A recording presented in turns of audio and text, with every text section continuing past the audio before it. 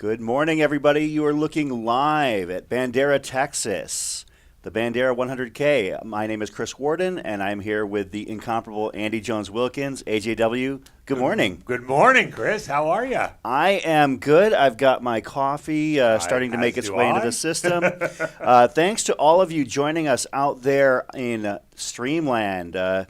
We're excited to cover this race. Frankly, being Aravaipa Running and Steep Life Media, one of the things that we wanted to do for 2023 was to cover as much of the sport as possible, not just our local Aravaipa races. So this is us stepping out of our sandbox. This is an opportunity that we haven't had yet to cover a golden ticket race. So I'm really excited about this. Oh, I'm thrilled, and it's just been amazing these last couple of days. We are here in the studio with Matt, and we're in downtown Phoenix, Arizona, and our team is all out in Texas. Jamil is out there. Leah Yingling will be on the ground. We've got our drone pilots. You can see the shot right here of the start-finish area, people milling around. So with a few minutes before the start, it looks like about 15 minutes. I think, Chris, what are you hearing for weather? Everyone's always interested in the weather. What does the weather look like from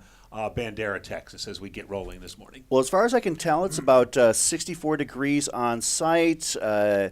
Looks like it's a little bit misty, not raining. Obviously, if we've got a drone in the sky, we've got clear skies. But they say that there is a chance of showers and thunderstorms later on. Hopefully they hold off as long as possible, because one of the beautiful things about these coverages is the capability of having drone shots. I love the fact that we're able to get eyes up in the sky and follow runners from a distance, and it really extends our coverage capabilities. It's one thing, and it's great to have trackside, course side cameras on the lead packs, but the drones extend our reach so far, so much greater. And that's one of the beautiful things about this kind of coverage. So just starting off, I would like to give props to our team. In studio, we'll be having several people, including Finn Melanson, Brett Hornig, Vivian Camille, and Skylar Hall.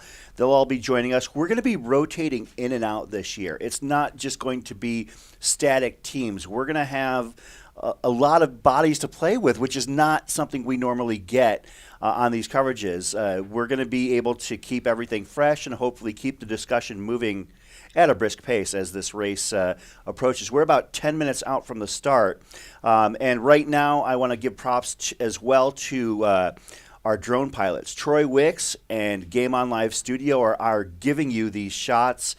We've also got some course-side correspondents in of course, Jamil Curry is out there. Leah Yingling, a veteran of this race, is going to be out there as well all day. And in the studio, keeping us on the air and keeping the car on the road is the incomparable Matt Feldake. How you doing, Matt? The pride of Eastern Illinois University. Got to give that shout out. So thanks to Matt. Thanks to Jamil, Leah, Troy, Game On Live Studios, and our friends that'll be joining us later on today. The race is, as I think most people tuning in know, is 2 50K loops. So we've got cameras, we've got still cameras around at all of the aid stations that they go through, as well as the drones the drone footage that you're seeing, for example, right now at the start-finish area. So we should have ample coverage throughout the day. As Chris mentioned, the weather does play somewhat of a factor. According to Jamil, it's a little bit misty on the ground. 64 is actually pretty warm for 7:20 in the morning Texas time. So the sun isn't even out yet. The sun is not out. I heat suspect and humidity could be an humidity issue. will be a factor relatively early on in the race. But we're excited to be here. It's a little bit of a new experience to have the remote coverage. But thanks to Tejas Trails, the race management team of Bandera, for allowing us to do this. And I think we're in for a really, really exciting day. Of course, we haven't even talked about what's at stake here. What's at stake at the Bandera 100K? Well, it's the golden ticket race, the first 100K golden ticket of the season. the top 2 men and the top 2 women get the opportunity to go to Western States in June. I know Craig Thornley, the race director of Western States, is on the ground at Bandera. Hopefully Jamil and Leo try and find him, but he tends to try to stay incognito at these things before handing out those golden tickets at the end of the race. But, this is the domestic season. We have had 3 golden ticket races already, one at Javelina, one out in Thailand, one at UTMB. But this is the first of 300K races, Bandera, Black Canyon, and Canyons 100K. And so there's some preseason excitement about who will get those tickets to the big dance in June. And as we know from doing some pre-race research, just about everybody who's at the front of the pack has said that they're in this for the golden ticket. So at times there are athletes who will decline the golden ticket. We do not anticipate that happening today. So as things move on, that second and third place position and the going back and forth in that range will be something to keep an eye out for.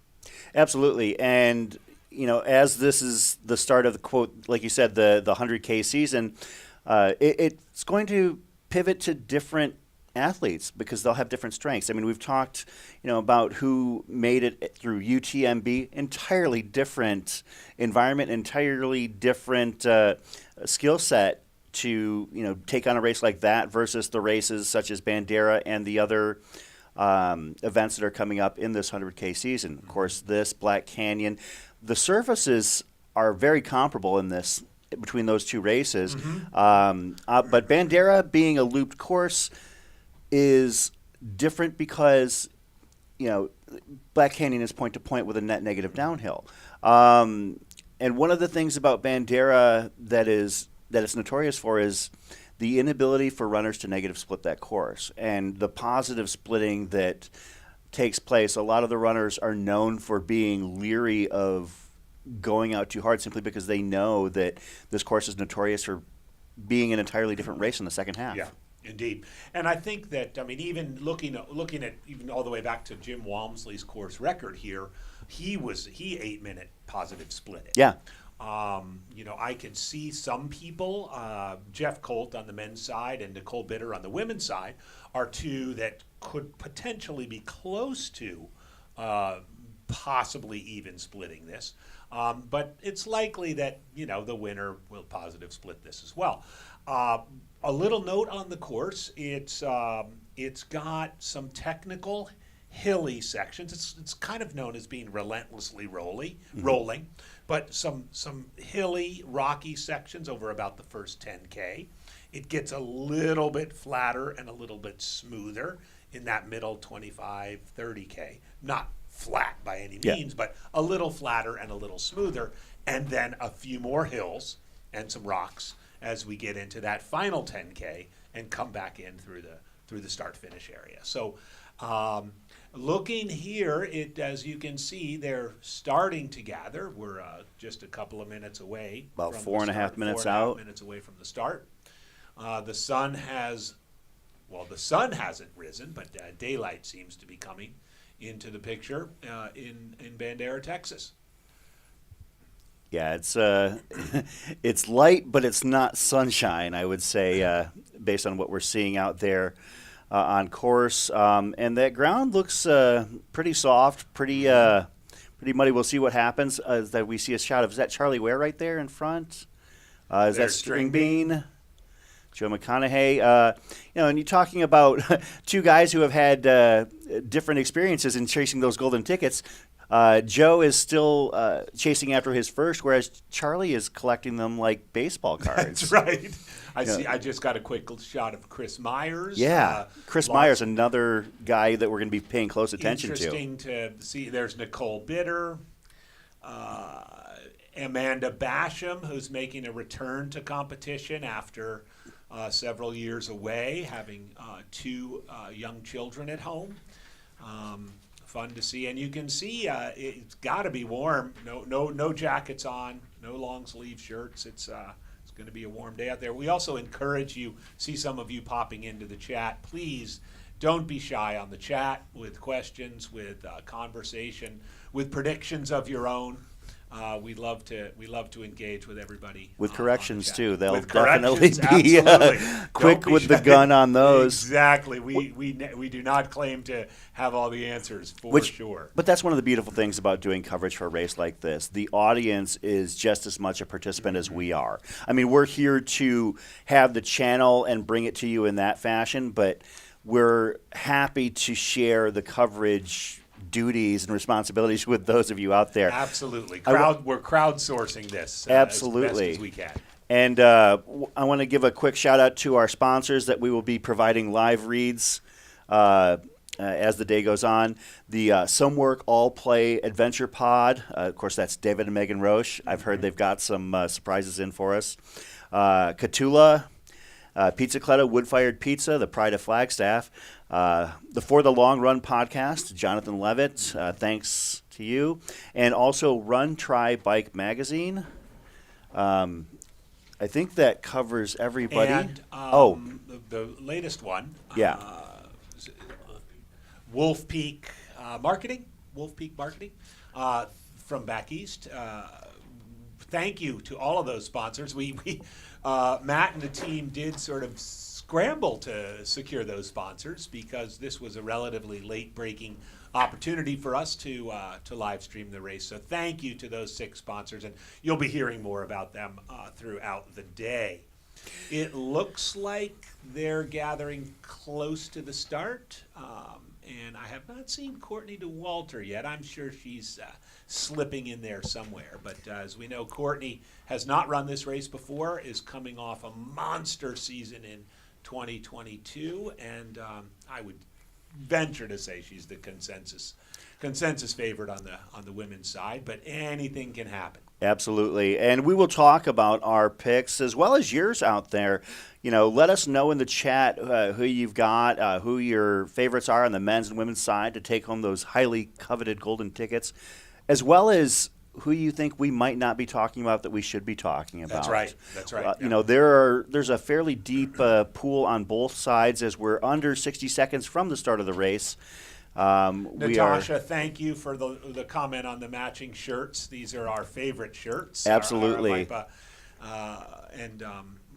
We decided we got these to at match Javelina, them. and they're awesome. Yeah. So just over 30 seconds out, you're seeing now a drone shot, courtesy of our people on the course. Thank you, Penny. Courtney has run Bandera, apparently. So the corrections are coming in quite exactly. quick. Please don't be shy.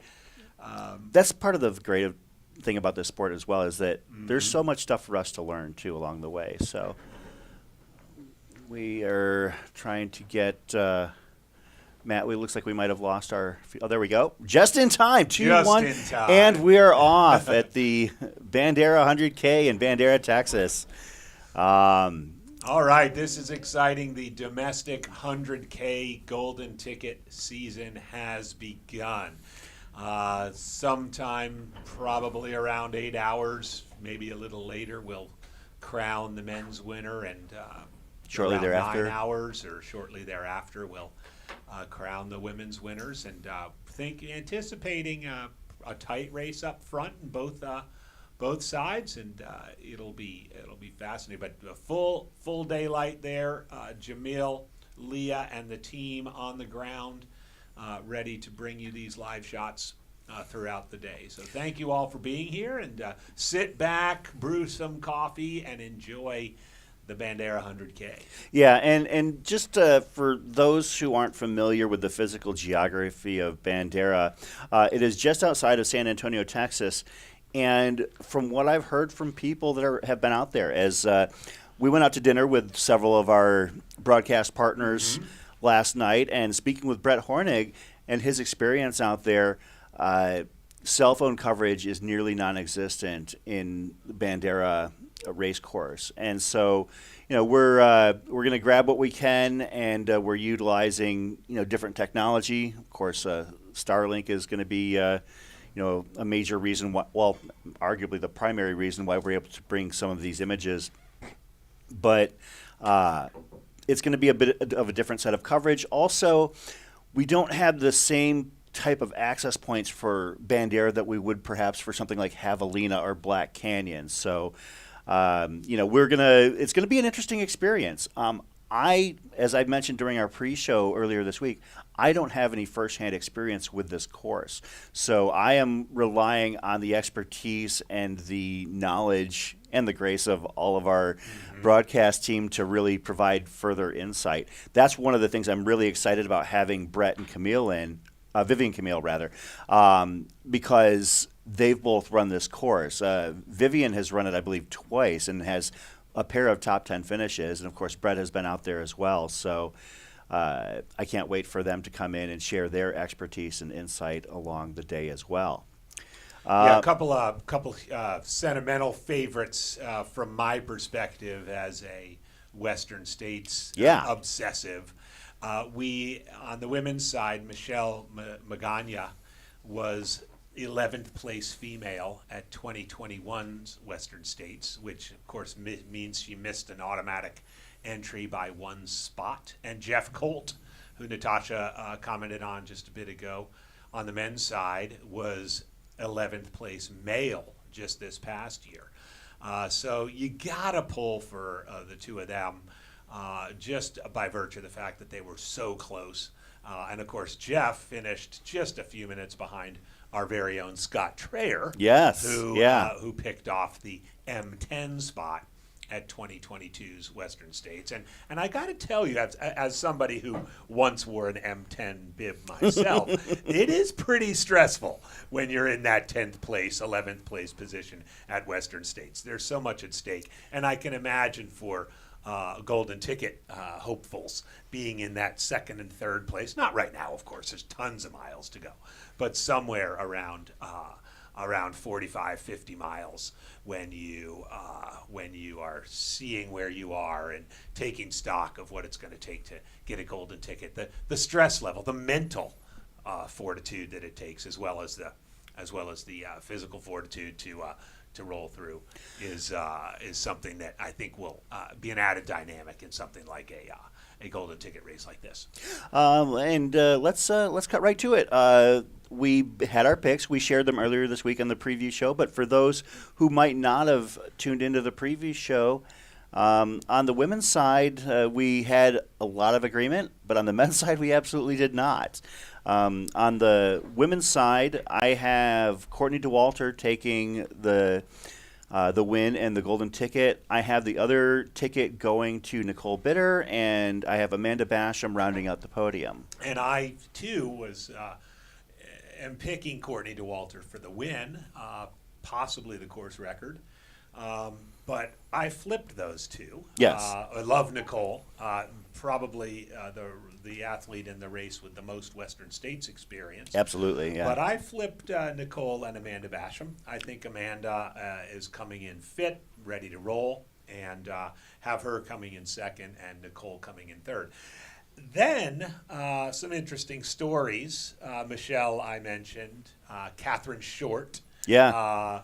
Who has been living in Hawaii, is coached by the Some Work All Play team of David and Megan Roach, and is probably someone who's not going to be impacted by the oppressive heat and humidity of Bandera, Texas. If you're training in Hawaii, you're not affected by the humidity here, so that's an excellent point. Aaron, thank you for re-correcting the correction of Courtney has not run Bandera. That's what I thought, but of course I didn't know that for sure. So this is Courtney's debut here at Bandera. And on the men's side, we were completely there was nothing in common with our picks on the men's side. Of course, if you'd like to share your picks on the men's side. Well, I as I mentioned in the preview show, I tend to value experience and the rugged old veterans, but I'm flipping that a little bit and going with Chris Myers for the win from LA, first 100K, some incredibly fast times at 50K races. Yeah. So I see him, and then I've got the golden ticket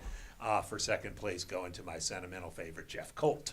Yeah, Chris Myers is going to be somebody who is really going to be fascinating to follow over the course of this race. I saw Chris Myers here at McDowell Mountain Frenzy 50K, where he not only beat Nick Curry heads up by 18 minutes in Nick's own backyard. Literally, he lives Literally his backyard. like his backyard is to McDowell Mountain Park. But he also beat a course record by 1 minute that was held by none other than Rob Krar. That was set a decade ago. Yeah. So it was prime Rob Krar and Chris Myers putting up a time that is as stout as something that a Western States winner was putting up in his prime. That tells me that Chris Myers could really make this day interesting. I didn't put him on my podium. I don't know if that necessarily means that I think that this might be a whole different animal for him, but it's going to be a whole different animal for him. It's going to be a whole different animal. Yeah. My podium, I had somebody who I've seen race personally multiple times, and Ryan Montgomery's just got that dog in him. He's able to dig deep, and I've seen it firsthand when he's struggled at Desert Solstice a couple years ago. He got out on the course after stopping and forced Nick Curry to his limits.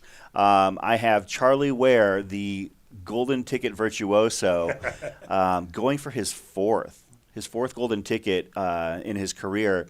And I at think this race. You mentioned he does well in odd-numbered years. Yes, so. he and then I've got Joe Stringbean McConaughey, who you want to talk about a guy who can run anything. Stringbean going from a 4:12 miler, in his earlier days to winning Cocodona 250 last year. He's going to be in the discussion all day long as well. And in the can run anything category, I'm very intrigued with how John Kelly fares today. Absolutely. John Kelly, I would have to imagine, is the only person in the field today who is a Barkley finisher, a Hard Rock finisher, and a sub-230 marathoner. Yeah, that's which he just ran back in the beginning of December at Cal International. So that's such a varied skill set right there. To say that you're running CIM sub-230 and then you finish Barkley. Like, if you can handle those kind of things, you can run anything. So I'd like to just share the shout-out in the text for Joe Prusadis.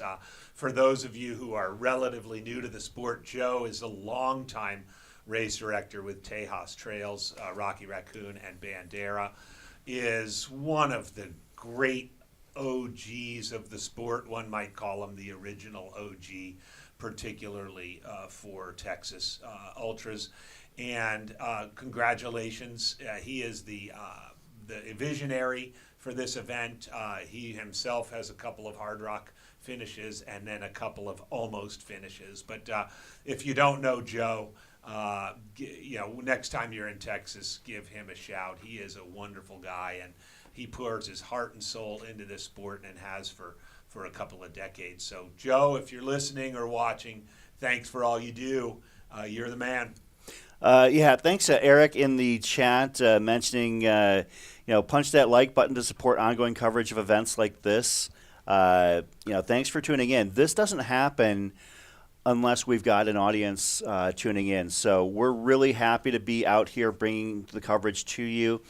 This is something that Jamil has really put his heart and soul behind. To be honest, as I mentioned during dinner last night, I thought he should be in the studio, but he likes being out there and, coordinating coverage on the scene. I mean, he loves doing drone footage. He loves piloting the drones and also following and filming runners along the way as well. So, this is a new experience for us. Aravaipa Running. Obviously, we typically live stream our own events, our local events: Cocodona, Black Canyon, Javelina, Desert Solstice. But thanks to the good folks at Tejas Trails and Joe Prusadis, we've worked out this arrangement, and perhaps we'll do some more golden ticket races as time goes on. But this is a great experiment for us. As you can see, we've got some camera footage on the ground. Please know that we will probably go in and out of good coverage, of high quality coverage, but we've got the drones out there, we've got still cameras out there, we've got hand cameras out there. So thank you so much, everybody, for tuning in. And I see David Roach has tuned in. Thank you, David. Good to see you this morning. And David is he and his wife Megan are one of the sponsors. So thank you for that. Yeah, Brian Curl, he He was out here at McDowell Mountain Frenzy, won the 50 miler out here with with a hefty prize package at stake in that race. So Brian is definitely a guy on the radar. He's had success up to the 50-mile distance, and we'll see what he does here. One of the runners that was brought up as we were compiling coverage, and Matt, thank you very much for this. Alexi Pappas is running his first ultra, running her first ultra, and is an Olympic 10K runner. 17th place at Rio. Does somebody have the capability to jump into this version or this part of the sport and have success right away? As Heather Jackson showed at Javelina, absolutely. It'll be interesting to see what she is able to do. And I think now is as good of a time as any to kick off some of our sponsor ad reads. In order to make this first one is just made for you, Chris. So take it away. Okay. So I am just relaying the love of the sponsors here. You're loved. You're loved when pooping off the side of the trail just as a hiker comes around the corner. Everyone poops. And as trail runners, we poop more than most.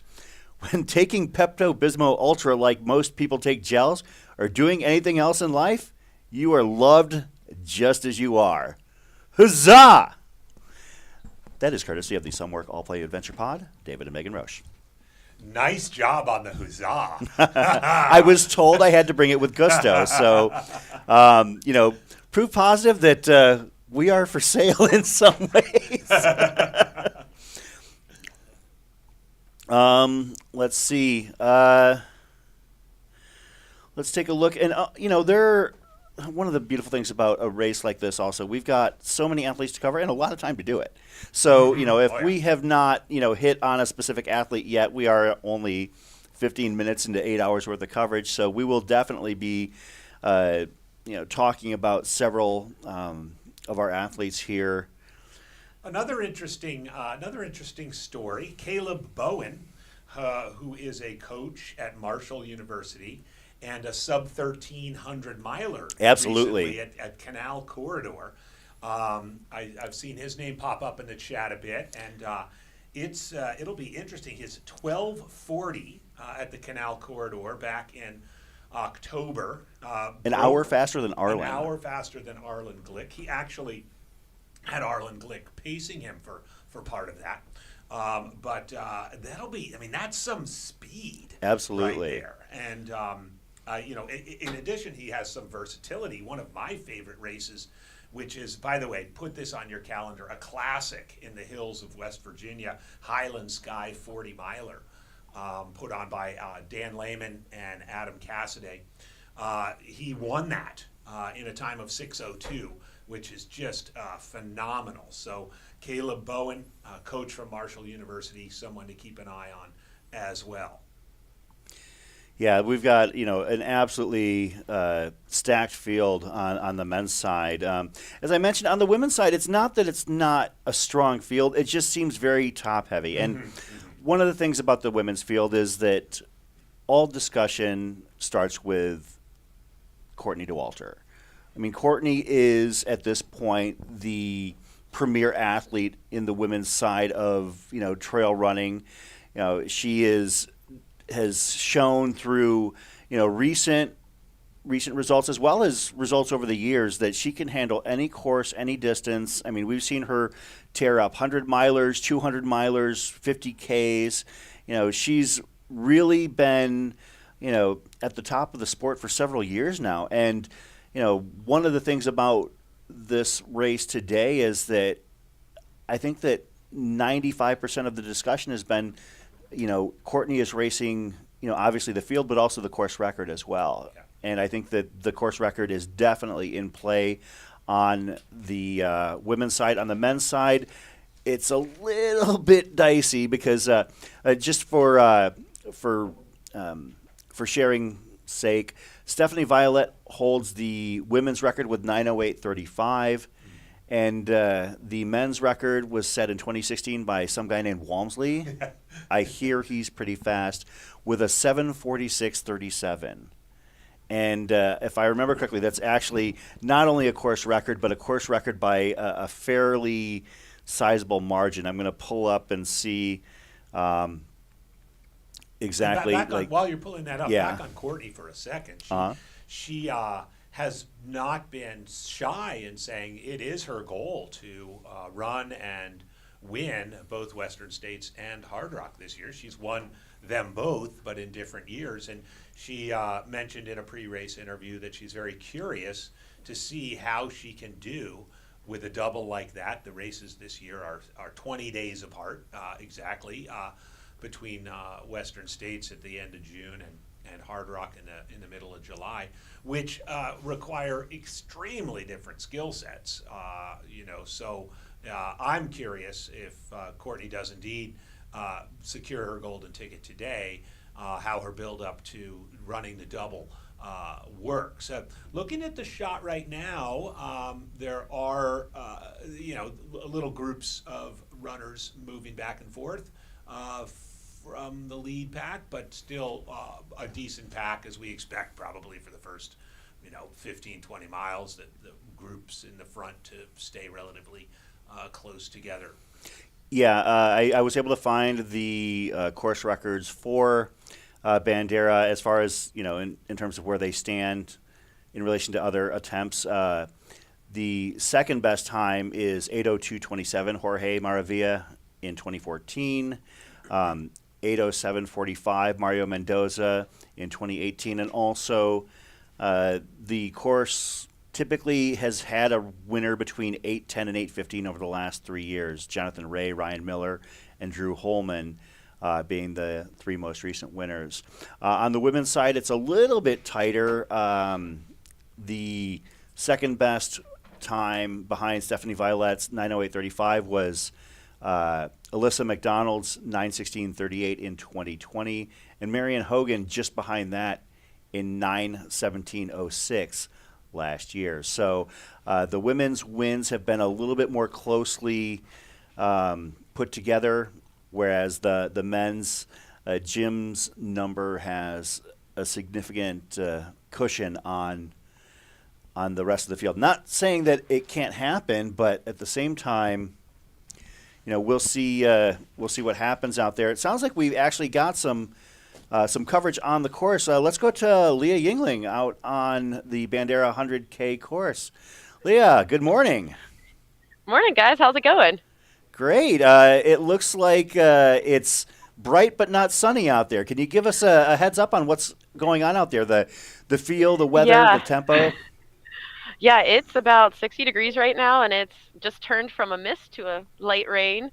Pretty similar to last year's conditions, actually, from the start. So I don't think we've had as much moisture leading up as we did last year, but looking pretty dry. We'll see if this rain keeps up. It might lead to some muddy conditions for this first lap, which gets pretty difficult come second lap. Leah, this is Andy. Good to see you. Nice to see you. Thank you for joining us for our coverage this year. Are you, set me up here, are you at Boyles, the first aid station? Yep, we're at Boyle's Aid Station, and we should be expecting to see our lead men come through here around 35 to 40 minutes, and our lead women usually come through here right around 45 minutes. So sounds like about 20 minutes through right now, should see lead men in about 15 minutes or so. Excellent, excellent. And is Boyles, is it a popular spectator spot? Are there runners, are crews? I imagine there's not much in the way of crew at only 5 Yeah, so miles in. this is an easy aid station to access. It's about a 3/10 of a mile walk from the start-finish area. So we've actually got a decent-sized group of spectators out here, but you usually have to boogie to get out of here and get to the next aid station if you want to see your runner. And lucky for me, I've got local Intel Ryan Miller holding our laptop for us right now. So we got some great insight from him this morning as well. Leah, you've run this race before. Can you talk about how you want to start out a race such as Bandera 100K, and I guess compare and contrast your conditions having run this race versus what you're seeing today? Yeah, so with Bandera, these first 6 miles or so are actually the most technical on the course. I think our runners should be running pretty conservatively at this point, but I think we're starting an hour later than in recent years. So they're not doing this technical section in the dark. They're actually doing it in the daylight, which I think could lead to some faster conditions and faster pacing than we've seen in past years. So I wouldn't be surprised if we see some of those front runners. I saw some speedy people up front this morning, and I have a feeling it's going to be a hot pace today. So we'll see who can hang on later. Yeah, I think for this type of race, you really want to take that first section as conservative as possible, and maybe on the second loop is when you start picking it up. But also, you don't want to lose contact with the pack. So we'll see what happens whenever we have the runners roll through here in a little bit. Awesome. And Leah, we had dinner with your podcast companions last night, Brett and Finn, and of course they're gonna be coming on and joining our coverage later on today. But they said they kind of outed you a little bit that you are pretty much the ultimate ultra running nerd. So give us your thoughts on, just real quick, on who's taking the golden tickets today, according to the ultimate ultra running nerd out there. Yeah, so I think anybody who disagrees that Courtney Dauwalter is taking home a golden ticket today is wrong. Courtney is going to just absolutely excel out here. I think she's just shown evidence of running successfully on so many other technical courses, and I know this one's a little bit faster than what she's used to, but I have bets that she places a nice course record today. So excited to see what she can do, but I think it's really anybody's game on the women's side for that second golden ticket. I saw Amanda Basham on the start line, Nicole Bitter, Michelle Magagna, a couple of others up there who are going to be in the running, some Canadians, Catherine Short and Sarah Barone LaRouche. It's going to be a good one. I think for the men's race, I don't think there's really any true favorites.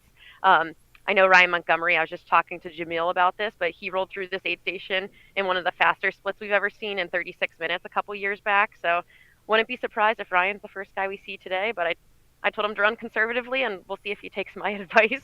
But yeah, we have people like Jeff Colt on the start line, and Jeff Colt got Bandera twice before the race. He was not too hot a couple of weeks ago, but I mean, Jeff Colt ran Western States with COVID this year and got 11th place. So I think if anyone can run sick, it's probably him. So excited to see who rolls through here first. But I have a feeling we're going to see a big pack of men roll through first, probably with about 10 to 15 in there. It might be hard to ID some of them, but usually at this point, the race is still really close together and there's no major gaps. You know what? Those guys are right. You just whipped out all those names, and you're just standing there, no notes.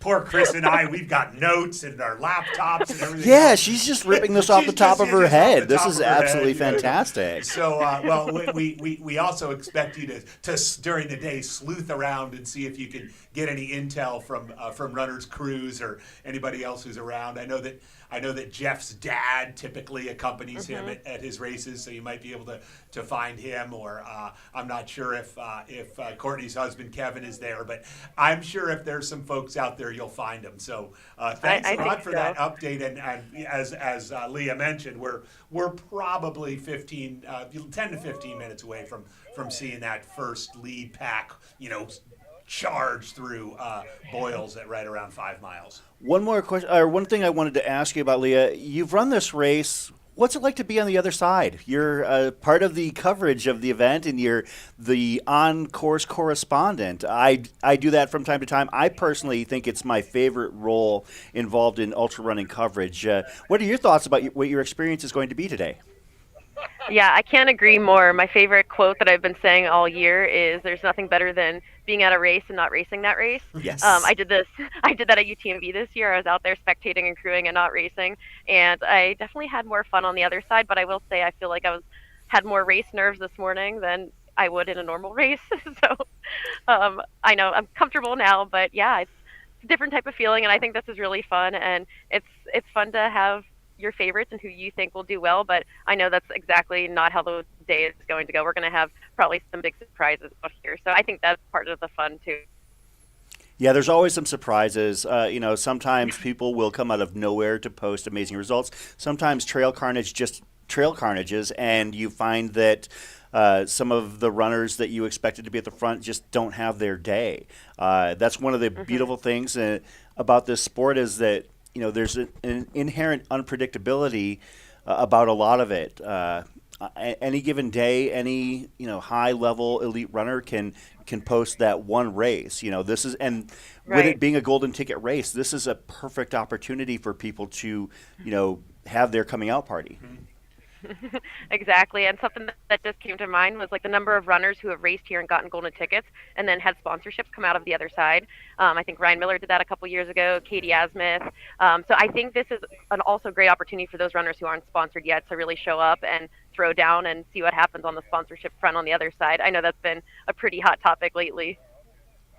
Indeed, and I think the viewers ought to know too that while Leah will be monitoring the stress level of this golden ticket chase, she's sitting back knowing she's already got her entry into Western States at the end of June. That she has that wonderful feeling of having gotten a top 10 in 2022. So maybe along the way, in addition to hearing about your experiences at Bandera, I'd love to hear how your thinking is and your mindset is going into the 2023 Western States. I know that's why I wore my shirt today. Had to support the Western States spirit. Yeah, I Absolutely. actually think that Bandera is a great race to have early season for those who are shooting for a Western States entry.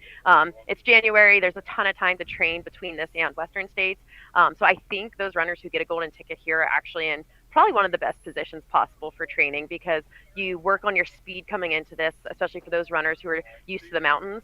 But then you can transition right after that into the longer volume, birdier stuff. I just think it sets it up really, really nicely. And that was something I was thinking about last year when I attempted for a golden ticket here and missed it by one spot. But I thought it'd be a great build and start to the season. And yeah, I truly stand by that.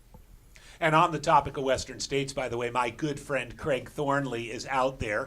He typically attends the domestic golden ticket races, so he can give the golden tickets out at the end. He tends to go incognito, so poke around and see if you can find him. We'd love to have hear a word or two from Lord Balls himself, because I know I'll keep an eye out. Keep an eye out for him. Yeah, Leah, is there anything else that you're seeing out there, or like that you saw perhaps at the start that you'd like to share? We're obviously going to be, you're our eyes and ears out there, and we're really excited to have you out there providing those shots. So, do we have Leah? Oh, okay, it looks like we might have to pivot back to Leah in a little bit. That was excellent, by the way, though, to get that on course. That mile 5. This is our first indicator of how our on-course coverage is going to go. So it is nice, as she mentioned, it is getting a little bit rainy out there. So thank you, Leah, and I'm sure we'll be hearing back from you soon. Yeah, absolutely. We've got a few static cams around the course as well that we'll keep an eye on. But we've also got, as long as the weather holds up, we've got our drones that we'll keep out there as well. Do you remember how you got started in endurance sports? We do. And that's why at Run Try Bike, we provide a platform for you to tell your story. It's these stories that inspire and motivate us and others to pursue our dreams and goals. Visit at runtrymag.com, read other stories, and then share yours. What was your first foray into endurance sports? I got the marathon bug in the late 80s, early 90s, when I was in my early 20s. Mm-hmm. I rode bike a lot as a kid and did bike touring with my wife and wanted to do something in the winter to stay in shape. So I started running. And like anybody who starts running, you want to run the Boston Marathon. And so I, spent a couple of years trying to get a Boston qualifier and ultimately ran the one and only Boston Marathon I ran, which was in 1996, which, for those of you who've been around, was the 100th Boston Marathon. Mm-hmm. It made a lot of news because they expanded the coverage, the number of entrants that year. Yeah. So that was fun. But then I moved out here to Arizona. I quickly discovered the trails, and it was off and running for 50Ks, 50 milers, and 100 milers from there. So it's it got me going, something to stay in shape, to take care of myself, and then it just got in my system, and now it's there forever. That's awesome. I didn't start running until my mid-30s, or I would think I was about 33 or so. I had a friend from back home in Illinois who was wanting to come out and visit, and he said, "Hey, I'm thinking about running this rock and roll marathon out there in Arizona. If I came out to visit, would you run it with me?" And I said, "No, absolutely not." And he said, would you run the half? And I looked and did a little bit of exploring and figuring out training plans. And it was like in August. It was prior to January's race. And I said, yeah, I think I can do that. And so I trained up and ran the half marathon. And as I got done, I was still still almost a pack-a-day smoker at the time. And I'm standing in the parking garage, dragging a cigarette with my medal around my neck, thinking I'm never going to run this far again in my life. I'm so glad that's done. And now, 20 some odd ultras later, and also, that was kind of my dip back into being in the media. I had a media background when I was in my late teens, early 20s. Worked in radio and broadcasting, and then we started doing the live stream coverage. And I raised my hand, and Jamil let me come and hang out with everybody, and I'm having a blast. The rest is history. Yeah, so that's definitely been a heck of a voyage. I've loved being a part of the live stream coverage, and we'll see if we can get some more on-course visuals here in just a little bit. We can throw back to Leah. We can throw it back to Leah because it's just a few minutes probably till that lead pack comes thundering through. You there, Leah? Oh, it's muted on your end. You'll need to unmute in the field. I see. Okay, how's that, guys? Perfect. So, Leah, how did you get started in endurance sports? I ran my first 50K back in 2015. Have run probably upwards of 30 or 40 since then, and just been one of those things where I said I would never run 100 miles, and I did not follow my own guidance. But yeah, my husband Mike, he's been running since he was, I think, 20 years old, ultras up and down the East Coast, and then now out in the West where we live in Salt Lake City.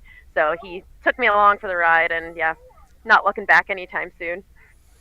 It's an amazing community to be a part of, too, this trail and ultra running community. It's definitely a very tight-knit, but still very welcoming as well. It's kind of interesting that, over the years, you see a lot of the same faces, there's a lot of the same names at a lot of these high-level races, but also whenever there's an interloper, as long as they're cool, they're pretty much well welcomed in. That's one of the awesome things about this sport is that I feel a sense of inclusion in the trail and ultra running scene.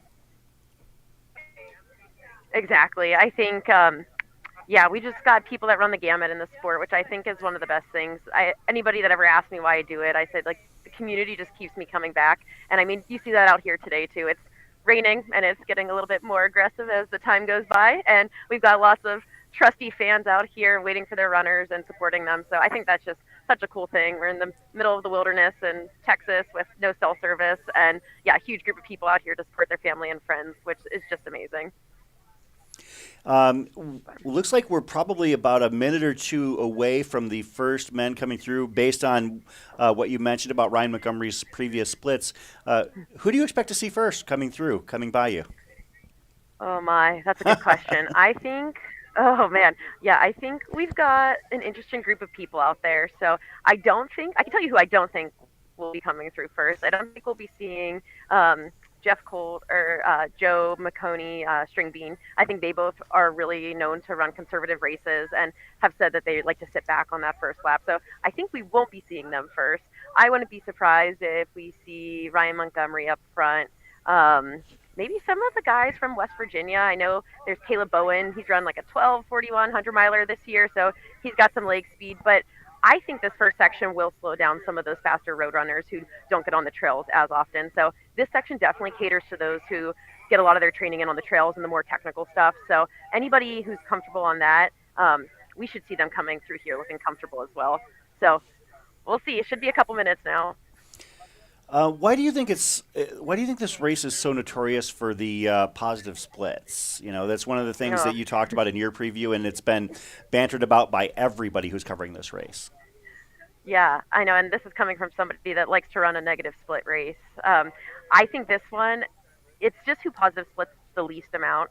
I do think it's possible, and I definitely thought Nick Corey would have been our guy this year for the first ever negative split, and maybe we'll see one out of Jeff Colt or Joe McConey, but I don't know. It's a tough one. You really want to stay in contact with the lead pack, and I think that's what gets runners kind of in that mindset of pushing it a little hard early on, and then not quite being able to have the legs on the second lap. And I know for me last year coming in, I had a goal of like 9 hours and 30 minutes, and I was like, okay, I'll run a 4:40 first lap, and ideally a 4:50 second lap. And that plan, the 4:40 went well, the 4:50 not so well.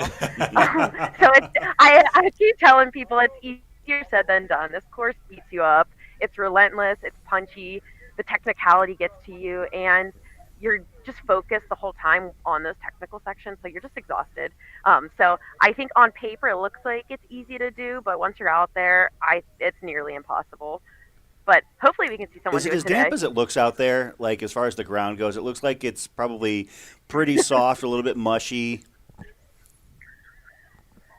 Yeah, this section we're on right here is actually like a little bit. So it's not full of much moisture is good.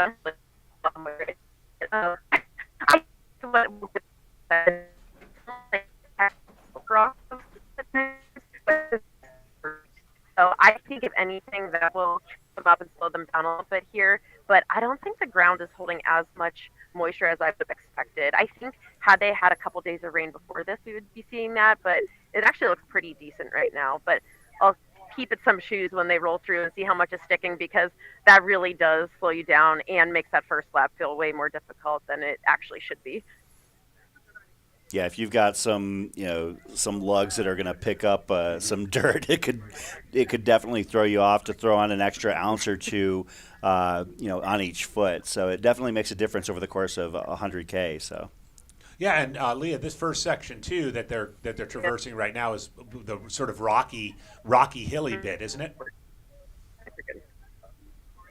Yeah, it is rocky. It's rocky. It's uphill. It's not as punchier. This actually has one of the longer, like more extended climbs that you'll see. But even so, these climbs aren't long. There's maybe 300 feet at a time at maximum. It's not bad at all. So for anybody that can get on any amount of climbing, this is when it happens. And I keep telling people on the second loop, with the section, this is when it's important, especially if you're a good technical runner, to surge on this section if you feel good, because I think for anybody who's not used to technical stuff, coming through the second time is what really knocks you down. Got it. Well, we're anxiously awaiting the first So, runners to hit. We should be seeing them soon. Yeah, which should be here very quick. It looks like we're about just under 39 minutes into the race. The Bandera 100K presented by Hoka. We are here with Aravaipa Running. My name is Chris Warden. This is Andy Jones-Wilkins. Our correspondent in the field is Leah Yingling, and we're just going to keep an eye out to see when those first runners come through, trying to figure out exactly who we're expecting to see. And for a race like this, and this early in the race, it's usually going to be several people. It's not going to just be one person.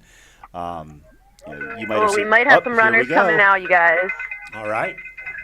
And I will try my best to ID whoever I see. Understood. Might They're be a moving little fast. tough the first time through. Yeah. Yeah. Live on course. We're looking at our first runners potentially coming through. We got Ryan Atkins. Ryan Atkins coming through right now. We got String Bean in second. Not sure who we got in third there. Big group of guys. We got Brian Curl in fifth place. JP Giblin. Some crew exchanges. Anthony Lee, Ryan Montgomery. Nice work. Woo! Looks like we got Chris Myers, about 10th place there, bringing in the back of this little pack. And a big slew of other guys rolling through. Jeff Colt with the quick bottle exchange.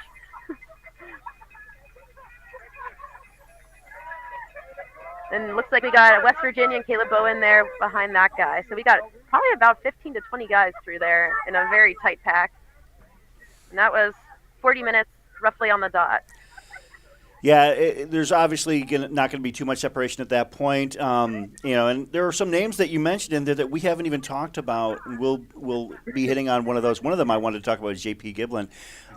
We'll definitely talk about him as the race goes on. We should be expecting the women to probably come out in another 30 seconds to a minute as well. Obviously, Courtney would be the expected first runner we see. I think so. With some of the other women that are running, I know that Nicole Bitter is probably not going to be leading the pack. She runs her own race, and looks like we've got some more runners coming in. We'll see. Got another guy.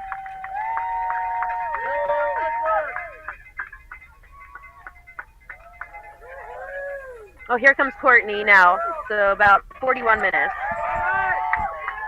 leading the women. And she's got Catherine Short right behind her.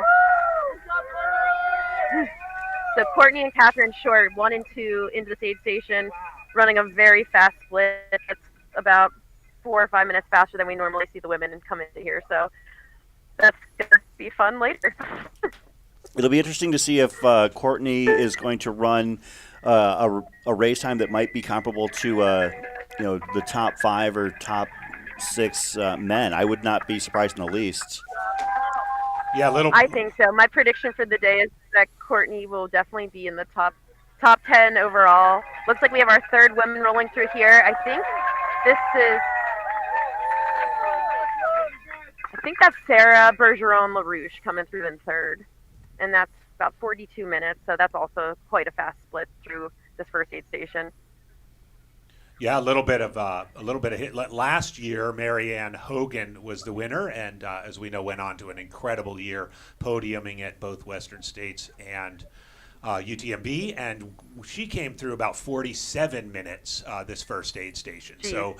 So Courtney is certainly on a hotter pace than Marianne was last year. Interestingly, Elsa McDonald back in 2020, however, got through in 41 flat. So looks like we got Amanda Basham coming in 4th now, probably about a minute or 2 back from that lead ladies pack. There's Amanda, looking good. Yeah, she looks great. And we got 5th place right behind her. This is bib number 55. This looks like Michelle Magagna, if I had to guess. Let me take a look. So 6th place right now. 6th place lady just rolled through. Yeah, we've already had several women come through, and normally, based on some data that we have here, looks like the fastest female time I can see for hitting that aid station would have been 41:01 from McDonald. Mm-hmm. And yeah, that 5th place lady that just came through, that was Casey Enman. So it's Courtney, Catherine Short, Sarah Bergeron LaRouche, Amanda Basham, and Casey Enman are our top 5 ladies right now. Okay. So no real surprises there. All names that have been discussed, in our lead up. So everybody looking. It looks like we got Rachel Lemke coming in 6th place. Everybody looks good so far. Good. Looks a little muddy actually. We've got some mud sticking to some shoes out here. I know Hokas tend to pick up some mud. I just saw somebody with some cakey Hokas rolling through.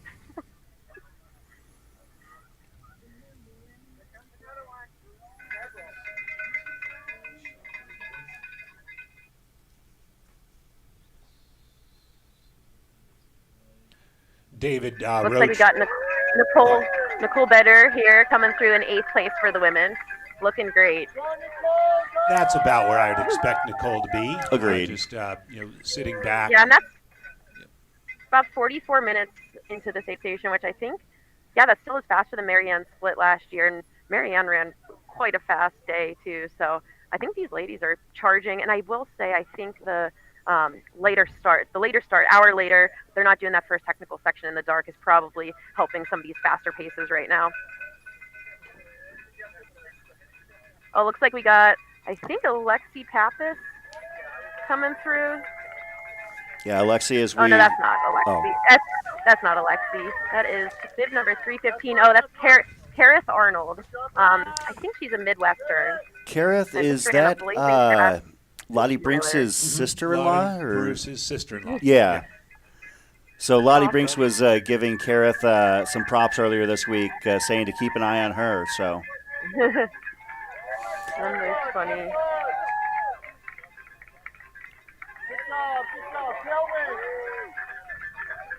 And I think this about closes out the women's top 10 through Boyles here. What are your thoughts on what you've seen so far in terms of both the men and women's lead pack out there as they hit Boyles? I think the men are running smarter than the women right now, which I don't normally say and I don't normally see. I usually think the men run a little bit not so smart in races like this, but I think we're seeing some more conservative paces from the men's side, and the women are blazing. So Leah, it'll be a fun day later on. I have to agree with you there because, as we mentioned, and you mentioned that Ryan Montgomery had run a 36 split there, a couple years ago, and the fact that you also mentioned something about them starting an hour later, so they ran the technical part in daylight, but they came through slower. That's not something you see in ultras year over year. Usually, as time goes on, they're coming through faster and faster. So for runners to be, a minute or two behind, some previously established splits is actually kind of fascinating. Yeah, the women are actually way closer to the men right now than you normally see in a race, and I attribute that largely to Courtney being out there today. So I'm curious how much Courtney is going to push the women's field to either way faster times or probably some significant blow-ups, but I guess that's part of the fun of ultra running.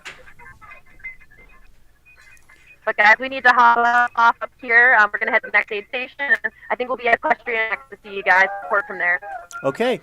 That is Leah Thank Yingling you, Leah. out on the course. I love the fact that we have somebody so knowledgeable and talented wonderful. out there. It's wonderful. Yeah. She knows the course. She's an incredibly talented runner. She knows these athletes. She can recognize them without even their bib numbers. It's fantastic. So, Leah, thanks for being out there. For those of you viewing, she'll be hopping quickly over to the equestrian aid station, which is only 4.3 miles from Boyles.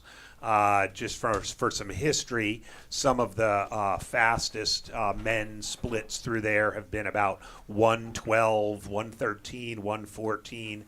And some of the fastest female splits, we mentioned Marianne Hogan previously, Elsa McDonald, were into sort of 118 to 120, 125 range. So we should see them probably within 30 minutes. I'm sure Leah's going to hop over there as quickly as possible, and we'll get a camera on the equestrian aid station. Pretty fascinating to see the men's field somewhat conservative and the women's field just blasting. And it could be, as someone mentioned in the chat, the Courtney effect of having athletes wanting to maintain contact with Courtney, or it could be on the men's side, just without a prohibitive favorite on the men's side like there is on the women's side, perhaps a little sort of everyone checking out, seeing where they are, seeing how they stand, taking it conservative through that rocky, hilly section. Maybe we'll see some separation as they get into the equestrian aid station. I just can't get over that. I'm so used to being blown away by how this year's splits are so much faster than last year's splits, and how the guys came through it 5 minutes faster or 4 minutes faster than they had in years past.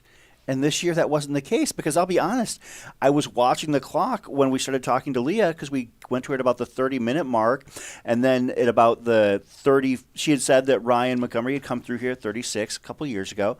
So I'm keeping an eye out at 34, 35, expecting to see our first group of guys roll through. They didn't roll through until a couple minutes after. Exactly. That's definitely a different narrative, different tempo than we're used to seeing at this kind of race. So it'll be curious. I'll be curious to see if they are able to maintain that kind of judicious running, so to speak, as the day goes on. Great shot of the aid station here. I know it's a bit choppy, but really neat to get the insight into the course. As we have runners streaming through. I know we're focusing on the front of the pack, but this event has 750 runners in the 100K, I believe, and another 400 or 500 in the accompanying 50K. So lots of runners out there, and of course many going for a qualifying race for Western States. Bandera is one of the 200 or so Western States qualifiers that people put on their calendars every year. Yeah, Sarah brings up an excellent point in the chat. Leah had an awesome preview podcast this week with Single Track. Highly recommend. Of course, her cohorts in that Single Track podcast will be joining us later. We'll have Finn Melanson and Brett Hornig joining us here as part of our commentary team. I did have a Skylar Hall sighting. Aha, I who saw will be Skylar joining Hall us as well. going to be joining us here. But this is a team effort, and one of our sponsors, this live coverage is brought to you by our friends at the For the Long Run podcast. The host and creator, John Levitt, started the show a few years back to have powerful conversations about running, but even more, to have conversations about the why behind what keeps us striving and progressing. John and For the Long Run teams wanted to support this live coverage because they love watching people prepare, train, and test themselves out in the arena. If you're interested in hearing from all kinds of runners, from Olympians to weekend warriors, make sure you head over to For the Long Run podcast. You can find them wherever you get your podcasts. You can also find them on Instagram at For the Live Pod or For the LR Pod. Thanks again to John and the team for supporting this live coverage at Bandera. And that's really what brings it together. Like, we have a nice group of sponsors and, a great audience, and we're going to be very interactive all day long because ultra running coverage is a whole lot of hurry up and wait. Mm-hmm. I mean, as you saw, like, we were waiting with bated breath and anticipation with getting to talk to Leah and see her out in the field. Like, I was so excited to have her as, our live coverage correspondent. And then she does her hit from the first aid station, and she had to cut us off. She had to tell us, hey, I got to get over to Equestrian, the second aid station, because, and now we kind of have to wait for her to, get over there and be our boots on the ground. Over the course of the day, we will also have coverage via drones, assuming the weather cooperates. As you can tell, it's not raining, but it is definitely threatening. That might prevent us from having certain capabilities as far as cameras go, but we'll do our best to keep some eyes in the sky and boots on the ground here at the Bandera 100K. Circling back on one of the first names Leah mentioned coming through on the men's field, and I know they came through real quickly, was Ryan Atkins. Yeah, that was the first name she mentioned. And Ryan Atkins actually, among other things, is a obstacle course racer, has a world champion OCR, and has done extremely well in some highly technical East Coast events in New York. Also had a great run at the Broken Arrow Sky Race in 2021. So that'll be interesting to see how Ryan fares as obviously someone who's really strong in the technical stuff on something really runnable. We know the first 5 miles is rockier than the rest, but it'll be interesting to see when we see them come through Equestrian, which is just short of 10 miles, if Ryan's lead is stretched out at all, if he's been reeled in, if there's still a pack with the rest. I also saw a question in the chat about John Kelly. We didn't have Leah get absolute eyeballs on John Kelly, but I think we can assume, perhaps similar to Nicole Bitter on the women's side, that John is running smart and is going to stay in contact with folks, especially this early in the race. We got heads up from Game On Live Studio, rather. Our pilots out in the field, and it is raining at Nacho's aid station, which is, I believe, at mile 16. Mm-hmm. Yep. Mile 16 or 17 out there. Yep. So we'll see if that affects us later on. Of course, we're getting coverage right now. I believe that is still our Boyles cam? All right, yeah, we're still at Boyles a little bit. You can see some of the aid station goodies out there, and it's just great to be able to have this. I know that it's, we're kind of at the mercy of what we can provide in terms of power and technology, but one of the things that I remember reading on social media over the past couple of years was that there was just nothing coming from Bandera. Mm-hmm. Like, it was really in the dark because the only splits they provided were a 1-loop split. So somebody literally had to be tweeting or posting to social media, on their own. And even that was problematic at Bandera because of the fact that you couldn't get cell service on most of the course. So we're just happy to get what we can do out here now. I mean, we're getting some live shots. We're getting some, video that's, some of it's good, some of it's a little bit questionable. But, we've got what we can provide. We have boots on the ground out there to let us know. Hopefully, we'll have some, intel on what's going on. And we've also got some, friends in the chat and also sending us texts and letting us know what's going on. I'm going to possibly be in contact with somebody a little bit later about a couple of runners in specific, but we'll see what happens.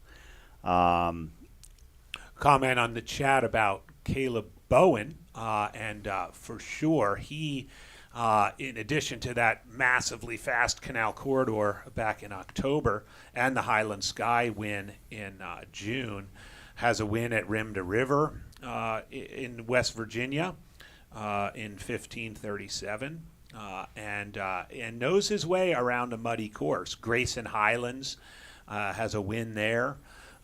So let's not fall asleep on Caleb Bowen. Again, the lead pack was through Boyle so fast we couldn't get everybody, but we are doing the best we can, and I'm sure when Leah gets up and running at Equestrian, we'll try and get eyeballs on that top group coming through. Okay. Looks like we might have a feed. We're going to try and pull up a feed from Equestrian. Let's see what happens.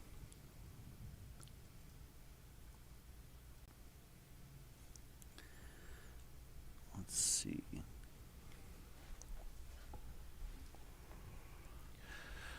A quick question in the chat about my favorite go-to. Definitely grilled cheese sandwiches with bacon dipped in ketchup. Ketchup? Thanks for the question. Absolutely. Oh, no. It's got to Yes. be tomato soup. It's got to be like a nice, hearty bisque, but not ketchup. Yes, ketchup. Ketchup. Again, just as we disagreed on our men's picks, we definitely disagree with on our go-to in that. ketchup versus tomato bisque. Let us know in the chat what you think. We used to, when I worked in radio, we had a guy who was on the air in Chicago that would say, it'd be like, number one, what do you think of the Bulls game last night? Number two, what do you think of the Cubs free agent signing? Number three, Beatles or Stones? Give us a guy. So, it's kind of funny to, over the course of time, you'll find yourself veering off the path, talking about various things. But yeah, if you've got strong thoughts on ketchup versus tomato soup, you can let us know. We'll we So might is talk that, about it. are we seeing Equestrian? Okay, where that primitive camping area sign That's a great is, shot. That's is, some nice quality video for being out in the middle of nowhere. Absolutely. Oh, it's Troy Wicks's wife. So shout out to Mrs. Wicks and for being a part of our coverage. Yeah, that's a really clear shot. One of the cool things about the ultra running coverage is that sometimes it doesn't have to be a huge dynamic shot. Sometimes just seeing the aid station and the people milling about and the anticipation is fun to me, And I think that comes a lot largely from covering some really long races. When you cover a Cocodona or a Javelina, you only get to catch these runners for a few moments at a time. It's very fleeting. They're not going to stop and, pose for the camera unless they're Jeff Garmire. But Chris, I am getting absolutely roasted in the chat. There's votes for soup over ketchup, quesadillas over grilled cheese, bean and cheese burrito, and quesadillas over grilled cheese. Come on, people. I guess I'm just old and adamant. Well, I have no problem with a grilled cheese. I love a grilled cheese, but the ketchup is a bridge too far. I think that comes from my Chicago area upbringing where, I was not allowed to have ketchup on a hot dog after the age of 8. So There's a nice drone shot. Looks like they're chasing down. Got it. Okay. all right. So yeah, this is coming out from Equestrian, and if we get get eyes on runners, we'll bring it to you. So, Team Grilled Cheese getting some love in the chat. Okay, there we go. I know, Sarah, times have changed for sure. They probably don't even make grilled cheese anymore. Kids these days. Well, no. Here's the thing. You talk about grilled cheese, like grilled cheese has become kind of like a boutique, like high-end thing. I know. I mean, you're getting, it's not just throwing, a couple slices of American on a simple white bread. It's high-end bread. It's, throwing pancetta or prosciutto into the mix, bacon, obviously, and like 3 different types of cheese. That's what grilled cheese has become. Now, you're probably not getting that at aid stations. You're probably getting the traditional American cheese with on white bread. But yeah, some people take their grilled cheese extremely seriously. Well, I'm sticking to my guns. Grilled cheese, bacon, dipped in There's ketchup. nothing wrong with being a man of principle. I'll die on that hill. Well, you know what? I just as well might. There's nothing wrong with sticking to your guns on that one. So. Sarah can't even afford grilled cheese in Asheville. I believe that. $18 grilled cheese. That's where we're at these days.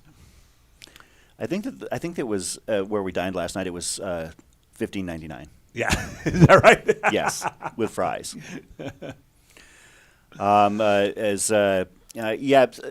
We're kind of at the mercy of what they have in terms of runner tracking on the course. As Matt in the studio is letting us know, they're trying to add a couple of remote timing points. But we'll see what we've got. We will bring you everything we have. We will throw all of the information we have out to you. And one of the things I really like to stress to the audience is that we don't have a lot of additional insight or anything like that beyond what we share. We're not withholding any information or data points when it comes to coverage of a race like this. As soon as we get things, we bring it out to you.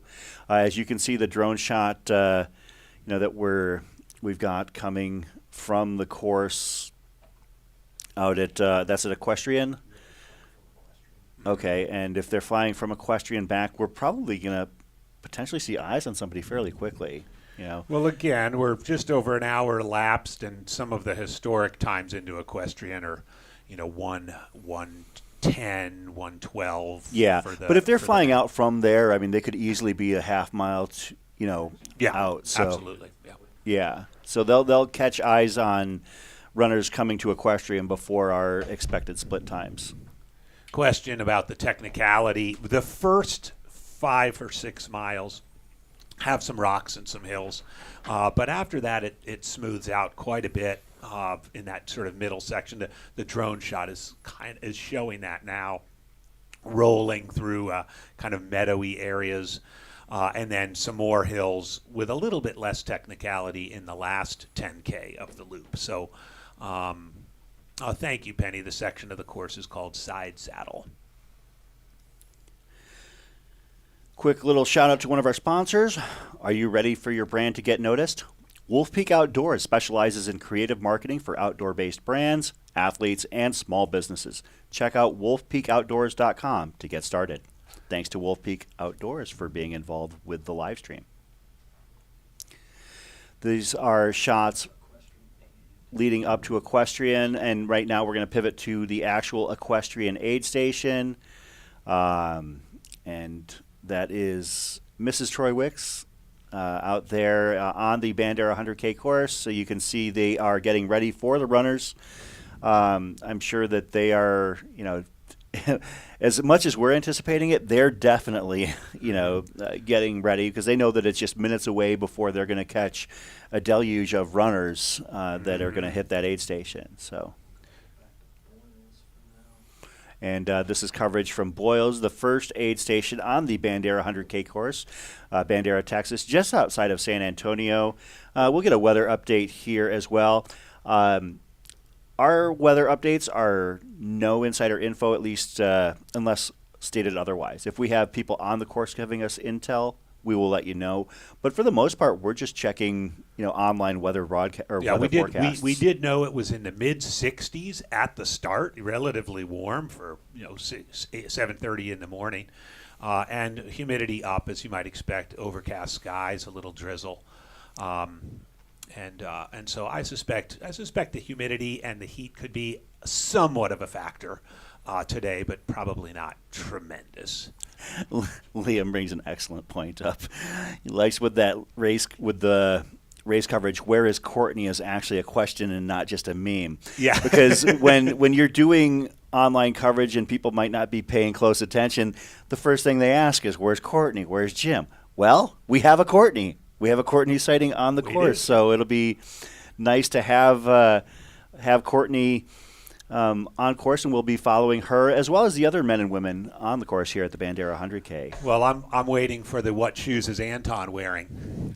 Yes. I mean, that's got to come up soon, right? So yeah, we do. I know we have a lot of shoe hounds out there. We will do what we can, but we're kind of limited in terms of bandwidth. But I know that if you were looking to find out what certain runners were wearing, after the race is all said and done, you can check out the Chasing Gold podcast series. Exactly. Scott And Traer. our colleague Brett Hornig is going to come Yes. on with Finn Melanson a little bit later in the coverage. He's a shoe expert, so I'm sure he can. Yeah. He can probably tell as the runners go flying by. But- Make and model, probably size. Of course, Scott Traer asked everybody, "What's your sneaker?" Yeah. I mean, he definitely did not say shoes. He said sneaker and was Yeah. What sneakers you wearing? very specific about that. Of course, Scott is out here at the Santan Scramble 50K locally, or Santan Scramble Trail Runs, directing an event here hosted by Aravaipa Running. By the way, he did a great pre-interview with Jeff Colt in the Chasing Gold, and as the little sub-story there is that Jeff finished 11th at Western States this past year, Yeah. and Scott finished 10th. And it was a nice little banter between the two of them, and both of them are sort of charge from behind runners. So I suspect it'll be interesting to see what Jeff comes through the first loop in, how much of a gap it is to the leaders from him, and if he starts to reel them in that second loop. Of course, Jeff Colt is not the only 11th place Western States finisher in the field. Michelle Magagna. Michelle Magagna is somebody who has finished 11th at Western States. Of course, for those unfamiliar, you have to finish top 10 at Western States in order to get that golden ticket from the Western States race itself to be invited back the following year. Of course, AJW, you have some experience in that realm. Yes. You've had a few golden ticket finishes at Western States in your day. Care to share for those that might not be familiar what your history is with Western States? Thank you. So I love Western States. Anybody who knows me knows that. I ran it for the first time in 2001. Didn't go back again until 2004. Actually, we have let's jump in. We don't need to eyes hear about on our that. first runners. We don't need to hear about that crap. We have plenty of time. We'll be talking about your Western States experience, but we have eyes on our first runner. Obviously, we're a little bit. What? Oh, it is raining. Okay, so actually, that means we're probably going to be limited in terms of our drone coverage. So we'll grab what we can. Do we have Jonas's cam out there? It looks like he's got a. Oh, okay. Looks like we've got a few cameras out there, but yeah, our we will be having eyes on the field as they hit equestrian here in just a little bit.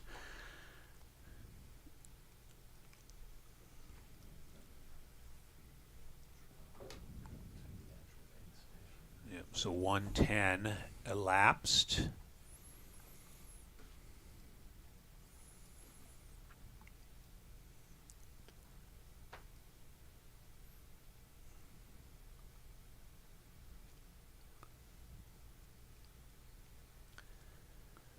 And folks, yeah, we don't have additional. Oh, here we go with the. Let's see. Oh, that's somebody at Boyles. We have a couple of feeds that we're following here in the studio, so we'll do what we can to bring what we can.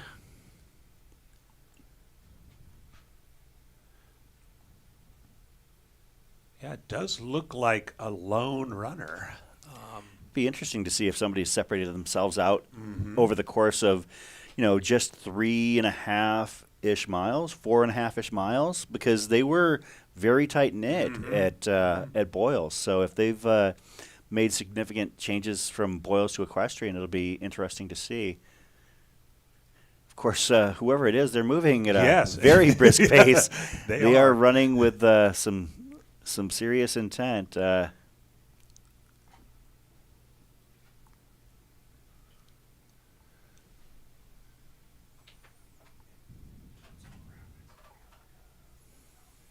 Yeah, David, thank you very much. We are happy to provide what coverage we can in a race such as this, and your sponsorship definitely makes it possible. So we're glad to bring to you what we can out here, and as time goes on, and I've seen it personally since 2018 when we first started doing live stream coverage, we're getting more and more capability out there. With tools such as Starlink at our disposal, and as technology simply advances and the barriers to entry become lesser and lesser, you're going to see not only Aravaipa's coverage increase and improve, but everybody else is doing coverage out there as well. So it's one of the cool things about being a part of this is having seen it grow as far as from the beginning of the American live streaming coverage.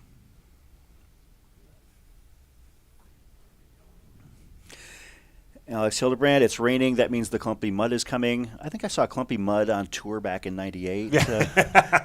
Great blues guitarist. Okay. Oh, here we go. We've got our first runners. We have our first runners into the aid station. Could we go to Leah? We're going to go to Leah. We're back with Leah Yingling at Equestrian Aid. Leah, are you here with us? Are she muted still? No, she's unmuted on my end. Leah, just, can you make sure you're unmuted on your end? It's showing. I can't hear her, but it shows it's muted on I don't know. See if we can. Just real quick while we wait for Leah to jump on, we've got this is the Equestrian Aid Station. There we go. I think we just caught her. Can you guys Leah, hear you there? me here? We can. Yeah. So Canyon Woodward in first, Ryan Atkins just come through in second, Anthony Lee, Brian Curl in 4 or 5, and a couple others. Man, 10 guys, JP Giblin, Ryan Montgomery, huge John Kelly, huge pack of guys rolled through here. Got about probably 12 or so there. Holy crap. Was that string bean you said out front? Canyon Woodward. That was Canyon Woodward. Oh, Canyon Woodward. Okay. Yeah. Wow, they are all together right now, and that's kind of how I expect the men's race to play out most of today. And it's getting sloppy. I should show you guys my shoes if I could, but pretty muddy. Yeah, this is going to lead to some fun conditions for them. We have String Bean coming in right now. He's probably just outside the top 10. Okay.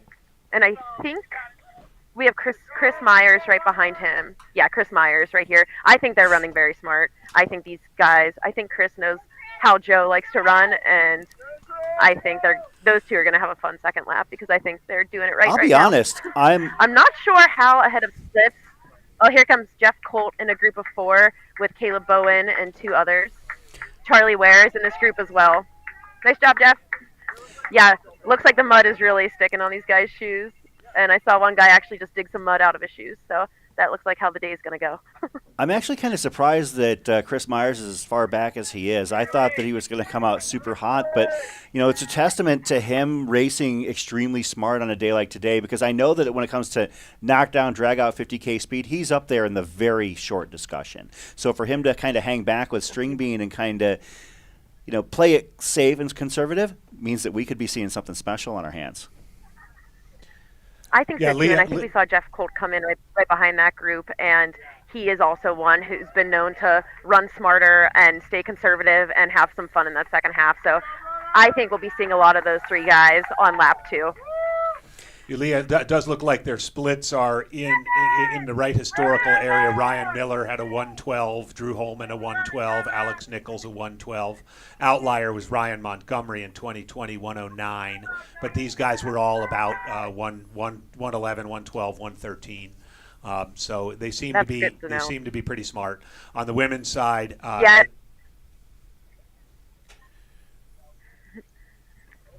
Elsa in Yeah, this is 2020 was 118, and Marianne last year was 126.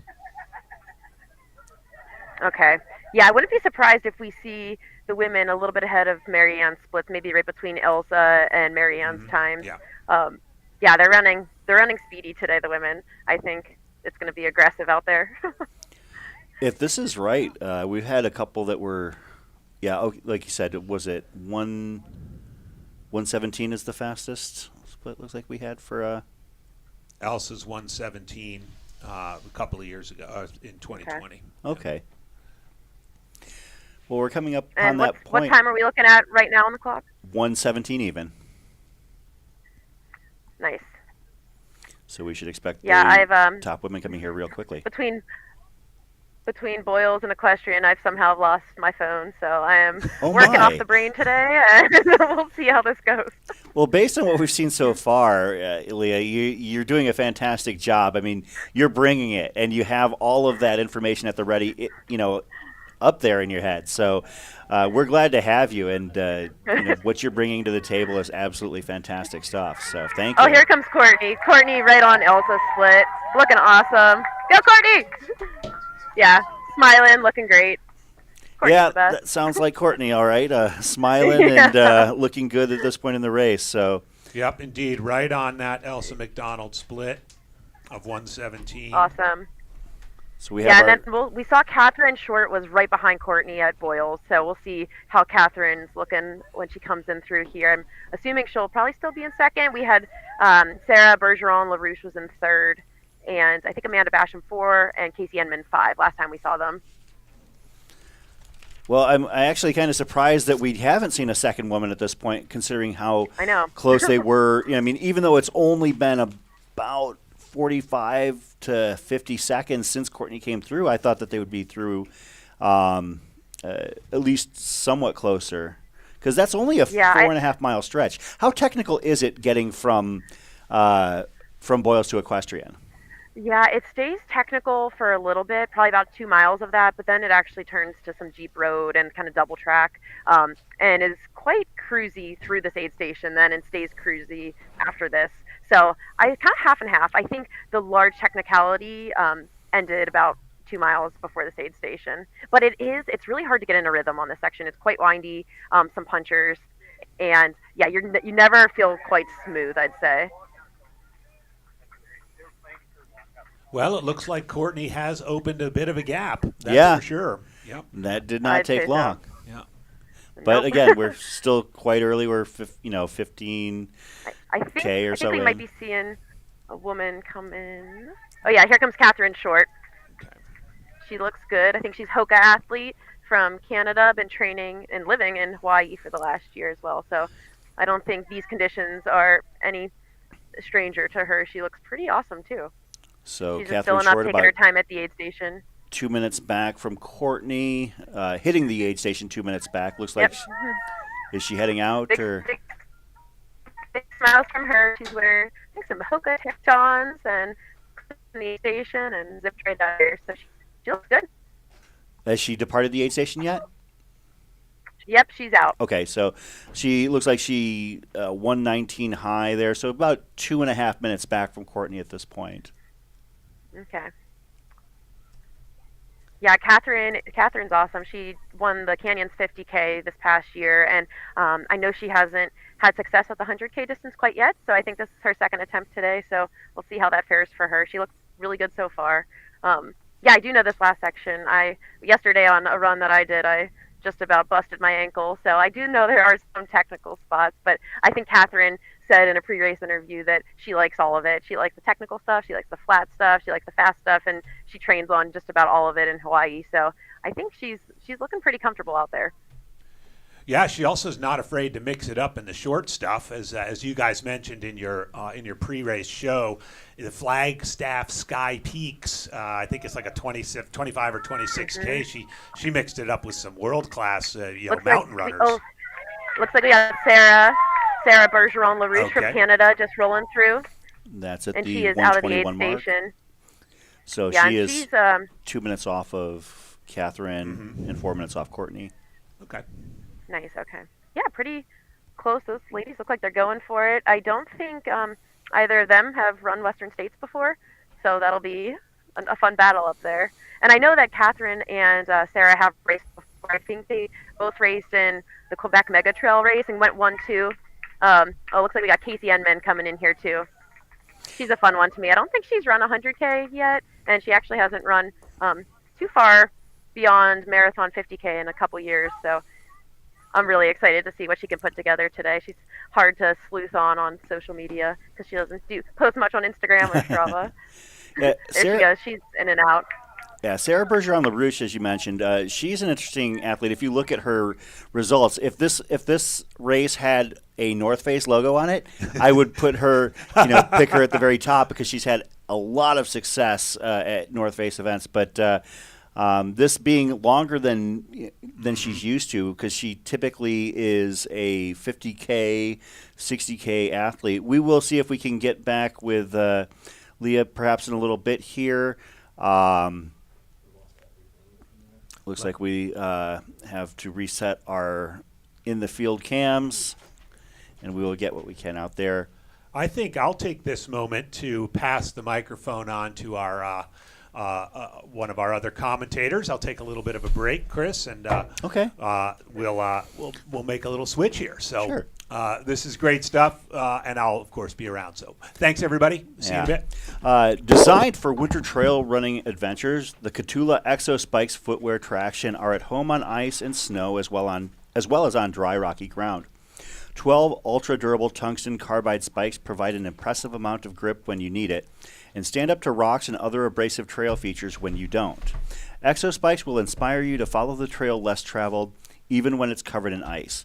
For more information, visit Catula.com, that's KAHTOOLA.com, and use code Bandera10 for 10% off your order.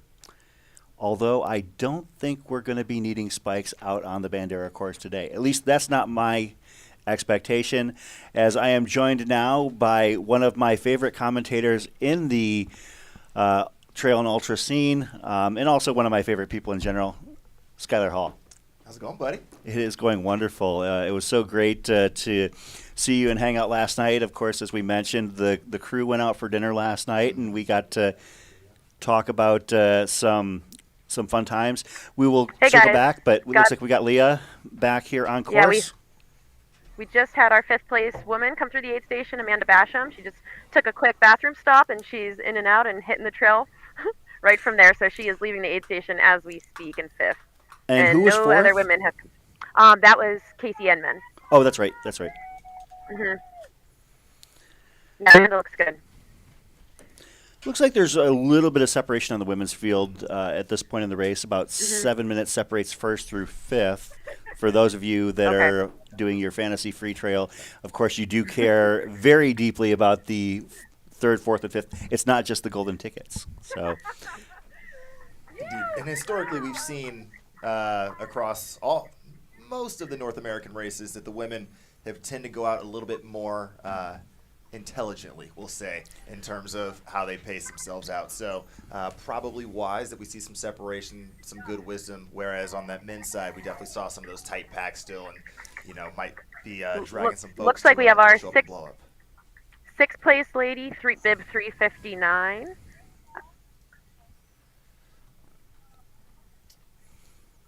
Well, it's going to be Alexandra Walker, a Texas I think local. she's a Texas local, yeah. Mm-hmm. well, what's funny, Skylar, when you mentioned that, as Leah was saying earlier, even though the men might have been coming through in a tightly knit pack, they're not running on those ultra fast splits. Whereas the women were really, butting up against the fastest historical splits on this course. So it's kind of interesting to see here at this race. Absolutely. I mean, and the more runnable sections of this course are on the back half of that loop. And so we'll see if that trend holds, or some folks sort of back off a little bit, given the mud that's now sort of coming into play, getting a little bit of extra sort of ankle weight training out there. So we'll see if that also comes into play and makes folks be a little bit more conservative. Looks like we've got Nicole Bitter in 7th place here, and then Rachel Lemke here in 8th place. So yeah, this mud is pretty tacky, and yeah, it's getting a little nasty out here. It looks like Rachel's doing a quick pack swap here in the aid station, and Nicole didn't stop. She went right through. With these lead men and women, how much are they doing here at the, obviously earlier aid stations? One of the things you see is an entire lack of utilization. A lot of times they're ready to go for the first 15 to 20 miles.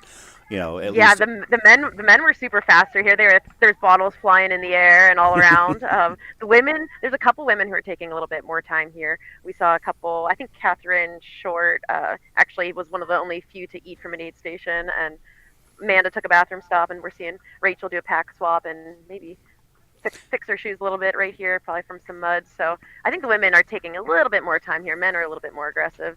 And looks like we got 8th place Kareth Arnold in the aid station as well. Kareth she again. Looks like she's leaving the aid station in 7th place right now, I believe. And I think she's got like a 6:28 50 mile to her name that she ran this year. It's pretty fast. And a 4:34 50K, I believe, as well. So, yeah, Kareth Arnold, somebody whose name came up in our preview show. I was not familiar with her, so we'll be following. Obviously, she is near the front of the pack very early on. As somebody who has run this race before, Leah, what is your practice for utilizing the aid here? I mean, did you hit early aid stations, or did you wait until later? And what do you find works for you? This race is really crew friendly. Everything is within, a mile or two. So you can see your crew very easily every 10 miles, even more if your crew is ambitious. I think most of the crew here is probably seeing their runners every 10 miles.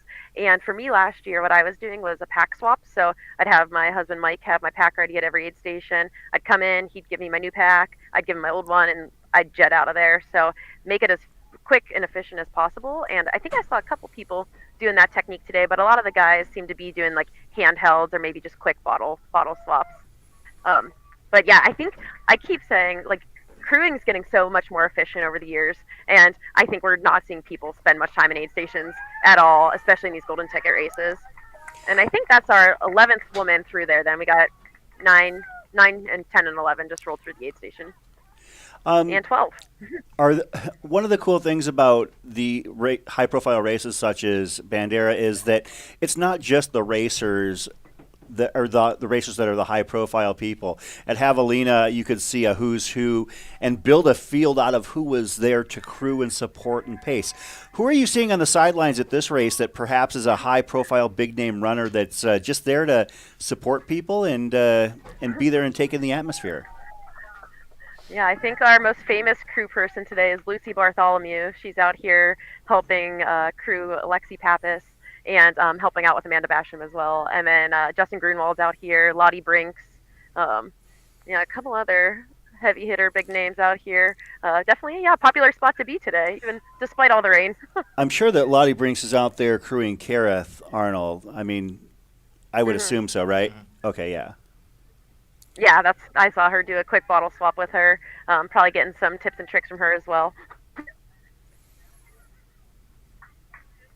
It'll be interesting. And then after this section here, I think it stays pretty cruisy for them for a while. It's definitely this flatter, like single track and double track for a little bit as they parallel the main road here. And the course is funny. It's pretty contrived at times. Like if you look at the map, there's many times where like you'll look across from you and there's a section that you'll be on 3 feet away. Yes. Like 20 miles later. So everything is super close out here, and it's remarkable that you can run a 50K loop on these trails.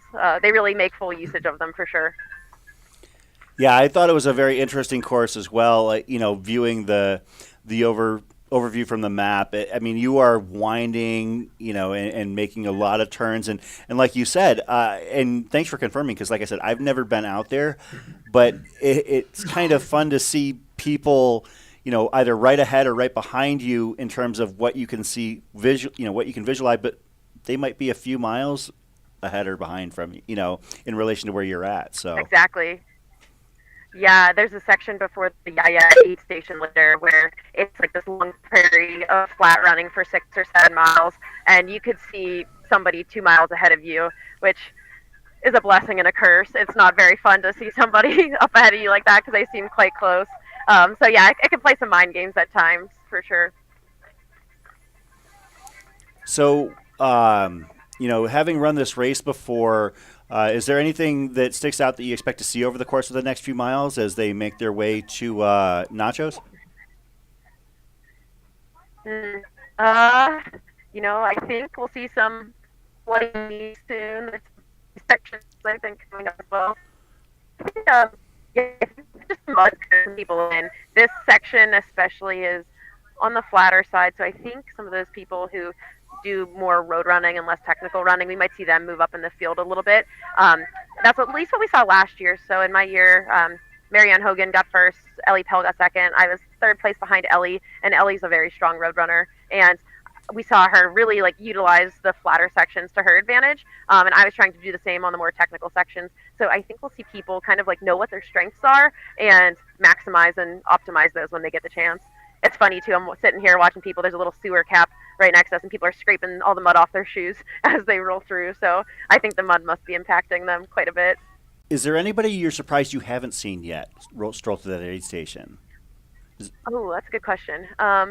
I don't think so. I think everybody's about where I expected them to be yet. I'm excited to see what Michelle Magagna does. Somebody in the chat can correct me on the pronunciation of her last name because I've tried all iterations of it and I still don't know. But I'm excited to see what she does on the second lap. She got a golden ticket here back in, I believe, 2020. Yep. And ran for 8th place here last year and has had an 11th place at Western States before. And in her pre-race interview, she was talking about just running conservative and running off a feel and knowing herself. And she's super strong Midwest runner from Michigan, and I believe she set a course record, a pretty substantial course record at Kettle Moraine this summer in the 100-miler. So she's awesome, and every race she does, she's always winning outright. So I think she'll have a strong second loop. So not sure if I spotted her. She might have been in a mix of like the 5th through 10th place women that came through. Yeah, she had an amazing run at Kettle Moraine this year, and I was confirmed by Kettle Moraine race director Michelle Hartwig. It is Magagna like lasagna. So. Oh, yay! Okay. I actually messaged her before our previous show just to make sure I had it right. Had to make sure I had the pronunciation on everyone. I love it. Thank you. Mm-hmm. Yeah, so this section, we've talked about that it could favor road runners. It's also the longest leg of the course between two aid stations. Yeah. We saw a lot of the men blow through without much activity with their crew. The women playing it a little bit smarter, doing full pack changes. This probably isn't going to be a huge consideration on Loop 1, but Loop 2, I could definitely see this being sort of like moving up territory, or however you want, moving day in golf, right? Like the third day. I could definitely see this being a big section. But from the thinking about the mud component, given that this is going to be the longest stretch, given the terrain into Nachos from Equestrian, is it with those Jeep roads likely to be pretty muddy out there, worse than they've already gone through, or do you think that the conditions will be the same or better or improving as they go towards Nachos?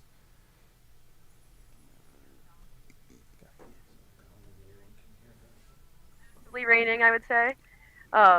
Still actively raining pretty good out here. I think it's dying down a little bit, but it's supposed to get up to 70 degrees today. I don't know if that will happen. It's roughly probably low 60s right now. So I'd imagine if it did get up to 70 on that second loop, it's going to be draining. I know last year, just the effort level it felt, running what should have been a easier like first lap for me. I ran 4:40 for it, and it felt hard.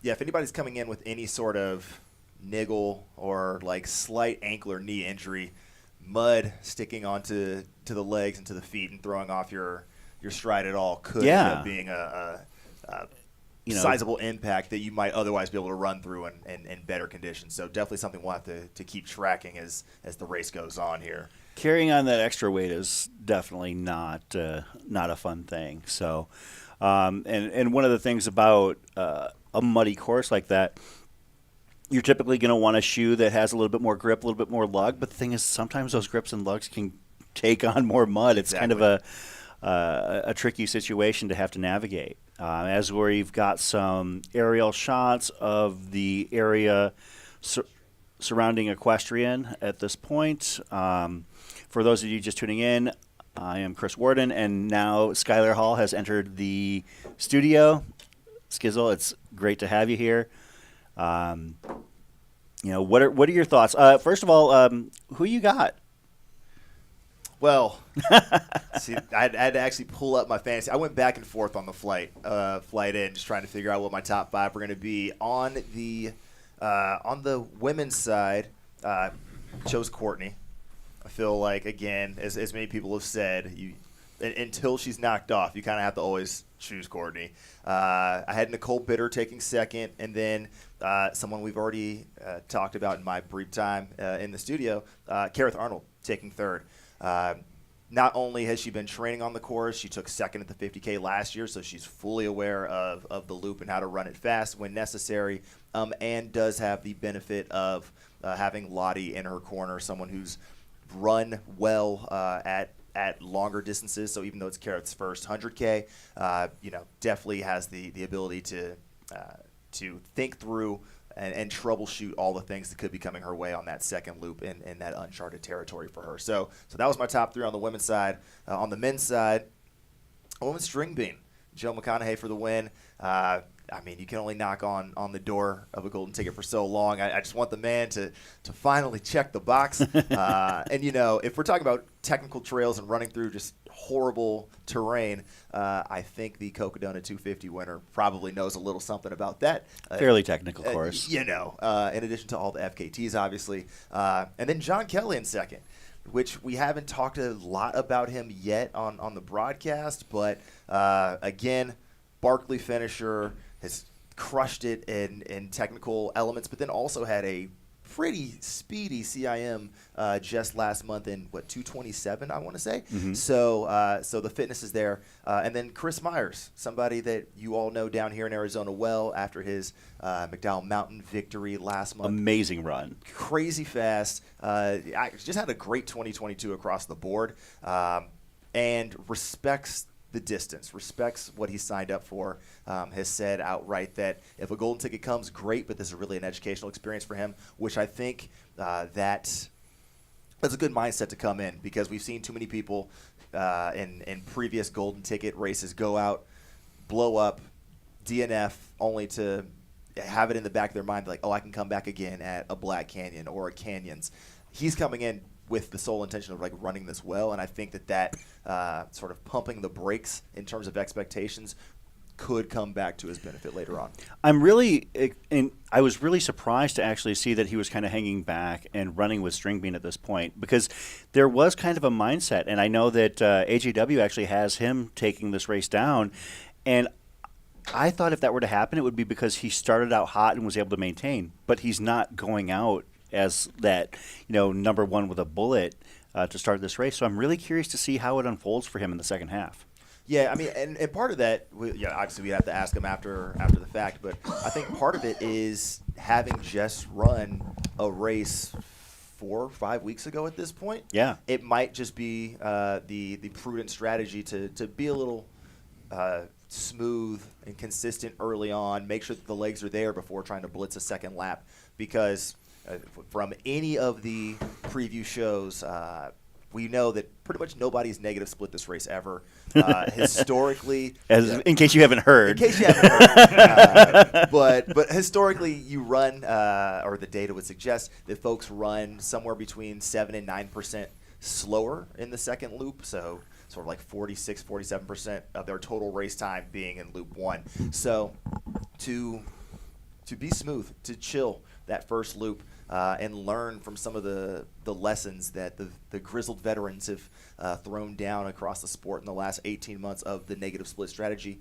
Maybe today's the day we finally see it. Weather is definitely going to be a consideration into the success of that strategy, but I think I'm holding out hope. Today is the day. Like John Ray last year was only about 2% slower on loop 2 than on loop 1. So we almost saw it happen for somebody who actually, raced well. obviously winning the race. Yes. So I think that we're trending in the right direction here, and this might be the year that somebody really charges in Loop 2 and brings it home. Finally gets the negative split award. You hungry? I'm always hungry. All right. Well, maybe we'll have to do something about that in a little bit. It might be a little bit early for some people for pizza, but for me, it's not too early. Never. Support for this coverage is brought to you by Pizza Clutta in Flagstaff, Arizona. Beloved by runners of every distance, we make food that'll prepare you for your next run in the San Francisco Peaks or a Flagstaff race. Check out our 2 locations in downtown for dine-in or carry-out. Menus and information at pizzaclutta.com and on Instagram at pizzaclutta. Skylar, you've been to Pizza Clutta before. It's Absolutely. the place. It is the place where like all of the big names hang out when they're in Flagstaff. I mean, this is a huge time for Flagstaff because not just in the trail running scene, we have so many of the road and track athletes that are doing training camps there right now. Mhm. And Pizza Clutta is always hopping. If you are a fanboy, fangirl, just a fan of the sport, you can walk into Pizza Clutta, just hang out, and just see some of your favorite running personalities. Oh, yeah. It's phenomenal because runners, we always know that runners are some of the smartest folks around, right? And runners know that Pizza Clutta is the spot. So follow the smart people. When you're in Flag, make sure you check out Pizza Clutta, and you won't be upset. You literally cannot find a bad pie on the menu. It's a who's who type of place when you walk in the door. You know what the only place is that I'm seeing that is more of a who's who kind of joint in terms of like the big names in ultra running? Oh, the studio, obviously. The chat. The chat is that works too. populated with, superstars here. I mean, I'm seeing all these names. I'm just going to scroll up and, those who have been commentating over the last few minutes. We've got Ellie Pell, Sally McRae, Matt Daniels, Jason Sklar, Debo. I mean, this is amazing to see this kind of convergence on this coverage of Bandera 100K. It makes me happy and makes me feel good to see that there's this kind of excitement and buzz about this race. Because if these people are tuning in, we may be onto something.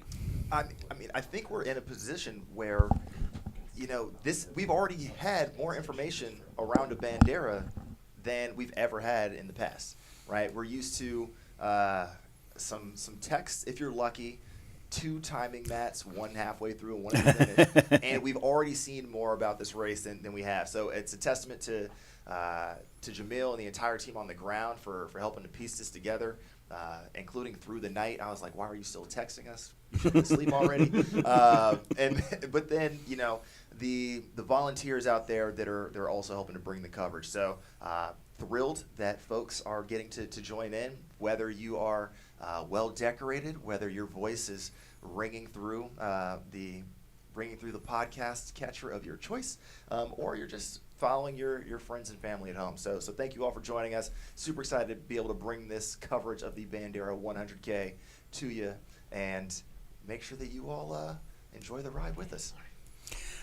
We've been getting a couple of shots of an aid station. That is actually Nachos. That is the next aid station on the course. That is just over 16 miles in. We will be in and out of a few different aid stations. We will bring as many different views as we can. And that's one of the cool things about we get to kind of decide what we want to film out there, and we've got a great crew out there. Shout out to Jamil Curry and to Leah Yingling for being our boots on the ground. Also, Troy Wicks and Game On Live Studio for bringing these photos or these pictures to us rather. It's absolutely awesome to have this kind of community come together, and everybody is now waking up across the country. It is, I think we're all past 7 a.m. even on the West Coast now, and everybody is waking up and having their morning coffee, and or maybe perhaps heading out for their long run and then going to come back and catch us a little bit later. We're just glad to have you here, and hope that you're able to stick with us all day.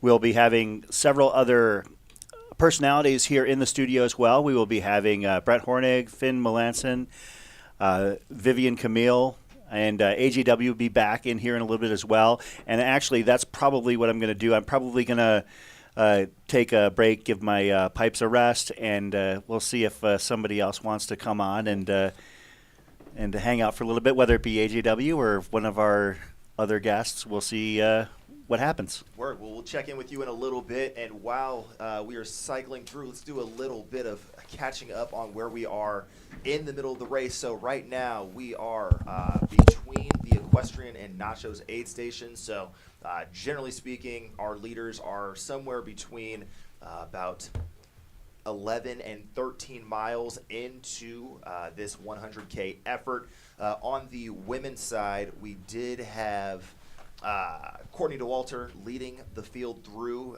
just over an hour and 17 minutes through that 9.3 mile aid station.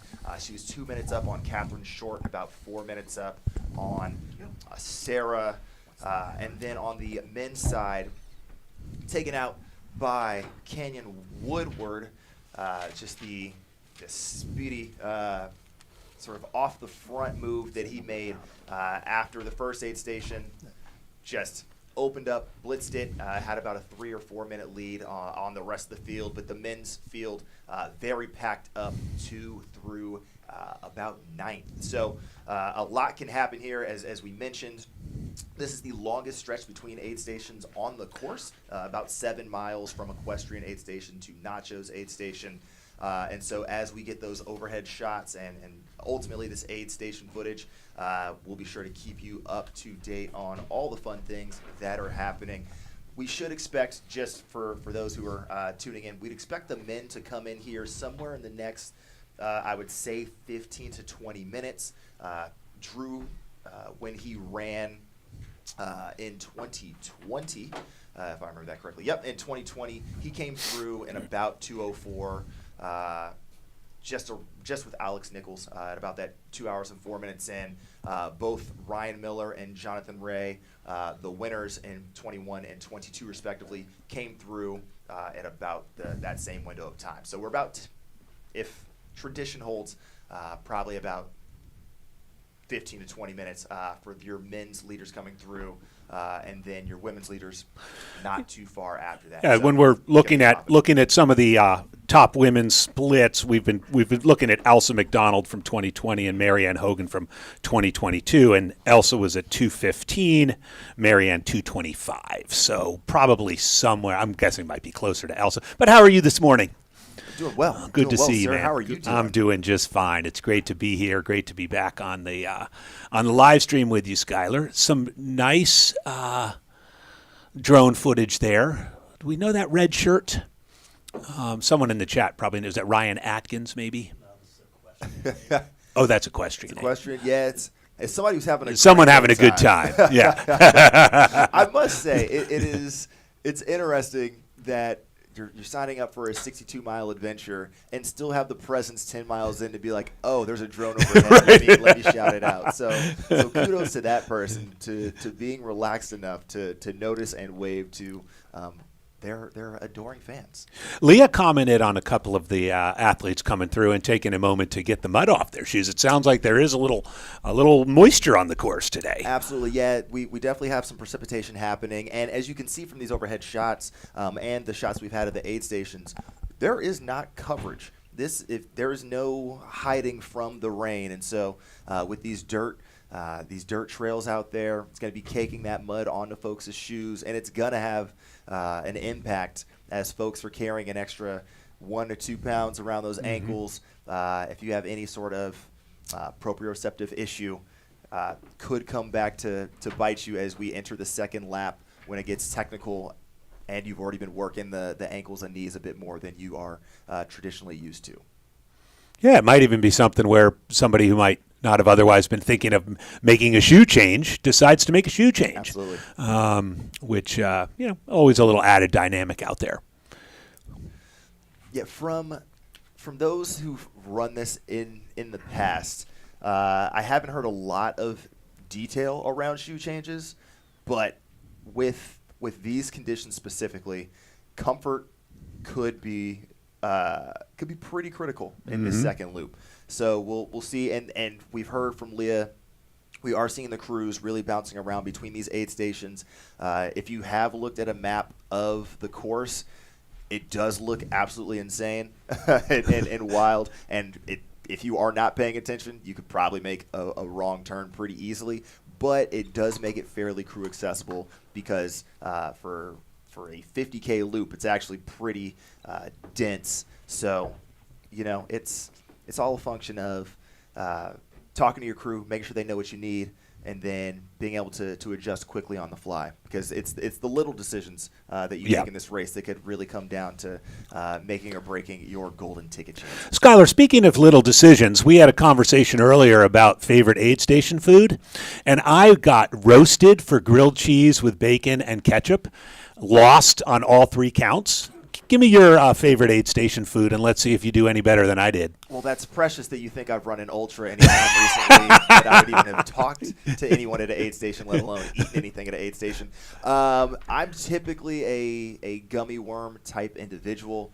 That is usually my go-to. I think during Cocodona, when I was pacing Jamil, was the first time that I actually went a sort of like quesadilla move, and I respected that. It's hard because I am lactose intolerant, and it's hard to keep a lactate in a pack without sweating through it, and then all of a sudden you no longer have a lactate. But quesadillas for the win if you're going for that sort of balance of high glycemic and low glycemic carbs while still trying to get a bit of protein in the system.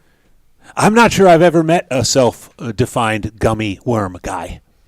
That's pretty cool. Well, listen, I have a particular set of skills, and it really comes down to, you know what? Trying to keep my dentist employed, I guess, is what it comes down to.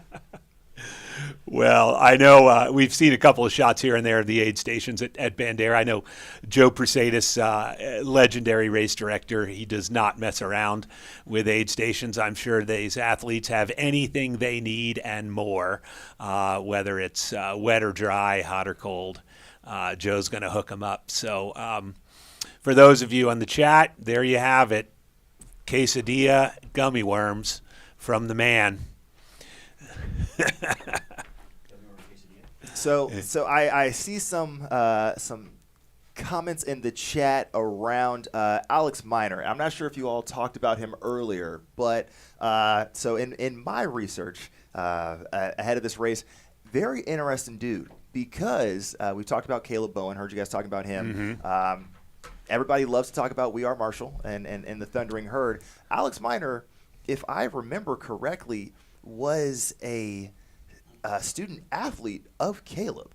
Let me double check that I'm not completely making that up. Yes. Okay. So Alex Miner was a student athlete at Marshall while Caleb has been coaching at Marshall. He won the Hurricane 100 100K last year in 8:38. I think actually edging out Caleb. And so if we're going to talk about the greatness of Marshall University, and if West Virginia folks are built for success here at Bandera, we got to talk about Alex Miner and include him in the list. So super excited to see what he pulls off today. He was my like honorable mention on my fantasy pick. I was like, he could surprise some folks. So glad to see that he's getting some love in the chat, and looking forward to seeing where he clocks in at as we approach the Nachos aid station here, that our leaders should be coming through on the men's side in 10 to 12 minutes. Really cool, by the way, to take a quick look at Alex's results and some of those kind of tough West Virginia runs that you mentioned, the Hurricane, Cabin Fever 50K, blazing fast time there. West Virginia is not an easy place to run. I've been out there for both the West Virginia Trilogy and, of course, Highland Sky. And so I think if the conditions continue to stay a little dicey or get dicier, these West Virginia guys might, will stay in the mix for sure. Absolutely. And, we've talked a lot about humidity. The Mid-Atlantic states and that region of the country definitely gets some humidity and know it well. So, Hawaii and Texas aren't the only places they get a little muggy. places that I'm not allowed to run because it just fogs up my glasses on, and I just can't see while I run. But it does make you resilient for this type of weather conditions. So super excited to see how Team West Virginia holds it down. And a shout out to the West Virginia Mountain Runners, which is a great club in West Virginia. They put on incredible events, most notably Highland Sky 40 and the West Virginia Trilogy, a 3-day stage race in the heart of West Virginia. Dan Lehman, a legendary race director, and his partner Adam Cassidy. So little plug for West Virginia and those that great running community out there. So we're getting a view here of the aid station. We should see folks coming through here, as we mentioned, in the next 10 minutes or so.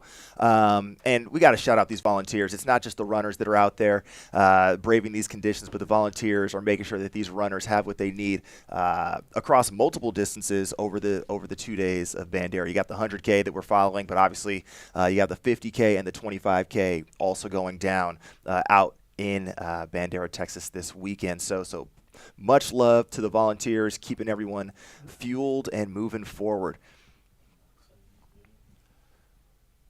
Nice shot of the aid station. Some peanut butter and jellies, of course. Some pickles. Yeah, we got all the basics. And a Mountain Dew. Gotta have the Mountain Dew. Oh yeah. All of the Coffee Club pod listeners will appreciate Mountain Dew being absolutely at the ready for our runners out there on course today.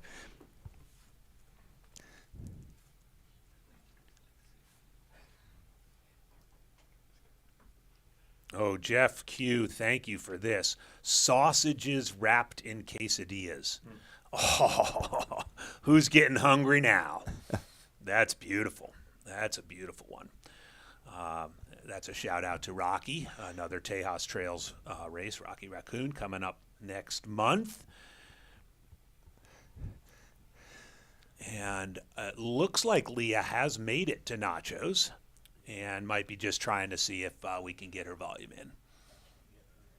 Working on getting Leah in, but she's done a fantastic job already. What a treat to have Leah on our coverage today. A previous Golden Ticket winner, run this race before, is already in Western States for 2023. Does a great job along with our colleagues Finn and Brett on their podcast, Single Track podcast. Check that out if you have not. But Leah's got a lot of good intel out there and can run through the names and numbers without even looking at any notes. Yeah, absolutely. It's scary that anyone can retain that much information on site, and it makes me have to step my game up for Western, I guess is what happens now. So thanks for that, Leah, and all you're doing out there on course today.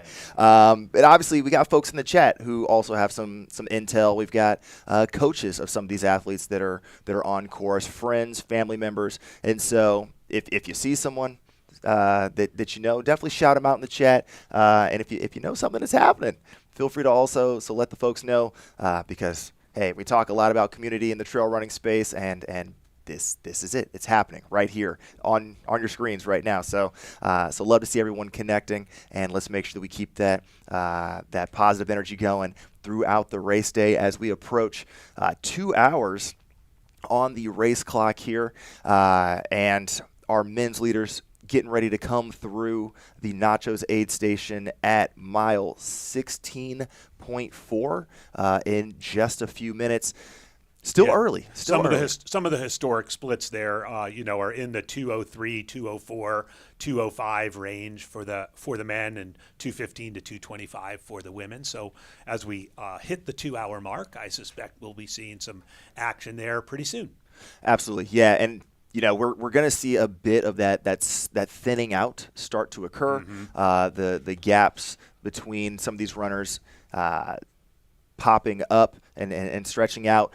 We're going to see folks streaming in. Probably your top 20 is going to go through in about 20 to 25 minutes. Like we're already going to see that accordion component. So looking forward to to popping some runners through, getting a pretty good read on some bib numbers, and really getting a good sense of where we are halfway through loop 1, a quarter of the way through the race. Mm-hmm.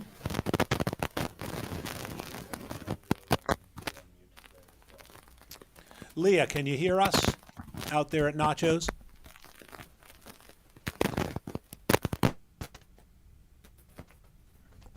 Just checking in on Leah Yingling out there at Nachos. And you can see the conditions out there, not terribly favorable at the moment. Great to reduce our glare, but otherwise making it a bit difficult, not only for the drone operators, but generally bouncing out signal. And again, this is a new concept, having any sort of coverage at Bandera. Historically, horrible cell signal, and really lacking on updates. So super excited to be able to bring anything to everyone, especially these live shots that you're seeing here, including right here in the aid station, where you might have been lucky to see photos after the fact on a news article or on Twitter, but now we're seeing it live, so super thrilling. But we're going to try to get Leah back in here. Hopefully the clouds have passed and made life a little bit easier. Leah, let's go ahead and do a sound check and see if we have you.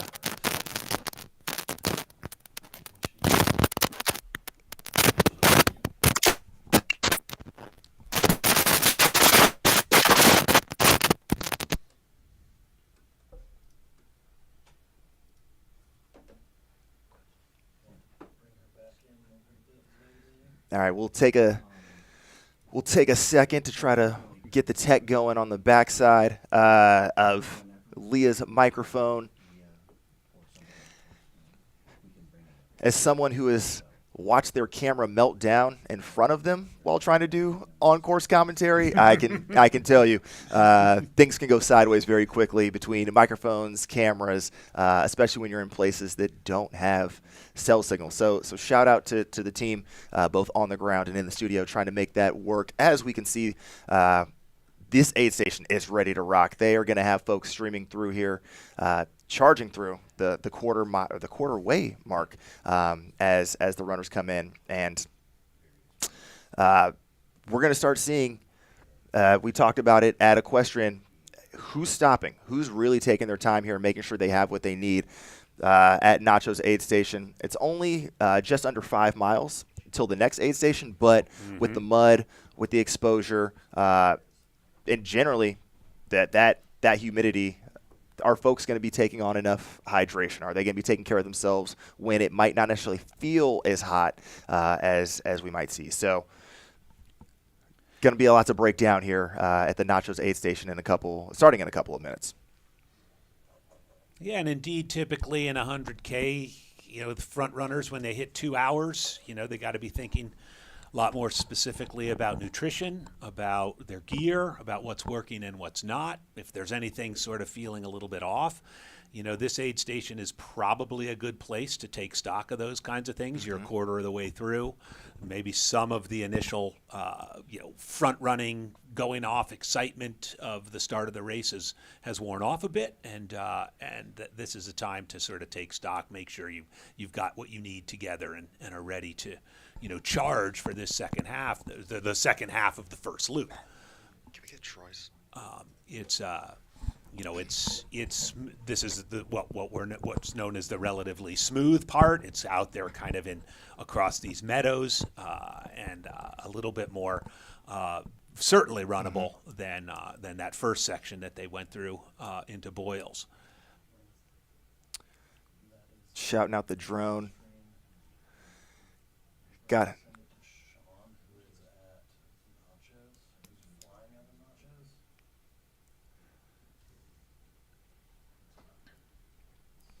All right, so we got Sean flying high around that Nachos aid station, trying to pick up our leader as they are approaching the aid station. Should be any moment now. So we're going to be keeping eyes in the sky for that. And yeah, this is going to be a a very entertaining section of the course because it is that more runnable, that more fast component. Not as many of the punchy climbs. We heard a lot about the rocks, heard a lot about the technicality of it, but these 200-foot climbs just up and down in less than a mile of actual running distance, it really starts to take a toll at some point, especially if you've shot out a little too early, if you're doing a little bit of extra work to make sure you're not slipping and sliding in the mud. This is going to be very interesting. It's going to be a very interesting sort of next 15 miles until folks get back around to the lodge and finish up Loop 1. So Carnage may be inbound here sooner Indeed. rather than later. And we're at the 206 mark. We're certainly haven't seen the men yet. They're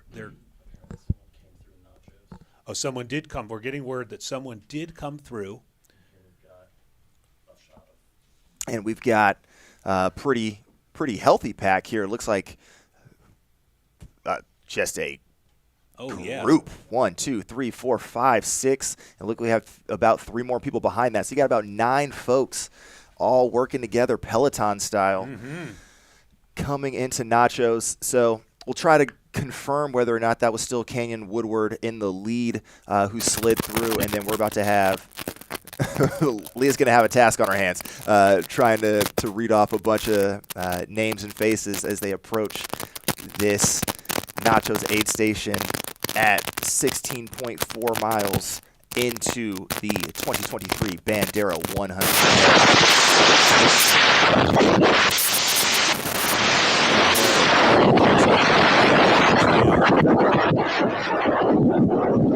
The aid, and it is definitely a group there.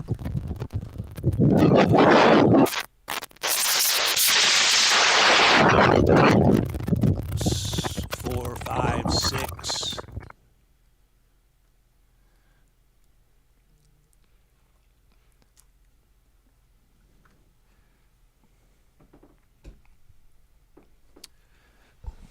Do you have Nachos 1?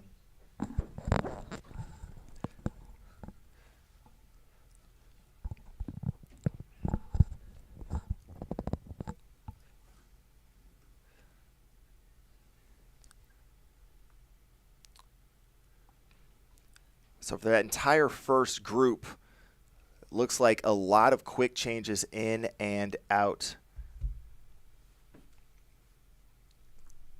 That's it. That is the first, I believe, 7 through in a matter of, what was that, 25 seconds or so? Oh, yeah.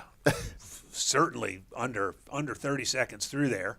And again, just a little bit off some of the historic fast splits through there, 203, 204, 205. So they're right in that ballpark. And we were thinking with the mud things might be a tad slower, but not all that much. As they got through there and made pretty quick work of the aid station.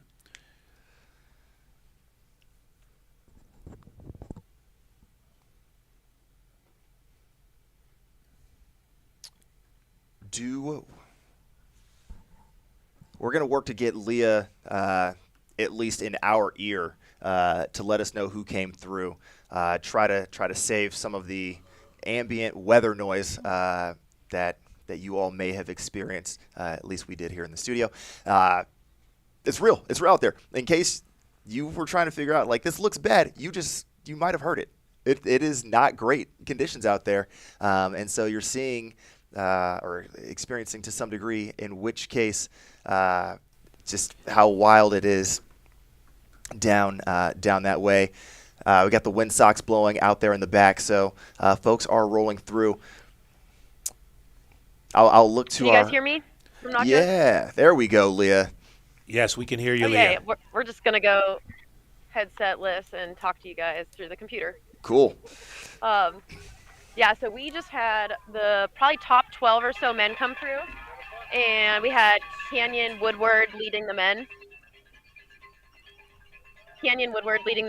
And a big mix of Ryan Montgomery, Brian Curl, Charlie Ware, Ryan Atkins in that second group. And I think 11 and 12 or so was Joe McConey, Green Bean, and Chris Myers. And then we just saw Caleb Bowen move through here, probably. And there goes Jeff Colt. So probably right around 13, 14, 10 to 14 there in those guys. Typical Jeff Colt. Awesome. And it from our perspective, it looked like it was a very quick in and out for most everyone. Did you see a lot of folks taking their time, or was it just we got to stay on the train, keep it moving? Everyone's been super fast through here so far. I don't think really anybody has stopped. I saw some bottles being thrown, but other than that, nobody has spent any substantial time here so far. And it's still quite muddy. Yeah, this section's pretty like sticky, little sandy mud. So sounds like we got some other guys rolling through now too. Yeah, this is we're probably looking right around like 15th or so, top 15 here. Excellent. Did Canyon have a gap or just a small gap? Yeah, he had a significant gap. He came through at 35. Okay. So I think he had about 2 minutes on the rest of the field, and he looked really strong. Yeah, I feel like nobody was talking about him much coming into this race. So excited to see what he can do. I saw he has Derek Lytle following him around with a gimbal, and I know Canyon, I believe he set the SCAR FKT in the Smoky Mountains last year in a pretty amazing time. I don't know if that was unsupported or supported, but solid East Coast runner, I believe. I don't know if you guys have any more insight on him. Yeah, no, he's definitely got some technical chops. Was top 50 at UTMB last year, so knows his way around. 100K might be a little short, I would say for him, but clearly not scared or intimidated by taking it out and really applying pressure to that huge group that we all saw sort of pelotoning their way through that aid station as well. A really impressive finish at Cruel Jewel, which is as anybody knows, a brutal 100-miler in the South, with a time of 22:36 back in 2021. So has the chops on the technical stuff. 23 hours at Hellbender a few years before that, and as Skylar mentioned, a great result at UTMB. So again, this could be a little sprint for Canyon, but yeah, I also think he might be a swap athlete coached by David and Megan Roach. So Indeed. I mean, if you know anything about them, their athletes usually have wheels and can move pretty fast with strides and speed workouts. So I'm assuming, yeah, he's probably pretty well prepped for this race. Absolutely, yeah. It helps to have some folks on text that know this course inside and out. So even if you're not able to be down there training on it, they can make sure that you have the training specificity you need to succeed. And it looks to be paying off through the first quarter of this race for him. Yep, Leah, you were right on the SCAR FKT, and it was an unsupported FKT on SCAR. So nice. Pretty impressive. Sounds like we've got some other people coming through. Wouldn't be surprised if we see Courtney DeWalter come through pretty soon. Oh. Here comes Courtney. Let's go, Courtney. All right. Let's go, Courtney. I got 2:14 elapsed for Courtney. Indeed. Just rolling through. She looks fresh, is what the aid station volunteers just said. Leah, that's 1 minute faster than Elsa's split, which is the historical fastest split of the first loop on the first loop. So Courtney is moving, no doubt. Yeah, 2:14 would put her pretty much in the range of most of basically the historical 10th place overall finisher for context. So there you go. It's going to be. So last nice. aid station, we had Catherine Short in second place. And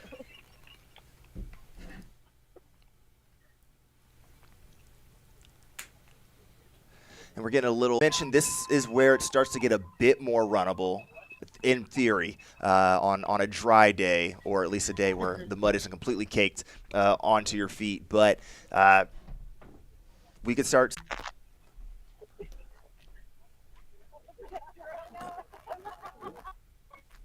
Who was that, AJW? Yeah. Did you happen to see John Kelly? No. I think he was in that lead group. Yeah, there is a big flurry of about. Oh yeah, he is shirtless. Yeah, so we've got a good eye for him. Not wearing a garbage bag. Yet. Could go that way. Could Yeah, go that you way never- depending on how the day continues on.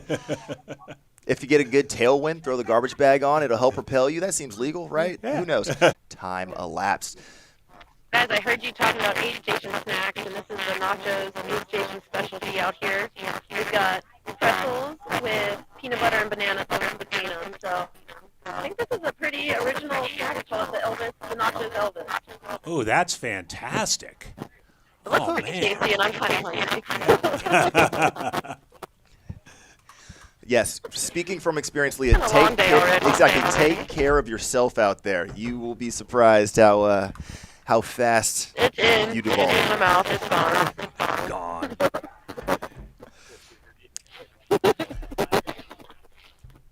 So for those who are just tuning in, we are at the third aid station on course, the Nachos aid station, 16.4 miles in.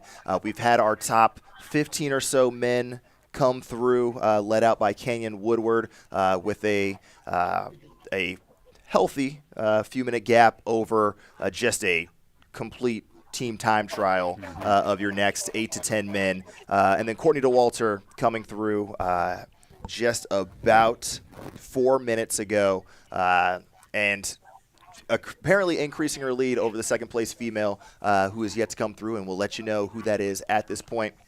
At the point in which they come through. So that's just level setting where we are on course right now. And super excited to be bringing these live shots to you from the ground because this, I think for the first time for a lot of people, really encapsulates what Bandera is about. You've heard about it. You've heard about how technical it is, but you're getting to see it live. And we have someone who literally ran the race last year on site giving us coverage. So Leah, you've talked a lot about the mud and the stickiness that's happening out there. For those who haven't been down to the region, what type of mud are we talking about? What type of conditions? Are we talking like the more that clay silty action, or is this just really just? I'll just take one for the team and show you guys my shoe right now. So Excellent. muddy. I mean, it's on there. It's sticky. It's thick. It's muddy. It's definitely not a good clay, but it just doesn't leave your shoes, and it's pretty heavy. And I know for a fact this really makes a conservative first class feel nice. So I think if the guys and ladies are running at a string pace right now, they're gonna feel it in the because the mud is very taxing. And it's very similar to how it was last year. The weather kind of slowed down. It's not really actively raining right now, but it was probably just about 20 minutes. So I think probably the damage is done in terms of the mud. I think I'll say there's at least through the first loop before it starts drying out. Absolutely. And, as the crow flies, this isn't there's not a huge separation from the start-finish line to where we currently are, even down to that Chappas aid station, which is the southernmost aid station. They're not terribly far apart. So there's no, one section of the course is going to be particularly wet, another section is going to be particularly dry. What happens to the park is going to affect the entirety of the course. Exactly. They're all close. And when it's technical, I keep describing it as Texas slippery. So for those of you Mountain West, you're used to Moab and our high desert area. Yeah, these rocks are a little bit more grippy, but they do still get slippery. So even on a steeper technical section, you're still flooded. But I do think the rain and the wetness is actively impacting just the mud. And so because I was not here in the first 30 minutes, it had not really started raining the first time they ran through that first 6 to 8 mile section, if I remember correctly. Mm-hmm. So the most technical area of the course, they have not experienced. It's been raining since the start of the race, pretty much. Okay. Yeah. So no surprises on the second loop. Also raining about I don't think so. I don't think so. We just chatted about this earlier, but this is a 1 hour later start than it was last year. So first section, they got to do in the daylight this year. Probably a little bit to their Sarah Bergeron-LaRouche, second woman. There we go. That is Sarah Bergeron-LaRouche from Canada. That's now a Norda sponsored athlete. So Sarah's through in about 8 minutes, 8 minutes behind. back. Yep. And we have Catherine Short, another Canadian, right behind her. So Catherine's stopping at the aid station a little bit more. I think she talked about this in a pre-race interview, how she'll dabble with the aid station too. So she's taking a minute. Oh, Casey and then in and out of the aid station right past Catherine. So Casey's now in third, and we got Catherine here in fourth. And Catherine's still here, just taking some snacks at the aid station. Yeah, Casey Edmond blew through here.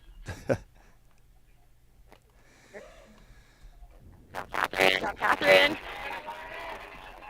That's Catherine in fourth, and we got a boogie over to Chiapas to catch the rest of the field. So we had Courtney Zwerger in first, we had Sarah Bergeron-LaRouche second, Katie in third, and Catherine Short in fourth. And we will catch you guys later.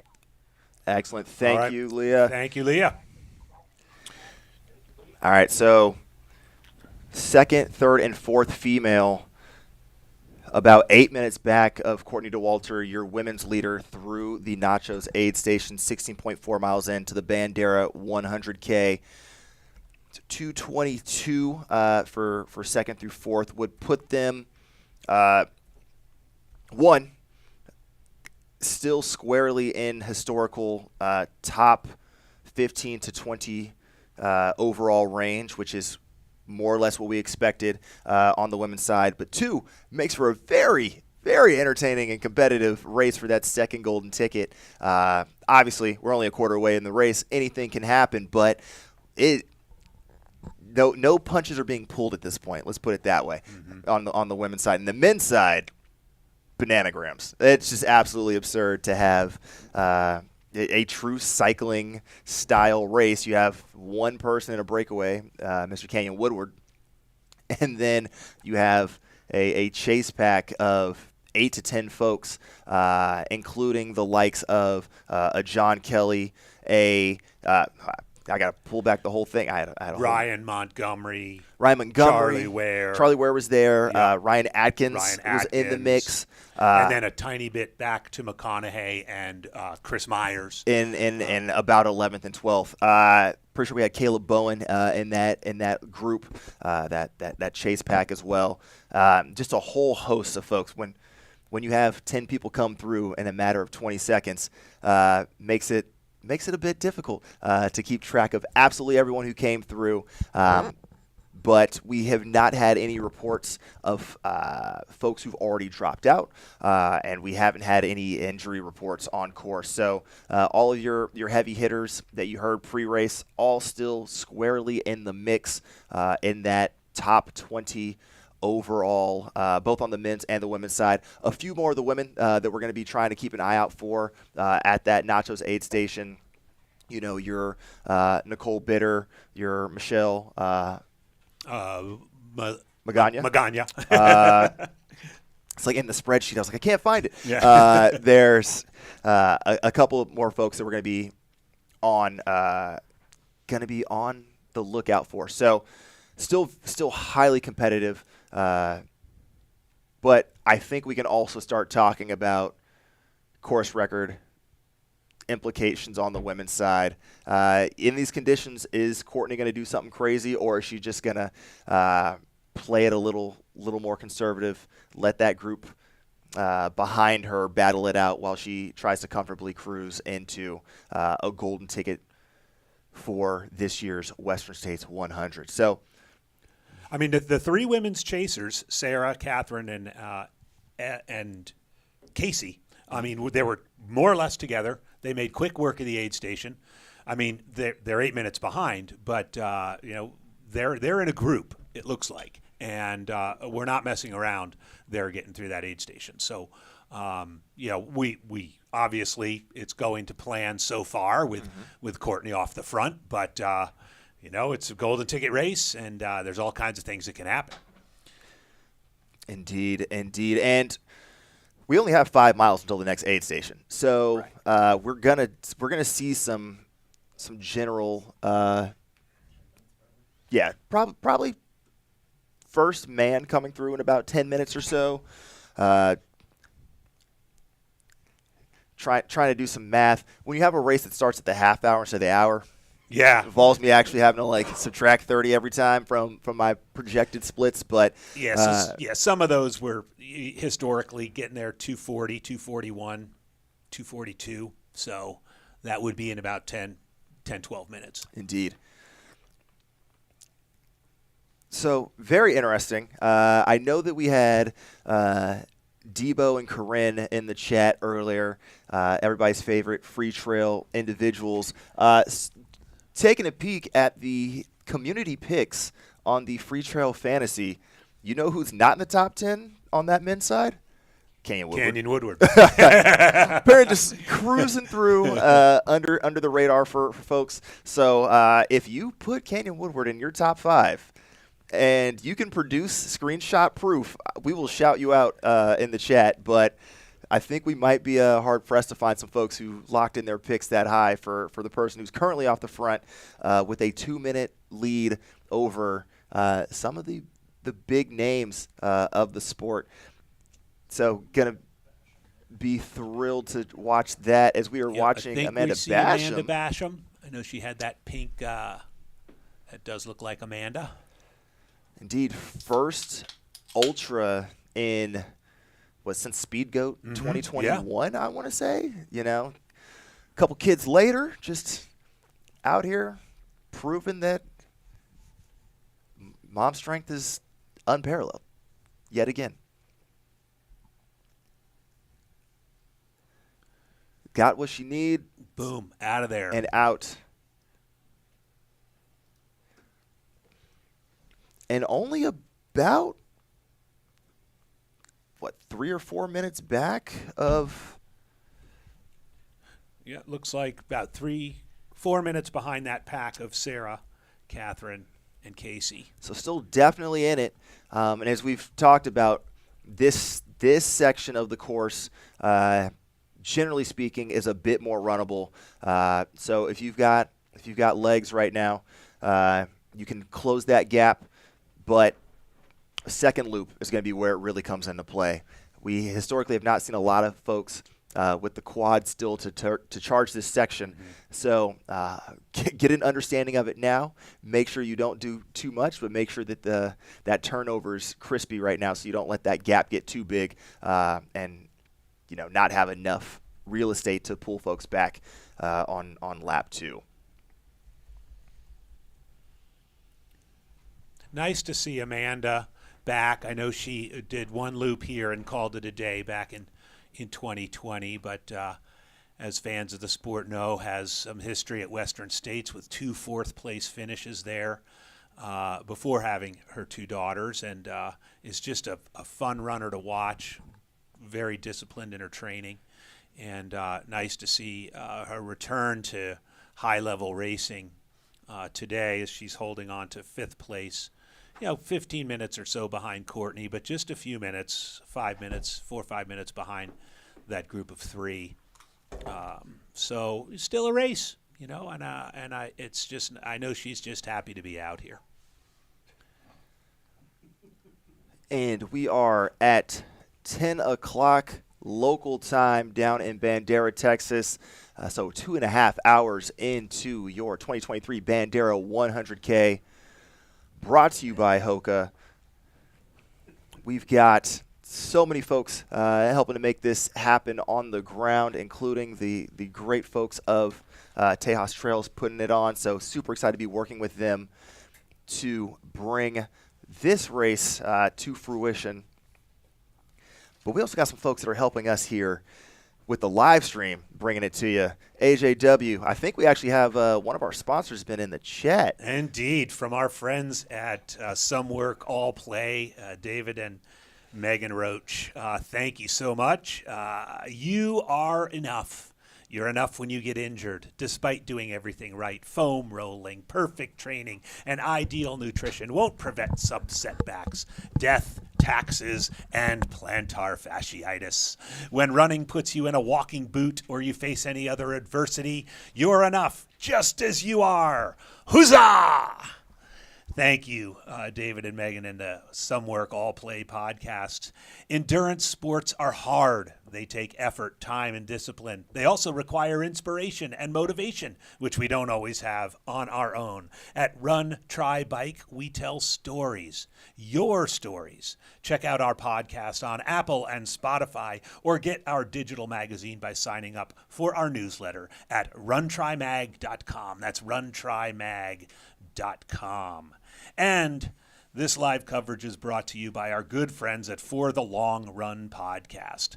Longtime host and creator John Levitt started the show a few years back to have powerful conversations about running, but even more to have conversations about the why behind what keeps us striving and progressing. John and For the Long Run team wanted to support this live coverage because they love watching people prepare, train, and test themselves out in the arena. If you're interested in hearing from all kinds of runners, from Olympians to weekend warriors, make sure you head over to For the Long Run podcast. You can find them wherever you get your podcasts, and you can also find them on Instagram at For the LR Pod. Thanks again to John and the team for supporting this Bandera live coverage.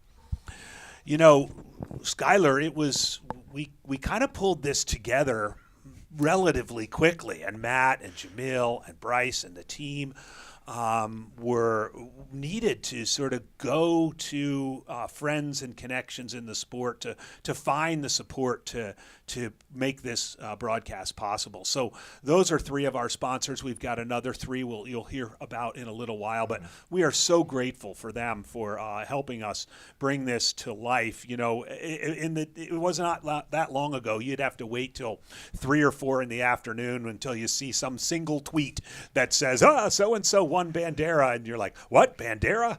And here we are, with the drone team out there with Leah Yingling and Jamil on the ground, bringing you the coverage live and in person. So thank you, sponsors, for that. We really, really appreciate it.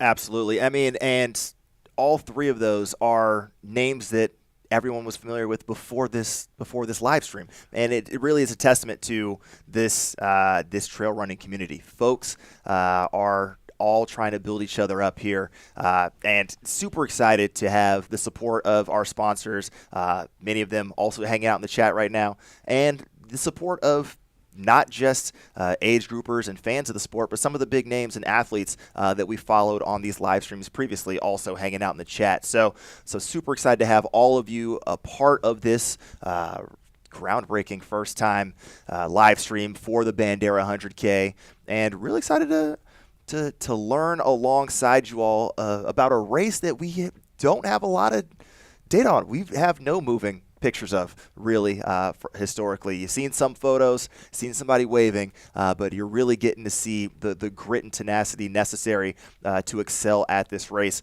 Our runners off the front are displaying it thus far, but I'm super excited for lap 2. Some show up and blow up potential is definitely present. So really excited. And again, in the historical times here, we're probably just a few minutes away. It's only a 4.8 mile section from Nachos to Chiapas, so we're probably going to be seeing our leaders. We'll see if Canyon Woodward has hung on to that 2-minute lead, expanded it, or brought it back a little bit. I do see on one of our cameras Leah getting set up there. We know that there was some crackly, echoey feedback from Leah's reporting from the last aid station. We apologize for that. Know that we're absolutely doing the best we can to get that footage out to you.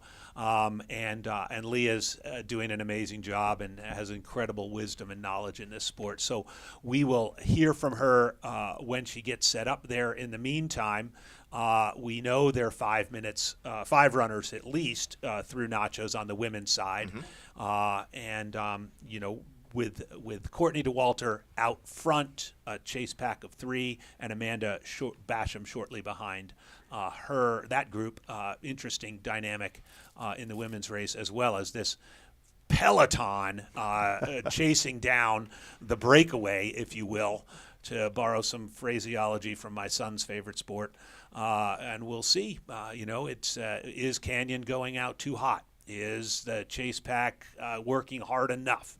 I think it will be interesting to see if we can get the footage coming through here, and then on to mile 27, where then they enter into some more hills, some more hilly bits before getting to the start finish again. And again, as I've said, the 10K, the final 10K of the first loop and the first 10K of the second loop, so that 20K section, I think, represents the crux. And whether it's Canyon or someone else that's through that part and intact around mile 40, I think the race will start to take shape at that point. Absolutely, yeah. With the mud, with the hot pace that, or I guess really the stringing out and forcing some folks to run faster. It's going to be very interesting to see what happens here as we get to that section of the course. But right now on course at the Chappas aid station, we do have Leah Yingling. Hey guys, can you hear me? Yes. Oh, we can. yes, you're coming through loud and clear, Leah. Yay! Awesome. right. Yeah, so we are here at the Chappas aid station. We should be expecting the lead men to come through here soon. Last we saw was Canyon Woodward with at least a couple minute gap on the chase pack, which is, I mean, at least 10 people altogether. So it's a tight race for second place right now, and Canyon Woodward is out there and leading the pack. Leah, Skylar was commenting, we took a quick peek at the free trail fantasy and realized that Canyon Woodward was not even in the top 10 of the People's Choice. Did you envision Canyon going out hard like God. this?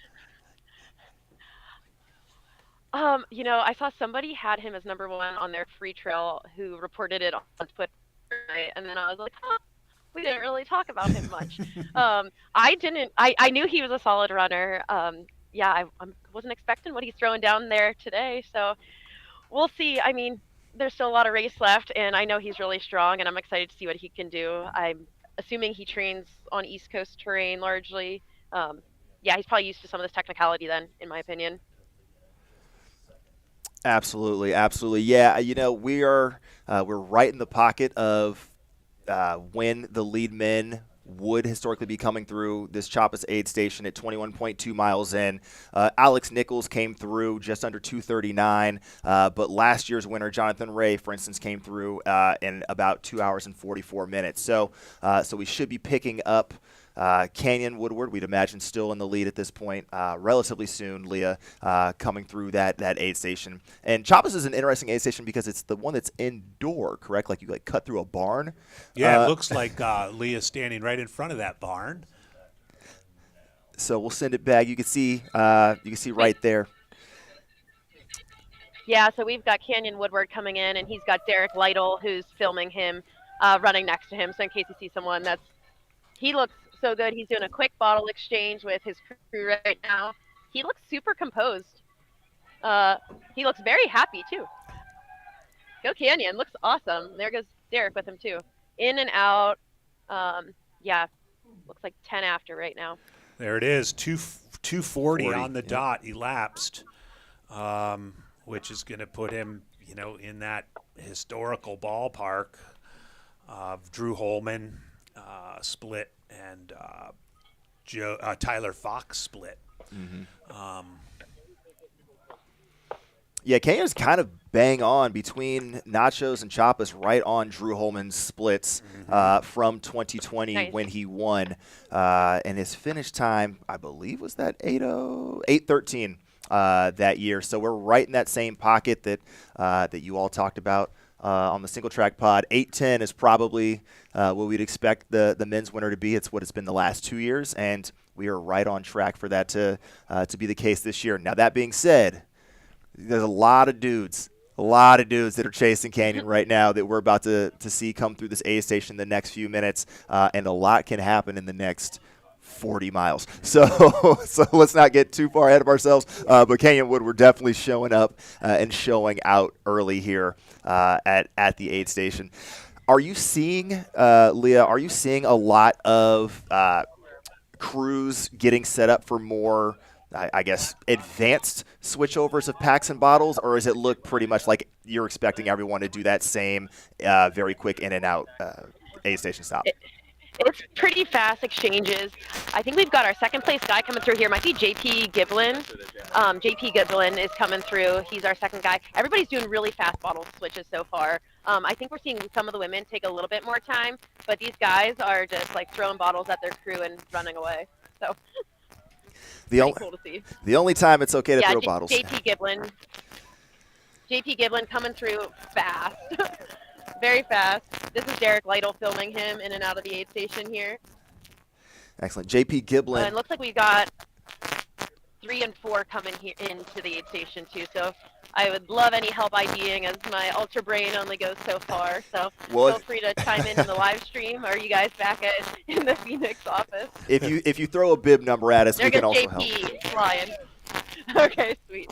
Yes, the Boulder, JP Colorado. Giblin is flying. Yeah, last year's Leadman winner ran a 18:07 at Leadville last year, but all across the country. Ryan Curl here in third. Ryan Curl is along with Anthony Lee. Ooh. And bib number 22.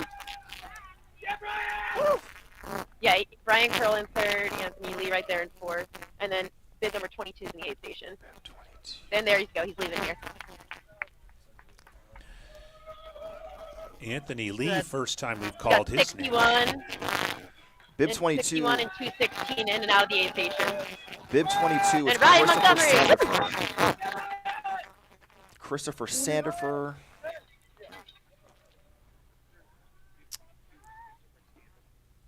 Bib number 22 is Christopher Sandifer. Yep. All right. The Missouri. From Missouri. Yep. I know. Missouri in the Christopher, house. So people in the live stream, feel free to chime in. And what about 216? Do we know who 216 is? John Kelly coming in. So that's probably rounding out roughly the top 10 there, maybe 9. Yep, John Kelly. Indeed. 216. Alex Miner. We talked about it. West Alex Virginia Miner. showing up. Don't sleep on him.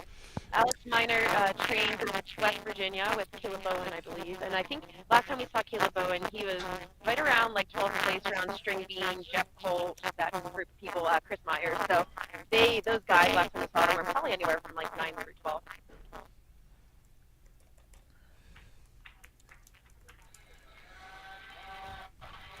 Right, so We again, actually have a nice visual from the aid station here that we can see all the runners as they're about a quarter mile out. So makes my job a little easier.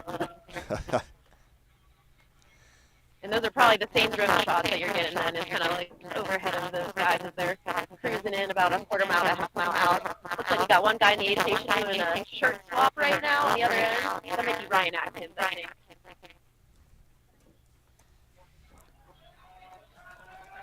Here comes Ryan Atkins, shirtless. Yeah. Going to his OCR. Go with OCR Back out roots. here, guys. he's waiting to have to crawl under some sort of barbed wire fence or something. I mean, listen, you can't chafe if you don't have a shirt on, That's right? right. So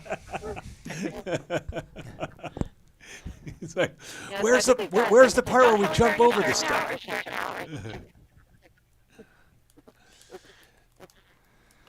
Yeah, so that's probably roughly top 10 there.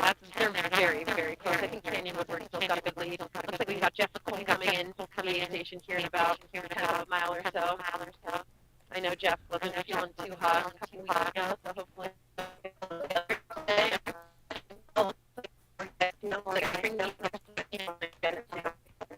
Yeah, I think these guys are I think So yeah, Canyon, my calculation was about 2.5, 3 minutes up, and then between JP Giblin and Alex Miner was about a 6-minute spread with all those guys. So it really is a Jeff Colt coming through. Emma. with watermelon, snack, Pringles, Justin Grunwald with lunch.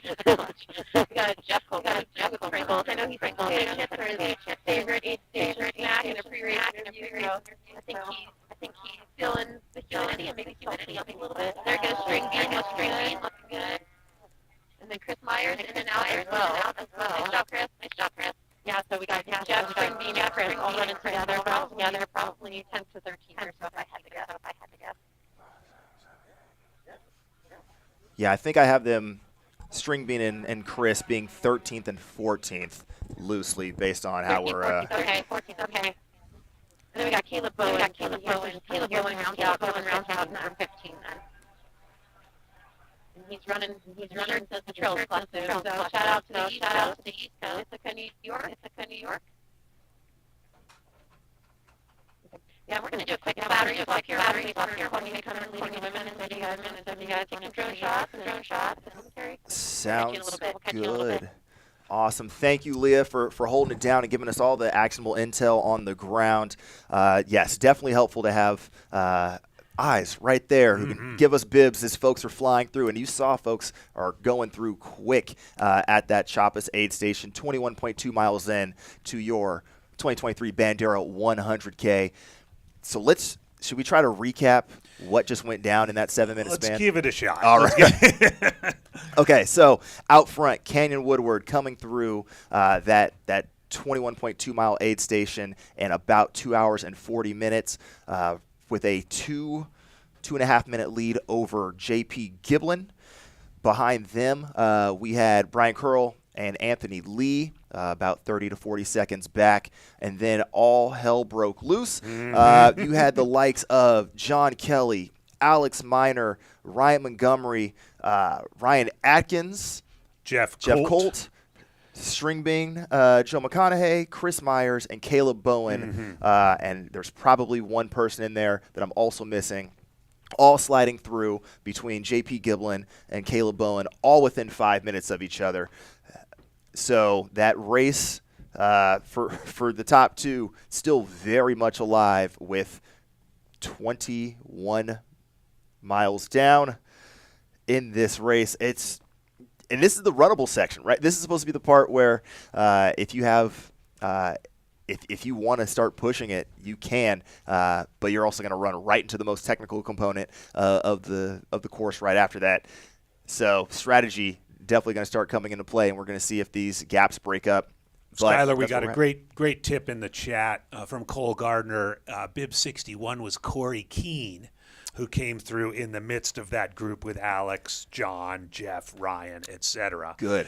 And he's one that turned some heads in our pre-race conversations with, among other things, a 104 half marathon to his name. So interesting to see how Corey does as the race wears on. And as another swap runner with Megan and David. Yeah, Courtney DeWalter was our women's leader. She should be coming in here soon. You know what? I did miss one other person. Chris Sandifer. That's we correct. talked about that. Was sitting there, I believe, in fourth or fifth overall as well in that mix. So your top 14 men all within 7 minutes of each other here early on. It's weird to say early on when you're 2.5 hours into a race, but yes, still early on in this Bandera 100K. And again, a lot of names that folks were not necessarily talking about, but a lot of names that folks were coming in. So some surprises. That peloton of men might be looking around and saying, I have no idea who this person who's trailing me is. Are they a real threat? A lot of gamesmanship currently going down. So let me see if I can break down some of these folks that you might not have heard about in the pre-race components. Chris Sandifer, as we mentioned, originally or hailing from Missouri, ran a pretty low-key speed goat 50K last year, 58th male at Speed Goat, but has also won the Black Hills 100 back in, the 30K at the Black Hills 100 back in 2021.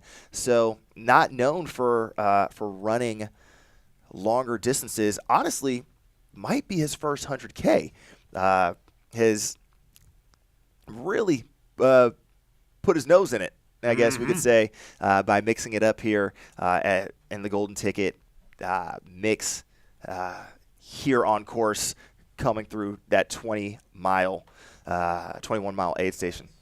We have on the ground, we understand that Courtney is coming into Chiapas. So this is roughly. Yeah, with Flea unmutes her mic, we should be able to hear her commentary of what she's seeing there on the ground, but it looks like Okay. things are happening. Guys. Yeah. We got Charlie Ware coming through right now, and then he's right in front of Courtney, and Courtney looks amazing. Oh, you got a good shot on the So still here she comes, big smiles. Always. She looks awesome. So that's 22 after right now. I don't know how that compares to past year's split for like Elgin McDonald maybe, but Courtney's flying. She looks awesome. These are easy conditions out here today. These are very similar to what we were seeing last year, so I'm imagining the mud is definitely slowing people down a little bit, and if Courtney's on some of those faster splits, that's really impressive. Indeed. Trying to dig into the data here a little bit. So was that 2:52 on the clock? So she's 2 minutes ahead of Elsa's. We've been kind of tracking her with Elsa's split from a few years back. 2 minutes up on that, and a full 12 minutes up on Marianne Hogan's time from last year. In between those two. Yeah, Marianne ran a fast first lap last year, so I think she was about maybe a 4:20 something first lap, or maybe 4:30. But yeah, I don't know. I think Courtney could go sub 9 today if she's feeling good. Yeah, I think she can. In between those two, by the way, No, and we've visited with her a bit in the chat, is Katie Asmuth, who came through here a little bit over 3 hours elapsed. So Courtney's a good 10 minutes ahead of Katie's time as well. So the last three winners of the race, she's ahead of all. Hopefully nobody gets a bloody nose like Katie Asmuth Yeah. out here today. Fair. Shout out Yes. to Katie. That's a funny story. Yes. And it sounds like Courtney's, according to my sources out here, is on 4:15 pace for her first lap right now. So that's very fast. That's exactly what I was about to say. Yeah. So sort of plugging it into the prediction model, I guess we'll call it, for lack of a better term. We're getting fancy. Listen, I don't play around. Yeah, we are looking at about a 4:15 to 4:17 first lap, and then obviously the mud notwithstanding, and would put her at about 9:05 based on historical data. Now, again, it's Courtney, so she loves proving people wrong. You So gotta let's see if throw history out the window. Exactly. So yes, we were definitely on a 9-hour watch for Courtney if these conditions hold. But again, if she has this much of a lead, she had 8 minutes at the last aid station. She could also potentially play it conservative, just secure the golden ticket, save the legs a little bit if she doesn't have to do a kick. Or maybe she just wants the glory. It's Courtney. Yeah, and anything is possible. Yeah. Yeah, and I know Courtney's got Trans Gran Canaria. She's going to do an early March, and sounds like if she gets into Western States, she's going for the Western States Hard Rock Double. So, yeah, I think Courtney, I feel like she always just goes to the well regardless of what she's doing. So This is true. I would love to see that today. I'd love to see how fast she can run this.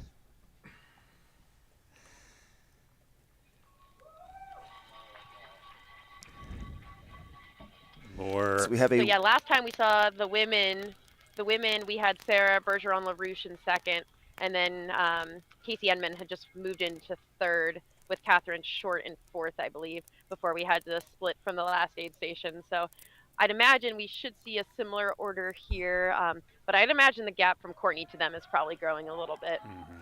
Indeed. Yeah, I mean, this is where we start talking about actually racing your competition versus time trialing, right? It's easy for us age groupers to sort of be like, hey, I just want to run the fastest time I can. But when you're really going for this golden ticket, that second place, you really got to look at who's around you. And with those three women, they were all leaving that aid station together.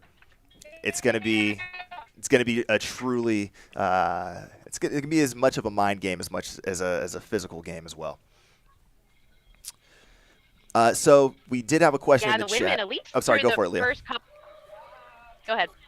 No, I was just going to say we had a question in the gonna chat say about the CR, but women.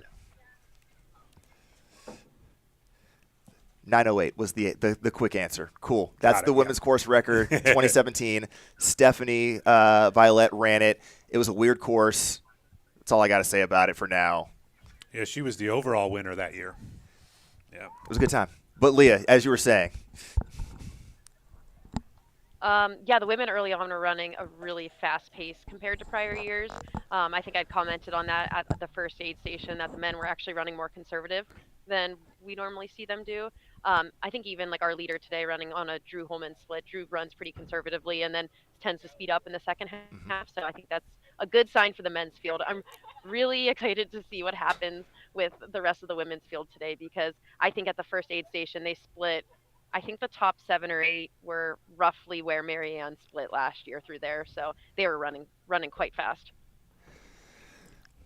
yeah. So speaking about Drew, your insight is absolutely correct. He ran one of the closer to even splits that we've seen at Bandera in quite some time. Most folks, as we talked a little bit about earlier, about a 7 to 8% slower lap on lap 2 versus lap 1. Drew was only 1.5% slower on lap 2. So one of the closer to even splits that we've seen. Wow. So if folks are following that model, which it seems like either based on strategy coming in or because of the weather conditions and the mud that are out there, that bodes not only well for good performances, but for some highly entertaining racing that we're going to follow as they battle each other around the course.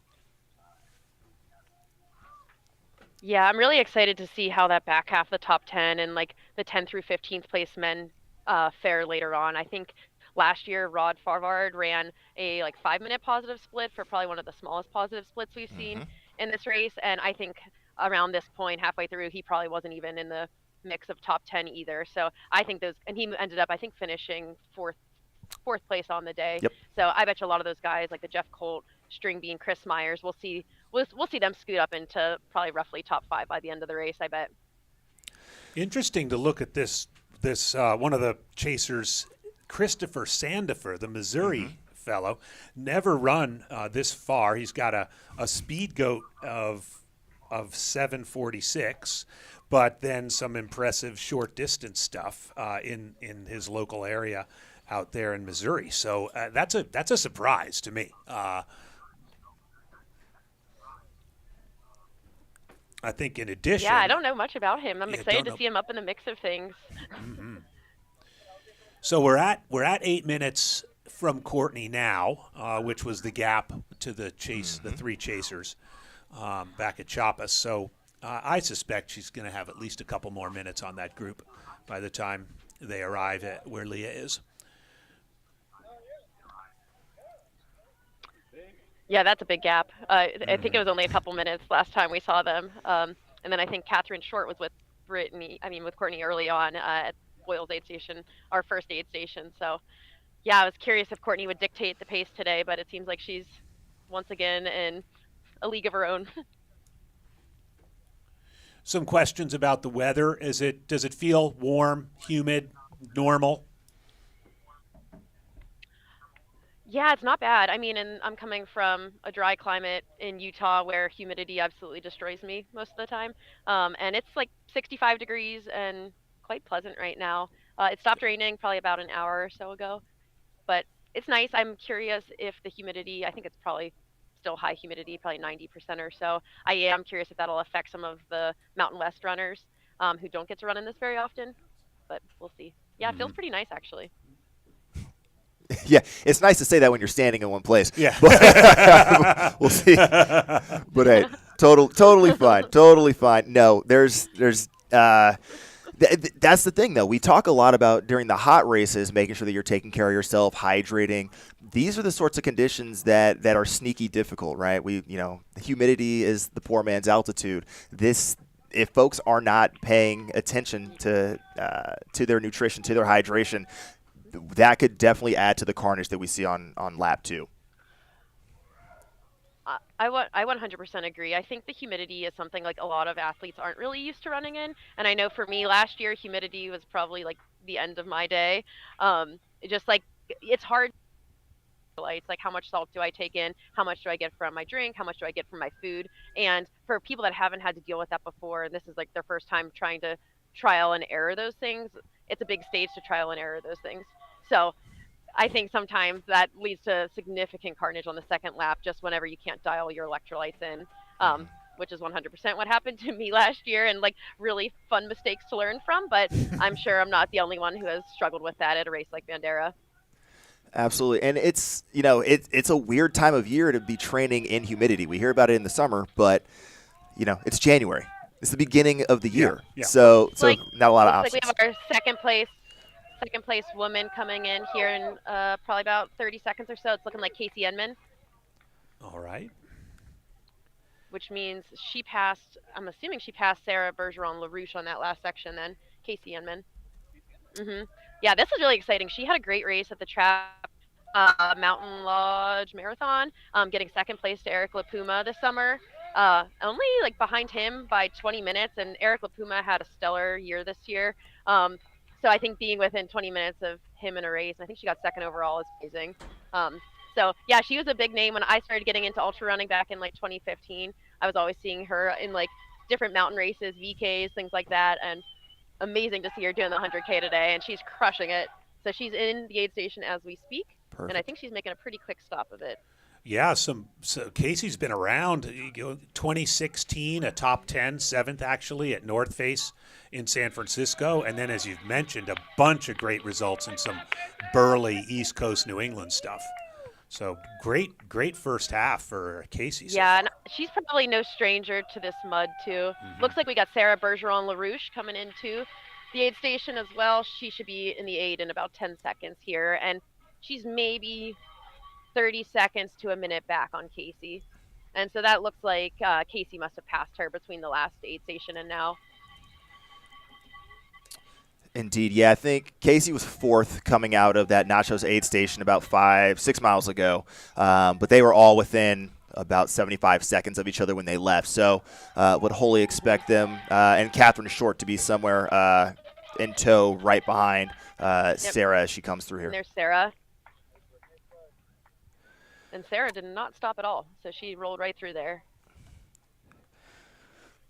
Well, we have I'd say about Casey's a little bit better than Sarah right now, but Sarah still looks strong.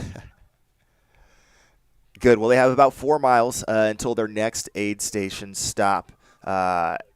So, again, we were just talking about nutrition and hydration in these conditions. We'll see if Sarah got enough to last for the next 40 or so minutes to that next aid station and make sure she's staying on top of things. But when you're being pressed for that second spot, this is how mistakes might be made. So we'll definitely have to keep tabs and make sure that see how this all plays out. Yeah, I know Sarah, I think she's coached by David Roach as well, and I just by a peek of her Strava the last couple of weeks, I know she does a lot of Nordic skiing, backcountry skiing, and looks like she's been training in significant snow in Canada. So yeah, we have 0 snow here, so I'm sure this isn't really what she's used to, but yeah, she looks really good right now. Yeah, and no sight of Catherine Short yet. I actually think Casey had left the last aid station. Oh, there's Catherine. Catherine's going to be here probably in about a minute. So Catherine is in 4th place. And so that gap looks like that extended quite a bit. Indeed. Between the last aid station, between Sarah and Casey and Catherine, who's coming in here shortly.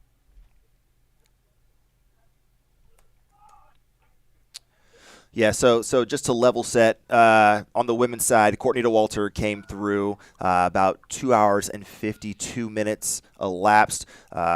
Casey Inman about 11 and a half minutes back of Courtney in second. Sarah Bergeron-LaRouche in third, another minute back. And then we will see Catherine Short coming in here momentarily in 4th place on the women's side. Yeah, Catherine looks good. She's smiling. And she's been historically stopping a little bit longer than other women at the aid station, taking what she needs. But yeah, she looks really good. So it is shaping up to be the sort of Courtney off the front, although she didn't gain a ton over Casey in the pack. And then this race for second that I don't think is going to die down anytime soon. Some pedigree in those 3 for sure, Casey, Sarah, and Catherine. Yeah, absolutely. And something that I'm just thinking about too is just the Canadians have always done really well at this race. Elza McDonald's all the time, Marianne here last year. We have Catherine and Sarah, both Canadian this year, coming out here. So yeah, it must be something about Bandera for the Canadians. And there goes Catherine. She looks great. This next section is actually really runnable. I think 4 pretty flat miles where you can see what's going on ahead of you.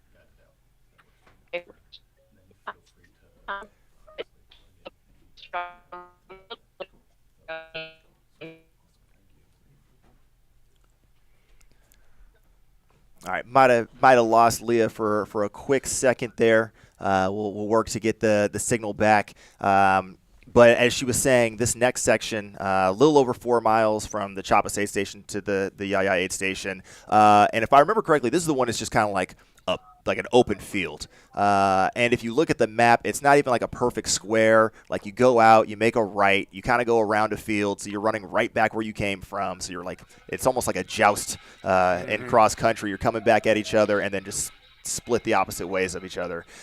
So you will definitely see the competitors in front of you so long as the visibility from the rain and the clouds holds out.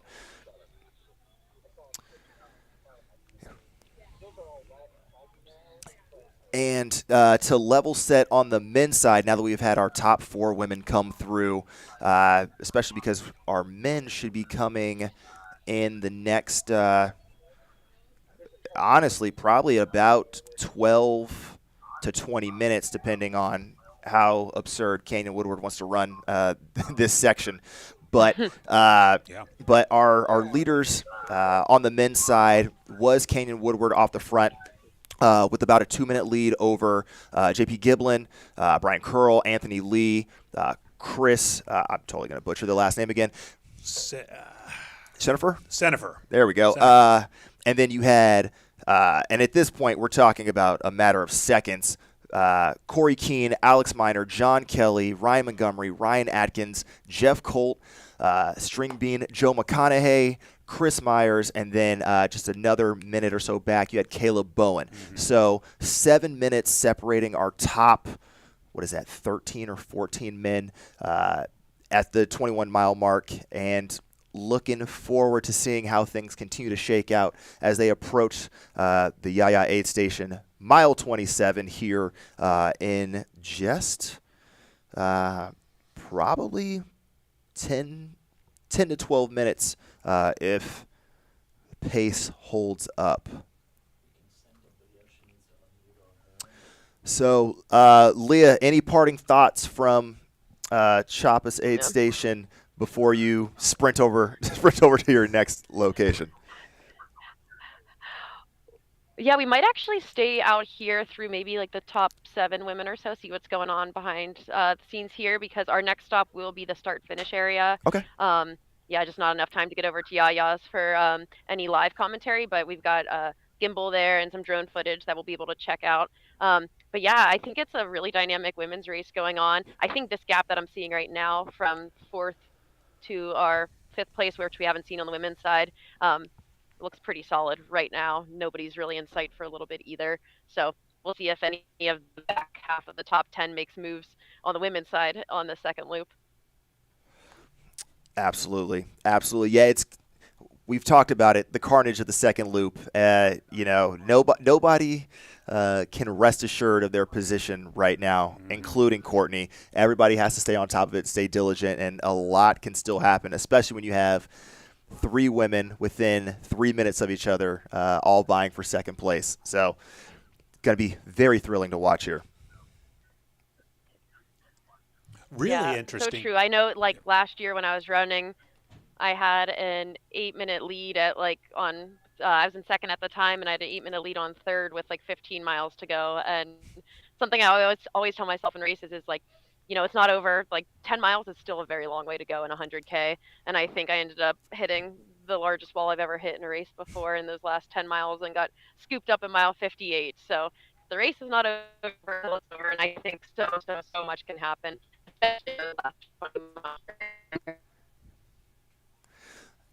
Yeah, I think it was. I think it might have been Debo was talking about how he got run down in the last mile of this race about a decade ago. So, yes, if there's something for everyone to at home to take away, you have to run all the way through the line. It's true in like youth track. It's true in ultras into your 20s, 30s, 40s. So we will be following it all the way through the finish line to make sure that folks actually do complete the task and punch their golden tickets and really Western States qualifiers. I think something that makes too is like station and it's quite technical to the finish line. Absolutely. And we're about to get some eyes in the sky from outside Yaya, it looks like. I think we might have picked up our men's leader. Amanda Basham coming in 5th place for women. Perfect. Okay. Good to know. Good to know. All right.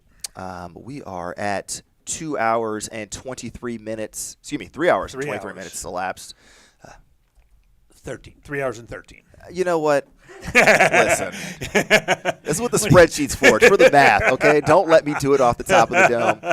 But that might also be my sign to go find more caffeine because apparently this cup is empty. So I'm going to pass it back to Mr. Chris Warden to take you through Yaya Aid Station. But AJW, it was a pleasure. Always a pleasure. Absolutely, Scott. Appreciate you all in the chat, and chat with you guys soon.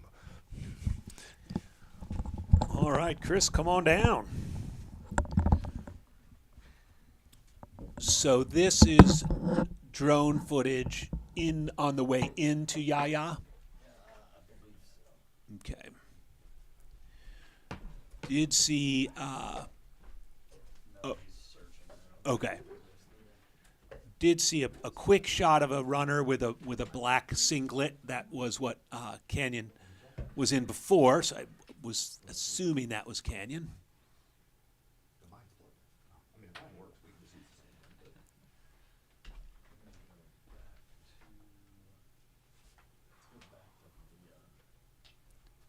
All right, Leah, we're back to you. Oh, good timing. We got Amanda Basham leaving the aid station here in a second. She'll be coming through the barn here. There she goes. All right. That's Amanda Basham. She's in 5th place. Looking pretty good. Took a little bit of a stop there, probably a minute or two. But yeah, Amanda's looking awesome. This is her first long race back after having 2 kids under 2. So super mom power out there. Yeah, so great to see Amanda back in the competitive scene. I know she was excited about today and seems to be running with some vigor and some joy.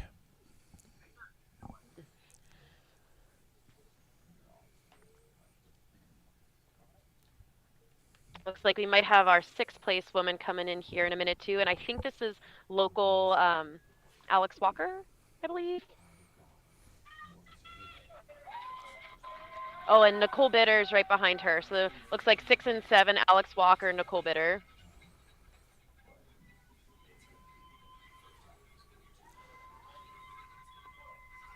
And 8 and 9, Kareth Arnold and somebody I'm not too sure, 9th place.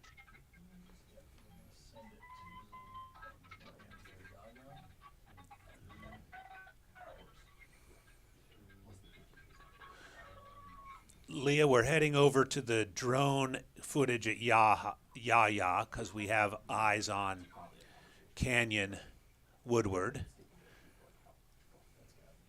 Yeah.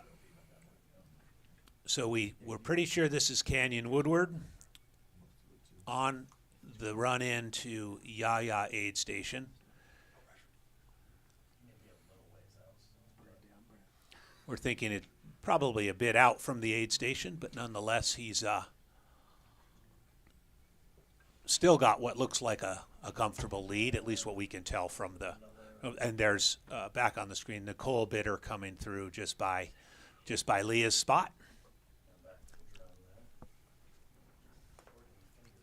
For those that are asking about the runner tracking, I mean, what you're getting is what we're scribbling down as fast as they come through the aid station. So, we don't have any official splits. We're we're kind of spitballing and scribbling as we go. It's kind of a little bit of a throwback in that regard. So, your guesstimations are pretty much as good as ours. We have a couple extra eyes, perhaps, but that's really about it.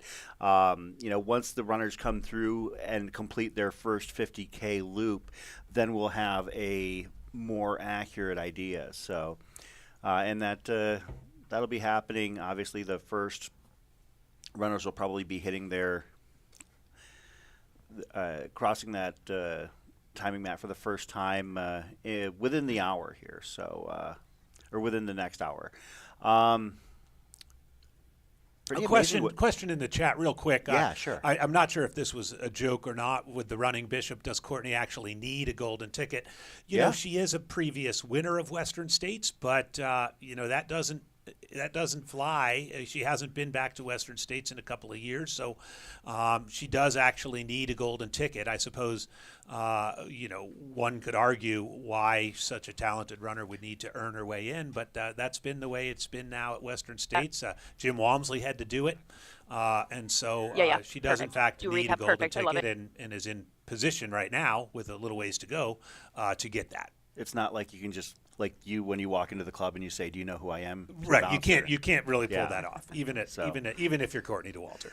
Although I bet she could hit pretty much any bar near the course. So, it looks like we've got some additional information from Leah out of the course. Leah Yingling, are you there? Yeah, I'm out here. We just had six through 9 women come through real fast there. So we had 6th place was I think Kareth Arnold or Nicole Bitter. Then it was Kareth Arnold. So she's I think a Midwestern. Does a lot of she's maybe Florida. And then it was Alex Walker, who trains locally in Texas. And then Michelle Wagner was our 9th place woman, and she was really happy to be running. I missed her third time out here, 3rd or 4th. So yeah, just crushing it. And looks like we might have, we have our 10th place woman, 10th and maybe 11th place women coming through on the other side here. So about 10 women or so through Chapas here. All right. Have there been any recent surprises? As I asked at the last aid station, is there anybody you're surprised you haven't seen as of yet? Not yet, I would say. I think I've seen everybody I would expect. I think seeing Nicole Bitter and Amanda Basham a little further back than I would have expected. Probably expected them a little bit more up in the mix. So not sure if they're having a tough day or maybe just running conservative. But pretty much seen everybody I've expected so far, and looks like we might even have our 12th place woman then coming in too. So a solid top 12 here. We got Bib 385 coming in, and I think that rounds out our top 10 is 385. Okay, and this is the section of the course where they're going to be able to from Colorado to run with a little bit more speed than perhaps they were earlier in the day. So this will favor some of those flatter, faster runners potentially. So. All right. And I think that's about all from us here. We're going to head to the start-finish area and try to get the lead men as they roll through there. All right, great. Leah, thank you very much for keeping us posted on what's going on out there. And we look forward to talking with you at the start-finish line and picking up our coverage with you from there. Thanks. It looks like we've got on our Troy Wicks cam, is that still Canyon? Mm-hmm. Yep. I got to tell you, this has been a revelation. I mean, obviously Canyon's got some pretty stout results, but to see him basically, put his stamp on the first half of this race has been pretty surprising. It is akin to what Trueheart did last year at Black Canyon, and I think that, I wasn't alone in that thought. So it's pretty amazing to see so far.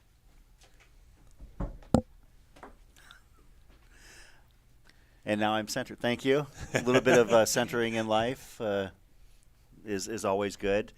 What kind of surprises have you thought so far? I'm wondering where Michelle Magana is. Magana, yeah, like lasagna. Have we? Unless I missed it, we haven't seen her through yet, and that's a surprise. Yeah, that is true. So on the women's side, aside from that, it seems to be going to plan. Yeah. And on the men's side, I agree with you about Canyon, and then this insane chase pack with, all the different type of runners that we've talked about, an obstacle guy, a Barkley guy, a Cocodona guy, a guy who's never run 100K before. I mean, I think it's people that weren't on people's minds as Chris Sandifer from Missouri, a very interesting story. So I think, I think that chase pack and who's in it is a bit of a surprise. Yeah, absolutely. And it's going to be interesting with such a stout chase pack. Somebody along the way is going to start making a move. And it'll be curious to see who makes that first move and who's able to make it stick. When you talk about, a field such as this, you've probably got one shot to make a move. And if you don't make the right move at the right time, it might blow up on you, or it might just keep you out of the running for that golden ticket. And right now, it's so cliche to say, but it is anybody's race, even at this point. Oh yeah. So, well, I'm going to make a transition, and we'll bring on one of our new commentators. Sure. And I'll leave the introductions to you. all right. Running for hours is exhausting. So is building a business from scratch. Let the marketing pros at Wolf Peak Outdoors help you get your brand up and running. From site and logo design to comprehensive data analysis, Wolf Peak Outdoors has you covered. Check out wolfpeakoutdoors.com to get started today. For those of you just tuning in, we are at about the 3-hour, 24-minute mark of the Bandera 100K, brought to you by Hoka. We are Aravaipa Running and Steep Life Media, and we have got a team covering the Bandera 100K course just outside of San Antonio, Texas. And joining me now, Viv. How's it going? Howdy. Vivian, do we go by Vivian Camille, or do we? Either one works. Okay. Yeah. When I got married, I just, instead of adding 2 last names, I just kept 2 first names. 'Cause Awesome. some people call me Cammy, some people call me Viv. All right. Well, it's Vivian I'll Camille. keep it with Viv because obviously your Short and sweet. Instagram account is Viv's Vibe. That's correct. All right. And I'm really excited to bring you in here. Not that I don't enjoy the company of Skylar Of and course. AJW, but you have something that they don't, and that's experience on this course. This is Extensive true. experience Yeah. on this course. I actually, today was the first day I've gotten to wear my Bandera buckle, if anybody can see that. Yeah, pretty stoked. You get these buckles, and I chose Bandera actually for the award. The first, second, and third place award there for a while, I don't know what it is anymore, was this huge cow skull. It was amazing. And then, of course, the buckle's got a big freaking rattlesnake on it. So I was like, yeah, that sounds like a great race for me. Not to mention, I did grow up in Texas and am familiar with the Texas Hill Country. So this is kind of my home, but definitely drawn to this race. I've raced it twice now and am familiar with the conditions, with the trail itself, and what have you. So Not only have you raced it, you've had legitimate success on this course. I believe you have 2 top 10 finishes here. yes, 2 top. I was 7th both years that I raced it. I think I raced it in 2018 and 2020. The second time I raced it, I ran it probably an hour and a half faster or so, and still came in 7th. I believe right behind Sally McRae. So it just goes to show that this sport continues to get more and more competitive, especially for the female athletes, and I think that's just a wonderful, glorious thing. And we can see this now with the deep field here at Bandera. I'm really stoked to see what's going to happen today. I believe the course record's held by Stephanie Howe now. So, yeah, Stephanie Violet. I believe Yes, it was. I think she got married now, so some people know her as Stephanie Howe. Old Stephanie Violet, I believe. She won it in 2017 overall. And I wanted to mention that the course conditions were exactly the same that year as they are today. And so to have Courtney DeWalter out here on this trail, I'm pretty excited because to me, I find it interesting that Black Canyon 100K has a faster course record than Bandera. I'd say Bandera is a mentally tougher course. I don't even know why. Probably just because of the short, quick pitches, and I would say some sections it's just really hard to gain momentum. But yeah, with the elevation gain being quite a bit lower than Black Canyon. I would like to see this course record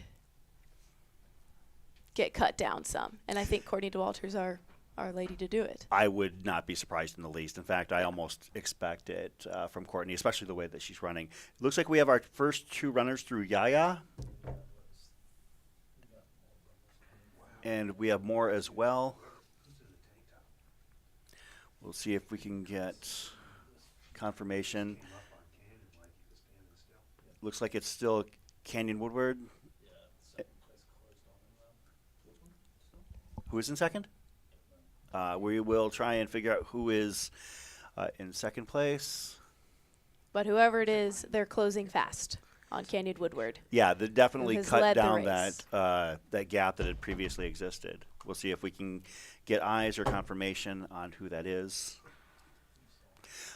So what are your thoughts on the second half of this first loop? I mean, having run this race multiple times, how does it compare with what we've seen so far in terms of, completing this first loop? How is the second half different, and how do you approach the second half of the first loop?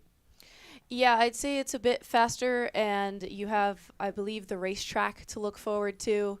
That's like kind of I think that part's mostly double track out there. And it's just fast, it's flat, it's like a track. And so you can gain speed there, cover a lot of ground, and move quickly. And again, towards the end of this lap, you're going to be passing the people that are like going in and out. So you're going to get a look at who's out there, how far in front of you they are, and what it's going to take to close that gap. And they're also going to get that feel for how far behind you are or in front of that you are. So yeah, that's actually an excellent point, because that then the mental game comes into play a lot more significantly, because when you can see your opposition and who else you're contending with. Sounds like JP Giblin is the second runner through. Having an excellent race. Wasn't a name that we had talked about at the very top, but definitely on all of our contender lists, and had gotten some respect from the community entering this race. It'll be interesting to see. I think we're probably going to see a lot of jockeying still over the remainder of the first lap even. And that was Jeff McGonahay. Joe, sorry, not Jeff. Joe going through String Bean. String Was that Bean in third? Okay. Okay. And that. Oh, he's further back. This is further back in the pack then. Finn, I was wondering the same thing because Paul Giblin was the winner at Haviland 100 the first year I was out there. So I don't know if JP is related to Paul, but I'd be curious to find that out. So it's interesting to see like such a strong pack of men working together. I feel like that just kind of changes the race, and it's no longer your race that you're running. You're running the group's race at that point. And I think that's going to affect some of these runners in the second loop. Yeah. The effects of that are certainly going to play on them, whether it was a good choice or maybe they'll find that they have some more tank in the gas that they didn't expect. And it's funny that you mentioned that, because not everybody that runs in the pack is going to be good with it. Some of them are going to be doing it because they feel they draw some strength from it. Others are not comfortable running in a pack. I saw that at Hard Rock with the lead pack of men. We had Dakota, Francois, and Killian up front, and Killian and Dakota seemed cool with it, but Francois seemed a little bit less comfortable, at least as they were coming into Ouray. So some of the runners are going to be using that that pack grouping as a springing point. Others are potentially just hanging on at that point. So we'll see what happens. Obviously, it's still so early in the race, and we're just seeing people get ready, to jockey for the second half. Is that Courtney DeWalter on our screen? How distinctive of a runner are you if we can catch a bit of a pixelated drone shot? No. Yes. Between the long shorts and the long white T-shirt and red pack, it's one of those runners that you can pick off from a further distance, even Three if pixels. Three Yeah. pixels on a screen. Pretty much. Yeah, I think too, her just like stride is also pretty distinctive. I'd say she has a pretty high cadence, when you watch her run, it's interesting because to me, like, it doesn't seem like she's running that fast, but yet she's throwing down these splits where you're like, what the heck? But you look and she's just like, dee, dee, dee, dee, dee, just going, and it's so impressive. But I think you can also tell from her stride. Yeah, very relaxed stride, very easygoing when she's out on the course. Mm-hmm. And sounds like String Bean just hit Yaya. Is that what we're hearing? Okay. And that is the Yaya aid station out there, roughly mile 27, the last aid station before the first loop is completed. Looks like who is the Patriot out there? God bless America. Haven't seen a lot of standout race kits today, but that one definitely is an eye catcher. That is hard to miss. Yes. Indeed. But if they're having a good time out there, then that's all that matters. So. Yeah, if you have something fun, might as well wear it. I wore my cowboy boots today. Yeah. Being Texas strong, through and through. Got to represent the great nation of Texas. As somebody who's run this course, why do you feel like it's so difficult for runners to have a low positive split or a negative split on this course? As far as like why it's hard to negative split this course? Yeah, I mean, nobody is ever Right. negative splitting this course, and even a low positive split is very difficult for a lot of runners to Yes. attain. So why do you think that is? That's a darn good question that I've been asking myself. I think it really is in how sneaky this course is. Okay. I'd say. Yeah, I think you can train on it, and that definitely helps. But just like the short little climbs, I think they kind of add up, but I'm not even sure it's that. I think it's more when you're running on the rocks, it's mentally challenging, especially on the second loop, because there are a lot of loose rock. And then there's some super rutted out places where you're like stepping down and the trail is all of a sudden up here and you're like having to hold the trail and step down, or you're just like jumping off that. And so that's a lot of impact on the body, on the knees, and that starts to build as you continue racing and as you're 50 miles in trying to finish strong. I don't know, because even Jim has the course record. It's wicked fast, and there's still, I think he was like, 3% positive? I think 2 that's or 3% about right. positive. And so, I don't know what it would take to negative split this race. I just am not sure. And I don't think that's a very good assessment. I wish I had better words for that. But it's an honest one. That's but I think really it's just what like matters. mentally, it's really tricky, and the course sneaks up on you. Cindy Lou Who has an interesting point. As a way to pull herself away from the live stream, she's going to go run around the block every time she hears the word interesting. Interesting or exciting? I'm excited to see. That's another good one. Could be easily a quick drinking game as well. But it's a little early for that, isn't it? Well, it depends on where you are. I mean, it is the weekend. It's 10 a.m. here locally. It's 11 a.m. on the course, and it is 5 o'clock somewhere. So Indeed. you can approach the digesting of this live stream any way you please. I mean, we're going to be out here quite a while, so you can be hanging out. Is that Courtney on screen? Yeah. Sure is. Again, very distinctive race kit and stride. Just looks like she's out for a Cruise. Yeah, she's on a cruise and training run.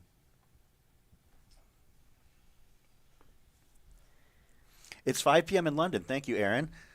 So if you're watching There you go. in England, then you can raise a pint and Cheers. yes, cheers. I'm still working on coffee, but I'll probably wait until it is 5 o'clock here and we are off the air.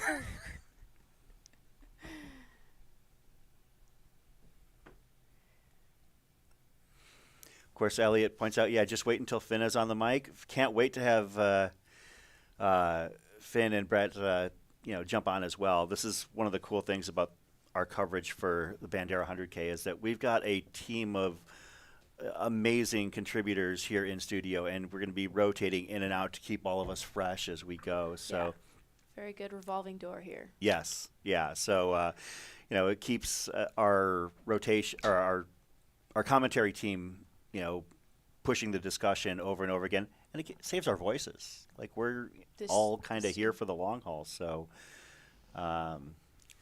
Jake Jackson in the chat. I love seeing Jake watching. Good morning. Thanks for tuning in with us, Jake. Of course, the last time I saw Jake was at Desert Solstice, and throwing down his usual 100 plus in a sub 17 fashion.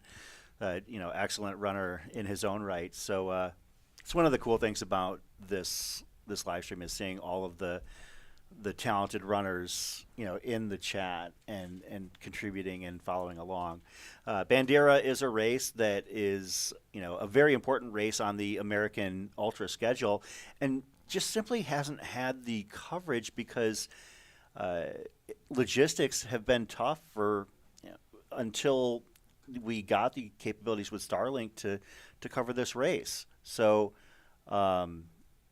it's just a completely different game now. Like this is showing that we can cover races that previously were limited to Twitter updates every 4 hours. Mm-hmm. So, I remember, as recently as, the last couple of years, trying to figure out who got the golden tickets at Bandera was a very tricky thing to... You had to want it. Yeah. Yeah, you really had to want it. You had to be following the right people on Instagram or Twitter. And then if you were lucky, maybe iRunFar would do an article like a couple days later or something.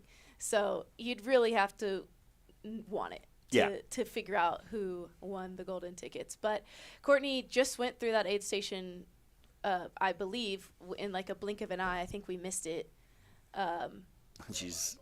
We still have eyes on her right now. That's who's on the screen running, keeping a strong, steady clip, but she was in and out of that aid station similar to the men we've seen today, where they're taking no time, spending no time in there, being as efficient as possible. And this is a race you can definitely do that on because there are so many aid stations and they're all fairly close together. Yeah, nothing. You really don't even need a pack for this race. The times I've raced it, I had gels in my pockets and a handheld water bottle for the most part. And you're able to just swap those out pretty quickly and give your trash if you want, and then swap your goos or whatever nutrition you're using. So it's speedy in that regard, that you really shouldn't be wasting time in the aid stations unless there's like a major issue that you're trying to solve. And I gotta say, like, I think we've seen, with the dropping times and the increased speed of the runners, they know they can't spend a lot of time in transitions and aid. And, I know in a lot of cases, the idea of refilling your pack has been replaced by replacing your pack. Those seconds matter. And that's kind of filtering down even to, the non-elites as well. Like I've noticed that at some races where, rather than having to fill your bottles or refill your pack, it's basically having 2 packs or 4 bottles if you're going with handhelds as well. So, in a race where it's going to be this tight and this competitive, seconds are going to matter. So we'll see, those transitions. It's almost like an indie pit crew at this point. Absolutely. I practice my transitions. I don't know if anybody else does, but for the Black Canyon 100K, during COVID, we weren't allowed to have crew for a lot of that. So I practiced opening up my drop bag, getting out my pack, and moving on as quickly as possible. And I think I spent all of 2 or 3 minutes in aid stations at Black Canyon 100K. Because I came prepared, and I know that seconds add up, and that's seconds that I'm going to have to make up with my effort. Yeah. And why would I do that if I can just have a quicker transition? And so I think a lot of people are picking up on that. And it's fun to see, because now we're like, you can't just get ahead with a quick transition. You got to get ahead with a quick transition, and you've got to have the fitness and the technical skills to run a course like this. Yeah, it's been amazing to see, how quickly the transitions are happening now. It's if somebody's static for more than 2 to 3 minutes, we're almost beginning to ask questions at that point. Right. Even, the idea of a leisurely stop and grabbing a sandwich or something like that. I mean, you're taking that sandwich on the run. You're stuffing, all sorts of food into your pack. That's something that you just see at this level of race at this point. Yeah, because why eat and walk when you can eat and run? Yes. And in some absolutely. cases, in the longer races, you might have to walk and eat because your stomach might not be taking in anything because of heat or intensity or the climbs or what have you. But yeah, if you can do it fast, why do it slow? Absolutely Simple right. as that. Designed for winter trail running adventures, the Catula Exo Spikes footwear traction are at home on ice and snow as well as on dry, rocky ground. 12 ultra-durable tungsten carbide spikes provide an impressive amount of grip when you need it and stand up to rocks and other abrasive trail features when you don't. Exo Spikes will inspire you to follow the trail less traveled even when it's covered in ice. For more information, visit Catula.com and use code Bandera10 for 10% off your order. Won't be seeing any Catula spikes on this course today. Probably not. Yeah, I don't think ice is in the forecast. So I think that they're going to be more worried about staying dry than anything else. Yeah, y'all had mentioned if people might be switching shoes, and that is not what I would recommend for a day like today. Basically what happens with this mud is you see the grass, you see the mud. The grass isn't really rooted in there, and so you get one cake of mud, and then the grass kind of starts sticking to that, and then you get another cake of mud that sticks to the grass, and so it just creates this beautifully texified cow patty on It's like both of building your shoes. an adobe house on your foot. Exactly, and they weigh a solid 5 to 10 pounds, I'm sure. So that's unnecessary weight that these people are carrying around. But hopefully as the day goes on, it'll dry out a little. But I know that 2017 year, that looks like Charlie, maybe? Charlie Ware coming through. Charlie Ware hitting Yaya, that would make sense.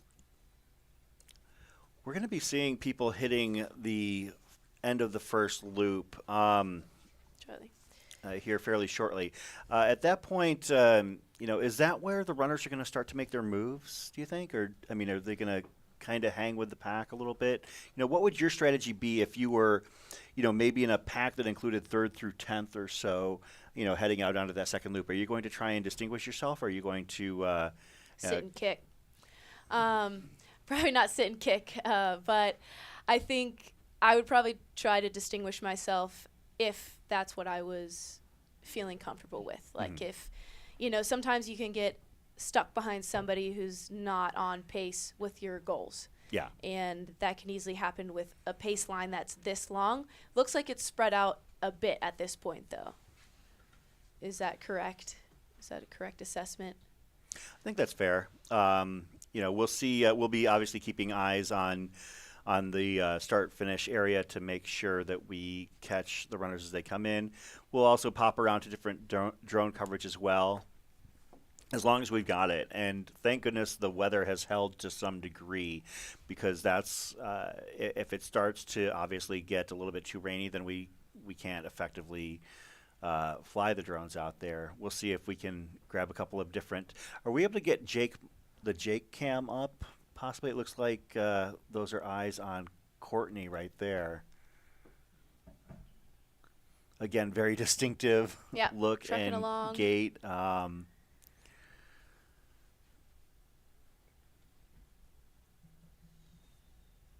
We will, and for those that are wanting a more specific and dynamic update, we will do what we can.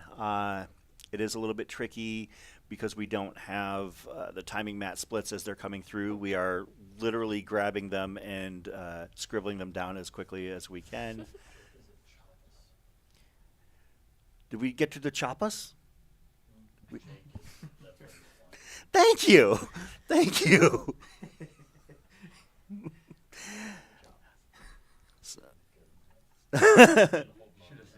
Oh, totally. That was pocketed days ago. So when we do have eyes on the lead pack hitting that first end of the loop, we will get to the Chapas.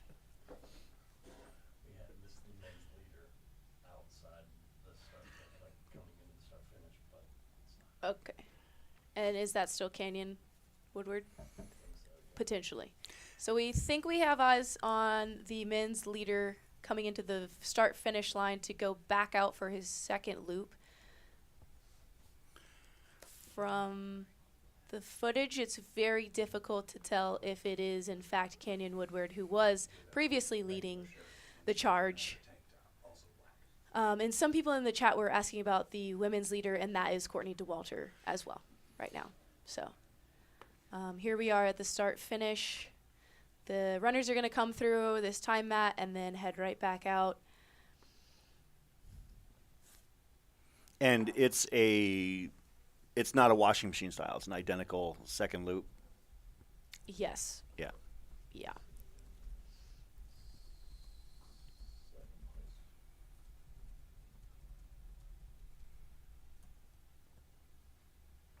And as you can see, we've got eyes on Yaya right now, and we will be flipping back and forth between Yaya, our drone coverage, and the start-finish line. So we will be doing our best to keep up with everything that's going on around the course. Obviously, as time goes on, the lead runners tend to spread out a little bit, which makes things tricky. I mean, for instance, we've only got one on-course correspondence team, so, you know, Leah, as talented and amazing as she's been today, it's hard for her to be in two places at once. So we'll do what we can to try and keep up with, the top men and top women packs. It's especially difficult to keep tabs on both the men and women leaders. Courtney will most likely, I have a feeling, probably work her way into that top 10. Agreed.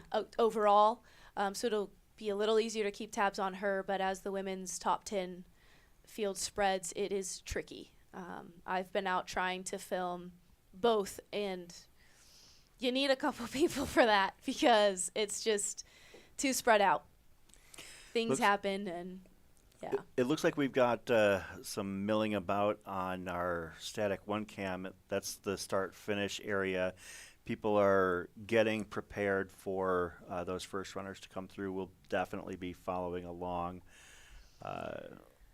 with that area and making sure that we've got eyes on them. I will say that I noticed more spectators this year, and maybe it's just more crew out on the course than previous years.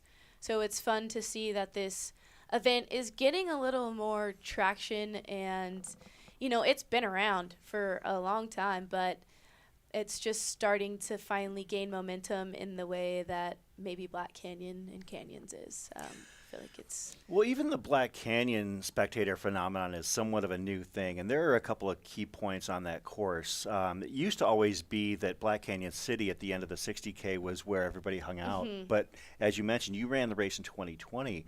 As a result of that, an interesting phenomenon took place, at least as far as local running groupies such as myself discovered that Table Mesa at mile 50-51 is a lot closer, and you can access that very easily. And it's become a party. Yeah. Like, Table Mesa is ridiculous at this point. I mean, there are hundreds of people hanging out, you know, cheering people on, tailgating, and it's a dirt road. You know, leads 5 miles off of Interstate 17, but people will go out there and stay out there well into the night. And that's one of the things I love about the trail and ultra running scene is that we're starting to see that kind of following it, not just Western states, not just at Hard Rock, but at other events as well. Like I never thought we would see like multiple spots on the course at Black Canyon where we have, you know, dozens, if not hundreds of people hanging out. And, you know, I would love to see that at Bandera as well, because it sounds like it's the kind of course that's conducive to being able to like hit different spots and follow along the race. Yeah, the trails pretty much just outline the roads. So the roads are going to take you everywhere you need to go, and most of the aid stations are just a quick little hike in, if that. So not too hard. As you can see, we've still got some of the lead pack hitting Yaya. Yep. And we will also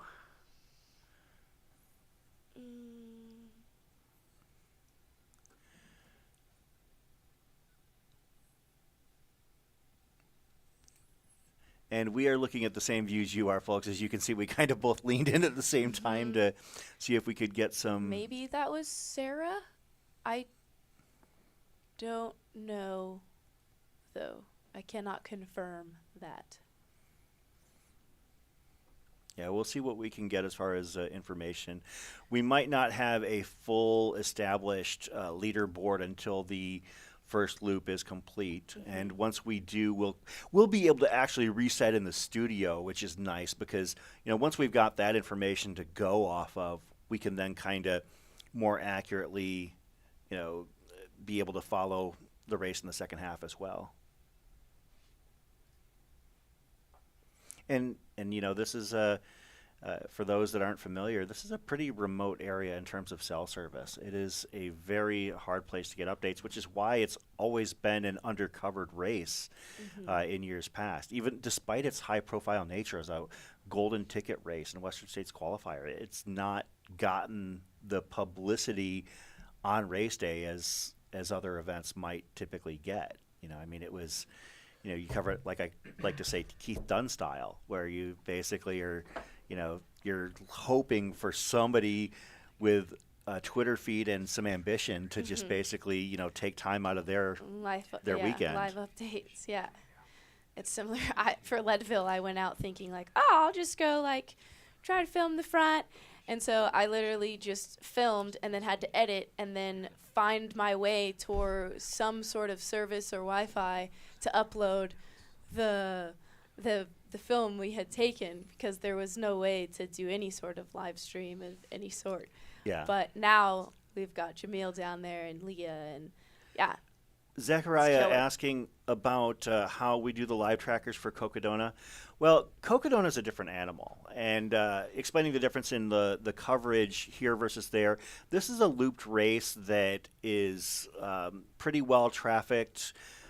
So we don't have anything further than timing mats or anything, whereas Cocodona is a different situation where runners are going to be out in 15 plus miles between aid stations and out in very, very isolated areas. So they are going to be wearing trackers, in a race such as Cocodona and Hard Rock as well. And that's why you can follow those races, a little bit more closely because they share that tracking information, for those races. Whereas Bandera, it's a straightforward, two-looped race, and we don't need to have runners wearing GPS beacons as a safety precaution because it's such a well-trafficked course. So, right. Any minute now, we should be seeing the lead guy come through for his first loop.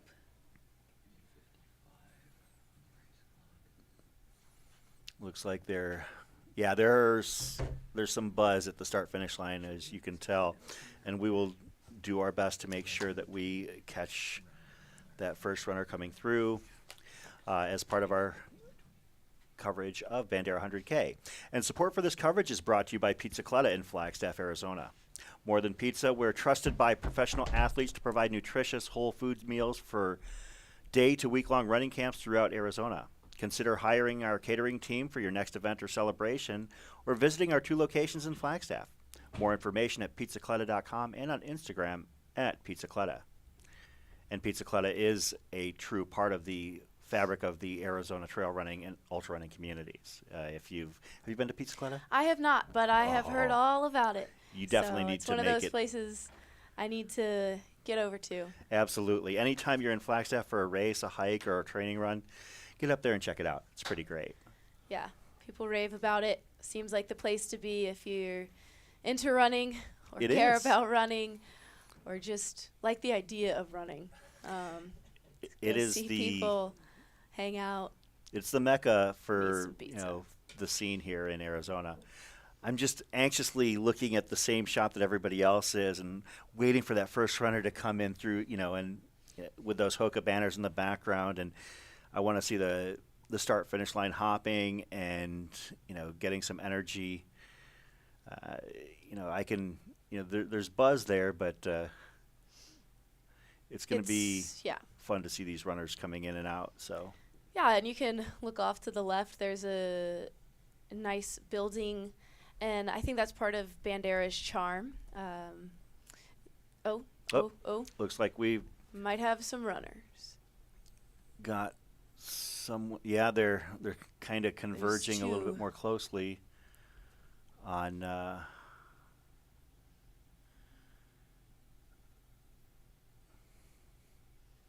We have some. Yep, there's here somebody we go. taking photos. Who is? Looks like we've got our first 2 runners in. Canyon and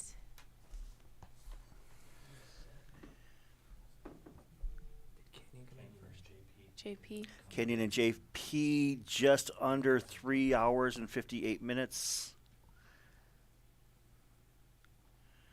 We'll see who is quickest out. So we do have our first 2 runners hitting the 50K mark at Bandera, 100K in Texas. And JP closed the gap. He, in fact, closed the gap. Yeah, absolutely. So, there was a slight gap that he was quickly closing, and he's done it. So now, let's see he looks like he's taken off. I'm showing that Brian Curl is hitting the timing mat as well on the Bandera timing mat. But, or wait a minute, is that a different data point? Nobody knows. Interesting. I guess we will just see what we'll see with our visuals here. So, yeah. Okay. Is Leah at the start-finish line then? Okay, Okay. cool. We will be getting a live update from Leah Yingling as soon as possible at the start-finish line. She will give us more accurate information than we've got. Oh, that was from Leah? Okay. So Canyon and JP Giblin coming through, and we are not sure about the third place. If that Yeah, person has I'll come have through or to not. retract what I said yeah. about who was in third, so we'll just pretend I didn't say Yeah. it at all. Live TV, Disregard. folks. There's nothing quite like it. But once again, we're here at Bandera, 100K, a golden ticket race. People are fighting for those 2 golden tickets. It's 11:30 a.m. in Bandera, Texas. We just had our first male and second male come through. JP Giblin and Canyon Woodward. The hype at the start finish has definitely increased as there's many more people standing around here waiting for their runner to come through. This is a good time to reset, if nothing else, your mind and really start thinking about how you're going to execute the second half and finish of this race. Yeah, that's an excellent point. What is the mindset of the runners, you having run this race before, as they've finished that first loop? Is it, on a day like today, are they feeling good? Are they just kind of taking in? Maybe did they want it to be? Are these the conditions they hoped for even? These are probably the least favorable conditions you could have at Bandera, just with that mud. Mm-hmm. And I'm not out there, so I don't know if it was as bad as 2017, but that year was pretty horrid with mud and caking.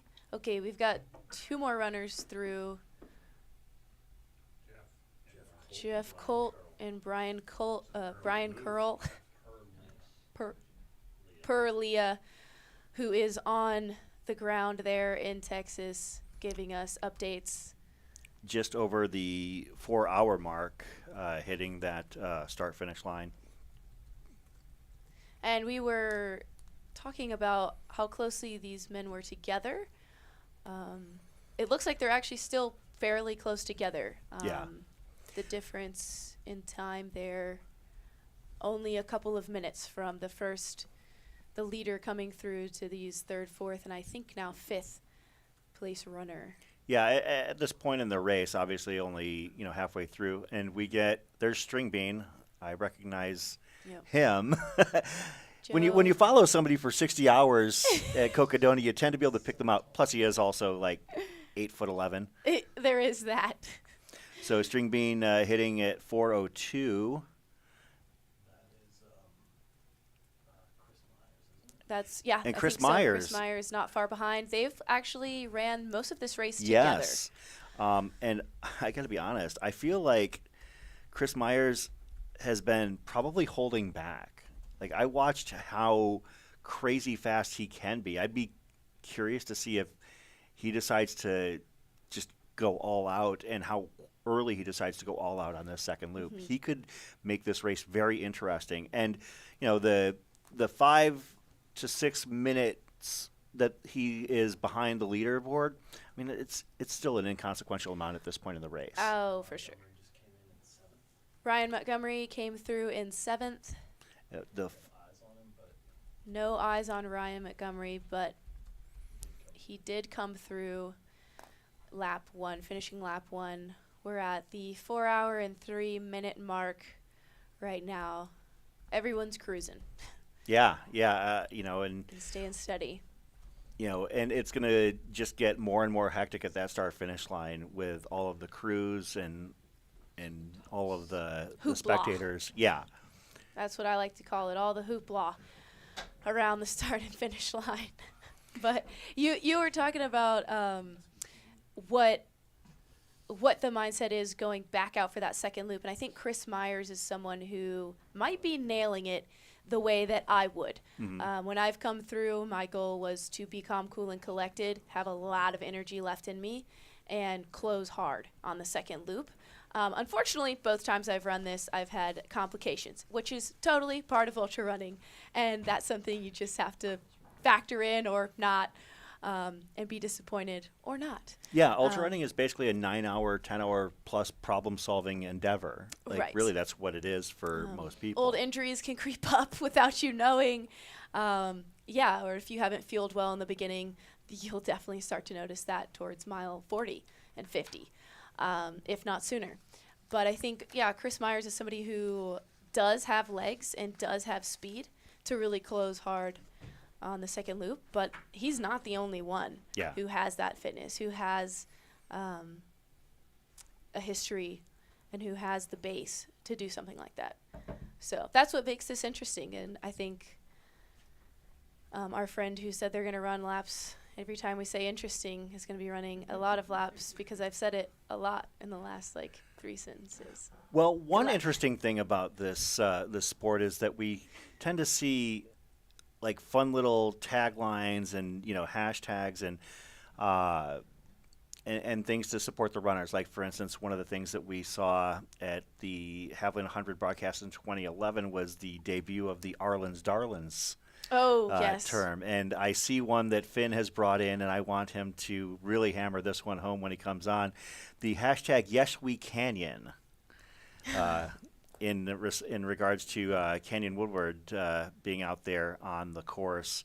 And if you've got some creative, family-friendly ideas, feel free to drop them in the chat, because we will definitely share some of these, fun hashtags that we see, in the chat here at the Bandera coverage. Yeah, we're still waiting for Leah to get set up so she can give us a more in-depth field breakdown for these top probably 10 men at this point. Anthony Lee in 8th, Chris Sandifer in 9th. And that was 2 minutes ago. And we're getting an update from our drone team, Game On Live Studios, an update from Nachos, which is across the course, but important and going to be a key factor in the second half of the race. The humidity's lifting, the trail is drying, and shoes are mud-free. Minimal to no wind, overcast, mid-60s. And that's coming from Nachos, which is going to mean that business is about to pick up. Mm-hmm. Alex Miner in 10th. That looks like Leah is good to go, so we're going to send All right, we do have Leah Yingling on the course at the start-finish line. Leah, can you hear us?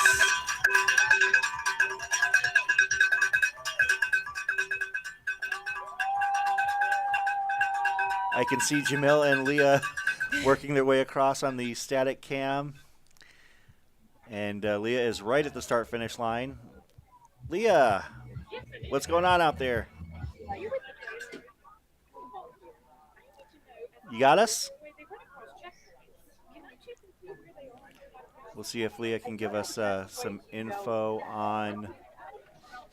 Can you guys hear me? We can, absolutely. You sound great. Tell us about what's going on out there at the start-finish line. Okay. Can you guys hear me? We Yes. can. You, All right. We just had the top 10 men come through. Leading, we had JP Giblin and Canyon Woodward come through together, which was an update for me. Early.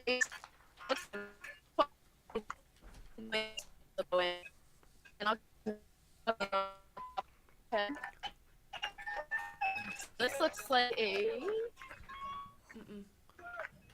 08 first lap is what we're looking at so far. So I think the lead men came in right around 4 hours or so for their first lap. But we had JP Giblin and Canyon Woodward leading in first. And then we had, I think it was Jeff Colt, Brian Curl in third and fourth. And that was amazing because I think they were back in like 10th to 13th for most of the earlier day. And then it was String Bean in fifth, Chris Myers sixth, Ryan Montgomery, Anthony Lee, Chris Sandifer, and Alex Miner. And I think all those guys were within roughly like 3 minutes of each other, especially like 2 through 6. So it's heating up. And I think a lot of those guys we saw in the back half of the top 10 and kind of like 10 to 13, like Joe, Chris, Jeff Colt, they're making their moves right now. And it's getting really exciting. And it's warming up a little bit, getting a little toasty. A couple of notes on the top 10. Thank you very much for that information. A couple of names notably absent from that top 10 based on the early part of this race. I didn't hear Ryan Atkins or Charlie Ware. Are you surprised that? Ryan Atkins and Charlie Ware aren't through yet, and I don't think John Kelly is either. That's right. Yeah, John Kelly as well. Are you surprised at what we've seen so far, or do you think that it's still holding to form? I mean, I think it's playing out kind of how I expected it to early on with some of those guys who typically run really smart and take a conservative, doing what they do, which is work it on the second lap. So I'm not really surprised. It looks like Ryan Atkins probably fell back quite a bit. I know I think he was leading the race at Boyle's aid station, which was the first one of the day. And the gap did seem to be growing a little bit with him and the rest of the field at Chappas. And I think he was probably, maybe top 10, maybe outside the top 10 last time we saw him. Looks like Caleb Bowen just left the aid station with pacer Sarah Beal. And I think, probably about 11th or 12th for him. Okay, at this point in the race, I mean, I'm kind of eyeballing at about a 9-minute split between first and 10th on the men's side. It's still so inconsequential, and I think you'd agree, especially because we're getting reports on the other side of the course over at Nacho that things are starting to dry up, so things could get really quick here in the second half. Yeah, the men's race is tight right now, and I think it's really anybody's game. We'll take you through the aid station while I chat. But yeah, it's really tight right now. It looks like probably 4 to 5 minute gap, and Brian and Jeff, Joe, and Kamaya were right together. So different start finish area right now. We've got the aid station, lots of lovely volunteers. The runners come through this way, and then they wrap down, and then they head back out for their second loop out the other side. So finish line will be right over here. We'll have our golden ticket winners in hopefully under 4 hours from now. And then we started the race right over here today. Very great. Awesome. Do you think, okay, obviously this has been, the talk of this race for this week, the idea that nobody is negative split it. Do you think that today, with the conditions seemingly getting more agreeable in the second half of this race for these lead men, do you think it's possible today? Yeah. I think it could be possible. I don't think anybody's going to do it personally. Yeah, maybe Jeff Colt looked like he was on fire coming through here. So I could see maybe somebody like Jeff Colt, Brian Curl doing a negative split today. Maybe Chris Myers too. He looks great. Looks like we got another guy coming through here. But I think the conditions were just a little too muddy early on that it probably tired some of these guys out. Looks like we got probably like 12th-ish place here. It looks like bib 258, I believe. Let's check him out in the aid station. Excellent point about the fact Looks like he's doing a quick. that people were taking on extra mud on this course. Yeah, extra energy expended. Yep. I think that's a good question though, because yes, the course, the first lap wasn't as favorable, and now they're getting maybe quicker, a quicker trail for the second loop. But I would be very impressed if somebody could negative split this race. Looks like that is Andrew Simpson, if you said bib 258 from Pennsylvania. Andrew in the aid station right now. Looks like he's taking some Pop-Tarts for the road. Yeah, and what's really funny is that he is looking like he's moving really quickly in and out, but we're so used to people moving even faster that his 2 minutes in there is one of the longest breaks we've seen, longest stops we've seen for this first group of runners. I think so. Like, I think this is where people will spend time if they're going to spend any amount of time. It's a nice spot to refresh and like get after it. This next section beats you up. I think on the first loop it beats some people up, but I think it especially beats some people up on the second loop. Oh, looks like we got Ryan Atkins coming in right here, bib number 4. Looks like he's still moving well. Quip crew spot here. Yeah, and that's Ryan Atkins. Looks like he's cooling off. Must be feeling a little warm. It is actually, it's probably getting upwards of 70 now. So about 70 degrees, humidity's out to play as well. That always makes it feel hotter than it is.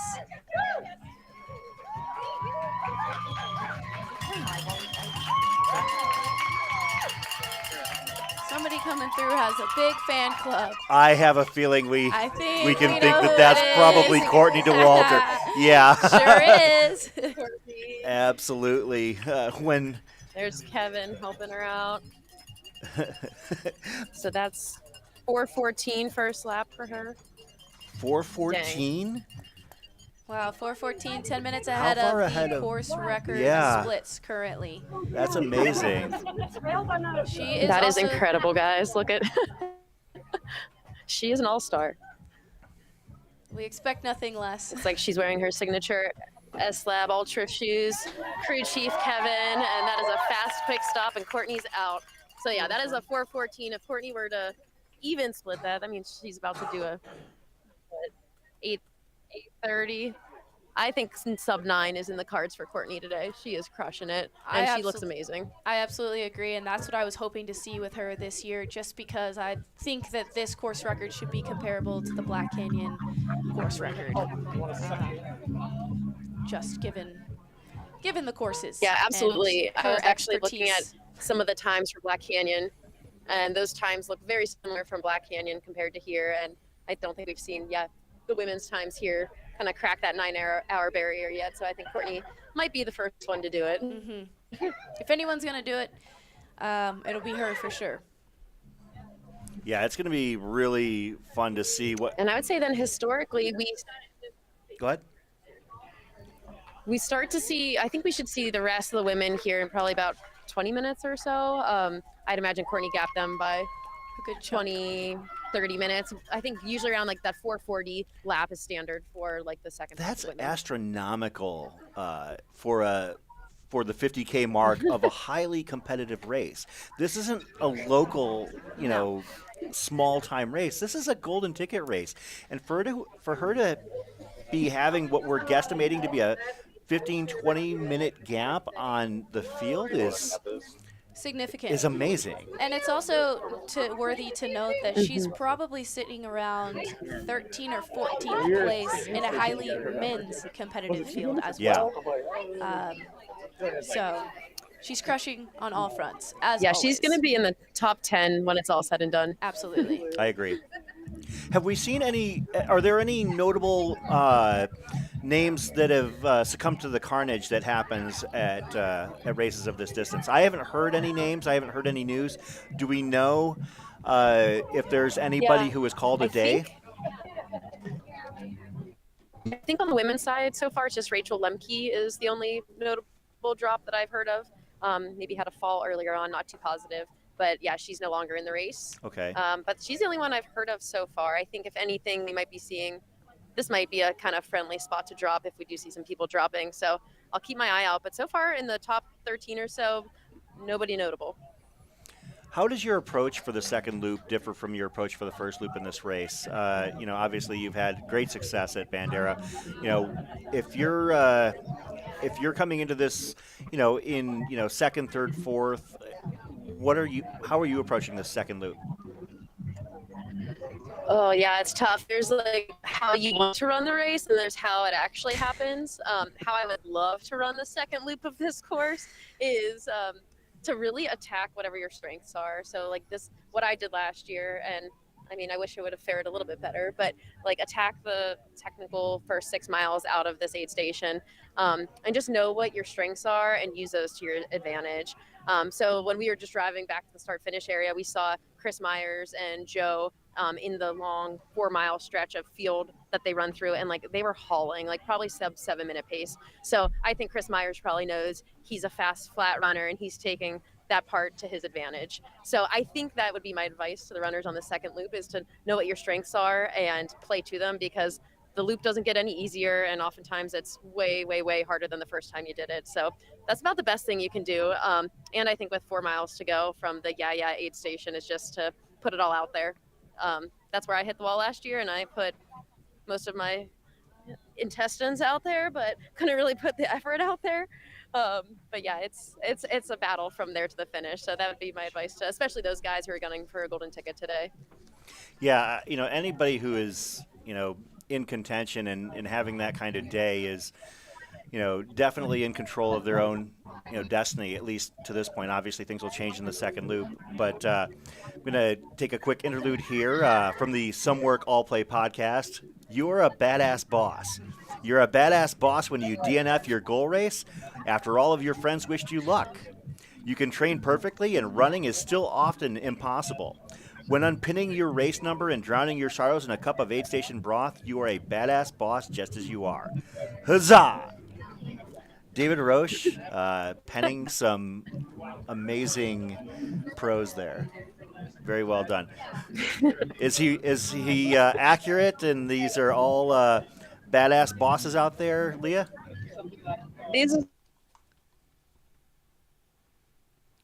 We lose Leah's audio out there. Looks like we might have lost Leah's audio. So we have some idea of where we stand on the women's side. On the men's card, it's chaos. Yes, absolute chaos, but in a good way. How about we recap the top 10 in order, so that everybody can get a handle on that, and then it's pretty simple for the women's field. Courtney Dauwalter crushing out front, 10 minutes ahead of course record pace currently. Yeah. On the men's side, Canyon Woodward and J.P. Giblin came in lickety-split 1-2 at about a 3:57 mark. About 4 minutes back, third and fourth were Jeff Colt and Brian Curl. About a minute behind them was Joe Stringbean McConaughey and Chris Myers. 4:03, Ryan Montgomery in seventh. Eighth, about a minute back, Anthony Lee. Hot on his tails was Christopher Sandifer at the 4:04 mark as well, and Alex Miner rounding out our top 10 at 4:06.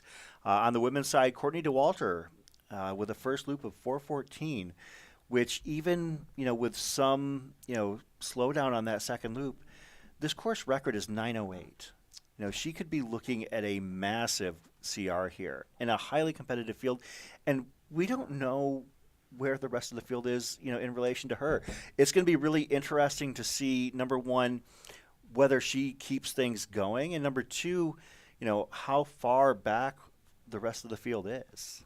Will fall or will be able to gain. Yeah, it's anyone's race. behind Courtney, I'd say. That's going to be my bet. I think that's probably everyone else's bet out there today. Everybody knows how strong of a runner Courtney is, as well as how wise of a runner she is. She's not one to go out and blow up. Yeah. The pace she sets is going to be one she's comfortable with holding. And it's not going to be comfortable, I'm sure, in her shoes. She loves that pain cave, as we all know, but she's going to be comfortable with that pain all day long. And I think she also has the perfect mindset to handle that first loop today with the conditions given, which were muddy, rainy, wet, potentially a bit slick on some of those climbs, because some of those climbs are kind of like weird rocky, almost not slick rock, but rock offshoots. And so, yeah, she's got that mentality to carry her through, and now she's on to the second loop. Yeah, Harvey White, imagine not putting Courtney first in your free trail fantasy picks. I'd be curious to see what percentage of people did not. Because she's had an amazing season, and she's looking fantastic out there today. Looks like we might have do we have a Chappas, Cam? Can we get to the Chappas? Chappas. I am gonna just ride that one all day long. So, is this a coming or going? This looks like a coming. This is Oh, kind this of is the back back of of the the pack packet. right here. Runner 56. For those of you who might And- know 56, runner 56. And for those of you that are, that are asking about, the runners further back, normally in some instances we would be sticking around, but we're concentrating on the golden ticket aspects of the race today, and we hope that you'll understand in that regard. This is a labor of love. This is not this is not a race happening in the Aravaipa backyard where we're going to be out here for 30 hours like at Javelina or 125 hours like at Cocodona. Mm-hmm. This is meant to cover and capture the golden ticket chase at the front of the pack, and it's just a little bit of a different thing. Our broadcast is only going to go into basically the top men and women finishers. So for us, it's a relatively short work day compared to some of our live streams. So. Right, and that's not to undermine anything that these people who are Exactly. seeing here are doing. It's all, as the Roaches said, you are a badass boss no matter what, and that has been consistent throughout the day. I think the other one was, you are enough. You're totally enough, even when you're injured. Wherever you are in this race, if you've DNF'd already, if you're just out for a leisurely day, if you're walking just to get it done for your first 100K, everyone deserves to be recognized and deserves to be touted on, because this is not an easy sport. It's not comfortable, especially with the conditions today. And these people are out here putting in the work, doing it, and getting it done. So, Yeah, Harvey, I mentioned Courtney's having an amazing season. It's only January 7th. I was including what happened at Grand Raid like a month and a half ago. I think that still qualifies as part of this season, depending on how you look at the trail and ultra running season. But everybody has their different perspective. For us in Arizona, the trail and ultra running season is quite different than it might be in the Midwest. So, right. And that is worth noting, that this is one of the first significant races in the ultra running season. And so people have to train for that differently, whereas many of the people in, say, Colorado are transitioning to skiing, and maybe it's their off season right now. Courtney didn't do that. Everybody who's running here, they've been training in the lead up for this race. yeah. And that's going to affect their race schedule and their summer schedule as well. You want to come and play? Sure. All right. I'm going to actually step away for a while. I've had fun. Viv, it's actually been great to, Yes. first of all, meet in person. Second of all, So fun. share some time with you on the live stream. But part of the cool thing about this live stream is that we've got a full team of capable, talented people that I get to just hang out with. Like, I am just a running groupie. We have actual, runners with talent, and we have runners with history, and we also have amazing journalists here with us. I am just here to read things in a very authoritative voice. That's literally all I bring to the table on a day like today. But I'm going to step up and Finn. Awesome. You can Thank jump you so on in. much. Yeah,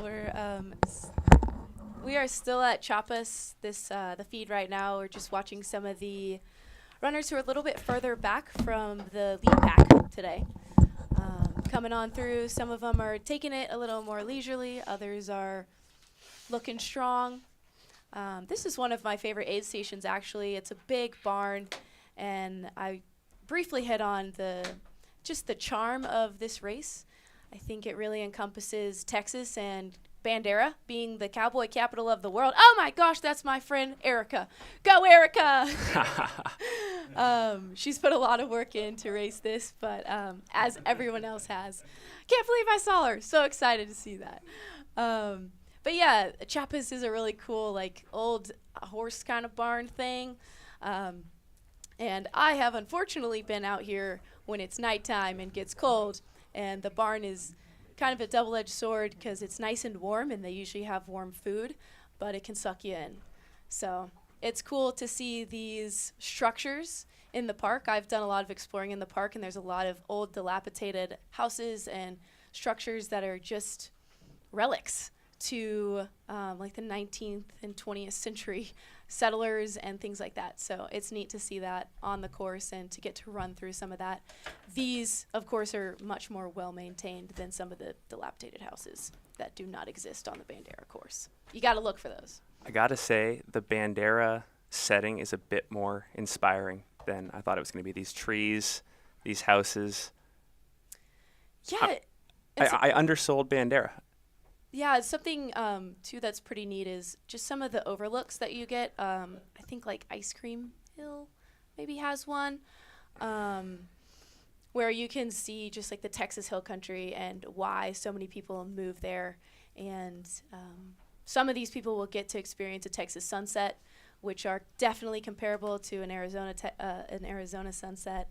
I don't know if they're as good, though. Now that I've lived here, I'm kind of like, there's some competition there. I have to think about it. But yeah, Texas really is a beautiful state, and the Hill Country is probably one of the most beautiful places in Texas. And we're back to the start-finish line. When should we expect the rest of the lead women's pack to come through, in your estimation? I'm probably going to go off of what Leah said. She seems to have a really good handle, one, on the field because she's there. She's able to read the vibe of everyone. But also, I think she said maybe 10 to 20 minutes. My guess is going to be closer to the 20-minute mark. Okay. Courtney's pace just looked like a metronome. Like, she's always kind of like that, but it looked like on some of those flatter sections, she was maybe opening up a little bit and creating a larger gap. And so she came through at 4:14. We're looking at 4:30 now. So yeah, within five or so minutes, I would expect the second place female to come through. We had, at the 21-mile mark, it was a battle for second between Enman and Bergeron-LaRoche, and I'll be curious to see whether a gap has developed there or if they're still racing neck and neck. That's really exciting to me. And I believe after that it was Kat Short and Amanda Basham in fifth. And, you know, we talked about this on the previous show, but Amanda Basham really, I was excited to see what she could do today. She told us that she was feeling a level of fitness that she hadn't been at in about 3 years. And the last time she had it, it was heading into the 2019 CCC. Yeah, right. One of the most competitive races in our sport. She finished second there. She was on the podium. And so personally, I have to wonder, is she reserving for the second half of this race? Can we expect her to make a massive push? That if I'm talking about storylines here, seeing what she can do in the second half of this race is one of those. just had very you interesting. now. Oh, what do we got? Leah. Guys, we just had Casey Enman roll through. Okay. Casey Enman in second place. It's like 4:31 first. I'm wrong. She's 4:31. kind of in and out here. It looks like she actually might be crewless here, so she's got a drop bag. Oh, Yeah, drop bag, what and a she's baller. getting in her stuff herself. So this is awesome. This is Pulling amazing. herself up by I her mean, just doing bootstraps. her thing. Look at that. A few spring energy gels, couple filled bottles, and she's off. So she won about probably 15 minutes right now. Yeah, she's looking awesome, and she's one of my idols. I think I put into ultra running. She was crushing it on the mountain scene in New England. I think she does look it now. So yeah, and I think she might be 40, 42 perhaps. So she's been on the scene for a while, and I think Yeah. this is amazing because I don't think she's on a 100K distance yet. So this will be really a fun golden ticket chase. Leah, I love the no crew setup. If Carl Meltzer is in the audience watching this, I'm sure he's proud. This is another victory for his argument.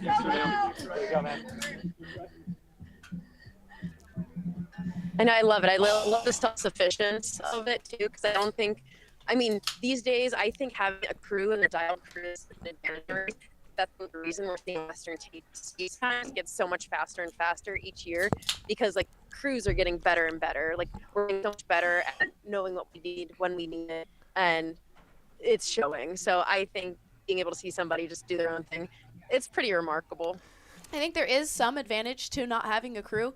I'd say there's more advantage to having a crew, but it can get hectic if you have 3 people trying to talk to you, and communication can also get skewed. You can say, no, I don't want honey stinger waffles, and somebody just hears honey stinger waffles and packs them in your pack, and you're like, how did these get here? So there is some streamline factor in not having a crew, but it's still a huge feat to just show up and crush on your own. And I will say, I think this is probably our top 20-ish right around here right now. Okay. So if Casey's in that top 20, that's pretty awesome as well. And I think historically, this 4:31 split that she just did is pretty similar to, I think like when Katie Asmuth won here, she ran like a 4:22 Right. or so first lap. Marianne was right around like 4:25-ish, 4:30. So Casey being in that 4:31 range, if she can hold it together on the second lap, I think she could be in that like 9:15 to 9:30 range for sure. Leah, any word on Sarah Bergeron? 'Cause if I remember correctly, she was neck and neck with Cassie at the 21-mile 21 aid station. Yeah, she was. And we'll see here in a little bit. They were just together. And I think Catherine was actually not far back, looking a little bit better than Sarah at that aid station. Okay. So I would not be surprised if Catherine moved ahead of Sarah and since the last time we've seen them. But I'd imagine we should be seeing both of them in the next 5 minutes because it was a pretty runnable stretch. And then this last 4 miles into this aid station it's kind of annoying, kind of punchy. You can't really get in a rhythm. So I think we should be seeing them soon. And I think both of them are like Canadians who train on a variety of terrain. Like Right. Sarah's been training in the hardcore winter where she's at. And then Catherine's been training out in Maui on diverse terrain, getting on the roads, on the trails. So she does just about everything. So I don't think the flat or the hilly mountain miles will be much of a problem for either of those two. And I'm sure Kat is just slicing and dicing through the humidity here. This is nothing compared to where she was based in Hawaii. Yeah, I'm sure she's excited. Yeah, and I can't stoked. imagine. And like, it's probably about 70 degrees out here right now, and that really good for racing. Probably less good for droning cloud coverage right now. But it's nice. It's not sunny. It's not going to be roasting them if it gets upwards of 70 degrees. So quite pleasant, I'd say. Leah, I'll be really curious to get your take on how Amanda Basham looks when she comes through. We were just talking before you joined about how she's just at a level of fitness she hasn't felt since 2019, and I got to imagine if she's sitting in 5th or 6th place, she's reserving something for the second half of this race. I hope so. Yeah, I will say she didn't look as strong or chipper as some of the other women at the last aid station when we saw them. And she's just getting kind of serious and ready to do her thing in the second lap. Interesting. Yeah, she did seem in her interviews that she had this new level of understanding of life just with her 2 children and a calmness. And I find that calmness, the calmness that Courtney has is dangerous. So we'll get to see if she can put that into action. Because, yeah, a lot of this sport is mental game. And it seemed like she had a very good Yeah. mindset around this race. It's so true. Yeah, and I think regardless too, I think this is a great stepping stone for what's going to be an awesome season for her. I mean, this is her first long race back after a little bit of a hiatus, and like she's a crusher. She knows what she's doing, and she knows how to race these distances. So I have that season ahead of her these next couple of years. Yeah, and I will say, like the ultra contingent out here is pretty solid this weekend. I think of any other like elite athlete team, ultra has seemed to me at least to have the biggest presence. Yes. They've got Amanda Basham, Nicole Bitter, and Alexi Pappas on the women's side, and then Ryan Montgomery on the men's side, who is in the top 10, I think running in 7th the last time we saw him. So I think they've got the biggest energy of any elite athlete team out here at the very least. It's fun to see a team come out. It's kind of reminiscent of the Jim Walmsley Nike days when the whole Nike team would show up and with like specific runners picked out for the specific race to grab those tickets. It's fun to see a team work together and have their people out there on course, not just through aid stations, but actually on course. Looks like we got Sarah Bergeron LaRouche coming through the start finish line now. So as a reminder, Casey was through here 31 about 7 minutes ago. So looks like we got Sarah here in 3rd place. And Casey was 16 minutes back of Courtney. Here, talk to her. Yes. Yep. Looks like she might take some headphones from her crew. Mm-hmm. A really well curated Spotify playlist can do wonders at this point in the race. Yeah, so far this is a 4:38 first loop for Sarah here. And I think our pack last year, me, Ellie Pell, and a couple others, we came through here right around 4:41. So I think she's up on what our kind of chase pack of women did last year. Looks like she might be a little tired, taking a couple minutes here. Kind of resetting. And I think Sarah just recently signed with Norda and is now with Solomon, a Solomon athlete for 10 years, and has now just made the transition over to a Norda athlete. Looks like she's cooling off with some water too. Must be feeling the heat. Norda, love it. And she's a Canadian runner, correct? So she's definitely feeling the heat if she she's trains been in training Quebec. in the snow and wintry conditions. Yep. Exactly. She looks like she's been a big skier this winter too. I've been following her on Strava, and she's been logging equal miles of skis as she has been on foot. Leah, have you gotten any word on how Alexi Pappas is doing? I know that she hopped into the 100K last minute. Yeah, so she was back. She did. Yes, it's funny. She was signed up for the 50K, and I made the premature decision to tweet about her participation in this race this past week. And turns out she wasn't running the 100K like I thought. I was running the 50K, and then last minute last night. All right, we're back at Boyles.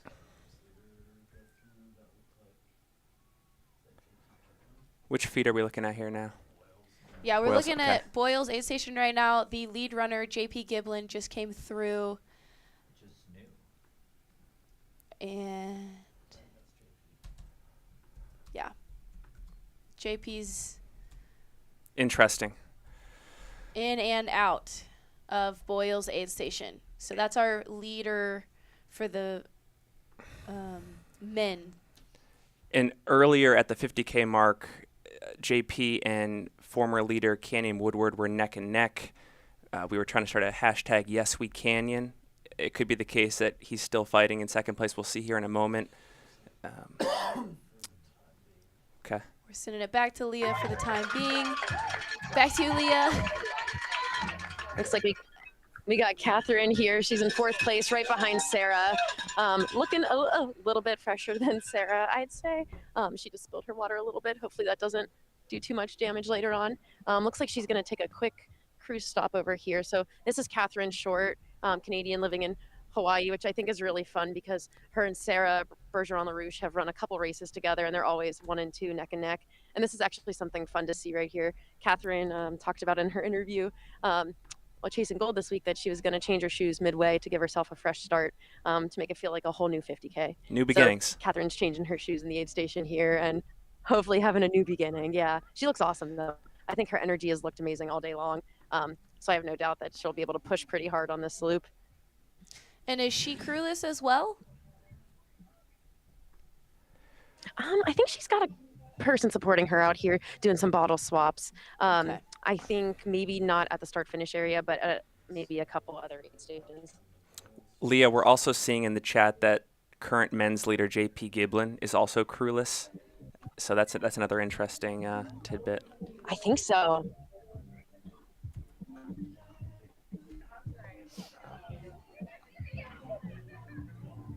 Leah, in general, as you've seen the men's leaders come through, the women's leaders come through, how have people been feeling generally? Do they look steady? Do they look confident? What's your read? I think the men's leaders, yeah, everybody's looked really steady. I think, I think everybody's been looking great. Good job, Catherine. Way to go. That's Catherine Short out of the aid station. Right on. She looks great. I think the only person that looked a little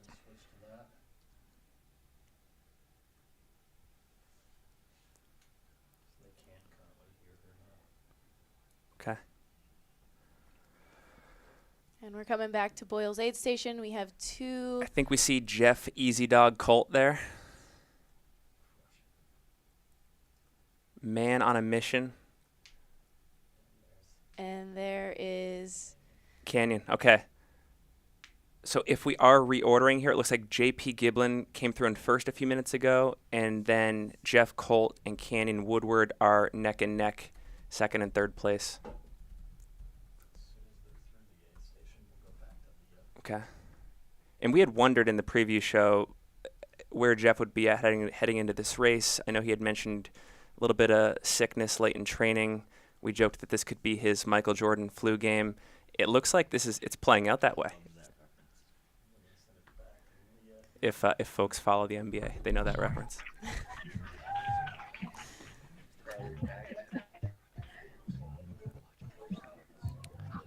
Look, we're waiting here, finish line, start finish area for fifth place woman. We don't have eyes on her yet, and still not sure who that might be. I think we'll have on the field. It was Amanda Basham, I believe. It was her in fifth. I think Nicole Bitter in sixth, and then Michelle Magagna, Walker, and a few others making up the rest of that top 10. So curious who that next fifth person will be, and if it'll be a ultra jersey, because last time that was who we saw in fifth. And Leah, I think we talked about it. I heard Corinne Malcolm talk about it on the Free Trail preview yesterday. You don't want to be behind Nicole Bitter in the second half of a race. She's a really strong late race closer, and I wonder if that's playing out this way today too. Canyon looks like a jerk after a month of Survivor. Too, and in one of her pre-race interviews. Sorry, Leah. They just put a comment up about Canyon here on the live stream. That's pretty funny.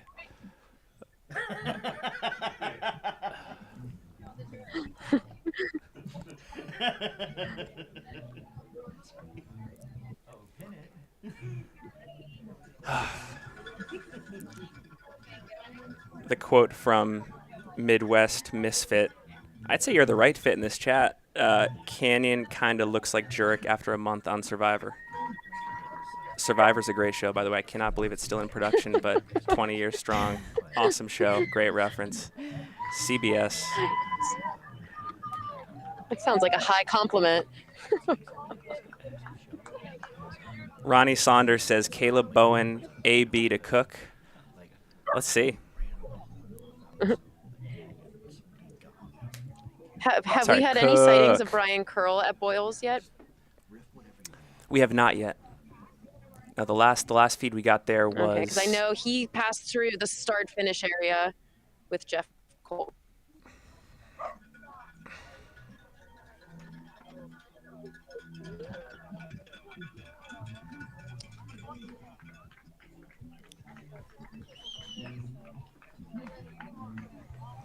When you were last at this race, what were some of your thoughts going through the 50K mark? Last time I raced this, going to the 50K mark, I was really pumped to get back out on the trail. I love technical running. I love running in general. So I like it all. But I was really excited to go Oh, for a second loop. looks like we've got our fifth place woman, Nicole Bitter. Good call. Wow. Coming into the halfway point. She looks awesome. We're doing a quick pacing with Zach Bitter, her husband. It's like a 4:47 lap. Pretty solid. That's usually standard for like a 10-ish, 10:15 finish. So I'd imagine if Nicole can keep it up, we're going to see something similar to that come out of her today. She's looking awesome. And with Zach Bitter along her Well, side. I Yeah, that was a very quick very stop. quick stop. Corinne said that, I think pulling out of Ultra Trail Cape Town late last year was probably the best thing that could have happened for her prep for this race. And I agree. It's going to be very interesting to see how this plays out. Yeah. And I think so. Nicole's been here a couple times too. She has the course knowledge. She has the experience, and I think she just knows what she needs to do. Also, she trains here in Texas, so I think these trails for anybody are going to be most similar to her and maybe Alexandra Walker, who's also in the top 10 for the women right now. Yep. Leah, we're getting some updates here on notable DNFs. Anthony Lee in the men's field has DNF'd, as has Corey Keene. I thought Corey Keene was going to be an interesting player in this. I think Shoot. coached by David Roche, among many other athletes in this race, 64-minute half marathoner, has dabbled in some interesting trail events. I thought he could have been a sleeper today. I guess things just didn't come together. He was in the mix early on. He was definitely in that top 10 group. And I know for Anthony Lee, it's his birthday today. Happy birthday, Anthony Lee. And, Happy birthday, Anthony. I know he missed a golden ticket by one spot. Oh, this is nice. We got Kareth Arnold coming into the aid station in 6th place. This is awesome. Yeah, I think she is related to Lottie Brinks. Lottie Brinks is crewing her today. She looks strong. She's running really well. And she's got some leg speed. Doing a little shoe swap too. Looks like she's going from some Ons to some Ultras. Ooh, battle of the brands. We're seeing Battle of the Brands play out in real time at Bandera. This is a great natural ad drop here for Ultra.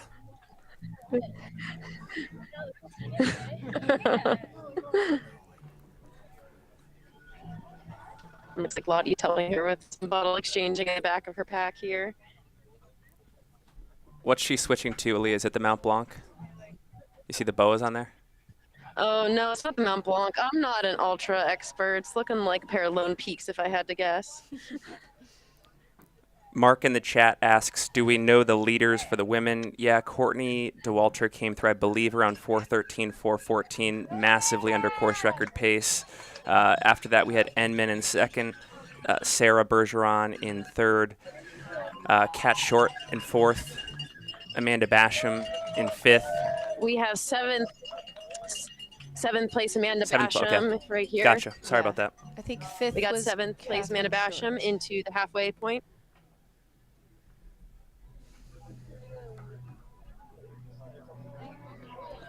So it looks like Amanda's doing a crew exchange with her partner Justin and Lucy Bartholomew. Awesome. That's a great crew. It's like she's drinking some soda. That is an not bad elite crew decision. right there. Mm-hmm. That's a pretty solid crew. So yeah, this is a 4:50 first lap for Amanda, and I know when she ran this last, I think she DNF'd after her first lap, so she's looking solid. Yeah, that was the year I raced it, and I was surprised when when my husband told me Amanda's DNF'd, Cat Bradley DNF'd. I was like, great, not for them, but for me. That'll get me some places because they're such strong runners. It's one of the things I love about the sport, success via attrition. Exactly. Survival of the fittest out here. Well, not so much, really. Not survival of the fittest, survival of the whoever can keep moving forward.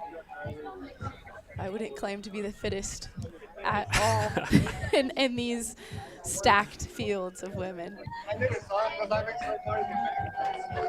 Looks like Amanda's got a belt full of spring energy gels right now, just whipping them out. So looks like she's probably Nice. fueling well. And a cookie in hand, I think. I could use a cookie right now.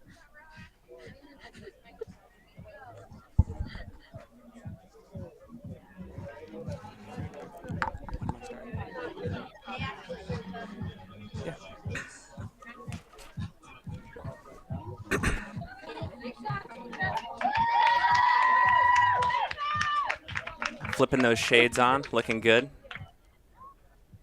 Oh yeah. A little stretching.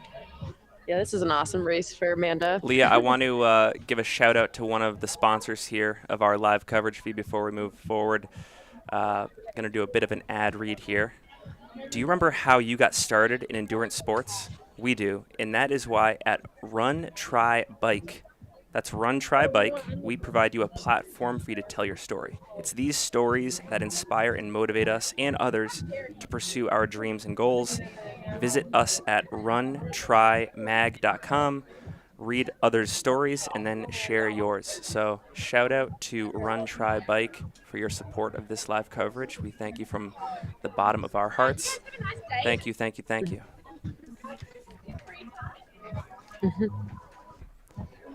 Looks like Amanda's doing some cooling off right now. Getting water all over. She's All sitting right, at looks like 3 she's minutes. heading out the aid station, 4:52. She looks great. Speaking of sponsors, Leah, Good job, Amanda. Leah, I got to sell you Yeah. on this Liquid Death. I'm a recent convert. It's just water. It's got ice in it. It's ice water. Cheers, by the way.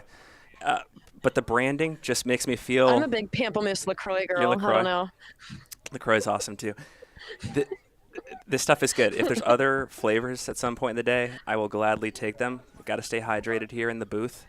But I don't know. Got to ship them to Texas. It's like a melting skull on the front, and I'm drinking water. So just The tagline is "Murder your thirst." murder your thirst. Doesn't get more intense than that, especially if you.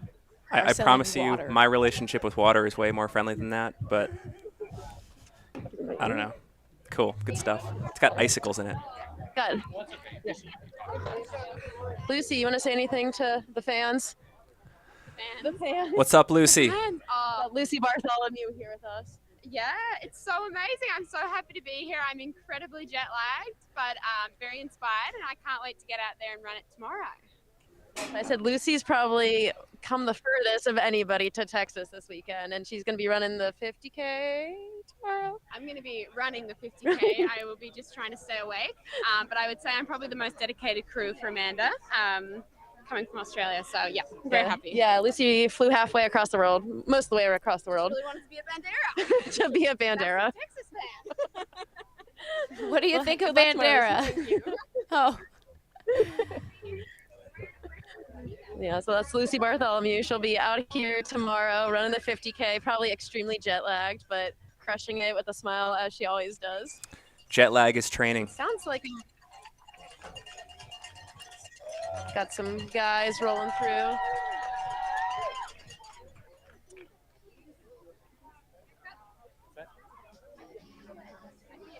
Leah, have there been any surprises for you today, just in general, about how people are approaching this race or who's in certain positions?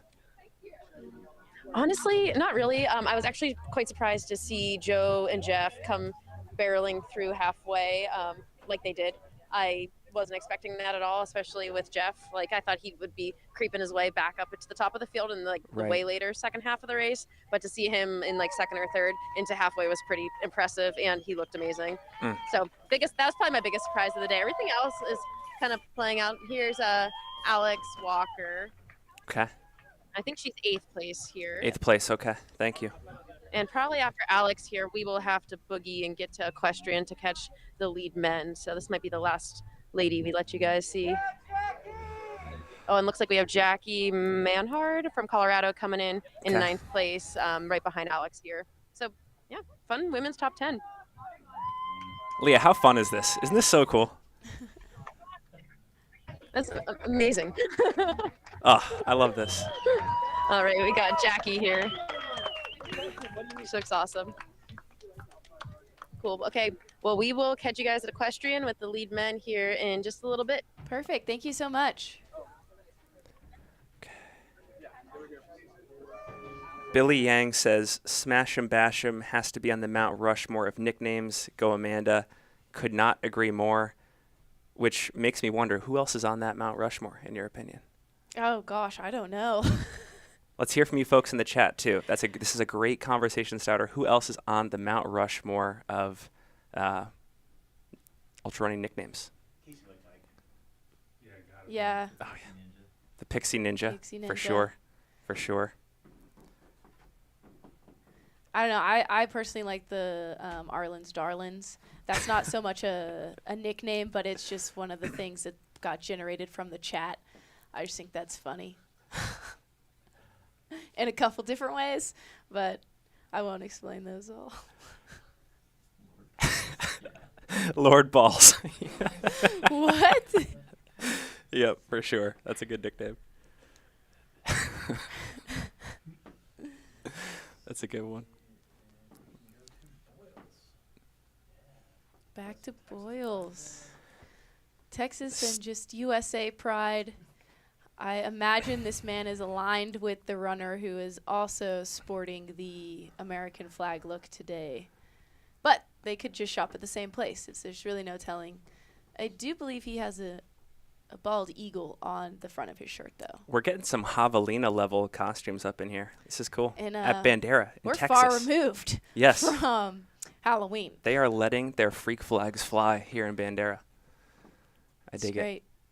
I love it. We're not too far from Austin. Peter so God. Yeah. The Mirage. Charlie Ware, Werewolf. Okay. The still not yet anointed Walmsley killer. We're still waiting for someone to overtake Jim as the king of ultra running. Yes. Okay, Courtney DeWalter coming through Boyles. We're looking to get some footage here of Courtney here in a second. Super exciting. I'll be really curious to see how that stride looks, the smile on her face.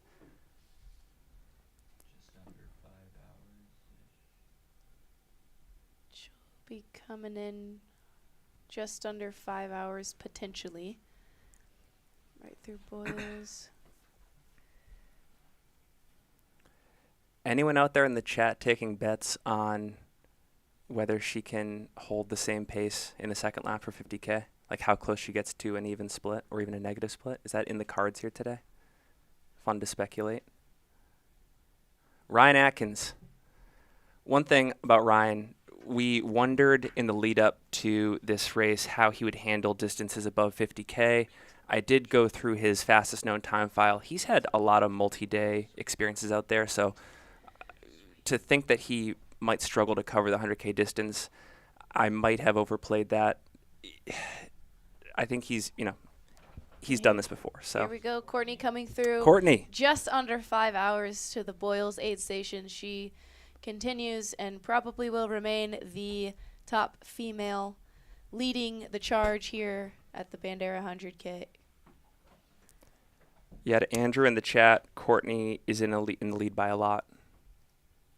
And at the start-finish line, when they came through with their first lap, she was in the top 13 or 14 overall. I do not know where she stands now in that overall ranking.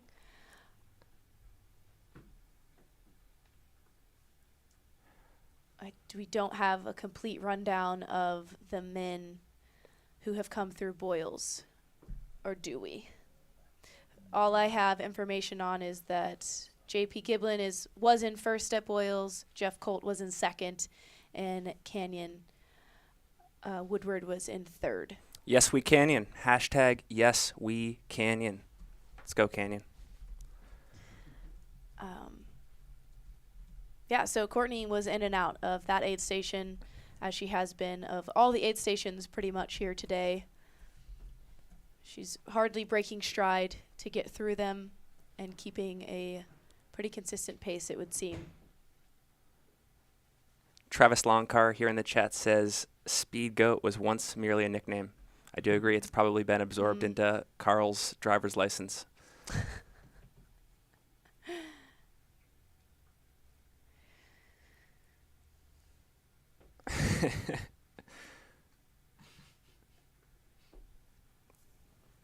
Yeah, a couple of stats here today. I think they're accurate. They might not be completely updated because did y'all say there were 700 runners in the 100K today? I feel like somebody said that, but my number was like closer to 500. it actually makes me wonder if we were to put a list together of the most populated races in our sport, races like Black Canyon, JFK, where does this fit into that? Is this one of the bigger races in our sport in terms of the total number of entrants? I don't know. If it's closer to like the 700 number, then potentially yes. But then if you compare it to something like any of the UTMB races, the OCC, CCC, then you're not even close. Yep. Not even at the tip of the iceberg.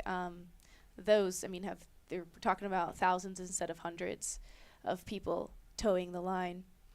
But some of the numbers I pulled, like the oldest male out there today is 73, oldest female 62.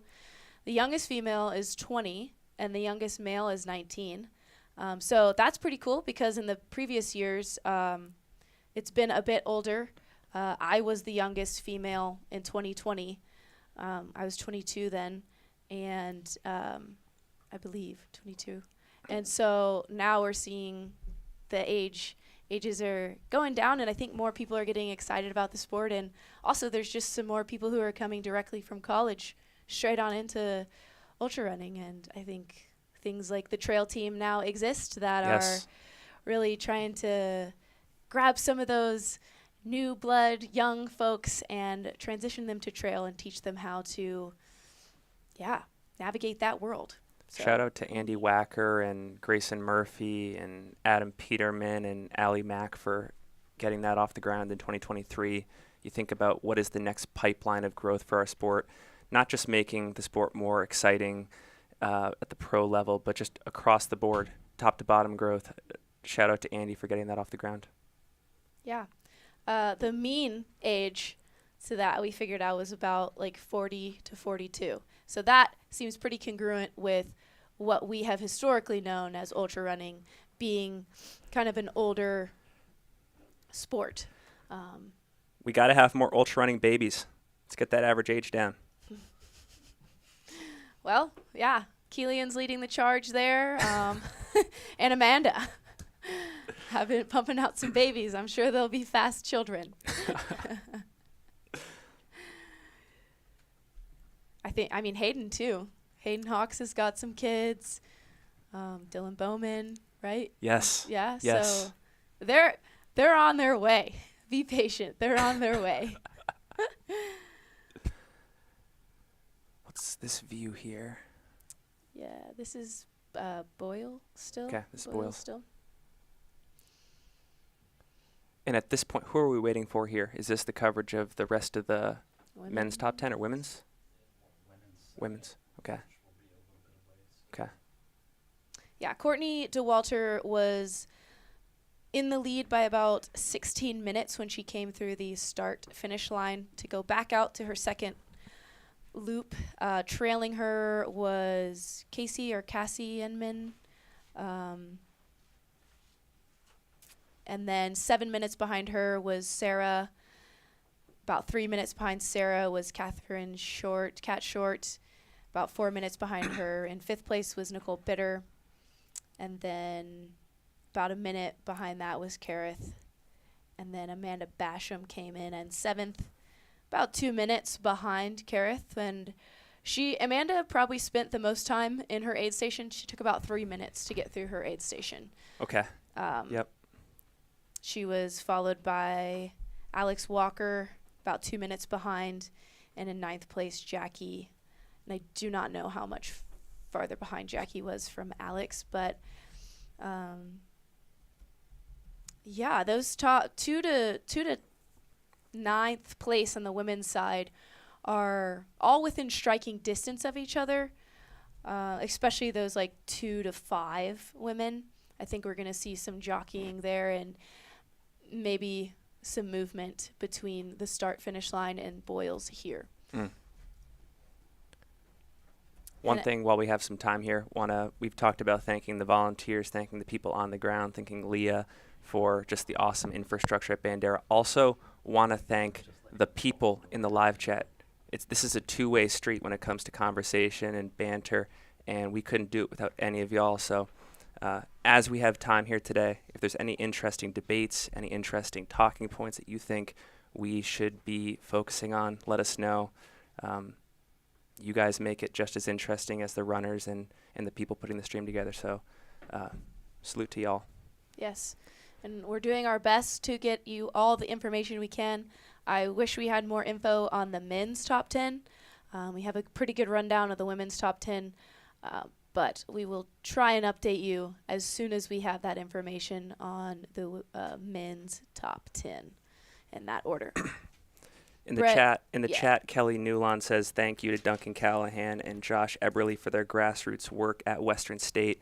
Absolutely. If you aren't already aware of the trail running team that they have at Western State, it's incredible. They've been at it for almost a decade now, and just another example on top of what Andy Wacker is doing with the trail team. Salute, shout out to Josh and Duncan. Awesome. Well, Brett is going to take my spot and come in, some fresh blood, good enthusiasm and energy. Now you have to live up to it. Hey, such a pleasure. Absolutely.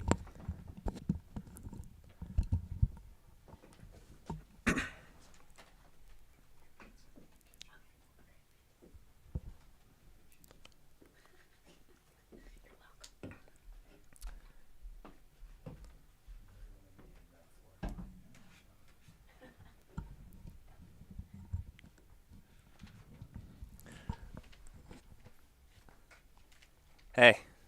All right. Good afternoon, everybody. 1 second. We got to cheers. I already lost my liquid death. There it is. Have you tried this stuff yet? It's water in a can. Yeah, it's not just water in a can. It's a whole experience. It's great marketing, though. Good afternoon, everybody. I'm Brett Hornig, frequent co-host on the Single Track podcast, and it seems like at this point Aravaipa will let anybody into the HQ.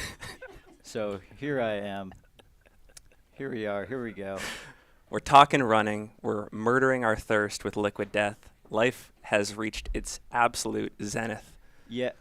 It's funny. I had to switch over to my other YouTube account because I got kicked out of the chat like an hour ago. That's why I hadn't showed up. You weren't just doing some super organic branding for conversational pace? No, I couldn't comment on anything. Okay. I got booted out of the chat. I'm not sure for what. Finn, give me a little breakdown of what's been going on today in the last few hours. There's a lot of things that stick out. The first, when you hear me talk about ultra running, I'll be the first person to own my mistakes. One of the major mistakes I made leading into this race is I doubted the great Courtney Dauwalter. And God have mercy on my soul, I will never do that ever again. I think that she's going to win this thing outright. I think she's probably going to be deep into the overall top 10. And I own that. In fact, she could very well negative split the second lap. I have no idea what's going to happen. I just have a very strong feeling it's going to end extremely well for her. And I made an extremely cold take on our preview episode. So that's the first update. Okay. All right. Yeah. I mean, you had mentioned putting on the noise-canceling headphones to block out all the haters. You might need to upgrade to like a construction headset or something. These are not noise-canceling. I'm hearing the whole world. Yeah, Courtney has been absolutely dialed, as we've seen in quite a few of her last races. So much of that comes with the consistency, not only in her racing, but you can see the consistency across her training, consistency and calmness through the aid station, and all of that continues to carry on to what is likely going to be another stellar performance. Yeah. If Ultra Runner of the Year voting ended today, Courtney Dauwalter's my UROY of the year. Wow, you're just going to throw the rest of 2023 out the window. I'm just kidding. Yeah, so as it lies right now, Courtney has been under course record pace through, I think, every single aid station split. And it's hovered around 10 minutes under, 5 to 10 minutes under course record splits through most of these aid stations. I'm curious to see if that number will continue to grow throughout the day. I was concerned about the kind of the quality or the deteriorating quality of the course for the second lap with a little bit of rain and moisture, but it sounds like things are drying out on the course, so that's going to help Courtney to continue to run fast. That'll be a really good question to check in with Leah on to the next time we have her on the stream, is to just give us some intel on what the surfaces look like, whether the shoes are collecting mud, anything like that. it's always a factor later in the day in a midwinter race. Absolutely. And we just switched. What aid station are we looking at right now? Choppas. Get to the Okay. Choppas. Get to the Choppas. I That's got mile 20. It's also mile 52. We won't see anyone come through that for the second time for another hour or two. Sometimes you come across some really cool names in the chat. One of them here is Dollar Store Anton. That's a pretty good one. Shout out Dollar Store Anton. I'm trying to envision what Dollar Store Anton even looks like. Yeah, I was gonna make a Anton got a haircut joke, but I'm for Anton giving himself the opportunity to grow his hair out again. Oh, life is all about reinventing yourself Yeah. too. As soon as people get comfortable with a certain persona you put out into the world, you just totally change. I love it. Yeah, I'm curious. Yeah, I wonder if Anton cutting his hair like signifies a change for him or his racing for 2023 and beyond. Really interesting. Maybe in the chat, any Anton predictions for 2023? I know we're Yes. talking Bandera here, but as we have downtime, we can banter. Yep.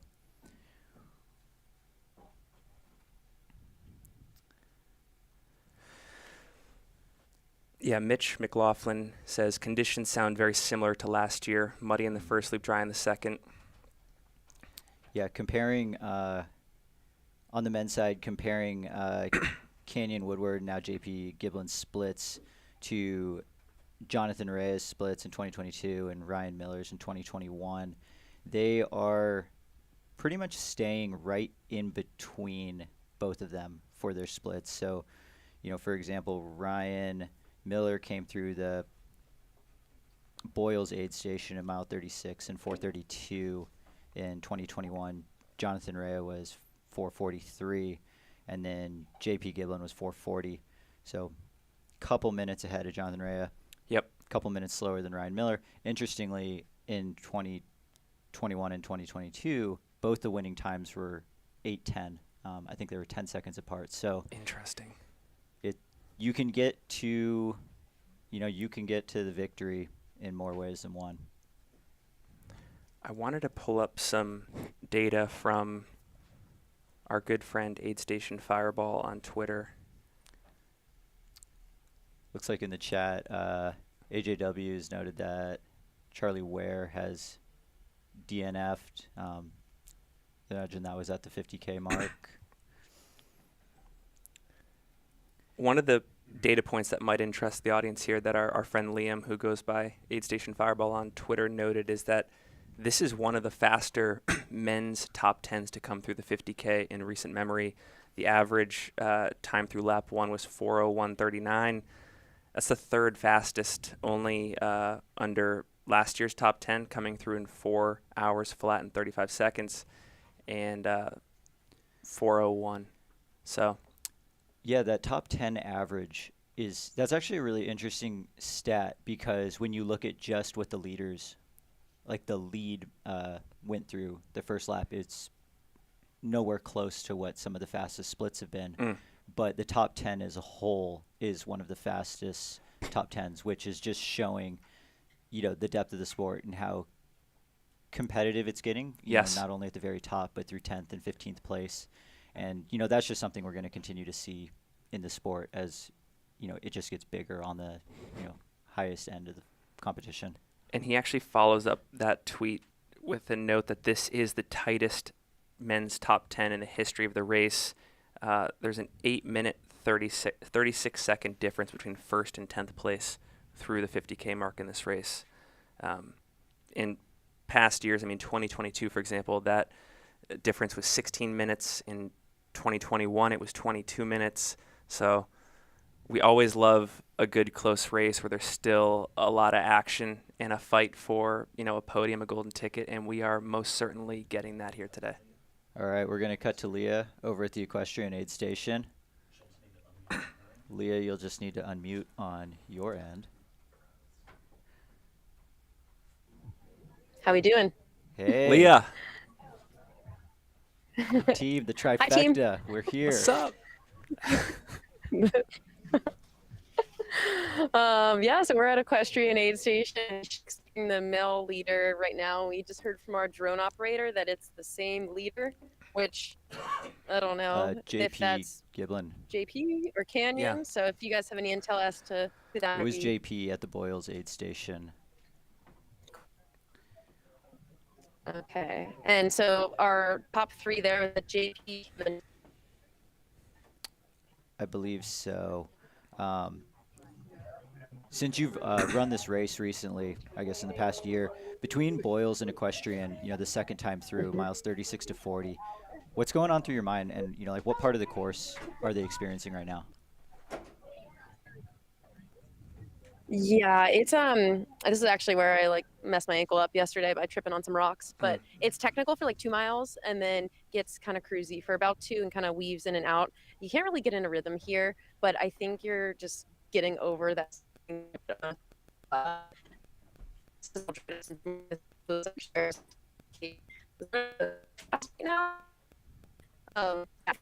feel good. Just and stay controlled because this next section you can really fly on. All right, we're going to cut to our drone. We've got eyes on men's leader JP Giblin.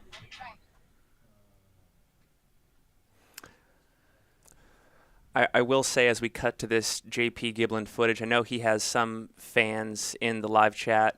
For some folks, he might not have much name recognition. We did send him a message through our social media account pre-race asking him, what was up, how training was going. He said, quote, very good, will be gunning for the ticket for sure, using the word gunning. So clearly this was an objective. This was a focus heading into the race, and he is living it out in real time here in the second half of Bandera. I wonder if he knows that Jeff Colt is making a charge right now. Hashtag Michael Jordan flu game for Jeff Colt here today. Flu game number 2. Flu game number 2. For hardcore ultra running fans, he had a similar illness heading into Black Canyon, and it struck again pre-Bandera, and the guy can just not be stopped. He's a total gamer. He actually said some things a couple months back about how he's appreciating this era of the sport right now, how he's kind of rising with a current generation of ultra runners. He's sensing like a legacy type feel to all this, and he's just living in the moment, appreciating the moment. All right, Look we at got this footage. JP coming in. Not sure if that's a pacer or cameraman. I don't think that's Jeff Colt's That's kid. Derek Lytle. Okay, that's Derek. That's Derek Lytle filming. So we'll take a look at what No. he's doing as he comes Yeah, through so we this got aid JP station. here in the aid station. Quick exchange. He wants some pickle juice down here. Pickle juice. He's wanting some pickle juice. Last time I ran Bandera, I went and grabbed a whole bunch of Mountain Dew, but turns out it was pickle juice. that was the turning point of the race for me. So at least JP's asking for the pickle juice, because to accidentally get Mountain Dew is like way less of a surprise. There he goes. Off he goes. Good job, JP. Dang. So in and out. How do you look? That was a quick station stop. Got some Coke, some pickle juice. He looks focused, very focused. Yeah. Yeah. Ready to attack Focused the. and good and not saying much, but like on a mission. So out of this aid station, now we're getting to the pretty fast runnable part of the course between here and is it the Yaya Nachos? Mm-hmm. What was next? Oh.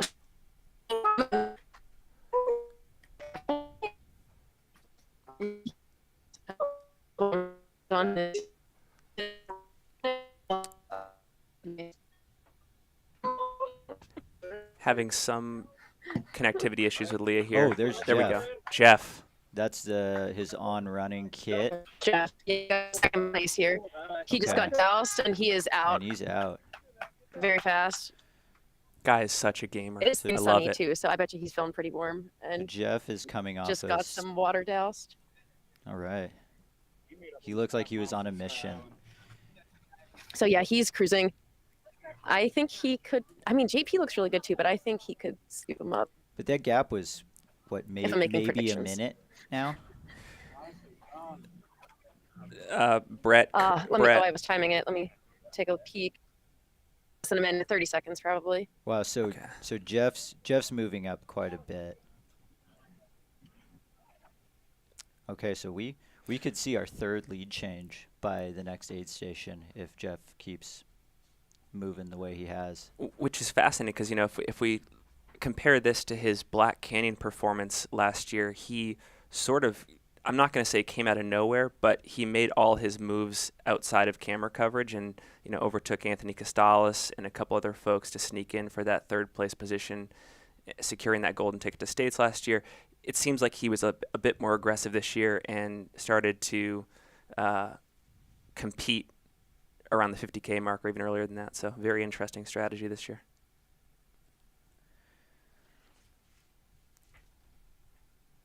And Jeff has got a lot of fans in the chat, too. We've lost Leah's audio. Yep. For the current moment. Oh, you guys are muted. There you go. You guys may not. Yep. Okay.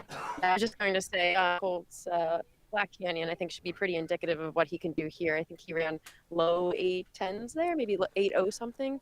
So I think, yeah, he's definitely capable of 8:10 here today. Looks like we have another runner coming in. Looks like Canyon Woodward in third. And so he's about, let's see here, maybe about a minute or so behind Jeff. Huge. Jeff and JP look a little bit better, but he looks decent. Huge kudos to Canyon for hanging on here and having the courage to take this race out from the front. Yes, we Canyon. I mean, he went for it. I mean, and at this point, it's still really anyone's race. He's drinking some Mountain Dew. 2-minute gap. I'm all jacked up on Mountain There's Dew. 1,000 miles ago. Oh, roundhouse. Face. Bottle exchange here. Got some spring gels on the side.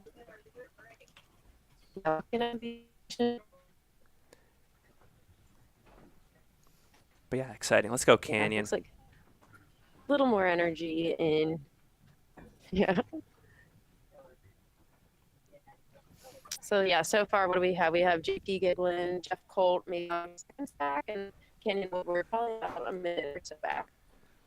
Yeah, and I'm sure if, the way Jeff has been racing, I imagine that when he did come up on Canyon, he probably made a pretty decisive move to go by and didn't wait at all, which, that can be, deflating going from leading the race to now out of a golden ticket in a matter of one aid station. But that doesn't necessarily mean that's going to be the case, forever. Point. Like, that's the great thing about ultra running is, like, at any given point, the person in front We of got you fourth could place be coming in here. Ryan juking on the Montgomery. side of Oh the track. yeah. All right, we got more moves. Ryan We Montgomery. got Ryan coming in. Moving up on the field as well. He's moving up, guys. He's moving up and he looks great. Yeah. Ryan Montgomery, based out of Wanship, Utah, on the Wasatch back.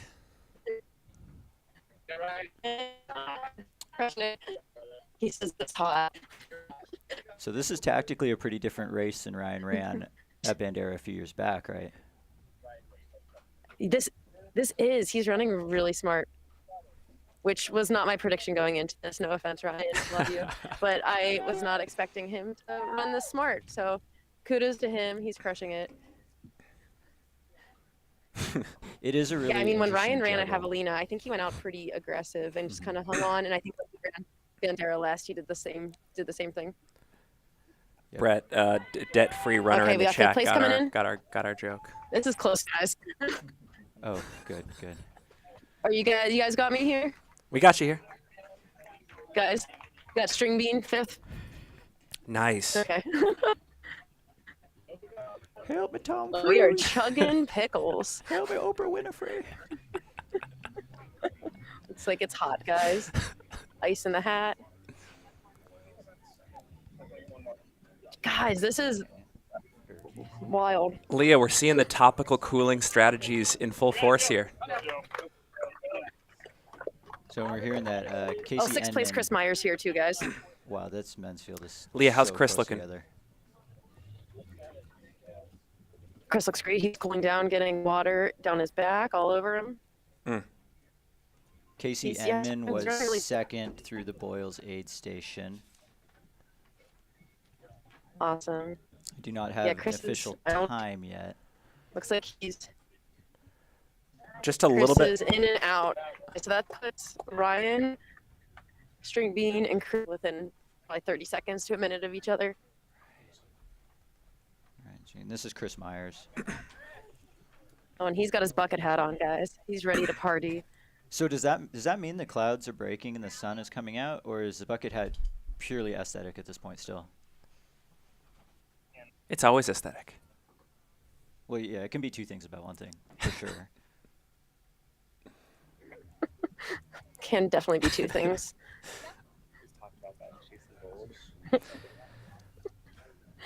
A little bit more. Okay, so that. Oh, Leah. Oh, the Ryan Curl guy. Ryan Curl. So still a pretty tight Yeah, pack up he front. was in third place at the halfway mark. I don't know where he was at Boyles.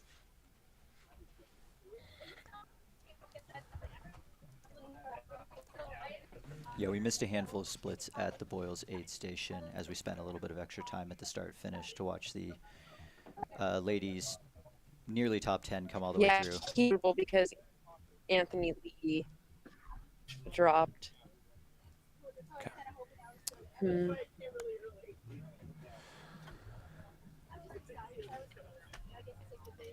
Guys, whose fantasy free trail is looking the best right now? Because Mine, of course. I don't even remember who I picked, but mine, of course. Mine is not doing great.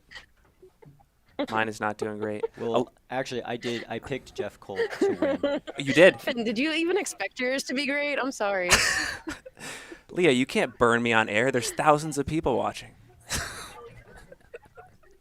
I have 25 fantasy free trail accounts, so I can pick any combination I want. I actually do, on the men's side, 4 of my top 5 are actually in the top 5. So, Ipso facto. This might be historic for me. Nice, that's solid. I might not get last. Yeah. So let's recap the men's top field so far. We have first place JP Giblin, second Jeff Cole, right? Yeah. And then third we had Canyon Woodward. Yep.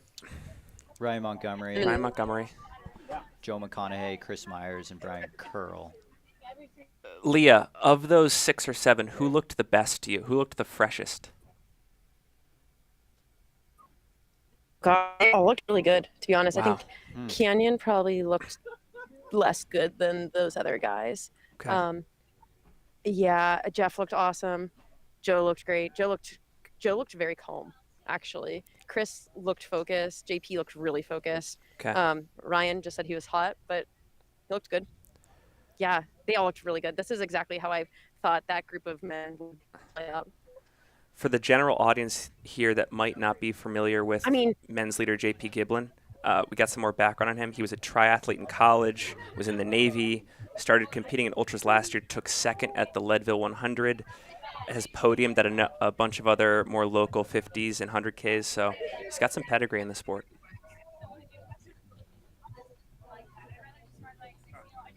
Yeah, I didn't know too much about JP. I just met him yesterday. Yeah, seems like he's quite ready for today, and he's crushing it. And I want to say their splits are pretty comparable to, like, they're kind of still on John Reyes splits from last year. Yeah, they are spot on, which, that's putting them right around that 8:10 finish time. If they can continue to, keep up this pace and close hard, especially through that last bit of hills in the last few miles, which can absolutely shred people. Leah, there are some folks in the chat that want to know, you've been tirelessly working all day. How many miles have you logged walking and running? Unfortunately, our starlings have like a 100-meter radius, so I've probably paced several thousand meters at this point, but have not logged many miles. But your time on feet. Yeah, I need to praise Jamil. That's true. It's been hours on feet, but I think the real MVP of the day is Jamil, who's been holding this laptop and gimbal with a camera in front of me for hours on end today. And for those of you concerned, from Boyle's aid station, my phone has been found thanks to Jamil and a ham radio operator, but definitely crucial piece to make today happen. So yeah, mission accomplished. Good news, good news.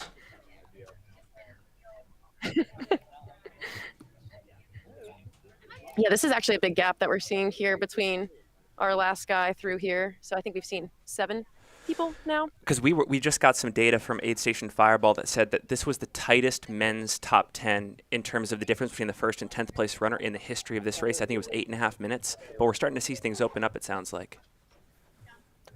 Yeah, I think so. I mean, I would say this is a relatively huge gap now compared to what we've been seeing amongst those top runners.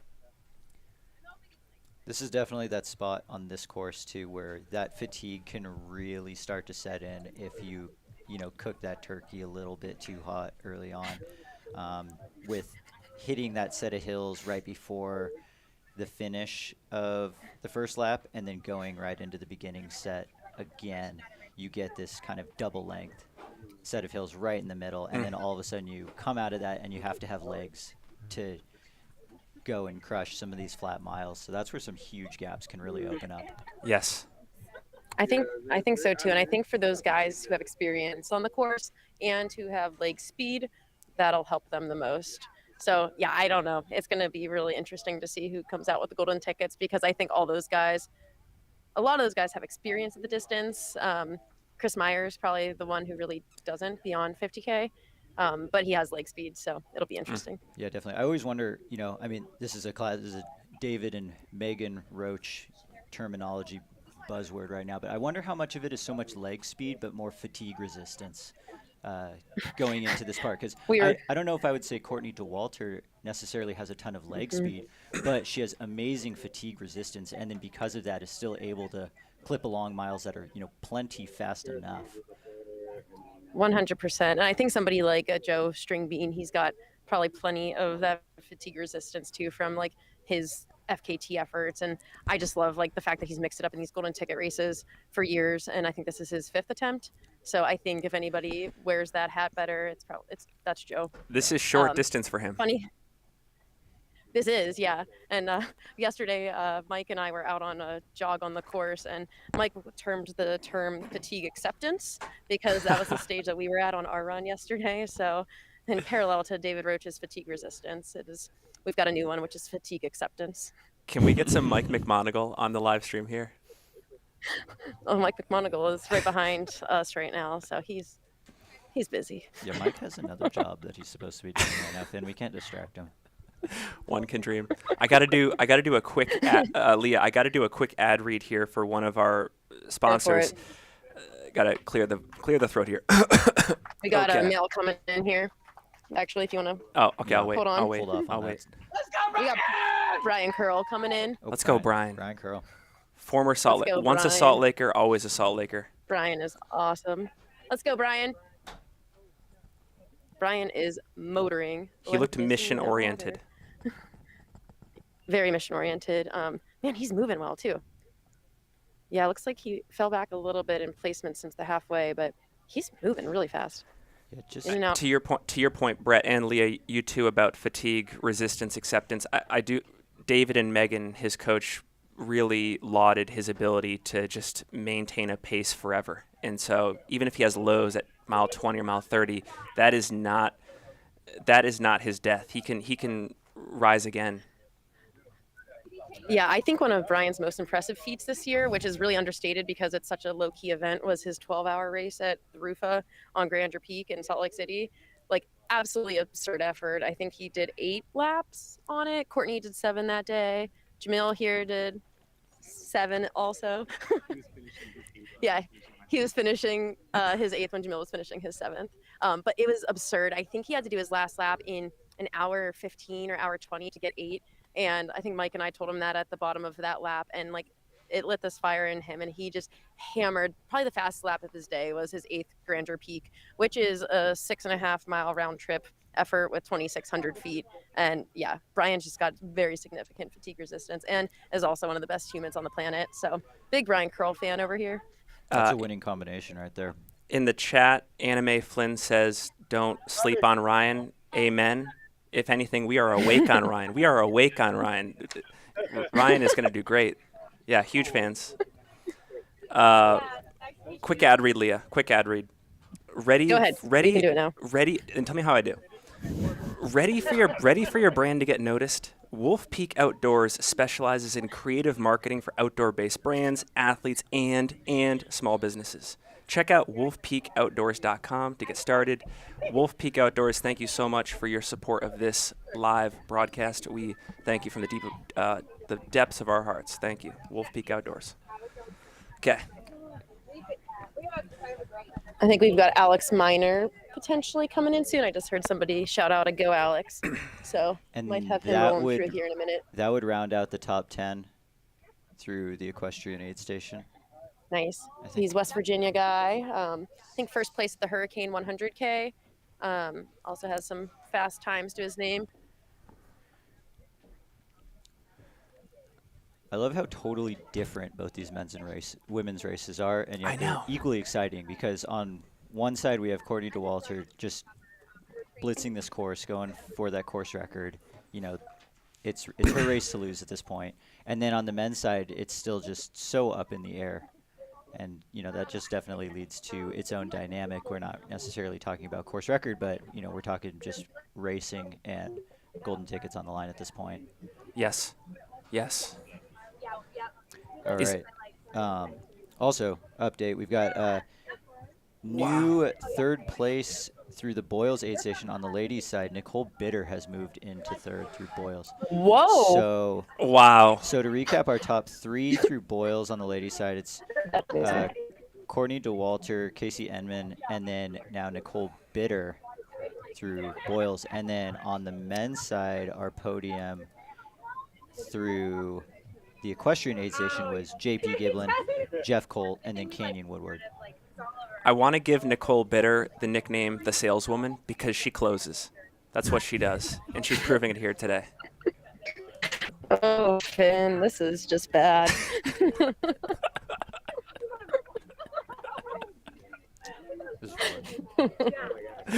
Did that one not land? All right. Oh, sweet. We are going to cut to our drone operator. We've got Courtney DeWalter coming into the equestrian aid station. Is this Courtney? Yeah, Courtney's Oh my making her way gosh. to equestrian. Yeah. This looks like one of those Nat Geo moments, like on Netflix. A wild Courtney DeWalter in the woods, just perfect stride, smile on her face, just doing what she does best, born and bred to do. The wild Pure- Courtney DeWalter. Pure ultra runner. Silently There's Ryan stalks Atkins in its 11th prey. that just came through. Ryan So that means Atkins. Courtney's probably 12th. How's Ryan Nice. looking? How's Ryan Atkins looking, Leah? He looks good. Okay. Just kind of keeping it going. Oh, this must be Alex Miner. The other guy was Chris from Missouri that came through in, I think, 10th place. All right. So, yep, Chris from Missouri in 10th, Ryan Atkins in 11th, and Alex Miner here in 12th. Oh, we got the ultra squat going on. So we're hearing in the chat that the media, the pundits, that's us, said that this isn't a race for negative splits. Leah, do you think or Brett, do you think anybody's negative splitting here today? No. Agreed. Yeah, I don't see a negative split. I think it would take the race as a whole to collectively try and negative split. Got some Courtney All right, action, yeah, let's guys. just watch Courtney. Let's just just let Courtney cook. Oh no.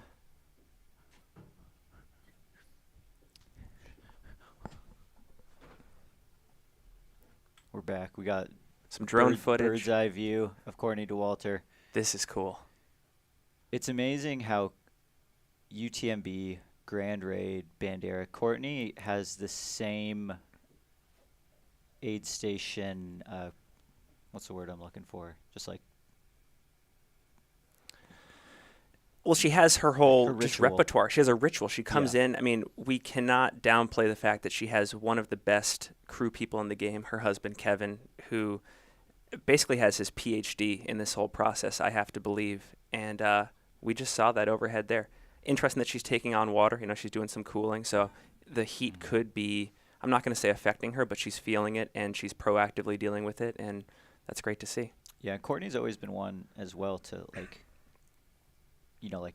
keep the face clean, keep the eyes moist, like those sorts of things outside of just, eating another goo or like chowing down on mashed potatoes. There's like external factors that can actually, wake the nervous system up a little bit. And Courtney does a really good job at that. And it's right. If you look good, you feel good. Yeah, no, you got to dress for success. We got John Kelly here in the aid station. He's probably 13. Looks like we got. Very slow. Leah. How fun is Yeah. this? Isn't this like the best? This is the best. Yeah, we should make everyone This is race the best. every Just like day. mention people. I'm sorry, we're just a bunch of ultra running nerds here having the time of our lives.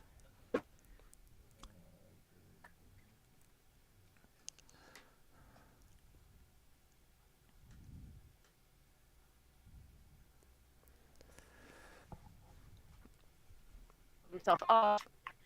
Got some ice in his hat. Wearing some what looks like akashas on his feet, maybe. The La Sportiva model.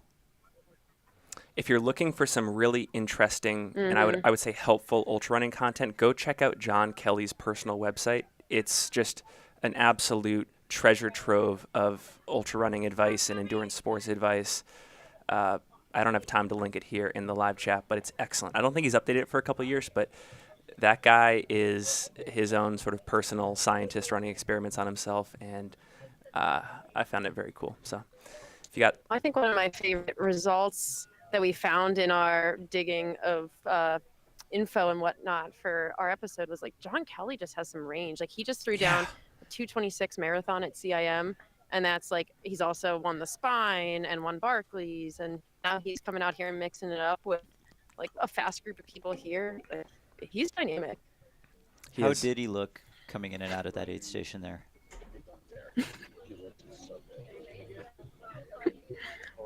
We just got some shit in the woods update that Brian Curl is on a tear right now. So Let's go. All right. and I think he was back in like 7th or 8th place. So we'll see what he can do. Leah, the question I have there is, Yeah. does he have enough real estate to make a massive move, or do you see him moving up just a few places in the field? You know what section I could see that happening on? That last 4 mile section is that 4 mile section finish just like pull up. So I can imagine if those that aren't feeling too hot, it's making them, because I think when Ryan runs, he competitively with a vengeance, and like that's the person on the like outside of running, I think he has a really competitive fire too, which is fun to see, especially when it comes down to the wire in a race like this. Definitely, that competitive motivation can really go a long way, especially in a race like this where the last few miles are incredibly hard. We do have a little stat correction that we got to bring to you. We incorrectly reported Nicole Bitter as 3rd through Boyles. She's actually in 4th, and then Kat Short is in 5th, and we are still trying to get word on officially who is 3rd through Boyles. Probably Sarah. That's what I would have Probably thought, Sarah. but haven't gotten official confirmation. Oh, yeah. Okay. We'll keep an eye here at equestrian. I think, I mean, at the halfway, it was at least 20 minutes to the second woman, to Casey, after Courtney, so we'll keep an eye here. Oh, do you by chance remember the time that Courtney came through equestrian in? 4:14. Oh, no, sorry, that was halfway. Sorry.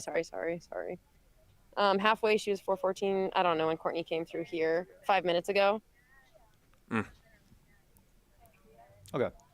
All right, you guys just log in some notes for Leah, future reference. Leah, one question that I have for you, and this is more just paying attention to the back half of the top 10, front half of the top 20. I'd be curious to know if you have any predictions for people that are in those positions that could make massive moves like Brian Curl up to the top of the field. There's just so many men in that like 3 through 8 positions, like they're just all so close together that I think any one of those guys they're all on the same page right now. I don't think any one of them is running much different than the other, except for Kenyon Woodward might be falling back a little bit more than the other guys. But all of those guys looked very similar, and they looked great. Yeah, Brian, I think I was a little concerned about him because he fell back from maybe like third place, fourth place around halfway. He like came into halfway with Jeff Colt earlier, and to see him probably a good like several minutes behind him at equestrian was like a little concerning. But reports say he looks really good. I don't know. It's just going to be interesting. I think it's very hard to make a prediction on any of those guys. I think we'll see Jeff Colt hold one of the top 2 spots to the finish, and I'd be curious who maybe is in that second spot by the time it's done. So if we're looking, from Kenyon Woodward through Brian Curl as, 3rd through 7th, say all of them are coming over the last descent, and in the last 100 meters, they're all together. Who are you putting your money on to actually win that sprint at the very end? Oh, God, I don't know. So which guys are we talking here? So we got Kenyon Like, Woodward, Ryan 5 of 'em? Montgomery, Joe McConaughey, Chris Myers, Brian Curl, 100-meter dash, 61 miles into a ultramarathon. Who's going full send for 100? Who can bust out the fast twitch? I think the string bean. He's got this is his time to shine. He missed the golden ticket by 2 minutes last year. I think if he were in that position, I mean, he runs fast too. Like some of his workouts are very, very fast. Like I think I saw one of his runs recently was 5:30 pace or something. So yeah, he's no stranger to, sprinting and moving fast. So I think we could see him tear it up in the last 100 meters. Yeah, he's in that What do you guys John think? Kelly range. I was also thinking string bean, which is interesting because he's known as like the long trail FKT guy. How could he possibly be the one to be winning this 100-meter sprint at the end of the race? Fully fictitious that we're saying right now, but I guess we can't officially rule it out. He has a 4:12 mile PR to his name from college. He's one of the faster milers in the field, which is pretty incredible to have that kind of range. Man, he's so unassuming. He is so unassuming. Also a lot taller than I was expecting. Ultra runners are tall. He's tall. Yeah, I literally say that with all of these like heavy hitter ultra runners that I meet. Like, you're a lot taller than I thought you were going to be. All right, we're gonna head to some drone shots. Leah will cut back to you in a few. I think we will still be able to hear you though.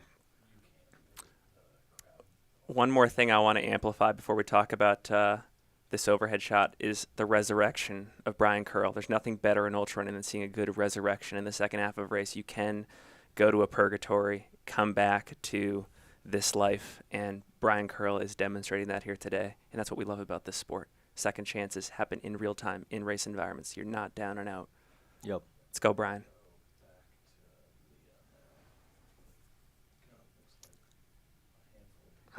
Yeah, you're on me here. And back to Leah with the weather. Da-na-na, da-na-na. It's 70 degrees, and it's warm, and the sun is out. How many people coming through these aid stations are like actively utilizing ice or cold water to cool off at this point?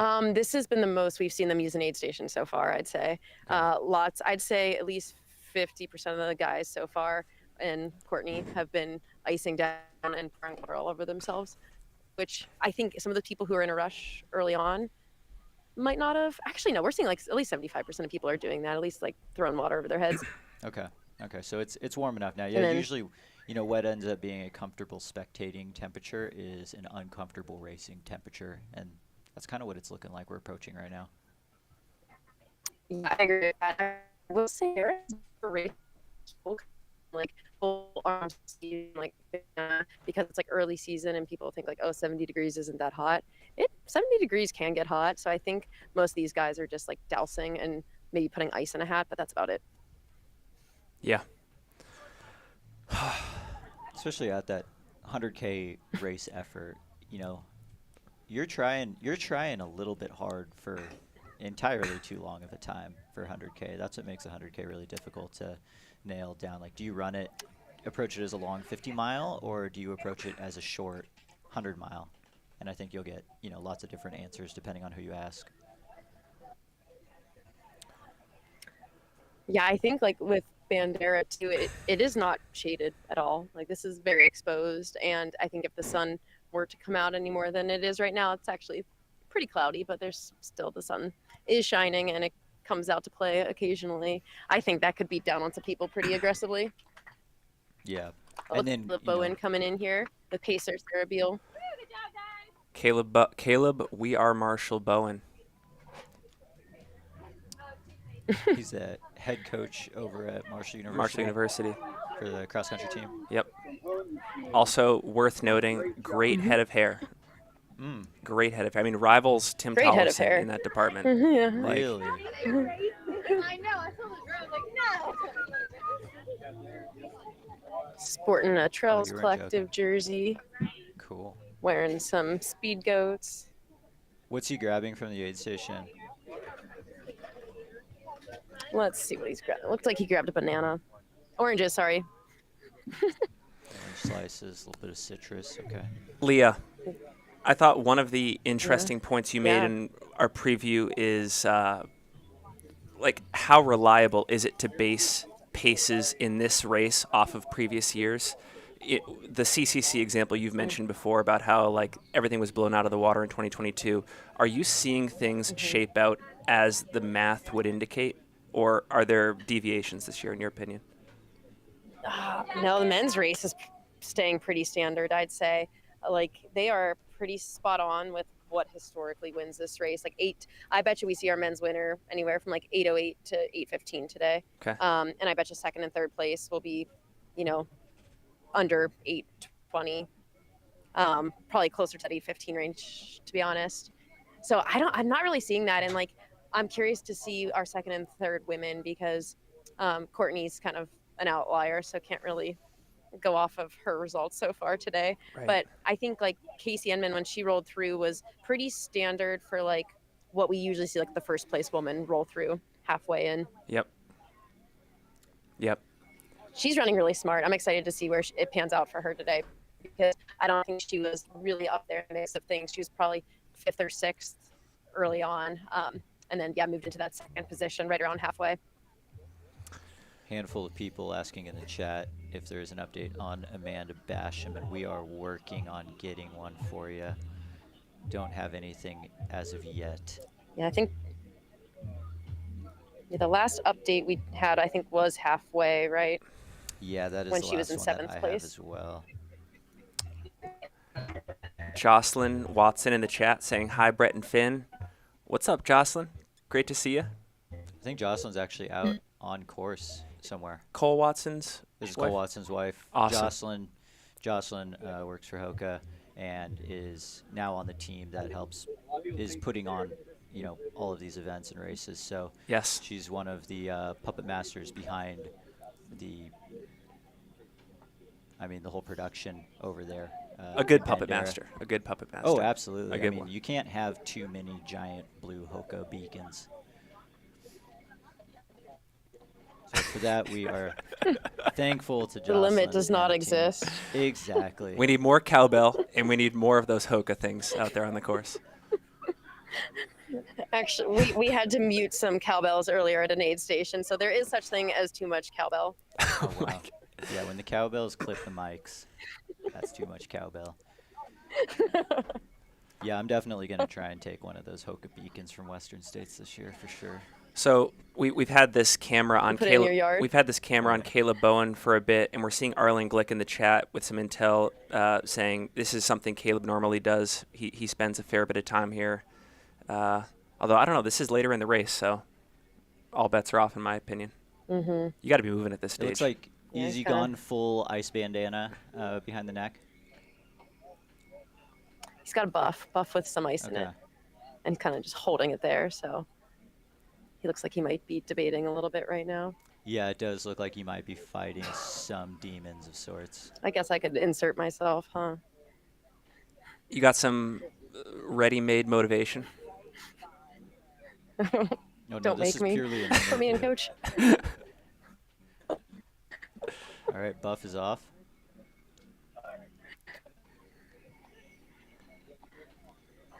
Beware the chair, Caleb. Although I don't see a chair in sight. Don't. There's no chair in sight. Don't you worry.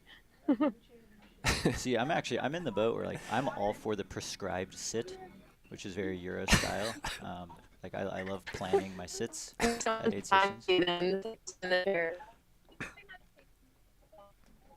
but you don't want an unprescribed sit. Yes. Those are not No, good. it has to be prescribed. It has to be doctor approved. You got to get that thing at the pharmacy. Yeah. Yeah, and the thing with this Bandera course is there's just not a lot of like sit-friendly places along the trail because of the SOTOL, which we haven't really mentioned too much of the dreaded land urchins that are growing out of the ground, and you have to go through them. You know, everyone gets shredded on lap 1, and then the anxiety levels just continue to raise because you know you're going through them again, and there's no way to avoid them, and they're just an annoying amount of hurt. It's a gauntlet. Yeah. It's the true death by 1,000 cuts. I know people have called the Lake Sonoma 50 mile as such, but in a race where you actually do get cut up, that might be more deserving of the name. I think I just heard some Father Bowen remark that said I haven't seen him look this way in a long time. So Caleb might be struggling a little bit here.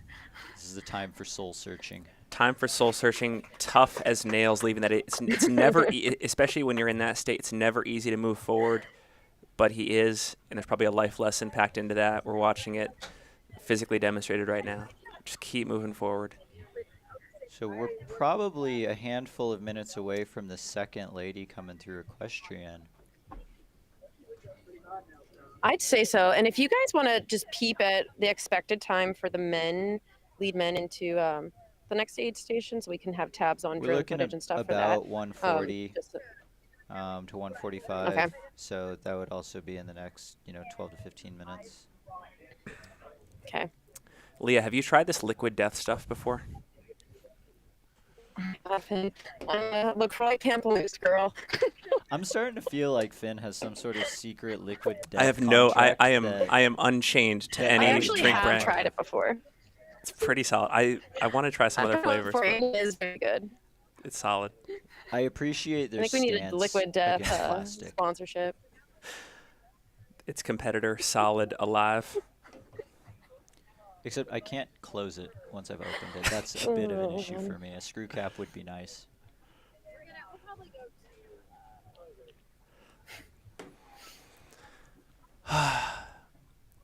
We said it earlier in the broadcast, but want to thank again everybody that is in the live chat that is making the back and forth between myself, Leah, and Brett, and you all so fun and entertaining.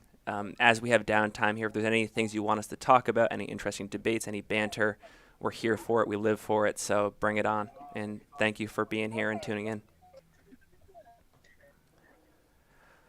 We've actually got one. Brett, what kind of time did you run here when you ran the actual course? So I actually had just pulled it up.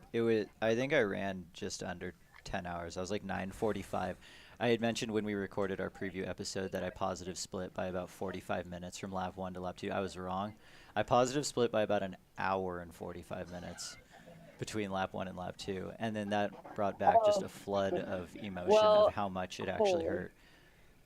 Yeah, Viv was talking about the amazing Texas sunsets, and because I blew up so hard, I got to see an amazing Texas sunset about at the high point of the course.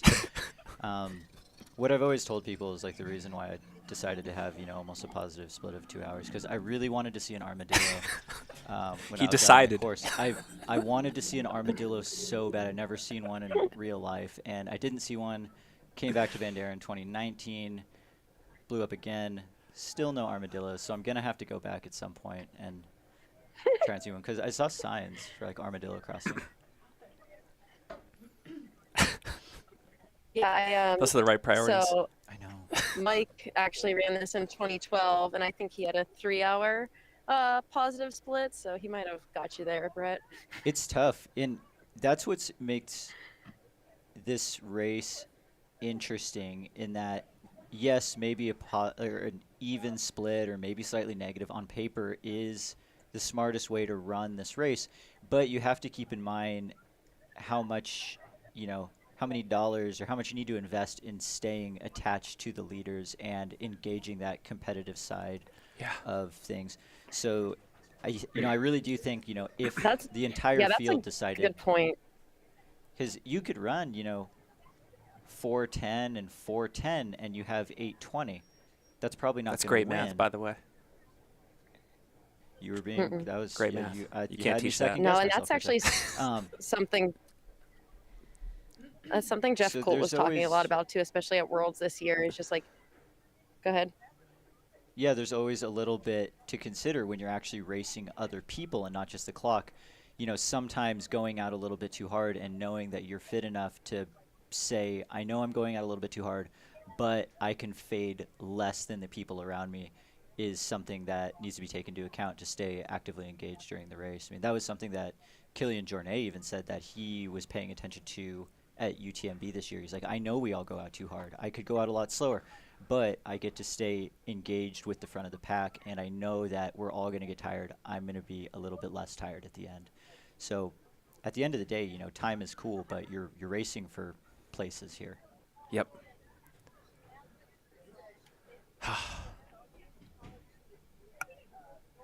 Leah, we've got some interesting comments here in the live chat. Who is your bet on who's coming through Let's hear 'em. next in the women's field? Oh, I think we're gonna see a woman, and I think it'll be Casey Enman next. That's my Okay. guess. It's a big gap right now. We're getting some shout outs in the live chat Yeah, here for actually, great when- journalism. So let's see here. So like Marianne Award last year, when winning. did Marianne roll through equestrian? So she rolled through here. Right about now last year, actually. Yeah, I think. it's like 6:05. So I think Casey's running similar to Marianne's split, maybe a smidge slower. So I think we could see Casey in the next five minutes or so. Okay. And 5 or 10. Marianne ran a pretty strong second half of the race last year. She did, I think, in Aid Station Fireball's analysis. She was one of the top 5, best positives. Like she had one of the better Yeah. races. And via a lot of positive that splits. came in the last Totally. 10 miles. Just looking at some of her splits coming through the last bit of hills and the meat grinder. Oh, and she did not run with any competition that day either. It was just her all day long. Like no women were challenging her.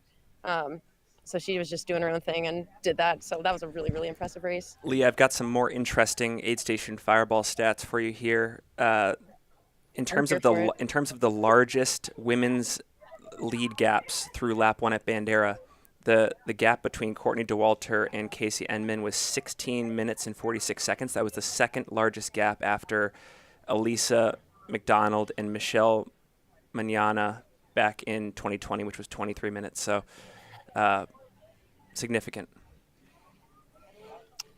Yeah, that is. That makes sense. I feel like Elsa ran a very solid race that day too, and didn't have anybody really in too much contention. And for context, today, I know she was in 8th place earlier on, and I don't think we stuck around long enough to see her come through halfway. But I'd imagine she's working her way up through a little bit of carnage right now. and I got to give a huge shout out, by the way, to Liam. So if you're on Twitter, it's Aid Station Fire B is his Twitter handle. He's excellent. He provides some of the best ultra running stats out there, and he's helping to power this live coverage. So huge shout out, Liam. Yeah, thank you, Mr. Aid Station Fireball. Hey, Leah, a couple people in the chat are asking about what the course conditions are looking like as we get into these afternoon hours. Yeah, they're dry, dry. very, very dry now. I don't think it's like a sticky mud anymore. Pretty ideal. It's just hot. The sun's out right now, and it's probably 70 degrees, and clouds are kind of burning off. So I think this is going to hurt some people for the last 20 miles. And that's one of the other parts of this puzzle that leads into these slightly positive splits is, the average temperature of your second lap is going to be quite a bit higher than the average temperature of your first lap. And, that's going to slow you down. So unless you're very purposely going well under that 100K race effort, just to not slow down, you'd actually, in fact, be speeding up by quite a bit if that weather wasn't changing. And I just think the taxing the mud was on the first lap, that's like exhausting come the second lap. So I think that's going to play its toll as well. One more Liam stat here, Leah, that you might appreciate. That if you exclude Courtney, this is the tightest women's top 10 from 2nd to 10th place of all time at this race. It's about a 28-minute spread. And for context, this has been as large as 90 minutes in previous years. Dang, so we're getting like active analysis from Liam out there. That is amazing. He's doing the Lord's work. And thank you. Yeah, that's actually not, that is amazing. Every time he does an analysis, it's like he predicts what we want to see before we even ask him for it. And he also answers our analysis questions like immediately after we publish a single track episode. The best. But yeah, that's that's pretty not too surprising to me. I feel like this Bandera women's race has gotten more competitive each year. So I suspect we'll see the similar trend over the coming years. Yep.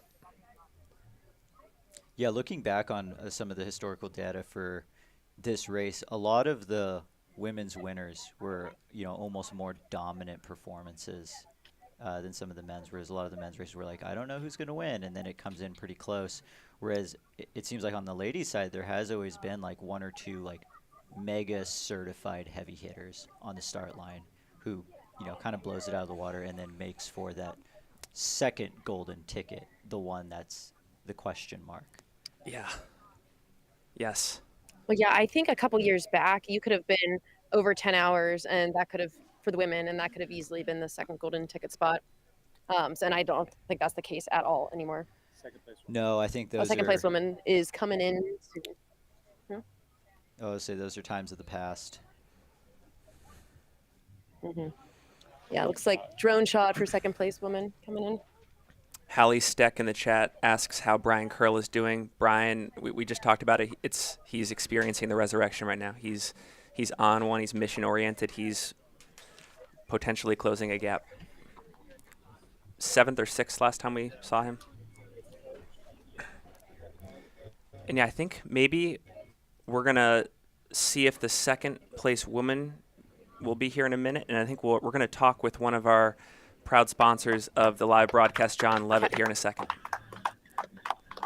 Yeah, we got Cassie Enman here coming in. Oh, Wow. Second place. She is Watch spot on a Cassie Marianne come through. splits from last year, actually. Wow. Yeah, she's actually 1 minute ahead of Marianne split from last year. So, yeah, while this may seem like a distant second place under most years, this is right at the front of the field. Like, this So is it a actually dominant run win. as well. Very cool to see. What kind of... Oh, she's doing ice down the shirt, which is my favorite trick. Yeah, I was wondering, like, what kind of kit is Cassie Enman wearing? Oh, we need to see this kit, Jamil. Vibe check. We've got Innovate shoes. Okay. Guys, I don't know what the pack is. That is. Looks like a race shirt from like a Northeast race. Yeah, she is no frills and doing her thing. And That was I that think was this a is her quick longest work. race in a couple years. Quick work. Yeah. I think she knows what she's doing. That's yeah. that's the experience talking right there. Wow. Yeah. Yeah, in a not outlier year, she is winning this race right now. Yes. And yeah, winning it probably significantly. Wow. And I love playing the ipso facto game. If you're staying on, Marianne's splits from last year, and Marianne went on to podium at Western States, second at UTMB, like that's good company to be in. Ipso facto. That is a great point. Guys, she's 43 years old too. That is incredible. That is huge running. fan of people that delay father time. Cassie Enman. Love it. Yeah, and the furthest result back on Ultra Sign Up that I see is a second at Pikes Peak Marathon 11 years ago in 2012. So pretty solid. Second place at Speed Go back in 2014 too. So she's been around for quite some time and crushing it. Leah, awesome. Leah, I think we're going to take a moment here to chat with friend of the broadcast, John Levitt. John is the host of the For the Long Run podcast, an excellent podcast here in our community. John is, in my opinion, doing a great service here, helping to make this all possible. And we have him live here now. John, if you're not on mute, how's it going, brother? Finn, it's going well. It feels like one of our normal Friday conversations. So looking forward to chatting with you here. I was going to say, such a pleasure. Like for the listeners, the audience out there, John and I chat every Friday just to kind of shoot the breeze about what's up in our sport and what's up in the media world, and we're doing it live. So, John, before we talk about the details of how you're involved here today, can you maybe just give a quick elevator description of what you do in the running space and what For the Long Run's all about? Yeah, so I've been involved in the running space for about 10 years now. My day job, I work at Inside Tracker, and in my nights and weekends and other assorted free time, I host For the Long Run podcast, which is aimed at exploring the why and understanding what helps high performance athletes achieve success, or high performing humans achieve success, and how they define it. So we're about 250 episodes in, and the goal is unpacking what has enabled people to continue to improve over time, and what can amateurs and other professionals learn from people who have achieved both objective and subjective measures of success. Right on. And if you don't mind, talk about what made you interested in getting involved in the live coverage today, and just any thoughts you have about amplifying the sport, growing the sport, stuff like that. Yeah, so 2022 was a big year of growth for the podcast, and I'm fascinated with sponsorship and growing sponsorship and bringing more sponsors, specifically non-endemic sponsors, into the sport. I ran a 9-month sponsorship with my solar company, for example, and so this success that I've had with partnering with other companies has enabled me to sort of pay it forward with something like sponsoring this broadcast. I also saw that the Swap podcast was a sponsor of, or is a sponsor of this, which is super cool to see. So really cool to see creators and media properties, I guess you could say, reinvesting into it. And I hope it's a sign of things to come. And I hope that we can get more money into the sport so that we can all continue to enjoy it and grow with it. Awesome. Well, John, I think that what you're doing is an incredible service to the community. Huge personal fan of the podcast. So if you're out there listening or watching the live stream, make sure you go check it out. Yeah. Looks like we have a quick update here. Cat Short. Oh, sorry. I was just pointing to the paper. Pointing to the paper. Out of habit. Yeah. You want to take over? Yeah, I think at the moment we're just waiting on F3 to come through the equestrian aid station. I'm getting like mad Monday Night Football vibes right now of like Peyton and Eli. I know. Brett, or John, I don't know if you watch Monday Night Football with Eli Manning and Peyton Manning doing this sort of split screen thing to the side, but Brett was just saying this kind of has those Monday Night Football vibes right now. We got myself, you, Leah here. This is super cool. Yeah, I love that. It's like an inside baseball, but in different ways. Wrong sport, but same thing. We're getting at the Bandera 100K race that previously all you ever got was a 50K split and no other communication in and out. Now we've got live pictures, picture in picture. We're in 4 different spots right now. This is amazing. I will say yesterday, whenever we were looking through the assignments, we're trying to figure out who would be where, and then we saw that I was assigned all day long, and we're like, surely that won't happen. But guys, it is happening. Leah, you are a champ. Someone over in Texas, please get Leah a beer. Luckily, Bandera is very crewable, and it's actually not that hard of a drive to get from aid station to aid station. And I think this would be very hard to do if it weren't a looped course that we do twice. So. Leah, I want to make sure I want to make sure the audience recognizes the staggering time on feet that you're going to accumulate out there today. It's probably going to be 12, 14 hours, and that's just I should be. I know. Heroic. Yeah, unfortunately, my watch crapped out yesterday, so we'll never know. What timing? It didn't count. Yeah. You got to have a chorus. Yeah, and this sort of awesome coverage. Yeah. I mean, this is possible by having sponsors like Jonathan Levin for the Long Run podcast. Seriously, so John. We thank you for that. Yeah, I mean, it's such a cool opportunity, and like I said, now we see Swap on the screen as well. Yes. David and Megan Roche, really awesome to see that happening too, and I think it's a sign of things to come. It's a sign that the sport is alive and well, and all the naysayers might be wrong. and that this is the time for trail and ultra running. Yes. Yes. We are in the future. Well, John, such a pleasure. I can't say it enough. Thank you so much for everything you've done to make this possible today. I wanted to give one more shout out to the For the Long Run podcast. Again, if you have, for whatever reason, not had a chance to listen to your conversations, I think they're great. They're important for the sport. And just thank you so much. Thanks, Finn. The latest episode we did was with Andy Wacker talking about, speaking of growing the sport, with his growing the trail team. So check out that episode. And we had a chat together a couple of weeks ago. So that one's on there. That one's a longer run, Yes. a longer talk. For the ultra all about run. sponsorship and media and future of the sport. Pumped out. Thanks, guys. Yeah, thank you, John. So, All right, so we're still back at the equestrian aid station. You want to say that on air? You want to talk about the next section? Okay, we got a hot take on air from Tom. Tom. We got Tom here. He's going to give us a hot take on this next section out love here. it. Load up on water. I know everybody's cooling themselves off, but you got to carry a lot of water.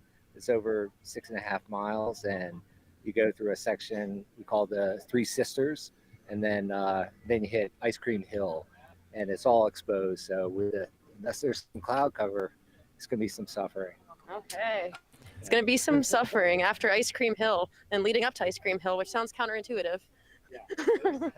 Leah, what did his shirt say? Okay. What's your shirt say? Dry Hop, Flagstaff, Arizona, Mother Road Mother Brewing. Road. Nice. One of the premier Arizona breweries. Classic. Thanks, Tom. Thank you, Tom. Yeah, that is a really good point. You know, even though these runners have come through this aid station before, what they're loading up on is going to be completely different on the second lap than the first, just because of the change in weather and potentially change in effort and pace coming through. So, you know, what might be 1 bottle or 2 bottles the first lap is 3 or 4 on the second lap. And if you're not accounting for that, that can make for massive blow-ups in the second half of the race. Yeah, guys, Jamil just brought up a great point. There's no nachos at the Nachos aid station. There's no ice cream on Ice Cream Hill. So it's a little disappointing out there. False flags. Interesting. False advertising. So maybe there aren't actually armadillos out there either. Oh. Probably not, Brett. Probably still going to go back to Bandera at some point. Looks like it's been about 11 minutes since we had Casey roll through here, so not exactly sure who we should expect to see in third. Finn, were you going to give an update on Catherine Short earlier? That was from the That was from prior earlier, aid station yeah. that we had already corrected. Okay. Yep. So this ladies race, second, third, fourth is starting to spread out a little bit more, it seems like. Yeah, I'm curious. So at halfway, do we know who it was for women at Boyles? Leah, can I give you a hot take? Let's hear it. Our next female runner is going to be Nicole Bitter. Okay. While we see if that comes true, I think we are going to switch over to... I'm willing to be held accountable live. If I'm wrong, I'm wrong. I've already picked Courtney Nachos wrong. aid I got nothing to station. lose. I think the lead men are about to come through the Nachos aid station. We've got... Ooh, okay.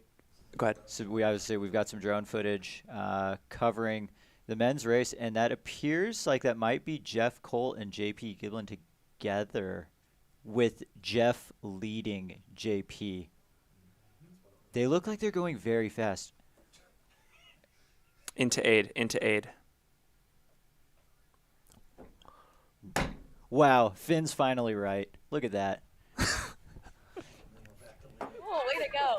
50 free Let's trail points go. for Finn. Let's go. 5 points for Gryffindor. On the record that Finn was right once in his life. Yep. Nicole looks awesome. She's cooling down. She The saleswoman. quoted in her Chasing Gold episode that she loves the heat. So it's probably Nicole's time to shine right now.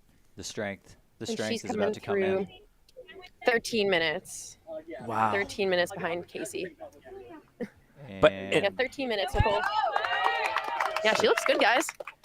And I wouldn't be surprised, Leah, and I'd be curious to get your thoughts if she does close that gap even just a little bit with the second place runner, Casey. There's still 20 miles of racing. Yes. I mean, 13 minutes Yeah, can get eaten good up point. in 20 miles. That can get eaten up in 1 mile. Over 10 hours. It was probably, I think it was probably around this time. I feel like Nicole could be sub 10 today. Corinne in the chat, Corinne Chalvoy in the chat asks, Leah, Brett, Finn, how close to an exact even split will Courtney be on the 2 loops? I think it's a great question. That is a good question. She ran 4:14 at halfway. So if she ran an even split, she would be under 8:30, which is bonkers. So I suspect she won't run a negative split, but I'd imagine she could be maybe like a 10 to 15 minute positive split would be my guess. Yeah. But do you guys have any predictions? I'm just trying to think. So it looks like Courtney was an hour 17 to the equestrian aid station on the first loop. And it's like an hour 30,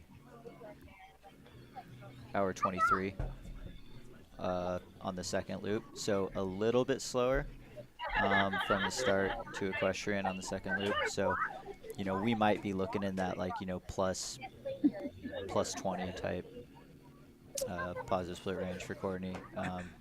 Still 20 miles of racing though. Anything can change.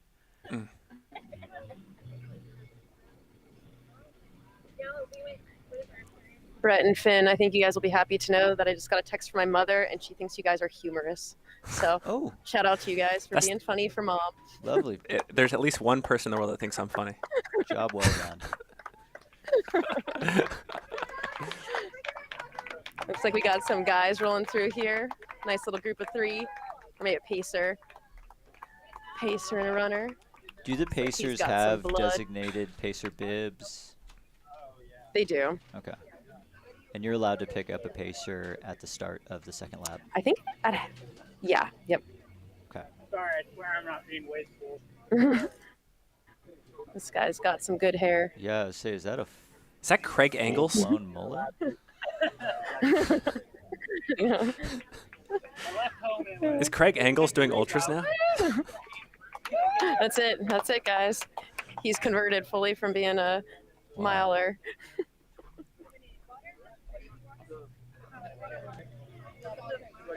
Oh, he's wearing some normal shoes. Nice. Oh. Normal. We got the Chirac. There's a little zoom that's there. not the Chirac. That's the Tomer. They're slightly thicker. It's almost the dimensions of a Hocus Speed goat. Except from what I've heard, a little bit wider in the forefoot. Might be worth trying out in the future. All right, team. I think I am going to step away for a little bit to eat some pizza, and I'll be back later in the broadcast. Thanks for the time. Leah, enjoy it out there. Brett, until next time. It's a pleasure. Pleasure as always. Yeah. I'll call you. Call me. Okay. See it. Bye. Yeah, I know. See ya. We need pizza. Oh. I heard that. Yeah, meanwhile, Finn is eating pizza, and we're being offered crickets in the aid station over here. So we got different diets going on today. So, at the equestrian aid station, they are offering crickets. That's what I'm Crickets, hearing. yeah. Jamil, did you eat any? Jamil was not brave enough. Those are a great source of protein and also referred to as nature's nachos. Nature's nachos, Maybe that's what nice we really salty need. snack, which will be good for this kind of weather. Yeah, I think this is a time to up that sodium intake a little bit as the sun comes out and does the humidity feel like it's drying out at all with the sun coming out, or are you just getting more I think so. both? Okay. Yeah, this is starting to feel way less humid than it did this morning and more of like a dry heat, I'd say now. Okay. Feels So some great clouds in the sky. Actually, they were calling for afternoon thunderstorm around 4 or 5. So, what time do we got now? It's currently 2 o'clock almost. Yeah. Well, hopefully those hold off. Let's see. 4. Oh, sweet. We got 4th woman, Catherine Short, coming in here. She's looked good all day. She's looked so good. Big smiles. Pretty solid, steady. Oh, she's about to drink my favorite flavor, Gatorade. Which is? It's like a cucumber lime or something. Oh, it's very limon good. pepino. Yeah, Very exactly. nice. That is my all-time favorite Gatorade flavor, actually. That's why It's the best. I know. Honestly, she's inspired me to Spanish start local. racing with that. That is genius. Huh, I've never actually consumed any limon pepino Gatorade during I the know. run. That's usually just my road She looks trip great. Very choice. happy. It sounds like a refreshing drink. It's a good one. I think it might only be available at 7-Eleven. Oh, okay. 2 quarts for $3. Wow. It's a great deal. Cheaper than Tailwind. No cramps. It's like Catherine just took down some shots of pickle juice and said no cramps. So she is off and running. Right. 4th place. Oh, and looks like we have Kareth Arnold right here in 5th, like seconds behind her. Okay. So she's being crewed Yeah. by a lot of drinks. All right, so Kareth has moved up a bit, it seems like. 2, 3, 4. So this is 5th lady right now. She's getting some help from maybe a daughter. Awesome. Future of trail running.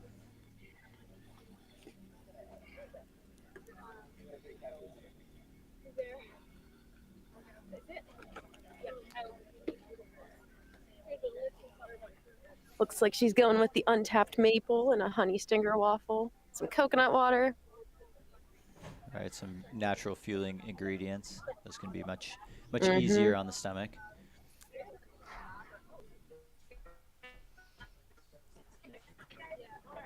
It looks like she's picking up Pacer Lottie Brinks, and they're off. She looks great.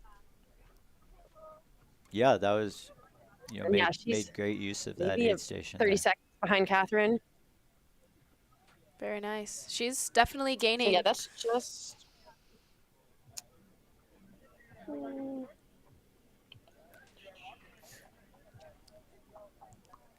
Yeah, it seems like she's covering good ground. She was in 6th at the start finish line for her first loop through, and now she is breathing down Catherine Short's neck pretty much right now. Maybe Yeah, trying to fighting. overtake her for that 4th place position. Fighting for 4th. Yeah. That's a good direction to be moving. All right, guys. I think that's all you're going to get from equestrian from us. We're going to head over to Choppas to try and catch the lead men coming Okay. through there. Alrighty. Get to the choppas. All right. We'll see you guys soon. Thanks, Leah. So at this point in the race, coming through equestrian and on your way to nachos and choppas, like there's still one more good chunk of hills right towards the very end. But what kind of like mantras or things you saying to yourself to get through like these almost what some would call boring, like runnable sections of the course? I think just cover ground. Cover ground. I know I passed Reba Kolb, I think. She's an OCR, professional OCR racer. Somewhere in one of these sections, she, I don't know, maybe went out too fast and was just dragging hard. And I feel like these are the sections where people start to drag. Because maybe they are a bit more monotonous, not so dynamic, and the sun's beating down now. Like we've mentioned, there's very little cover or protection from that sun, and so, yeah, my mantra would just be cover ground, stay steady, and keep moving forward, because at the end of the day, a lot of times that's all you need. With this race, like with these 3rd, 4th, and 5th, it's going to be really hard to catch someone like Courtney with her stout lead. Yeah. So really it's going to be about, maybe trying to cover ground and catch Casey, who's in 2nd. But she also has a pretty significant lead, I'd say, on these 3rd, or at least 4th, 5th, and 6th women. Okay, so we've got some runners at the Nachos aid station. I believe Yeah, so. Chris That's Myers was the bucket hat guy Mhm. coming into the second lap. I wish I knew what place that is. I don't know how many have come in between Chris Myers and Jeff Colton, JP Giblin, who were in first and second through the Nachos aid station. Always brings up an interesting point of, with racing for golden tickets, how much are Jeff and JP going to destroy each other to try and win the race versus, hanging out, chilling, like, maybe we can work together a little bit, keep these golden tickets secure and not blow each other up.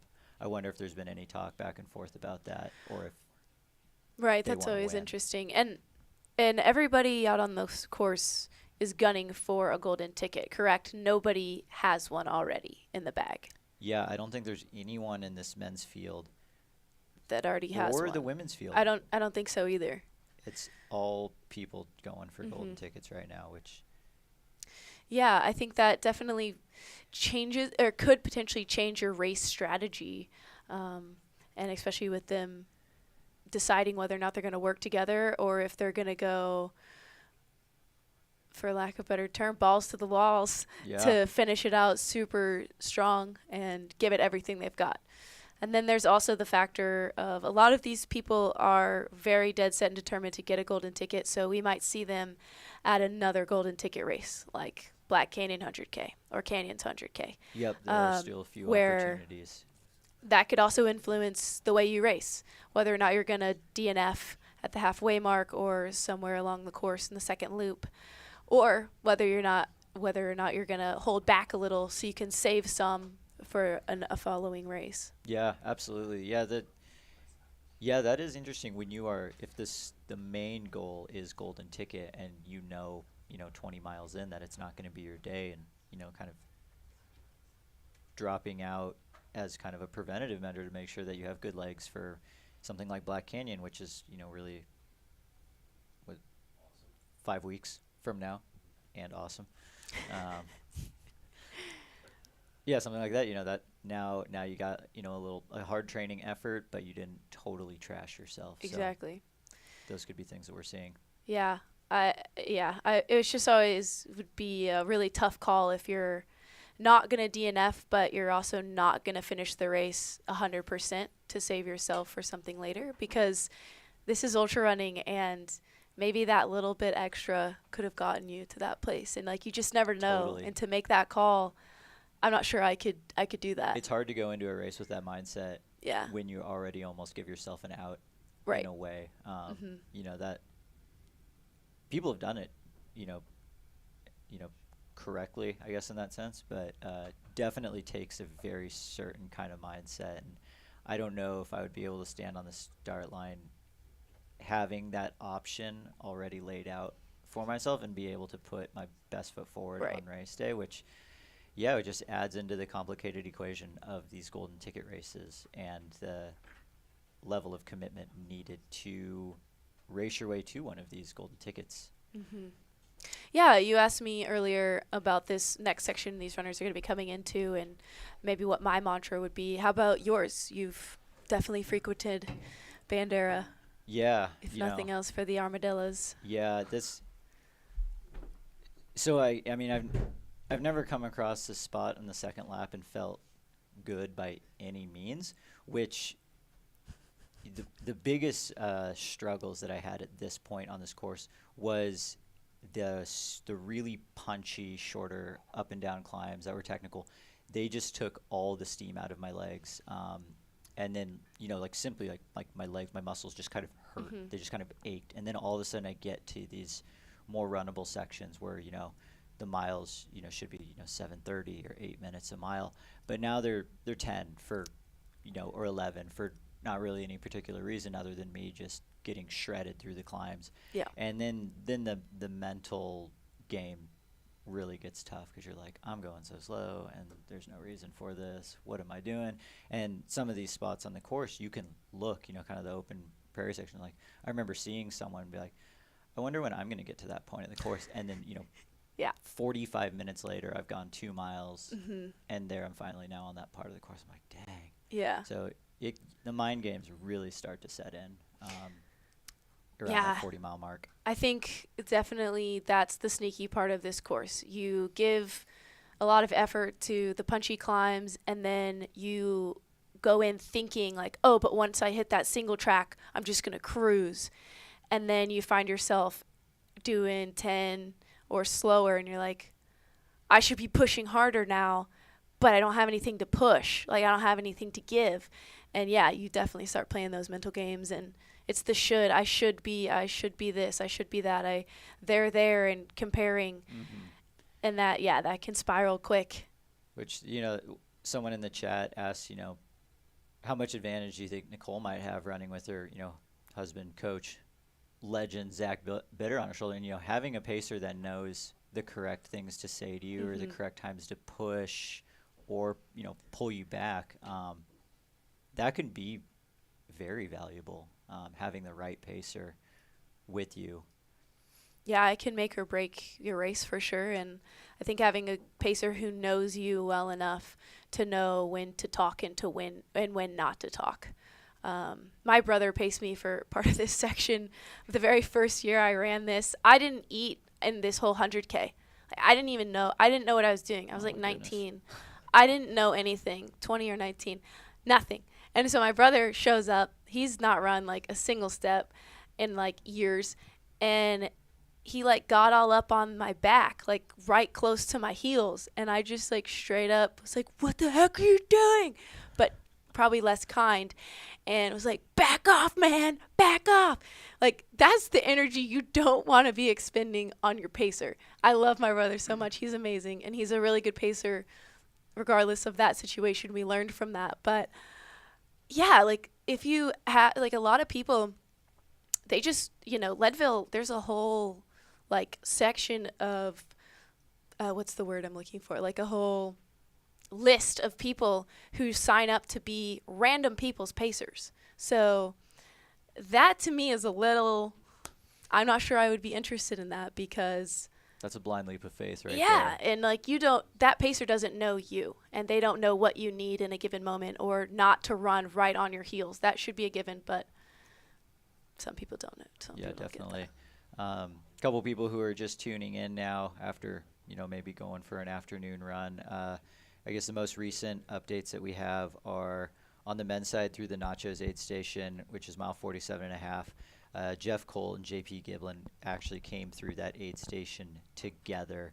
And on the ladies' side of the race, Courtney DeWalter is continuing to extend her lead and stay under those course record splits. The last update we have for her was through the equestrian aid station at mile 40.5, which she hit about 25 minutes under Marianne Hogan's split from last year. Casey Enman in second, Nicole Bitter in third through the equestrian aid station. And we're good. We've got and that ladies race it's stringing out a little bit, but almost equally across some of the gaps. So, that I wouldn't really say anything's for sure yet for that second golden ticket. I mean, I think Courtney's doing Courtney things right now, and that is very special to watch. But there's two races going on right now in this ladies race, one for that second golden ticket and then one for this potential course record. Yeah, there were some people in the chat that had mentioned there's like 4 groups, people who are ahead of Courtney, people who are like 2 hours behind Courtney, and the people who are 8 hours behind Courtney. Those are the groups on who we should be talking about because Courtney shows up and she makes history. And that's exactly what she's doing today. And yes, there are certainly 2 different races happening currently.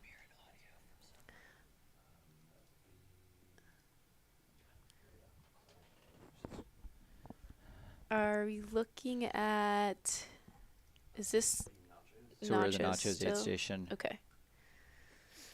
Which I'm trying to see when we might expect to see Courtney come through. Man, the 7:30 start time has got me all twisted with math right now. So it might be 10 to 20 more minutes before we see Courtney come through this Nachos aid station, which means we're probably looking on the men's side, 5th through 10th place is probably coming through this Nachos aid station right now. We'll try and get IDs on people as we can.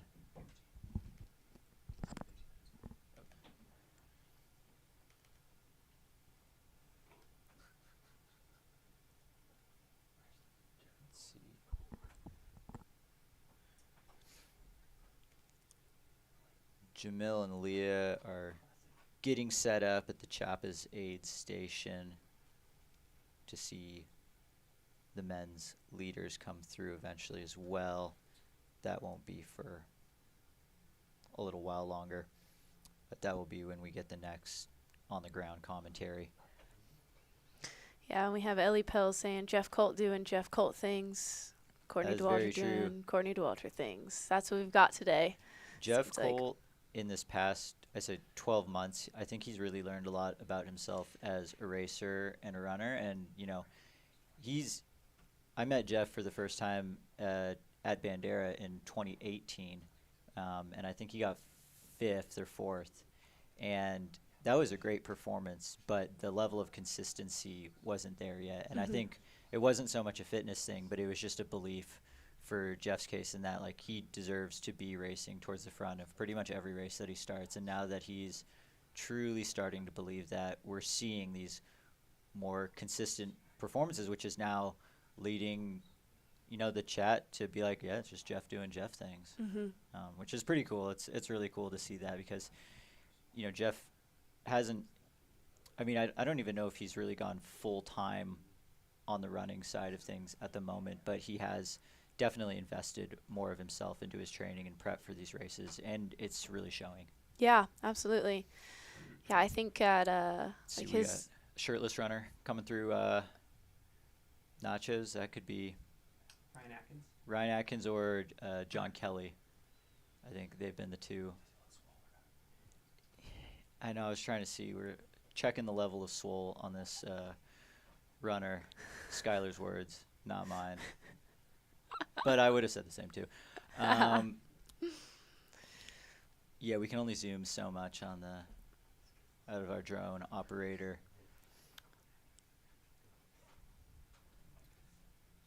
Trying to see if a running form's going to show anything here. It's tough to say. They do look smooth though, pretty relaxed.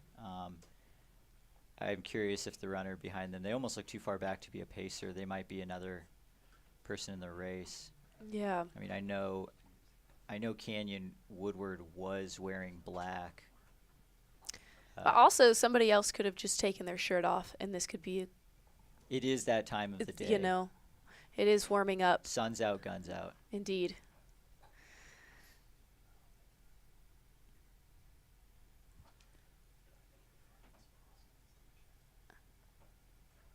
Let's see, what else do we got going on in the chat? A lot of Jeff Colt fans here. Jeff Gordon Colt, the commissioner. Yeah, I feel like in his short Worlds interview after, I think they took gold then. Yeah, 2022.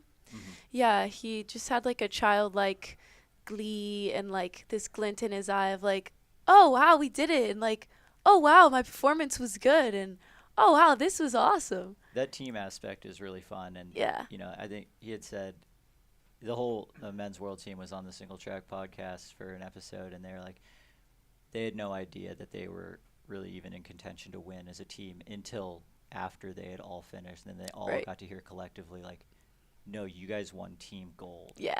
And you know, that would be so special, and you know, another feather in Jeff Colt's cap for, you know, a stellar 2022 racing season.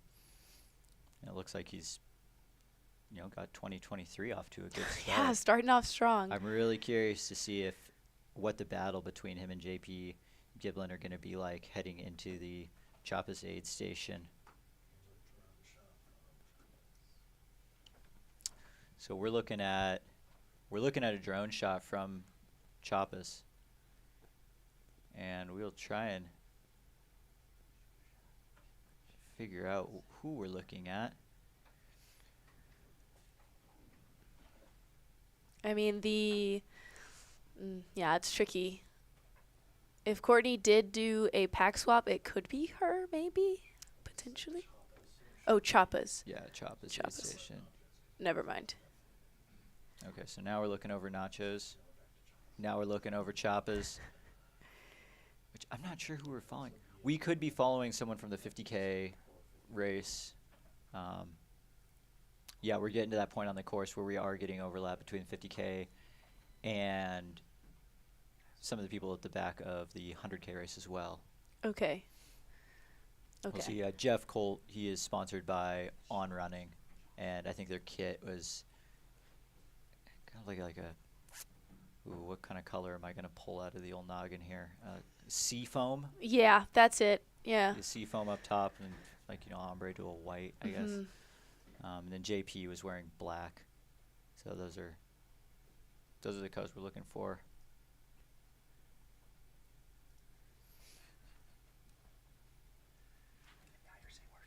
Is JP sponsored? So Okay. we've got Courtney at the Nachos aid station. That is what you're seeing right now. Still looks to be in great spirits. Tipped back an ounce of something. Fireball, pickle juice, Jello ketones, shots. Jello shots. Yeah. Hard to say. Your guess is as good as mine. Who knows? Maybe it's just 1 ounce of water. Maybe that's all Courtney needs. I'm not sure what we're looking at now. We just went black and white. I think we fell into a cactus. I think so. It kind of looked like that. I hope our cameraman is all right. Huh. We are...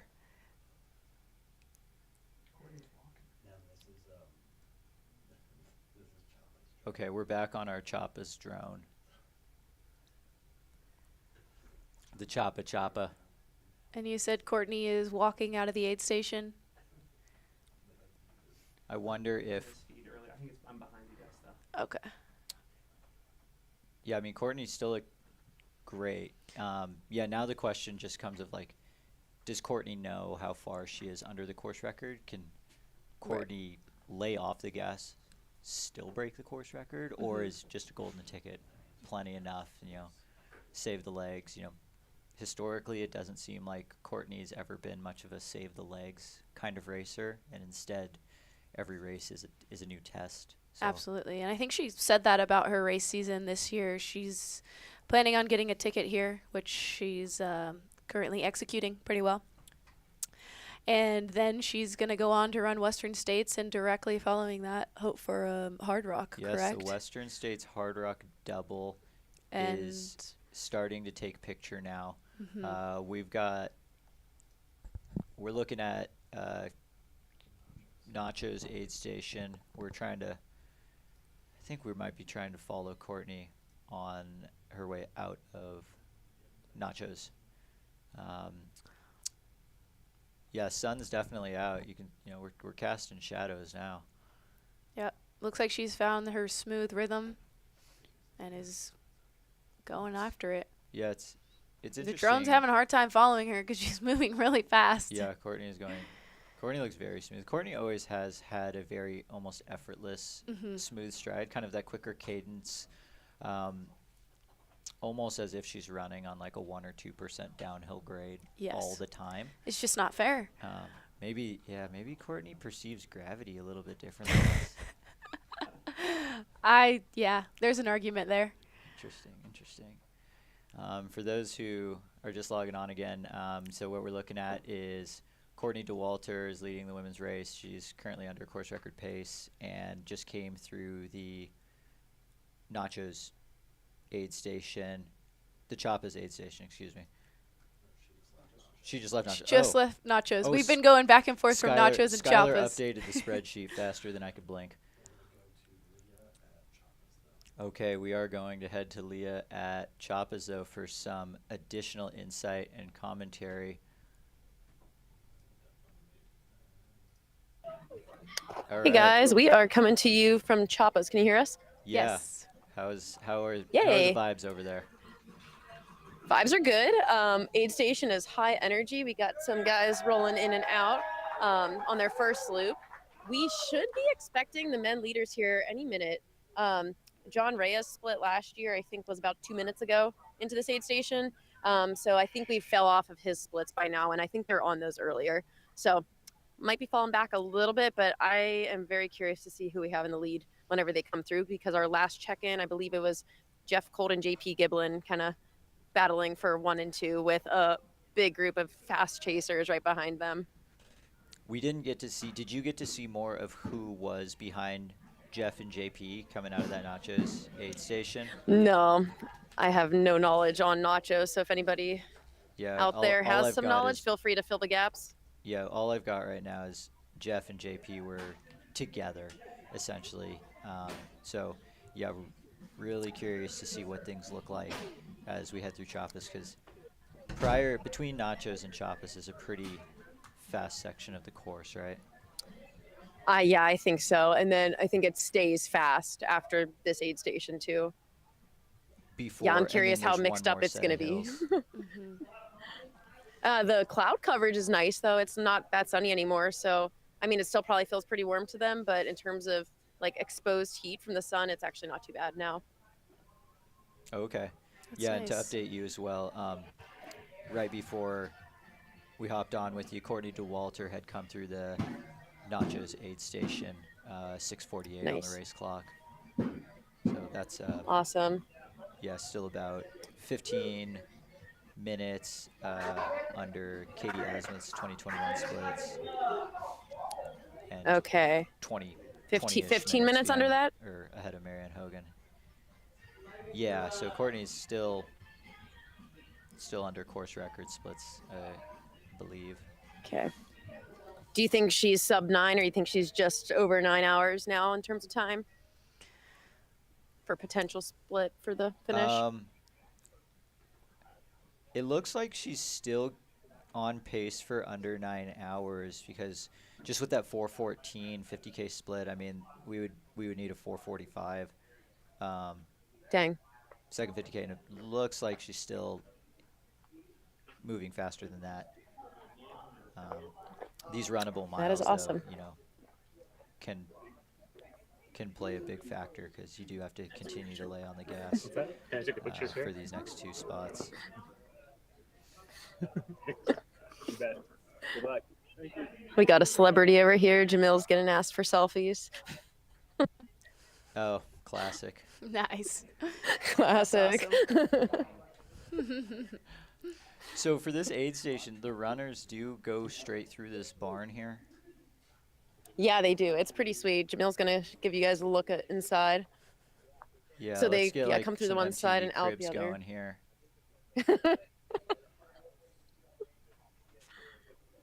That looks great. Yeah, the hanger. I mean, that's like that's like a Tony Hawk's Pro Skater level right there. For real. Yeah, they got some PBJ, some grilled cheese, pickles. Leah, with the kind of I don't know if my microphone.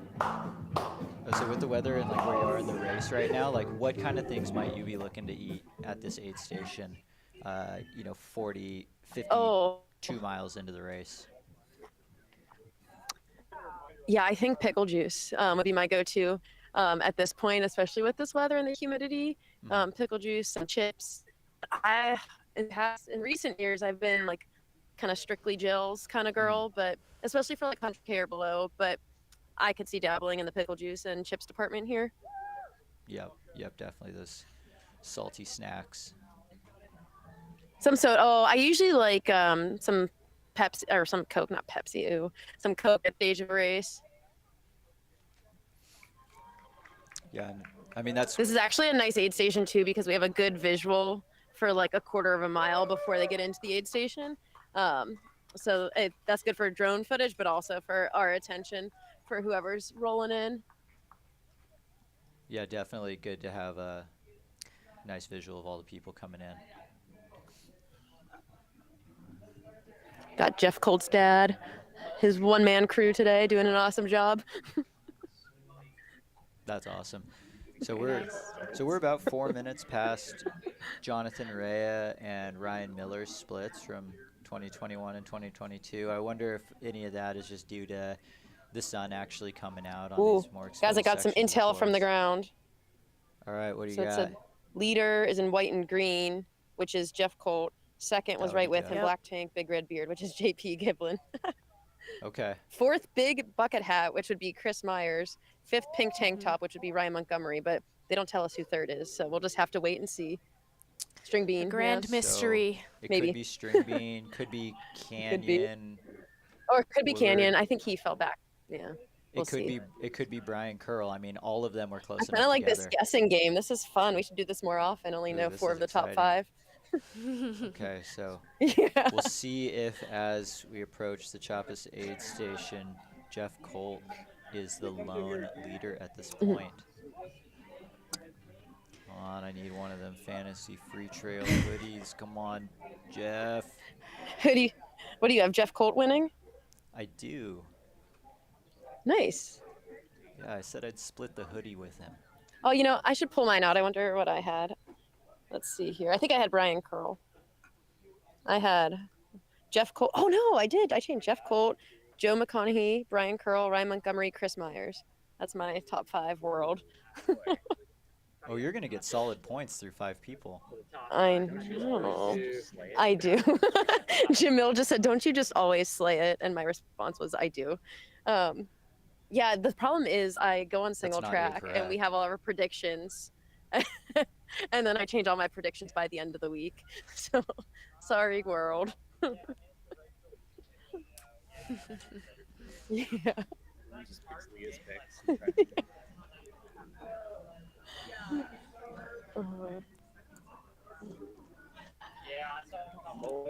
Come on, boys. Where are you? Interesting. This is... I think the one thing that hasn't been talked about so much, and I don't know if it's relevant anymore with this course, is the sodal cactus. It used to be relevant because they didn't cut it back. I think they've started to cut that back on the trail now.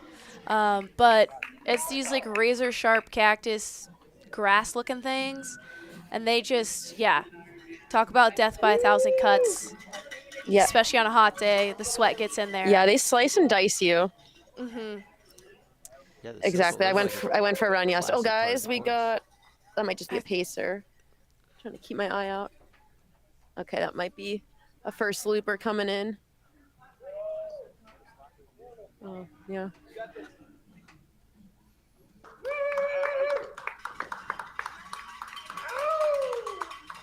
So, Brett, in terms of finish time, like based on, let's say these guys roll through here in the next 5 minutes, what type of finish time do you think they'll be on today for the winners? I think Ryan! we might be looking closer No. to 8:20 now. Oh, guys, we might have a DNF here coming into the aid station from Ryan Oh, no. Montgomery. No. If he's able to give a This is a quote, we live would love to stream. hear from him. No. Oh, okay. I'm Oh, not man, that's getting a quote bummer. From Ryan Montgomery, that's all right. Shoot. Dang it. That's too bad. I hope Ryan is. He doing said he was all trying to right. avoid us. Right towards us. That's fair. That's fair. Poor Ryan. Need some time to process it. He had one heck of a race today. Oh. Yeah, we just met Ryan's all-star one-man crew in there, Arturo from San Antonio, who Ryan did not have a crew coming into this race, but reached out to his Out Trails community, the great LGBTQ community that I think him and Addie Bracey have developed together. And yeah, this guy came up from San Antonio to crew Ryan, never having met him before. So I think that just speaks volumes of like what the ultra community is, and especially when you're as good of a human as Ryan, the people that want to come out and support you. Very Yeah, cool. absolutely. I mean, I would drop everything and go crew Ryan if I had the opportunity to.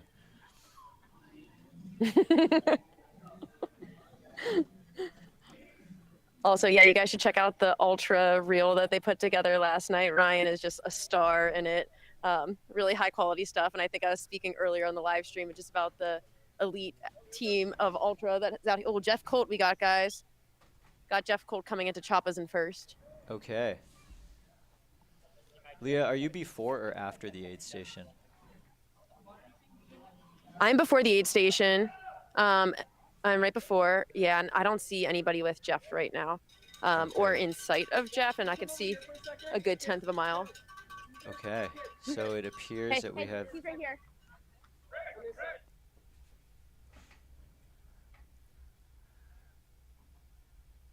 So Jeff appears to be the Coming lone in leader. here. Go, Jeff. Looking good. So Jeff Colt, 2:31 on the clock. And I see he's getting doused off a whole bladder of Oh, wow. water. Very nice. Is Jeff Okay, going I'm visor keeping an eye out today? Is he on Team Visor? Oh no, Is he's that not a Team Visor. He is Team Hat. He is out. He looks awesome, guys. He looks Wow, Jeff very is good. all business. Yeah. And just like that, he's out of the start Yeah, range. and there's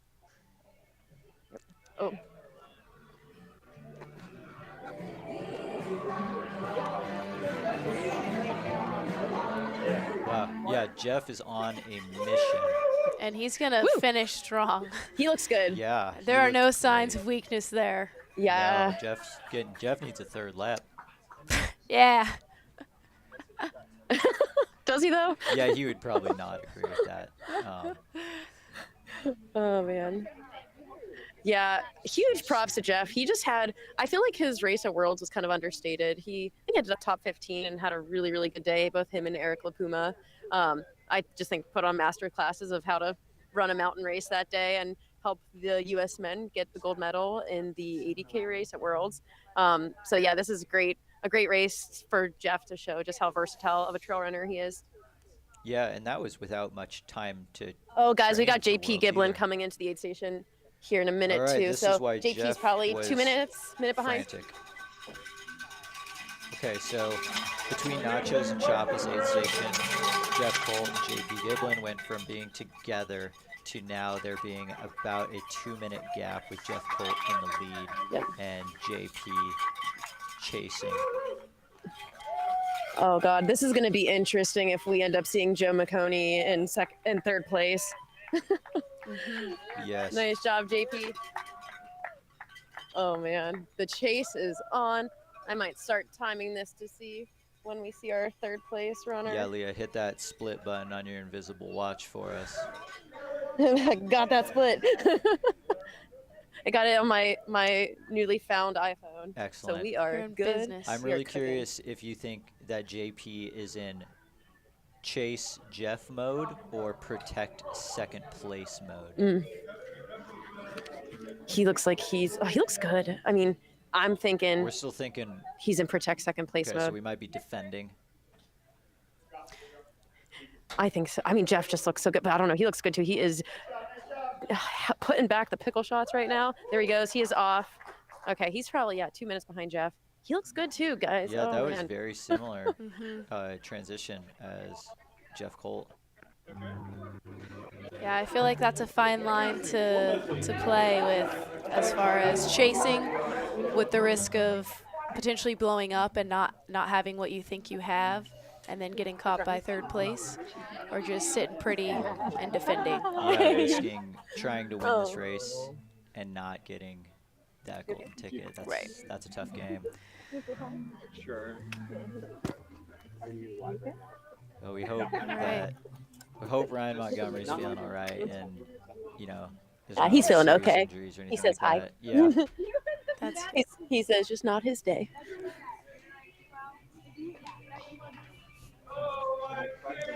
No signs of anybody quite behind. Okay, oh, this is good intel. These guys had about a 6-minute lead on third place at Nachos. And you got this. Wow, so I'm reading that the guys split, Jeff Colt and Courtney's JP getting Giblin, real hot at Nachos. their split from Nachos to Choppa's was All faster on lap 2 than lap 1. So Like, those Courtney guys showed some turned it on that What? section of the course. Wow, that is good. Did you hear that? Lap 2 for Jeff and JP was faster on lap 2 than lap 1. That's amazing. Yeah, from Nachos That's to impressive. I don't Choppa's. think that, So that from Nachos to Choppa's, that is rarely done. yeah, so those two are racing, and they are racing Courtney hard. was finally Yeah. showing signs of heat. Yeah, Jeff, I think Jeff was starting, I think early on was in like 13th to 15th place. So I feel like he knows what he's doing today. Yeah, he really went with the slow burn approach to the day. You know, letting the leaders go early, knowing exactly where you needed to be through that first half, and then now that experience is really starting to kick in. Right, that's showing for sure. Sitting down at Nachos. We do have some intel from Nachos that earlier on, String Bean did take a seat there, which I feel like we don't see very often for him at aid stations. And Brian Curl and Ryan Atkins had passed him in the aid station. So I'm assuming we might be seeing Chris Myers next, perhaps. Oh, I think, which is awesome actually, because I think he was running a really smart conservative race early on too. Yeah, which is really hard to do during, you know, he doesn't have as much experience at this distance, and to be able to trust yourself and not get caught up in with what people are doing early on, that speaks volumes to like his racing maturity. Yeah, racing wisdom and just patience in general, and to not let your head game get in the way of like, oh, I'm so far behind, or I'm not racing as fast as all these other people out here. Do I have what it takes? Yeah, from a pacing standpoint too, it's if you're 100K is the longest you've raced, you know, even going out too hard might feel fine or too easy for the longest amount of time, and then all of a sudden you realize, you know, 35, 40 miles in, nope, that was actually also too hard. Right. So to be able to differentiate between easy and not quite easy enough is really impressive. It's a great point. We've got some good photographer Instagram handles within my 10-foot radius here. We got Tony with a Sony over there, and then we got Shit in the Woods right here, taking some pictures of the day of different athlete teams. I personally like Tony with the Sony's Instagram handle a little bit better, if I'm being honest. Yeah, it's a little more PC. Oh, Patty with the Pixel. Patty O'Leary, if you're out there. Patty with the Pixel is coming hard for Tony with the Sony. Yeah, we got some media royalty out there. Wow. Best of the best of Bandera this year. Yeah, I'd say this year's Bandera really has the best of the best. Like, people showed up to this race. I feel like it's been underrated for too long, and we're finally shedding some light on Bandera through the media team and the work everybody's doing to like really get eyes on the course and just highlight what a fun race this is, and I think elevate it too. Yeah. Because it's kind of been a mystery. Yeah, it's about seems time. like. Yeah. This live stream has, you know, desperately been needed for Bandera, because it's always been such a quiet golden ticket race, and I'm so glad that it doesn't have to anymore. Right. We did get some intel from the Nachos aid station that I think Kenyon Woodward was still in the mix as well, so in that third or fourth position. So I'd imagine we should see him and Chris Myers roughly next, maybe jockeying back and forth a position or two. And then Courtney was starting to show some signs of the heat, but I don't think that's anything really to be concerned about with the gap that she had on the women behind her. Yeah, if we're looking simply to just win the race Yeah. and not get the course record, yeah, Courtney has some wiggle room for sure. And if we're talking just securing a golden ticket, Courtney has a lot of wiggle room.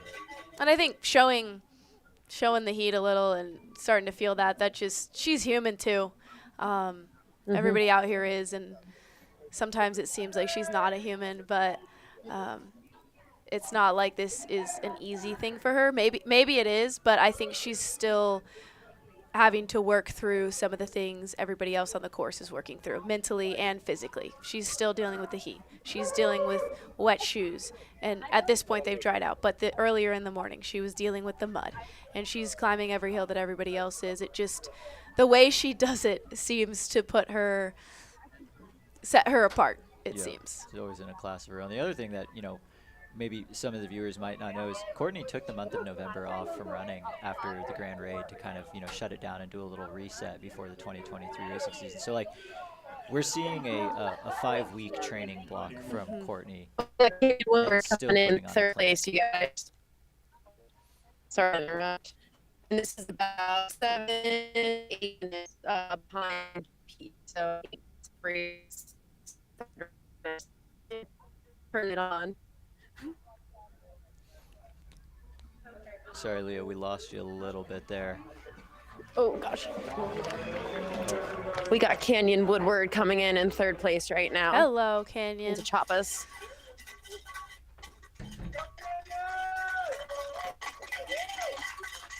And he is 8 minutes behind JP Giblin. Okay, so it's about 8-minute gap between second and third on the men's side at the Chiapas aid station. And this is the point during the race where there is 10 miles of racing to go after this. Yeah.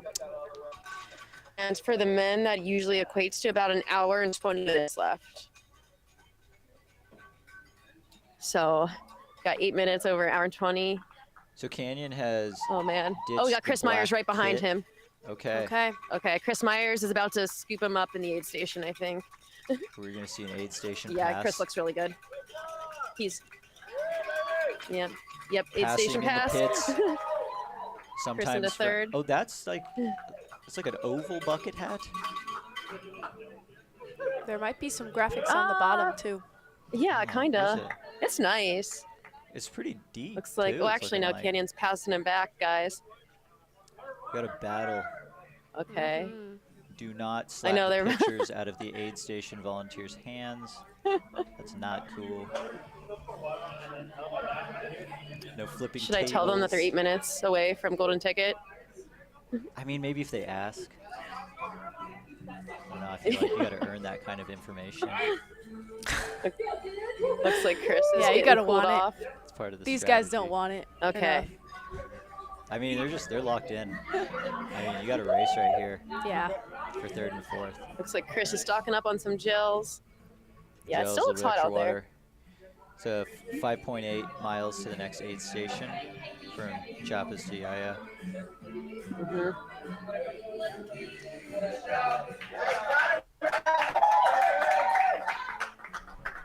All right, looks like Chris just left ahead of Canyon. And that is about 9.5 minutes on the clock after JP left here. Okay. All right, we're gonna send the camera to Nachos for a hot second. That's Casey Enman in second place.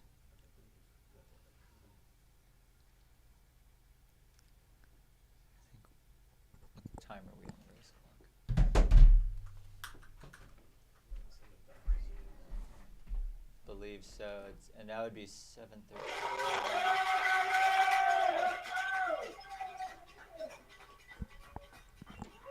So Casey Enman, 7:13 through the Nachos aid station. That would put her 25 minutes back of Courtney DeWalter. And Okay. the 7:13 split through Nachos Dang. is only 2 minutes behind Marianne Hogan's split through Nachos last year. So the performance that Casey Enman's putting on is very, very good. Yeah. Yeah, I will say too, this is really good because last year here it was not, the second lap wasn't as hot as it is today. So it looks like Casey fell off about 2 minutes. She was ahead of Marianne Splits at Equestrian and is now about 2 minutes back. Yeah, and this so was I the just think point that's in the probably from the course heat of where, today, but wouldn't be surprised if she ends up running. Yep. Yeah, I think this will be like a sub 9:25 performance for Casey if she can hold it. Yeah, and that is a great time. Yeah, Marianne did something special the last 10 amazing. miles last year. I did not. Yeah. I just really wanted to see that Texas sunset. Same. 2 years. 2 years in a row.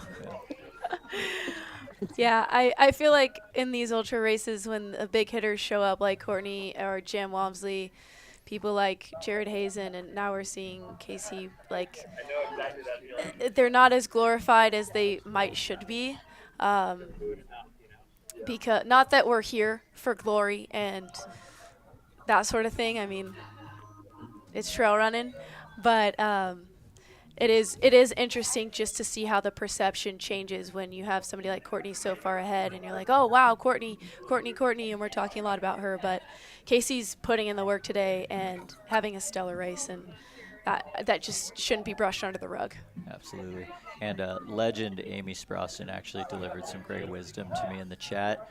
Oval bucket hat is cowboy hat. That Yeehaw! that has a name, It's already been invented. Thank you, Amy.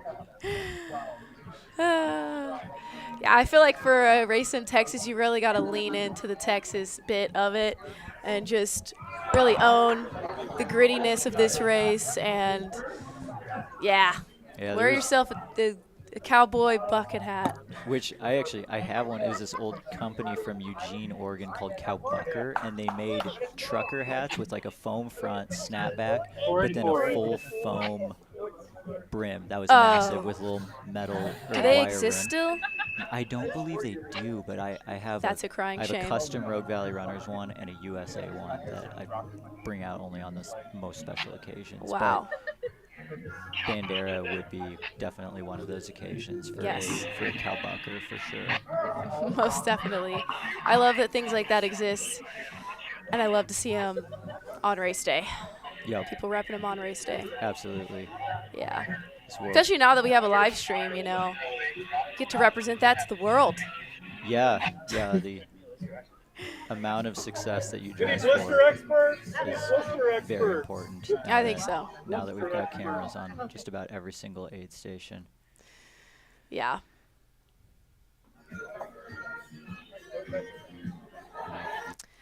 Yeah, some people are having some confusion with Ryan Montgomery moving to first place. I don't know if that's in the live tracker or something, but he did in fact drop. Yeah, I think he might have I believe clipped one of the timing mats. Yeah. Yeah, it looks like he clipped a timing mat. Yeah, Ryan Montgomery has withdrawn from the race. I don't know if it's officially been made on the timing system yet, but that is the reports that we've gotten from Leah as well as the aid station camera. Yeah, I'm curious, are there any other significant DNFs? I know we talked about those earlier in like the first lap, which I've got a few notable drops. We have Anthony Lee, Corey Keene, Charlie Ware. I was curious about him. Michelle Magana is Okay. also reported as a DNF. I think those are the main ones. more notable ones, unfortunately. Yeah.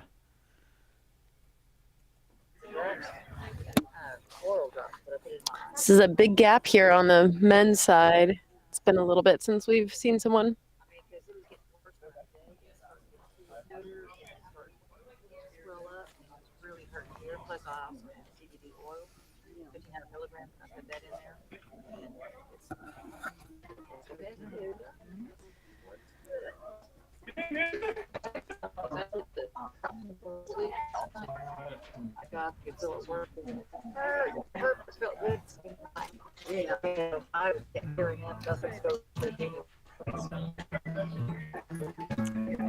All right, I'm gonna take a little break here. I'm sure people are getting tired of hearing me talk, so I'm gonna throw this headset on Finn, and then we'll get back to the kind of finale of the men's race. Oh, okay. Finn has to go change out of his PJs. Oh, all right, we've got Skylar. He's gonna hop on.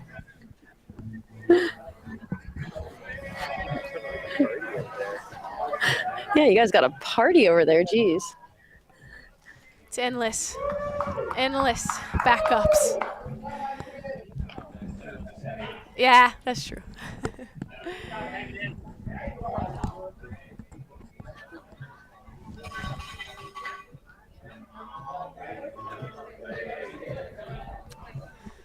And welcome back, Skylar. Speaking of trail style and just style in general, can we talk about this fun shirt? Since we have, oh wait, who's here? Who do we have on camera? Oh, that is. Is that a hot take? Some people just like to party. Also got Derek out here too. We just got all the photographers. Hey, photographers are working hard out there. We've seen nice. Derek get some Derek Lytle getting his steps in. Tony with the Sony is out there snapping some photos. So historically, those have been the only only record of Bandera. Hey, buddy. So yeah, normally we get all the after action shots. Yeah. Glad we get to actually have the live videos for you as well, in addition to those great Skylar. frames. Mr. Tony with the Skylar, celly. can you hear me right now? I can hear you, sir. How are you doing? Haha. Good. How are you doing, man? I wish I could man. see you. We can't complain. Well, we can see you just How's bright it going and in there? smiling, Are you all cushy in Phoenix right now? We're having a good time. We didn't have to brave the weather like you guys did, so we appreciate your service, sir. Anytime, man. I'm here for you. So this is the first time you've been at Bandera, and you're not even with the live stream team, but you're out there doing media stuff. How is that experience? I mean, it's such a big course to move around and all. So from a photographer, videographer standpoint, like it's a wet dream. You can just get around the course quickly. You can take tons of cutoffs, and just get like lots of opportunities to take photos and video of all these athletes. So and I'm really doing it. It was this morning, but not too bad. And now there's the sun's out and trying to get down. A little bit for them, but Awesome. Yeah, I mean it's very convenient for the crews.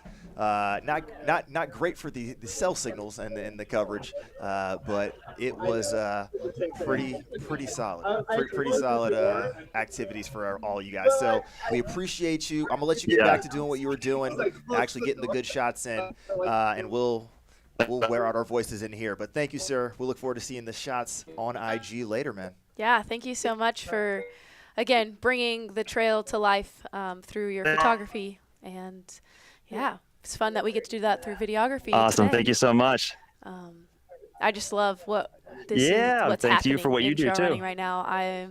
The stoke is high. The stoke is high to be part of this and to just see how it's evolving.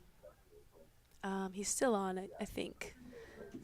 Hell yeah. Alrighty, guys. Thanks so much. Bye-bye. No, you're good. Okay. You're good. So we're back with the aerial shots of the aid station. And again, we got to shout out the volunteers, not even on the media side, but the folks who are making the race itself run. We got 2 days of fun out there in Bandera between the 100K, I believe 2 editions of the 50K and the 25K. So much appreciation and love to the folks on the ground making it happen so that these runners can get around in one piece safely, happily, and able to tell the tales afterwards. Exactly. There was word in the chat from Dan Whitehead. He had information on Anthony Lee dropping because of a rolled ankle. So that's just a little extra tidbit there for those who were following Anthony Lee. Which, I mean, if there was going to be an injury on course, is probably the most likely bet folks would have put on it, given the slick rock nature of the course, even when it's dry, let alone that pretty wet first lap that folks had. So it's a bummer to hear, but hopefully he bounces back quickly and gets back on that golden ticket grind. Yeah, these rocks out there, we've talked about them again and again, but I don't know if we've talked about the toll they take on your body and just after the aftermath. And I think it's something that's contributes as well to just the sneakiness of the trail, where you realize later, holy smokes, like my knees are shot and my ankles are just taxed far more than I expected. And I've trained for this race in Texas, and I've also trained for it, I believe, somewhat in Tucson. And Tucson has a lot of rocks where I live, and the trails I'm running are pretty equivalent as far as technicality goes. And I still went out there and felt the effects of the course after 100K on it. So absolutely. And that's only compounded by the mud that was caked onto shoes earlier, and just, every little bit throws off your stride, and if something's just a little bit off, in your balance or your proprioception, it can add up after, a couple thousand steps exactly around the trails of Bandera. So happy that it looks to be drying out a bit, and folks are keeping their legs under themselves and getting around this course in one piece on the second lap. And they're moving quick, as we've seen. So we should be expecting some more folks coming through. Yaya aid station on the men's side in, I believe, about half an hour from now, if my snap math is correct. And then on the women's side, a good number of the top 5 still need to come through Chiapas at about 52.5 miles, and then Courtney DeWalter still absolutely crushing it off the front in the women's race, should also be coming towards Yaya relatively soon. So a lot to keep tabs on, and just a lot of fun being had out there. Folks are hunting. This isn't a cakewalk. There is still a lot to be decided for these competitors and their individual glory, but specifically these golden tickets, these top 2 auto entries into this year's Western States Endurance Run.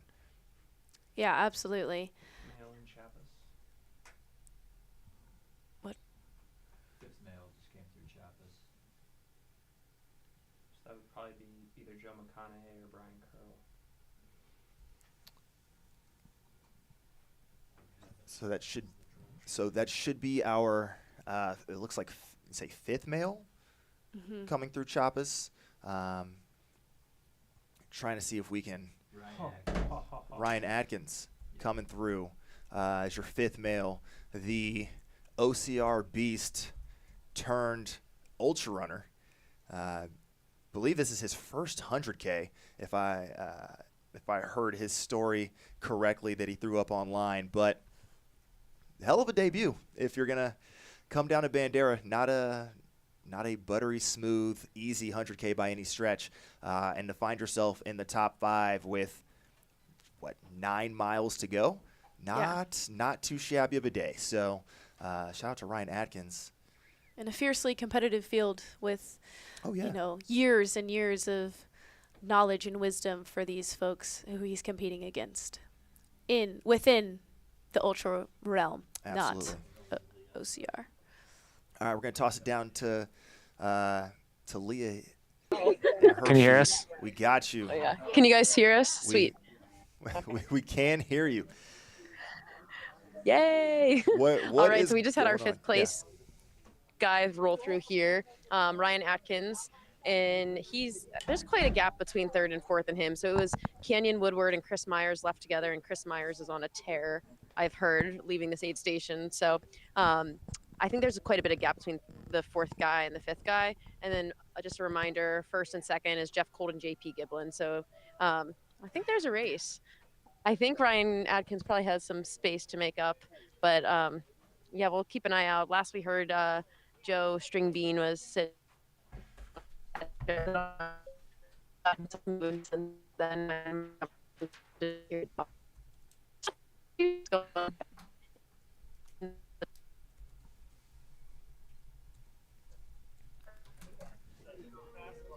I think Brian Curl is still out there too, and I think him and Ryan Atkins, I believe, were in nachos together. So I'd imagine we should see Brian Curl next.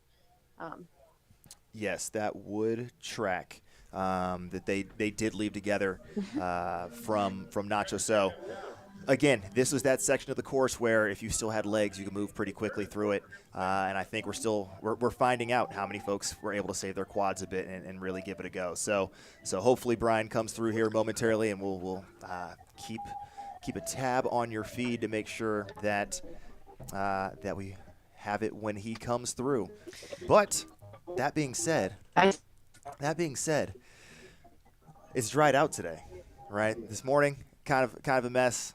Right now, this course is looking pretty fun, pretty exciting, pretty fast. So you probably don't need a set of spikes on your foot, right, underfoot right now. But if you do, designed for winter trail running adventures, Catula's Exo Spikes footwear traction are at home on ice and snow, as well as on the dry, rocky ground if you need it. 12 ultra-durable tungsten carbide spikes provide an impressive amount of grip when you need it and stand up to rocks and other abrasive trail features when you don't. The Exo Spikes will inspire you to follow the trail less traveled, even if it's covered in ice. So for more info, visit Catula.com, KAHTOOLA.com, and use the code Bandera10 for 10% off your order. Somebody who does not need the spike because they are grinding right now, right here in the aid station. You hear the cowbells ringing. Let's go ahead and follow the action live. Want to make sure that I get this time We've exactly. got Courtney coming into the aid station. Just blitzing it right now. Courtney is 6th overall. Wow.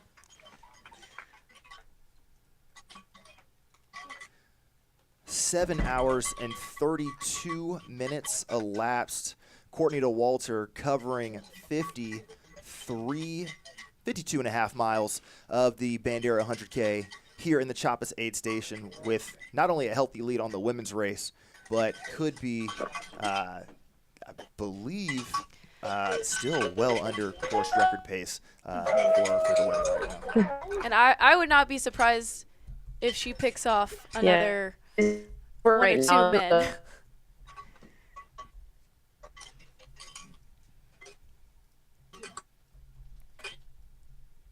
I think it's hard to wrap your head around what Courtney's doing because she makes it look pretty effortless. And we've seen her do it again and again, but this is huge.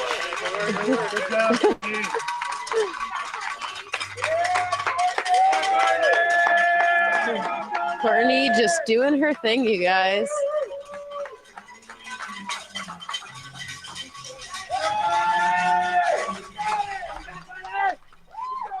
Chilling.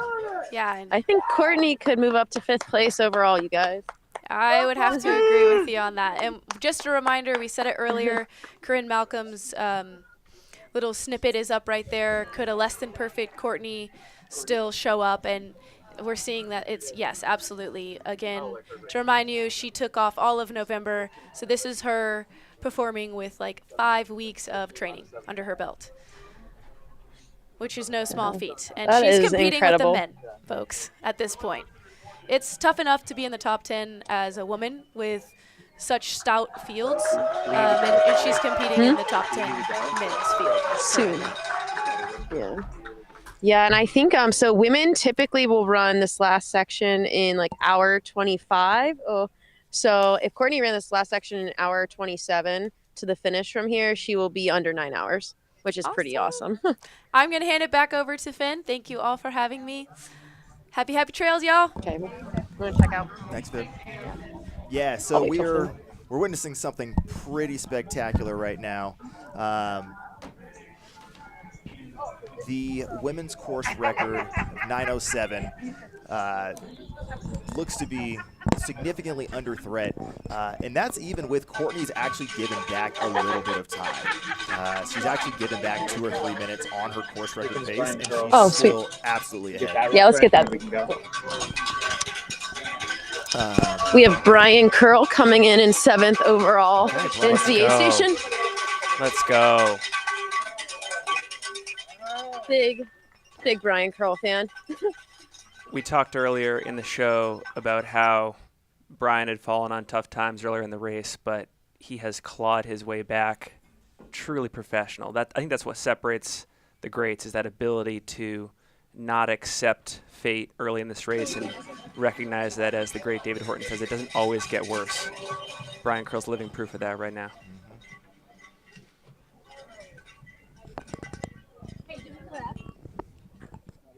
And a lot can still happen these last 9 miles. Oh, yeah. It's not flat. You're going to see your competition ahead of you. This is that sort of like open field section, but then it gets a little rocky there, that last climb from really the last aid station of Yaya to the finish. So really right now, stay in range is the goal, and then hopefully have something left in the tank for the last 5 miles to really go on a hunting season. An eternity of time left. Spoken like 2 people hanging out in the studio watching other people run all day, so awesome.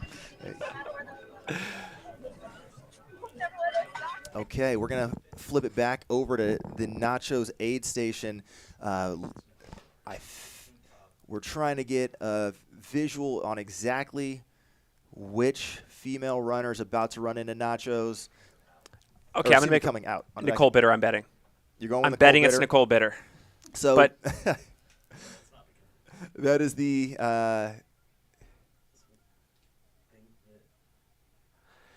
all right, Leah, thanks so much for covering down at Chappas. As you see, eyes from the sky here, that does look like Nicole Bitter's Ultra the Ultra kit. gear, the Ultra kit, yeah. There you go. So I am going to go on a limb and say that is Nicole Bitter. Yeah. In second, leaving the Nachos aid station. What is that, 47 miles? Carl in the chat says serious goosebumps going right now. Could not agree more.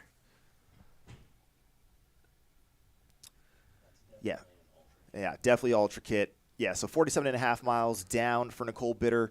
Looks to be currently sitting in second place. Has been charging up through the field the entire day. Yes. I mean, we were talking about she was in the back half of the top 10 through most of the first lap, 50K, and then yeah. just has been grinding steadily up.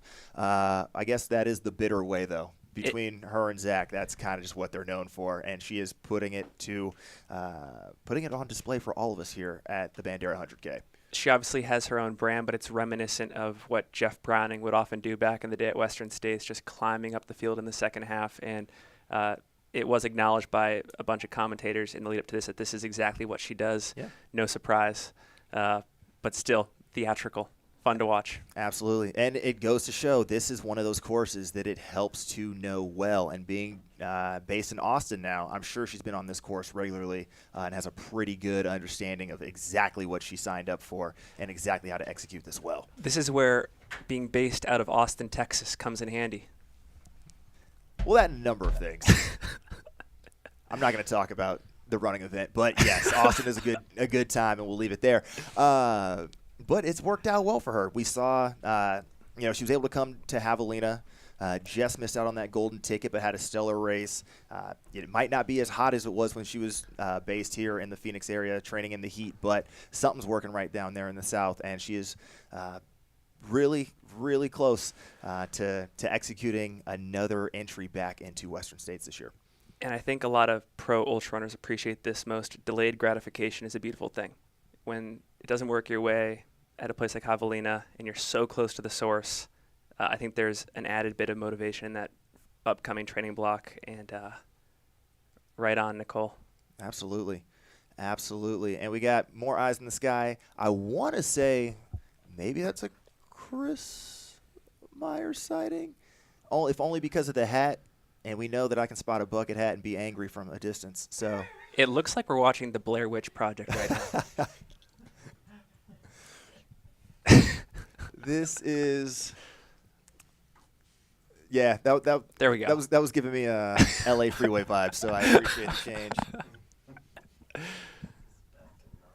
Katie Asmuth says Nicole may have made up 11 minutes on Casey. So I guess my question, or our question, would be how far back is Casey right now? Because there was a fair bit of time between, let's say, the top 2 or 3 women and the rest of the field. Absolutely.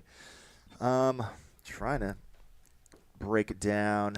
I have to go back and do some subtraction in the spreadsheet. But, yes, it sounds about spitballing about accurate about how much time she's made up, which we know that the second lap, most people give back a lot of time. You run it, 7% slower than you do the first lap on average. Yep. And if you can fight that trend, if you can do more of the John Ray style from last year and run, 49.51, this could be the result. So Nicole's definitely made up a lot of time. And even though Courtney's well off the front, again, we're talking about phenomenal women's times for the rest of that top 5. Like they've been showing out all day. It's just it's been a little bit over. It's hard to have them get the same shine that they deserve when you have a Courtney so far off the front this early. But it is deserved, and we got to make sure to shout them out for it. Yeah, 100%. What's the Kornacki tracker saying for estimated finish right now? Oh, right. Well, okay. Well, now you're going to make me do on-air math. So we had 7:32 for Courtney. Corinne is asking, did we miss Casey somewhere in the tracker here? That's a good question. Our first eyes were on Nicole. I think it's still Nicole in second, but that's a good question. Mark Griffith said Browning called it hunting. Nicole is definitely on the hunt right now.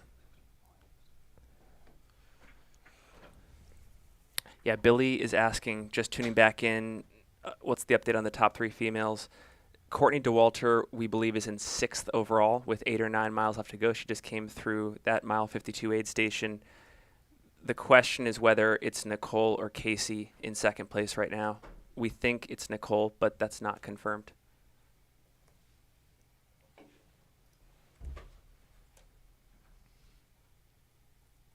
Yeah, is Nicole executing a potential negative split race here? That's a great question.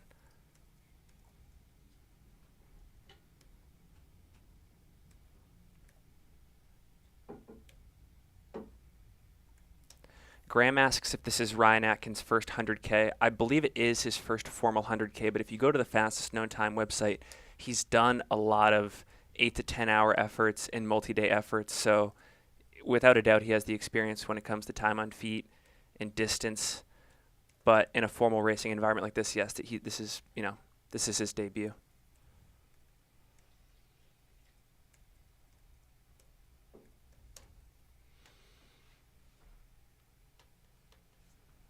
Okay. Exciting times. Now that I've done on-air math, which you got to do the Steve is Kornacki the hand waving. Okay, here we are in terms of Courtney DeWalter, because that was the one I can do the fastest. We are currently still on exactly 8:48 pace for Courtney DeWalter, assuming historical trends hold. But on average, yes, the middle of the Overton window is currently set at 8:48. So it could be anywhere between 8:45 to 8:51 would be the window we would be looking at for Courtney based on her current time. And she would only have about, what? That'd be a 20-minute positive split. Mm-hmm. 4:34 for a second lap, something like that. Indeed, which would also be pretty much on historical trend if you were comparing it to the overall data set. So, yeah, we'd look for her to be done in about the next, well, it would have taken her approximately 85 minutes from Chiapas. So, yeah, I mean, we basically have about an hour and 15 minutes to find out if I'm right. Yep. Cool. No pressure. And if I'm wrong, it's the data's fault. So deal with it.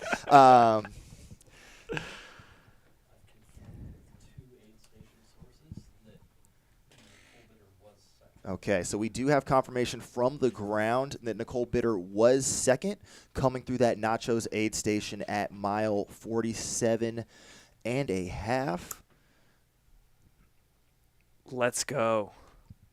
Which means that we are looking at Casey Enman being in third, assuming nothing drastic has occurred. And then I believe we had, was it Catherine Short was in fourth?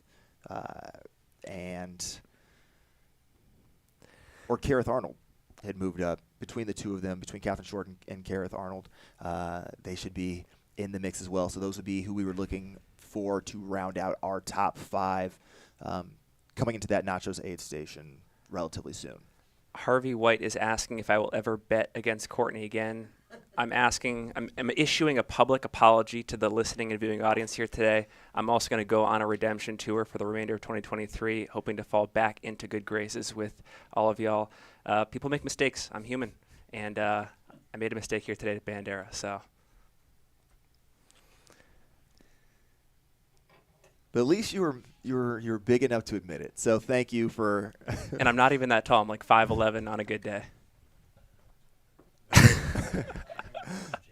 There we go, JP Giblin. Oh man, grinding. Still, the stride looks good. Apparently not related to Paul Giblin, but we should check that out because he's strong. Hey, listen, make your own legacy. That's right, young buck. Do it. That's right. All right, flipping back to Nachos for our as almost right on cue, 3rd and 4th place women in the field. Looks like someone is closing hard. Just grand old time. Coming through.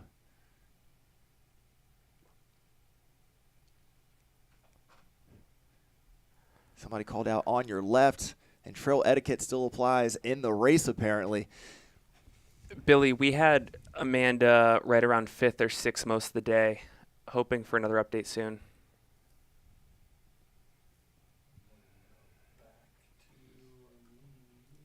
So that's JP Giblin. We expected him to come into the Yaya aid station, our penultimate aid station, we were estimating around 3:18 to 3:20 local time, so he looks to be right in range of that, and still just grinding along. Stride looking good. He clearly did his core workouts 2 to 3 times a week for 15 minutes each session. I mean, I'm just impressed that somebody's still knee dribbling like 57 miles into a race. I wish I looked this good when I went on my lunch run today. And that was not nearly this exhausting. So good on him. Just out here, out front, staying relaxed, even though everyone is gunning for him right now. And it is a tight race behind him. So it's probably best for him as the front runner to just try to stay in that Zen mindset and just steady stepping forward.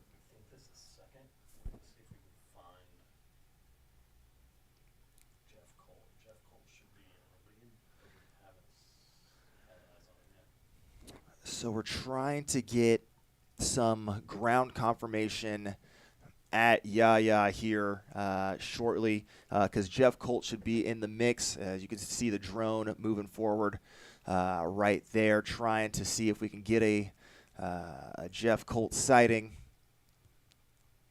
Because much like Jeff Gordon, he just want to go fast. And it makes it difficult to find him. So shake and bake.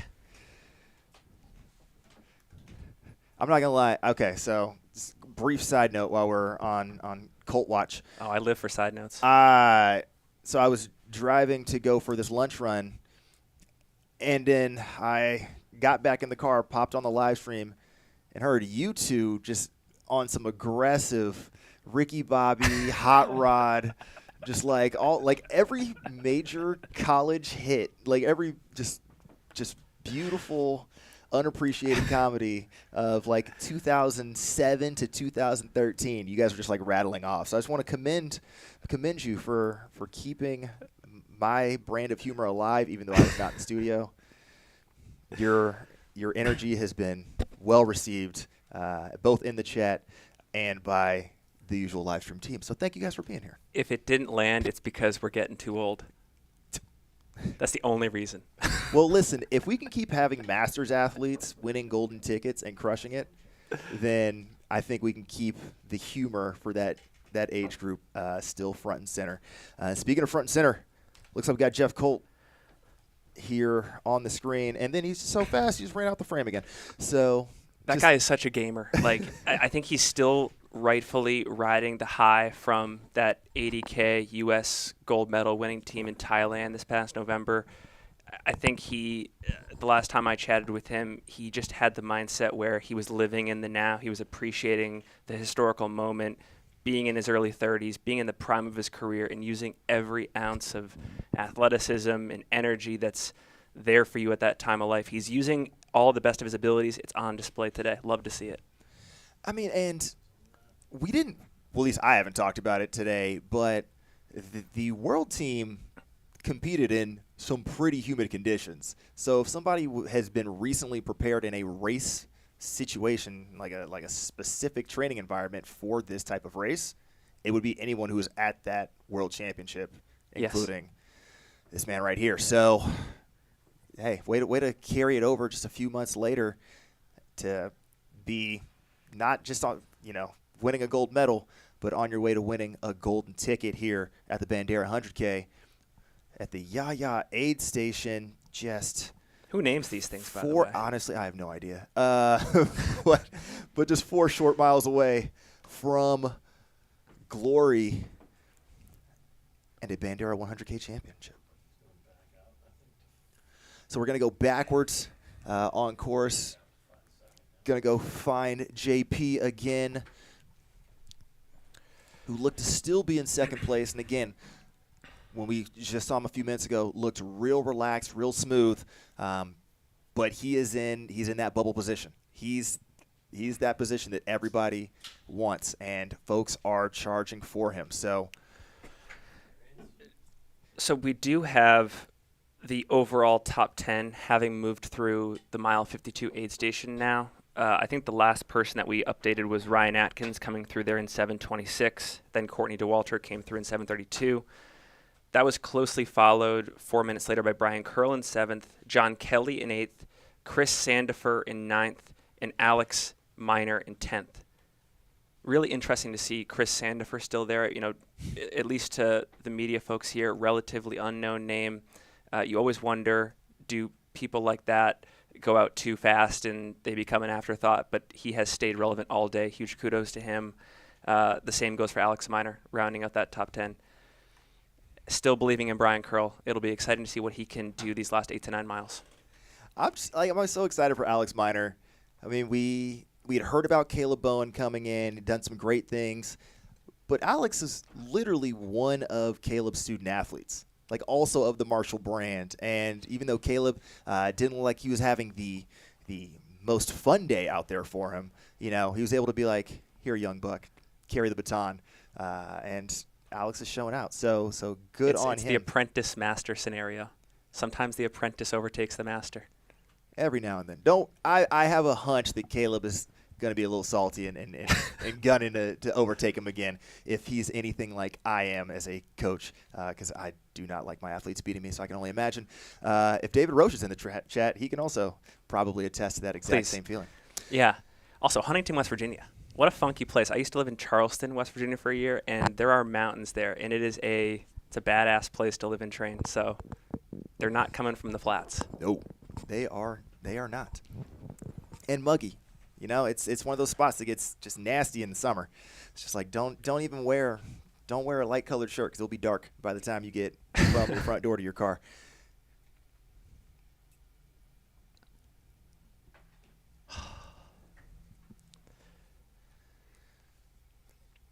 And let's go ahead and level set a bit on that women's side, because the way things are going, we might be picking up our lead female on this drone relatively soon anyway. So coming out of the last aid station, which for the women was that Chiapas aid station, you had Courtney DeWalter, 7 hours and 32 minutes elapsed. She was sitting in 6th overall. Coming out of that Chiapas aid station, she had a 26-minute gap on Casey Inman at Nachos. Looks like we had Nicole Bitter overtake Casey in that stretch between the Nachos and Chiapas aid station. So Nicole Bitter now in 2nd place, right on. We believe. Casey Inman still in 3rd, awaiting confirmation on that. And then you had a Catherine Short and Kareth Arnold rounding out your top 5 in flip-flop order, because they're going back and forth for pride and glory. We just had Amanda Basham go through, I believe, in 6th place. What we believe, awaiting ground confirmation on 6th place for Amanda, but still more or less where she's been all day, just super consistent and grinding through that field. As we come back down, I believe that's Chris Myers. We believe that's him in 3rd place. Okay. Which makes, yes. So going back, he was 4th. He 4th/5th. They came in and left as a group out of that Chiapas aid station. At the time, it was about, I'm going to say about 12 minutes behind J.P. Giblin. 12 to 13 minutes behind J.P. Giblin is what they had left that Chiapas aid station. So if we are correct and Chris Myers is now sitting in 3rd, that means he is also past Kenyon Woodward, our early leader, and just like perennially hanging on to that podium spot. But looks like Chris is overtaken into this 3rd position and should be shortly approaching the Yaya aid station with 4 miles to go. You always look for certain movements in a runner at this stage of the race to kind of like guess where they're at. When you see that high elbow raise to bring the water down, you know they're in a good place and they're hard charging. I always look for stuff like that. Well, even just like from like a hip drop situation, you're not seeing a lot of like that medial loss. Sorry, we nerded. I don't. It's need to boring, talk. but it's a part of my whatever. life. Yeah, these are the things. If I'm watching somebody run, I'm like they're in good shape or not. He looks very strong right now, which is not surprising. He just had a phenomenal performance just last month down here in Arizona.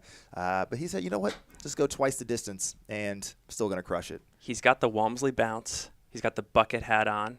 I don't know if that's a naked belt, but probably is. He's styling. He's profiling, and he's hungry. He's ready to eat. Feed me. Great. And there's going to be like a Pac-Man, just like it's going to be just an Instagram comment that's just going to be just all Pac-Man. So good on the young man from Southern California, where, hey, it's not all flat. It's not all flat there either, and he's been putting in some work. So excited to see him showing out. We'll be sure to get confirmation that he is indeed in third place. Look this. Arlen, I've already atoned for my sins not picking Courtney to win.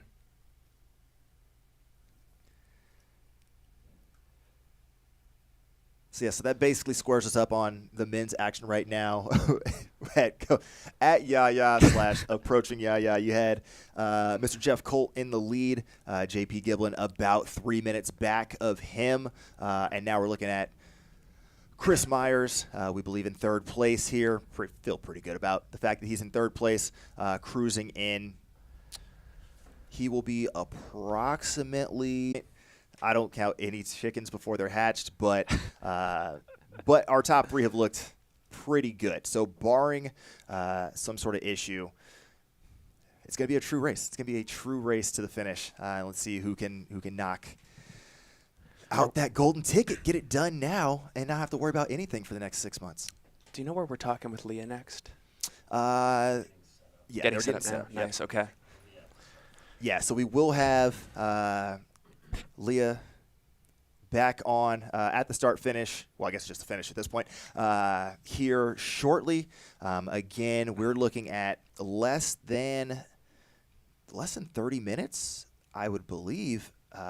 Definitely less than 30 minutes at this point until we have our men's champion. And that we are currently at 8 hours. Yes. Yeah. That's math. Yeah. There's a clock. I can just look at that. So, yeah, we're about to be at 8 hours. I don't do public math, by the way. It's smart. It never ends well. So we'll have our men's winners coming up here in the next probably 15 to 20 minutes. I was going to say Katie Asmith, David Roche, estimating 6:30 pace, just sight unseen, or I should say on site. That's impressive, and I don't doubt it. We'll go to the Strava after the fact, and we need all these runners to mark it as a race. Don't mark it as a run. I want the full elapsed time. Don't be hiding stuff. It'd be like, oh, you ran 9:40, but it was actually like 10:50 and hung out in A-Stage for a long time. Mark it as a race. I want the real data. Elapsed time is the real truth. Give me the real. So next year when we have to make a new spreadsheet, it can be even more accurate. I'm going to see if I can pull up some text from Leah here. She might have some intel for us. Let's see. And we are over.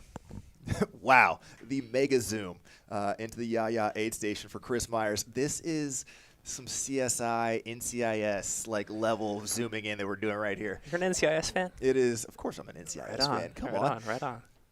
This is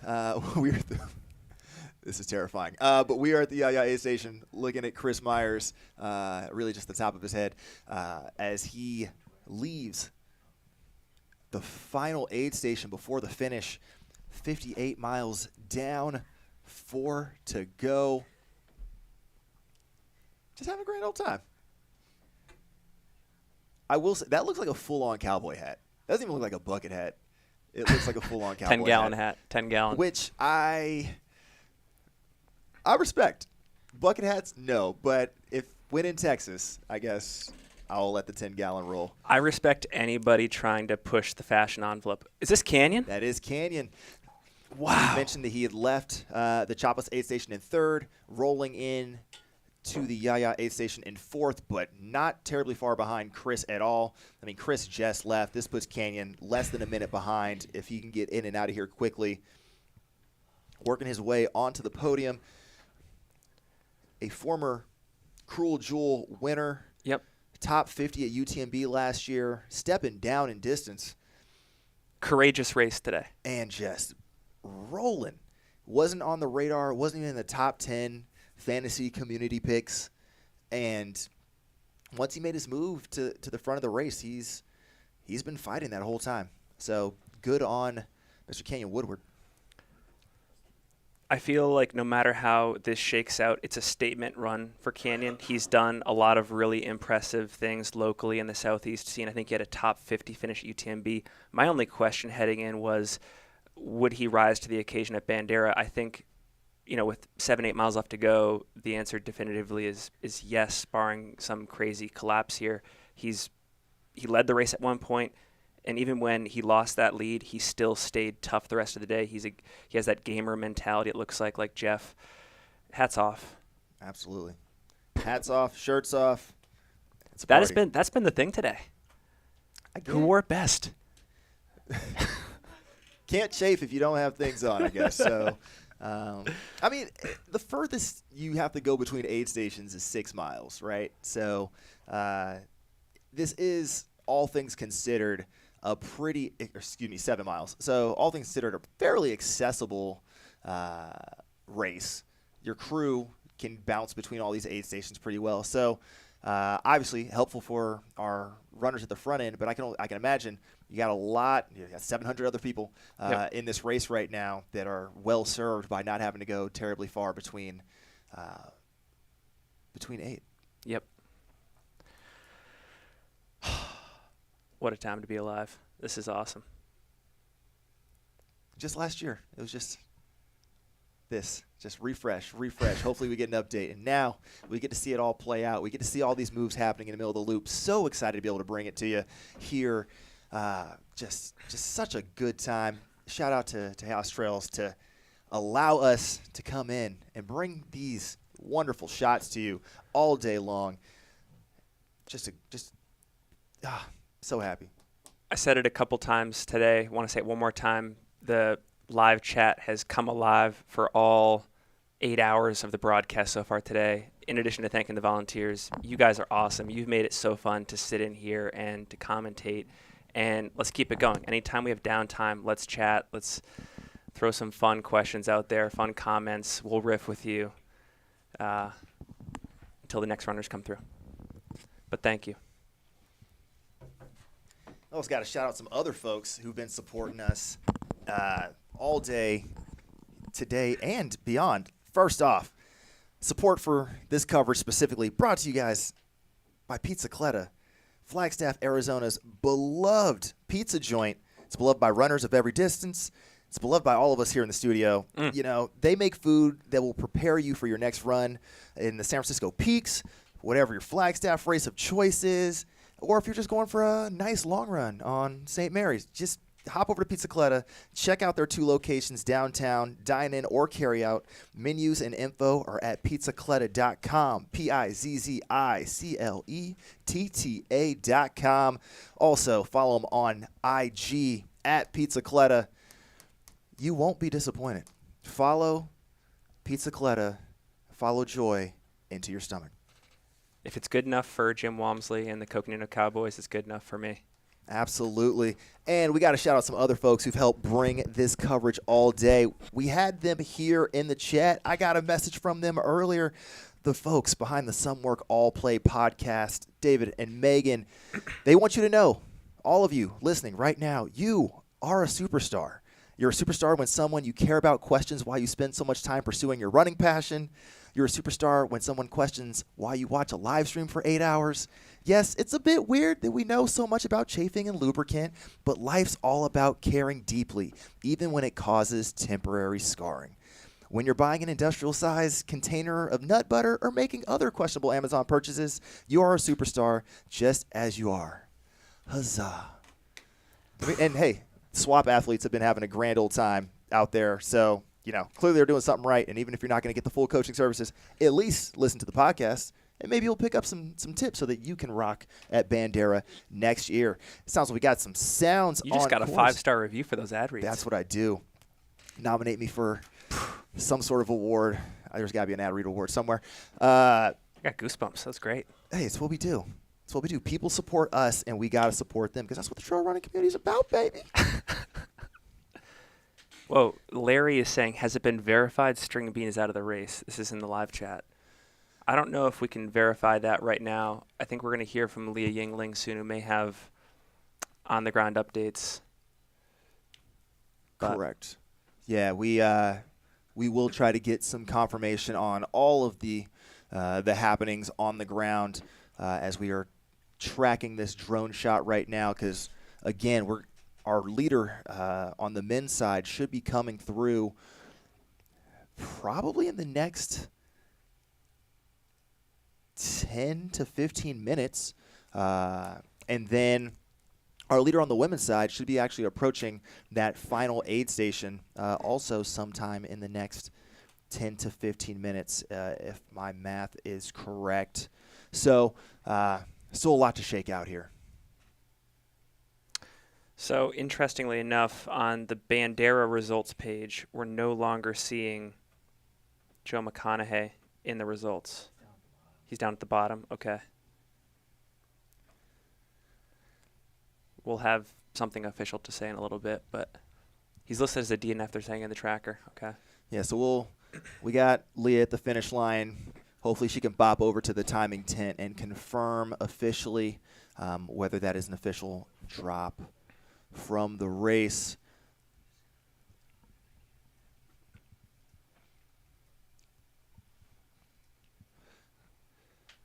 What we're tracking here, is that Courtney? Yeah. There it is. Courtney DeWalter came out of the Chappas aid station 6th overall and leading your women's race by almost half an hour and looks to be holding strong in that 6th overall place right now. Again, somebody who looks like they are just cruising along, relaxed, having a grand old time. Sure, there's a big smile on her face right now. I'm sure she built a large pain cave today. She gleefully inhabited it, and here she is enjoying the fruits of her labor. This is the victory portion of the run for her. My only question is, how much deeper into the overall top 10, top 5 does she go? Oh yeah, she could definitely crack top 5 overall. If she really wants to hit the gas here. We are at 8 hours and 10 minutes. Probably got another 2 to 3 minutes until she hits that last aid station, and then 4 miles to go. We haven't seen Ryan Atkins, right, at this section? I believe he was on just as we were scrolling back towards Courtney. Okay. So I believe he's still in 5th place. Okay. All these shirtless guys get a little difficult to spot from 600 feet in the air. Arlen read my mind. I was going to ask David Roche, what pace is Courtney running right now? Can you eyeball that pace for us? If you can, no pressure, but that'd be fascinating to know.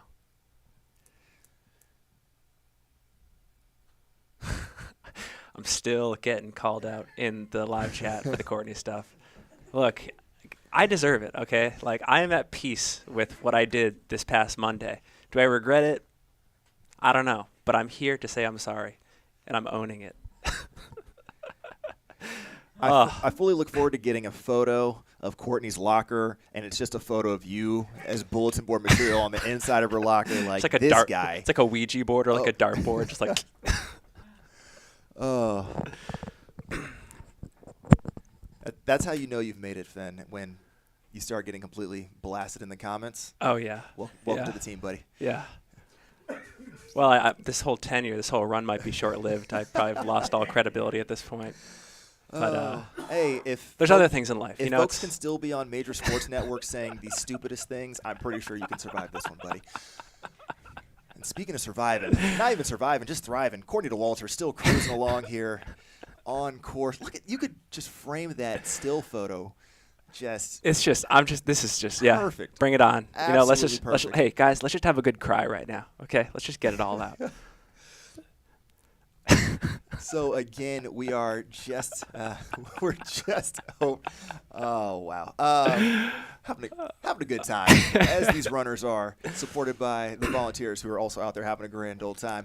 So we're about 8 hours and 12 minutes into the race, which means my Skizzle Kornacki prediction of 8:48 for Courtney still alive.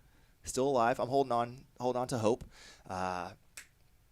So, Dave, if I called that literally 90 minutes ago and that ends up being completely accurate, I'm retiring. We got to retweet this. David Roche says, I think this is a Chuck Norris reference. Courtney doesn't run paces. Paces hope that one day Courtney will run them.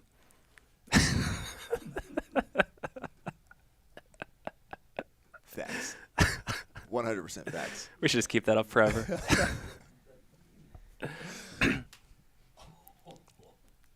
Oh, wow. Wow. Wow. I'm just going to let that one ride. The Charles Barkley of God. Okay, Yes. but who's our Shaquille O'Neal then? Warden. Absolutely. Who's our Ernie? Who's our Kenny the Jet Smith? Kenny falls a lot, so that's probably Matt. Just like, I'm going to make a run for the screen and then falls accidentally and just trips over something. It's a good time. So, yeah, to catch everyone up, because you are here to watch a race, we are watching. Ireland just owned you. Oh, wow. Oh, my gosh. Right. So we've got one. I need a drink right now. A man being buried in the studio. Two, Courtney DeWalter, currently your women's leader, was up by half an hour over second place Nicole Bitter. That looks to still be holding Cassie Inman in third. On the men's side, coming out of the Yaya aid station, 4 miles to go. We had Jeff Cole out in front with a 3-minute lead over JP Giblin, who then had, I believe it was another 6 minutes to Chris Myers, followed closely by Canyon Woodward. JP and Canyon have just been impressing me all day. Like, man. I mean, that's the thing. You can't be bummed about any of the race performances. Like, no. Even if you're, you're a Ryan Atkins. Right. Like, sitting in 5th place right now. You got to be super stoked with that. A lot of runners brought into the public consciousness today. If they were at the fringes of recognition or they were known locally, thanks in part to the live coverage too. We got a lot of folks watching. These are people that I think in the fantasy free trail scheme of things, they'll be picked for in races to come.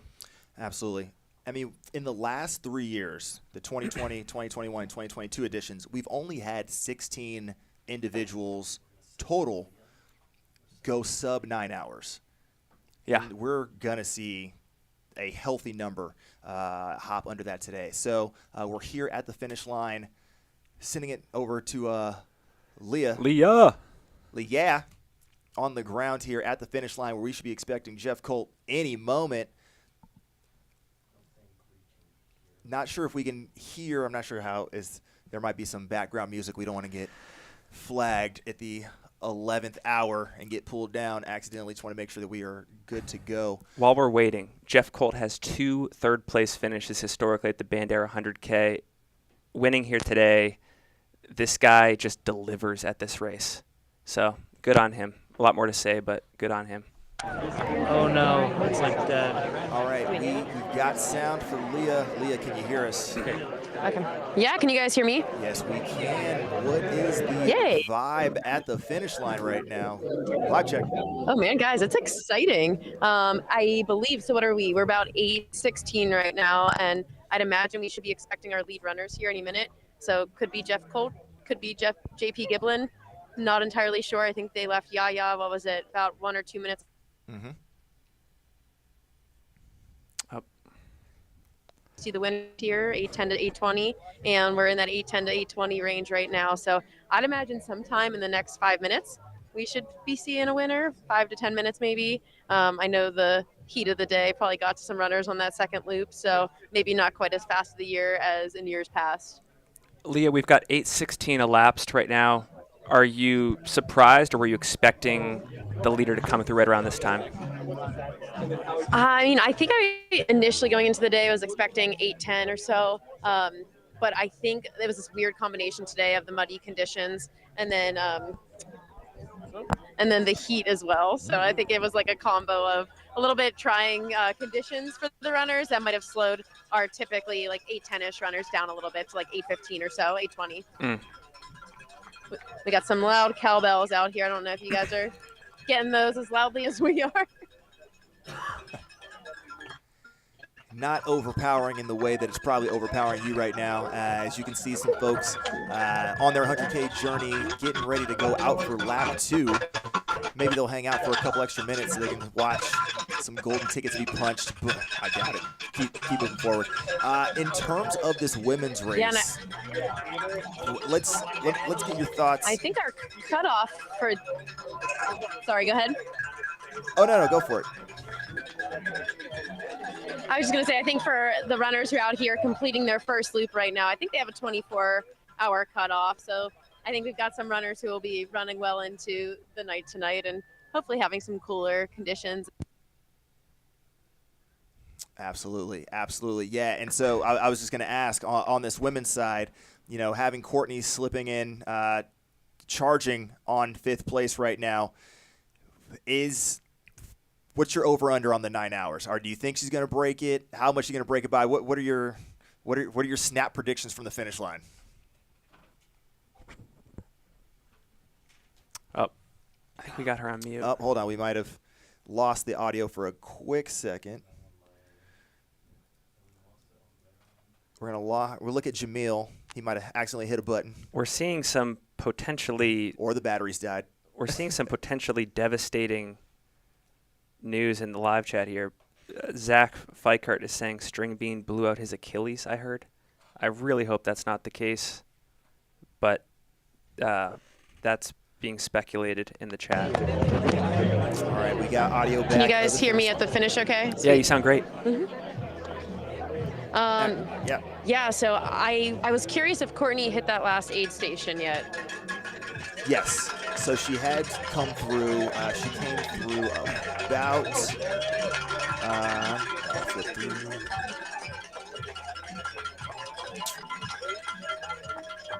Okay. Yeah. So I mean, she's probably going under 9 hours then, because that means she just needs to do roughly like 12-minute pace if it's 4 miles from there to the finish, which I believe Courtney is capable of. So I think we'll see Courtney go under 9 hours today, which is really, really amazing. And Leah, to your credit, on our preview episode, you suggested Courtney could go very deep into the overall top 10 today. Yeah, and I think so. I was hoping we'd see her in the top 5, and we still might today. I don't know how much she's gaining on Ryan Atkins, who looks like he's actually running pretty strong in front of her. I know historically Marianne Hogan last year did the last section in 33 minutes. So I would definitely expect Courtney to break 9 hours given that. Yep.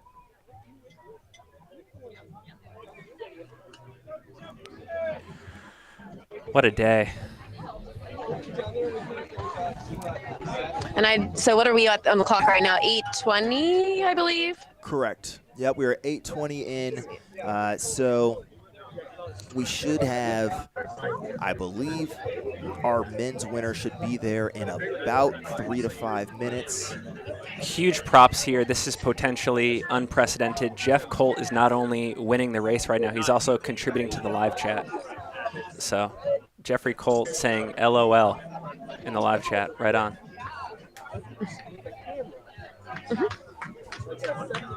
Light work.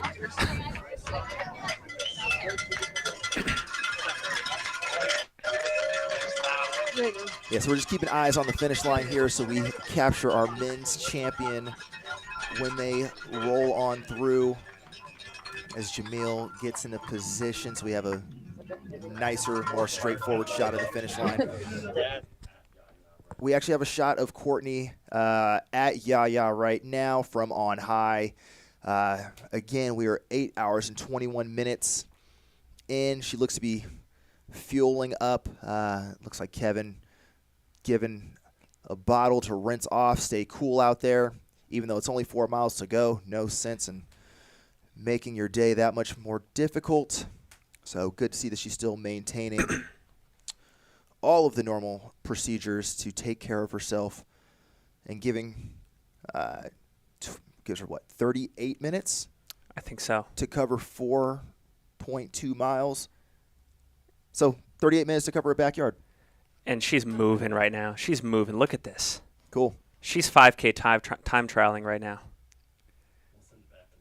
All right, so Courtney is out, which means we are going to go back to the finish line. Although that was a great shot. Leah, you've been around the course. We talked about how muddy it was that first loop. A lot of mud getting caked on. It looks like it's dried out at the finish line. Is that a safe assumption, or how the course conditions changed? Yeah, it dried out a ton today. I think that second loop was actually almost entirely dry for them.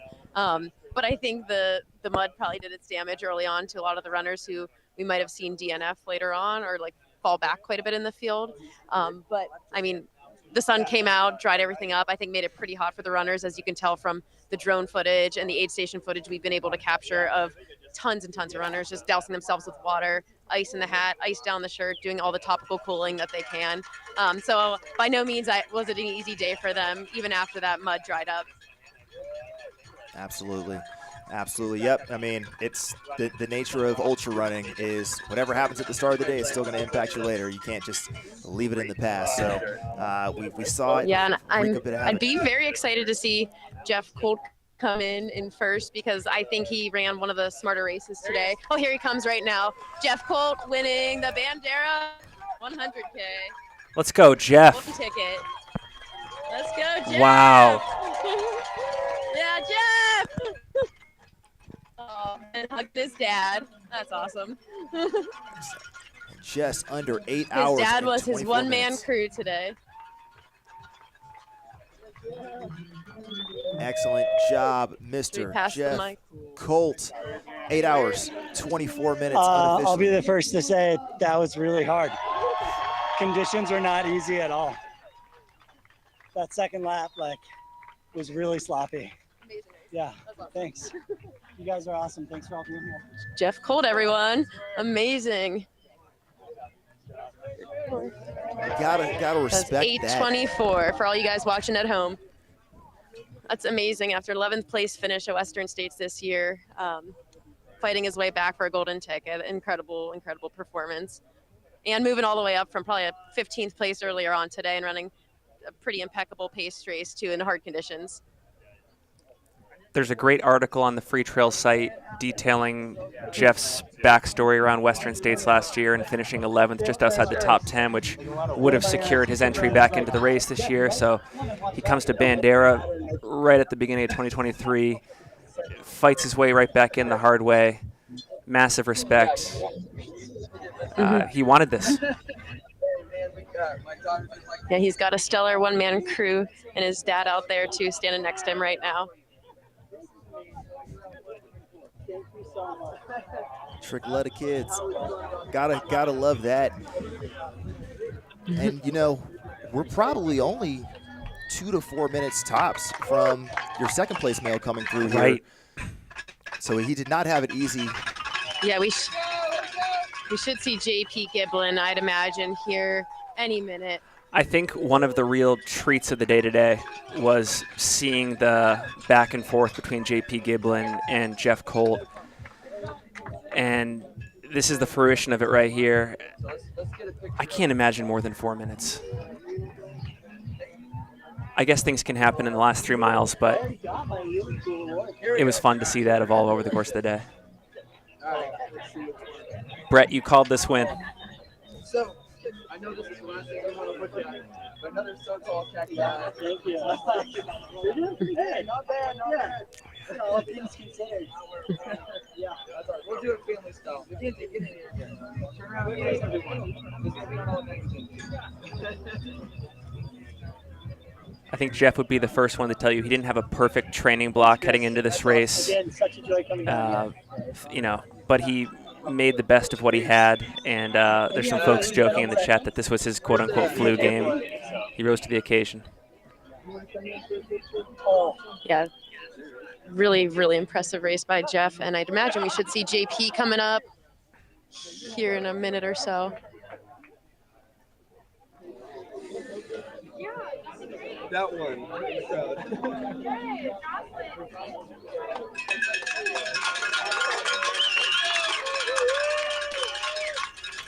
Yeah, is it crazy to think that Chris Myers could overtake JP Giblin in those last 3 to 4 miles? Is it crazy to think? No. Crazier things have happened. I got to check everything I say after the whole Courtney debacle, so I can't say anything definitively anymore. So we'll see how it shakes out. We could all be in for a surprise here. But that might be. Nope. Not the all-black kit yet. Lee, are you still there? I am still out here, guys.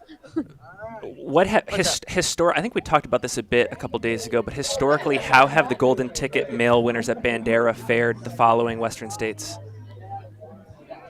I think the conclusion we came to was the women have done better. Yes. Women at Bandera have historically done better than the men at Western states from Bandera. Sorry, guys. Well, time to change history. that? Jeff Colt, you're going to get your chance at redemption. And will it be JP Giblin? Will it be Chris Myers? I guess we're about to find out here momentarily. Will it be a white 10-gallon, quote-unquote, bucket hat? And I guess, interestingly, guys, we're not entirely sure if Jeff Colt will take his golden ticket to Western States, which could make this a very interesting race for third Wow. place. So here's JP Giblin coming in. Okay. Nice race for him. Looks like 8:29. Oh, he looks so happy.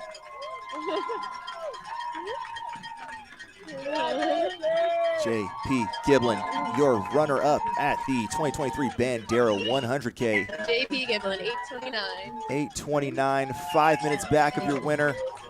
But hey, second place is still a golden ticket. Congratulations, Mr. Giblin. We talked with JP Giblin really briefly before this race. We asked him how he was feeling. We asked him if he was aiming for a golden ticket. JP said, quote, very good, will be gunning for a ticket for sure. He got what he came for today. Congrats. Thanks. Super pumped for you. Appreciate it. Yeah. Way to go. Well, let that 8 I'm excited to hear about this battle out there. Yeah. I feel like these guys had a fun back and forth all day. Oh my God, way to close too. Sportsmanship at its finest. Oh my God, you did it. You get to hear a word from JP Giblin. Congratulations on a great race. Thank you, appreciate it. It was brutal. I can't believe I really put it all out there, and I feel like this was a really perfect race for me. Congratulations. It was a Thank fun you. battle to watch you two go after it all day long. He really pushed me in a really dark spot. I really appreciate his support out there. We had lots of fans on the live stream all day, so Oh, great. props to you. Yeah, thanks. Thanks, guys, for watching. Appreciate the support. Congratulations. Thank you. See you at Western States. Yeah, Western. So there's one ticket for sure. Let's listen. Oh, yeah, he's taking it. Because, Leah, Jeff might opt for the world's team, right? Yes, that's my understanding. Yes, so the world's team going to Austria the first week of June, making doubling back for Western a bit complicated. Yeah, not an easy double. Woo! Oh man, this will make a fun race for Canyon Woodward and Chris Myers out there. Exactly. Yeah, Chris left about a minute out of that aid station ahead of Canyon. So we will see how it shakes out coming to the finish, which again should happen probably in the next 3 to 6 minutes. We'll see one of them come through, and worst case scenario, you get on the podium at Bandera. Best case scenario, you mess around and get a golden ticket. I gotta stop my Strava here. You got to stop that Strava. That's so critical. He's got to stop the Strava on his phone. And then tell him to set it to race mode. So I was running, my watch died at 7:20, so I was running without a watch that whole time. Oh my god. And so, yeah, pretty much running on feel. Okay. Yeah. So. Amazing. That's the way to do it. JP's watch died at 7 hours and 20 minutes, so. Anna's wearing brand new shoes. Let's get that man a watch sponsor.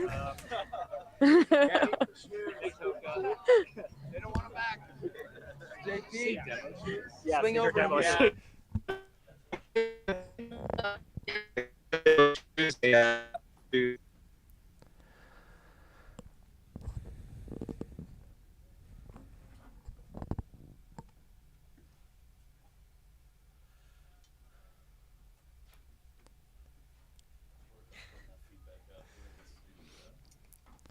Yeah, we are looking overhead here, trying to track down a lot of activity happening at this finish line. Again, we're tracking the battle for third between Chris Myers and Canyon Woodward. They left a minute apart from the Yaya aid station, 4 miles from the finish. One of them will end up on the podium. It may happen upon a golden ticket that they thought was lost at this point. And then, 20 minutes back from them is our women's leader, Courtney DeWalter, sitting in 6th place overall. So we'll see what she can do. And we're still looking to get some information.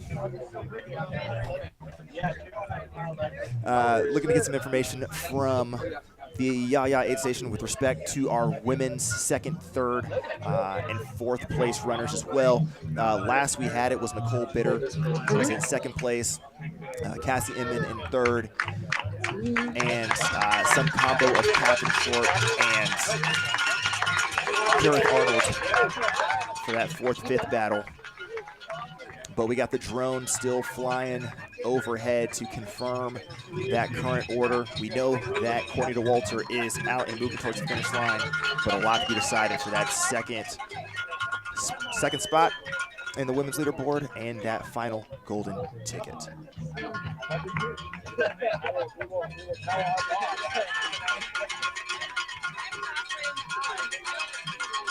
Also, side note, strong beard game. Strong beard game. Big, like, Gary Robbins. Very energy. good beard game. Here for it.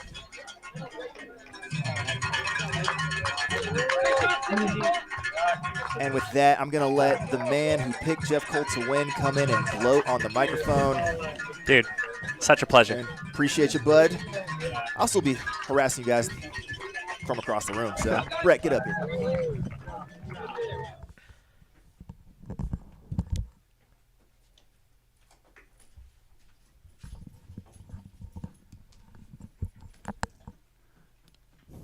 Oh, man. That was a spicy finish. That looks like Canyon. That's Canyon Woodward. That's coming Canyon in for Woodward third right there. Yeah.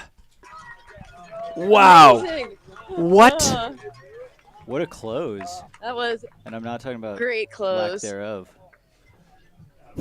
Oh my gosh. Because Chris Myers This looked is- so strong.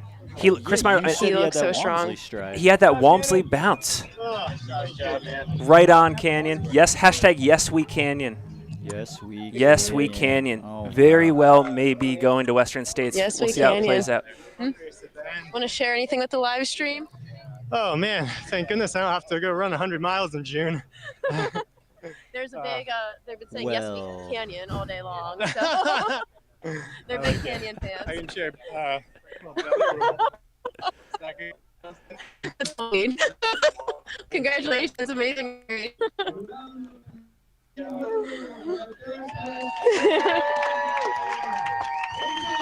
So did Canyon just say, "I'm so glad I don't have to run 100 miles in June"? I'm not sure Canyon Yeah, realizes think that he knows. it's I mean, up for grabs It's potentially. not, yeah, it's not official yet. Really curious. Yeah, I wonder what does the chat think of Jeff Colt possibly taking a world speed running spot over Western States? That's a hot take.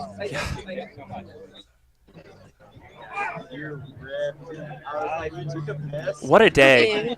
Chris Myers in fourth. Chris Chris Myers in fourth, you He's guys. coming in right now. Wow. Great race for him. This is first 100K. Awesome bucket hat. This is a Ran really very strong out there. intelligently Debut run 100K. race. Throws the bottles. Love it. That's big energy. You have to have big energy with a big hat.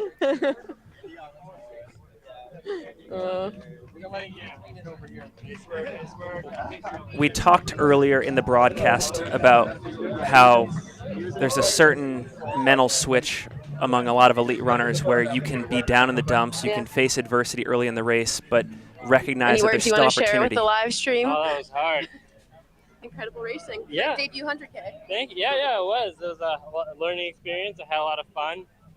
Top 5 was my goal, and here we are. You crushed it. Way to go. Number 4, You're right? Yes, you were. Really fun to watch race out there, too. Move your way up all day. Yeah, it was good till the end. I couldn't really move my legs anymore. Did awesome. Way to go. And I believe last time we checked, we had 5th place is Ryan Atkins, and then Courtney DeWalter following closely behind him for 6th. And it could be Courtney in the top 5. I mean, just given how we saw Canyon could be, close on for Chris, sure. Anything's possible.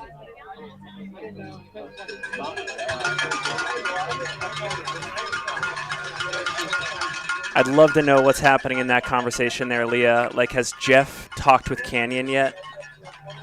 Yeah, I don't think so. I don't think they've chatted. I'm very curious where Jeff's at in his decision making, if he's going to take a little bit, because I do believe, what do they have? Like, they have a little while to accept the golden ticket, don't they? He's got 2 weeks to decide whether he wants to take it, but then, well, I don't think he could just Yeah, and I think give we saw up the last golden year ticket with to Adam another. Peterman that I think he Right. took the full 2 weeks to make his decision. So maybe we'll see something similar out of Jeff Colt here. And then there's a new rule this year with Western States where if you do take a golden ticket, you do have until May 1st. If you, for some reason, can't run the race, it would roll down a spot. But I don't know if that's like just an injury clause or if that's solely up to the discretion of whoever Right. has the golden And ticket. that's new this year, right? That is, yeah. Okay.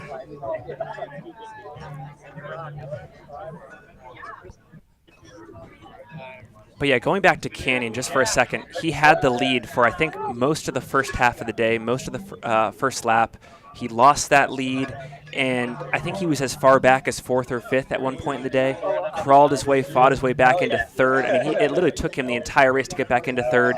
And it just goes to show that at this level of the sport, what separates a lot of the best is that ability to rebound from adversity. And he did that here today. Really impressive.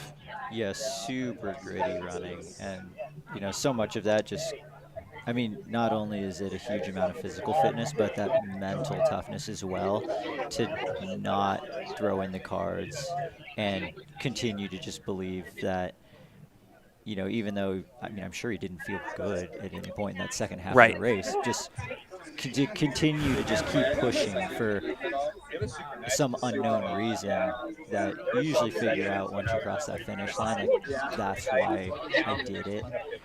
So really cool to see him, you know, just continue to gut it out. Good job, Canyon. Good job, Chris. Good job, Canyon. All right, Ryan Atkins. I guess the big question from here on out, or at least for the next 5 or 10 minutes, is will it be Ryan Atkins or Courtney DeWalter for 5th place? Yeah, I mean, I wish I knew exactly what that gap was. You know, part of it, I mean, Ryan did look pretty good, you know, pretty late in the race as well. Kind of similar thing where, like, maybe faded a little bit in the middle and is now coming back strong. And then there's always the question of, again, how deep into the pain cave is Courtney Dauwalter choosing to go? Yep. Because that's really, everything from here on out that's like icing. This is a great race, probably a course record. So then at that point, it's like, how much do we want to try and break into the top 5? Is that even on the radar? I guess time will tell. Someone's coming into the finish chute. Yeah, who is this? I thought Ryan Atkins was shirtless all day. Could we bring Leah back if it is?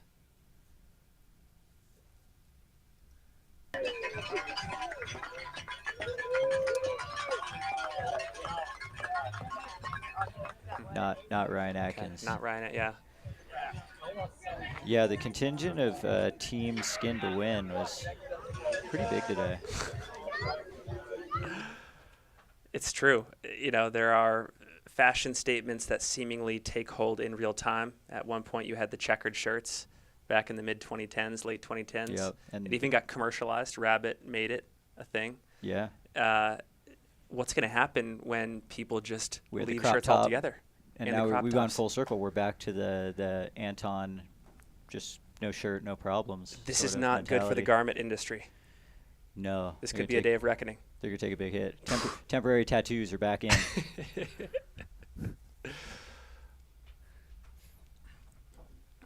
What a day, though. I'm really excited for Canyon. I think. Now the question is, how many of those who did not get a golden ticket here today, who were competing for one, how many of them try and jump into one of the 2, U.S. golden ticket races left on the year? Black Canyon in 5 weeks or 6 weeks, and then the Canyons 100K in April. It's an excellent question. I think we do know already that Ryan Montgomery had already had his sight on Tarawera, which is in early February. So he'll go there to hopefully take another crack at it. Which is New Zealand's golden ticket race. Super impressive to see what Chris Myers did today. I'm assuming the ticket is not going to roll down to him, and that if it doesn't go to Colt, it goes to Canyon. But if he doesn't get that chance, I don't know. I mean, this is his first 100K. You have to wonder, what does the recovery time look like from that? Does he need months instead of weeks to get back on a start line again? So, yeah, it's interesting too, because a lot of the training that you might do for Bandera would roll over to Black Canyon really well, but the fact that they're barely a month apart doesn't lend one any favors. If Black Canyon was the one in April and Canyons was the one that's next month, that would almost fare better for the people racing Bandera. But I know. So it's like, do you throw yourself in 100K again in a month, or do you prepare for a pretty different race in April that may not suit your strengths as well, and then go for it there? That's a tough choice. Yeah, the golden ticket race, it's a chess match these days. This is interesting. The Midwest Misfit says Garmin, Coros, etc. should have their athletes agree to their own live tracking. I'm assuming they're saying publicized, so it can be shared for coverage and analysis purposes. Imagine if we could see Courtney's data from today. Imagine if we could see Courtney's data from ever. I know. I mean, I have my Strava wish list. Courtney's high on it. Camille is high on it. I wish. Yeah, just give us a race. Just give us a race at least. Just give us a little bit. Yeah, it would be really cool if, anyone just wearing these watches that can actively put out your location in real time. If we could compile all that and just make a little ticker map. I don't think that's too big of an ask. You nailed the Jeff Colt pick, man. Just had a feeling, and also for me to miss on like the last 9 races and then finally didn't nail this one, like that's just a roulette wheel, and I got lucky today. But I also do just really believe in Jeff Colt and his abilities, and his whole last year of racing. And Skylar brought up a really good point too. Is the last race that Jeff did was really humid, and you're not going to forget that just in a couple months. So even though he's been training in winter conditions, his last race was worse conditions than this by a good margin. So you're not going to forget that. Billy Yang says JP's thinking about whether he can carry that golden ticket back home with him or not. This is a public ask to all future golden ticket recipients. At this race, Bandera, Black Canyon, Canyons, give us footage of you trying to get that ticket on your flight home. I want to see what the people at the desk say. I want to see what the airline attendants say. I want to see their reactions, because we've heard stories of people bringing it on the planes. So Yeah, I want to hear the stories of the conversations with the TSA people at security being like, you want a trip to the chocolate factory? Then did you have to buy another seat for your golden ticket? I don't know. I've never gotten a golden ticket, so I don't know the answers to any of these questions.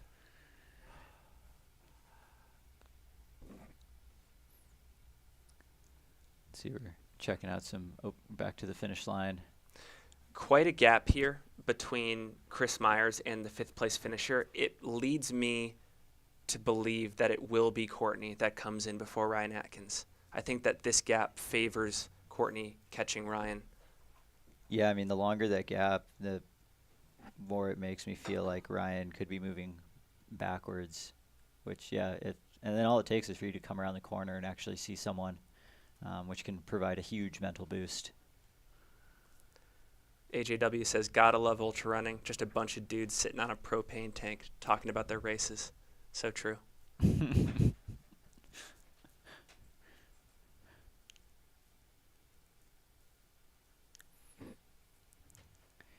Yeah, speaking of getting stuff through TSA, I always wondered, like, if you had, say, like a Smirnoff in your backpack and you were going through TSA, and then they pull it out and find it. Do they get iced? Do they get iced? And do they execute said icing? Agent? I was always wondering about that. Well, you can't bring liquid. Exactly. So, like, they're going to pull it out. So they're going to pull it out. Yeah. So inevitably, they're going to catch it. Do they get iced? Yeah. Do they get down on one knee? TSA agent have to chug a Smirnoff if they find it in your backpack on the way through the airport? I don't know. Any TSA agents in the chat, let us know your stories. That's so good. Yeah, Chris says there's 200 spots left in the Black Canyon 100K next month. So for any folks that are feeling inspired from the Bandera 100K here today, there's spots for you to participate a couple weeks from now. That is a fun race. Definitely one that's on my bucket list.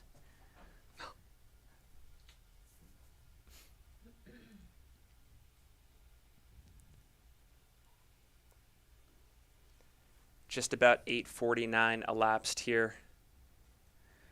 So Miles to go in the chat asks, if someone accepts a golden ticket and months later ends up injured and unable to run Western, does that ticket roll down? As of this year, if that happens before May 1st, that ticket can roll down from that race, which I believe that is a new rule that's gone into effect this year. Yep. Won't roll down any further than 5th place. So depending on who takes tickets, I don't think that's going to be an issue here at this race. I'm on the figurative edge of my seat. Probably get on the literal edge of my seat here for this next one. I was just expecting it to roll out from under you. Oh, they're happy. I know, it's like that one meme where, like, they're watching something exciting happens. And there it is. Okay. What are we at on the race? So we're at 8:50 on the race clock.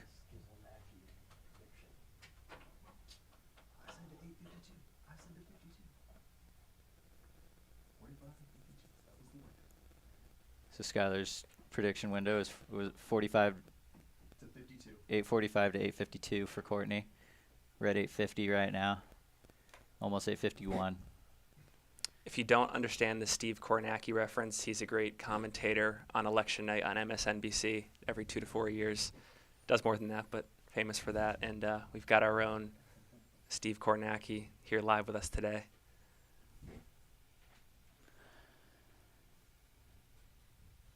Yeah, we're just checking to see.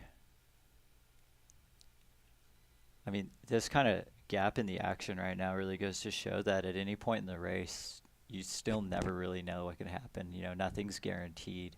I mean, sure, yeah, maybe you fly through the last aid station. You have only 4 miles to go, but as my college roommate and pacer extraordinaire Hayden Teachout would always tell us, primarily to David Laney, he's like, the next mile could take 4 hours.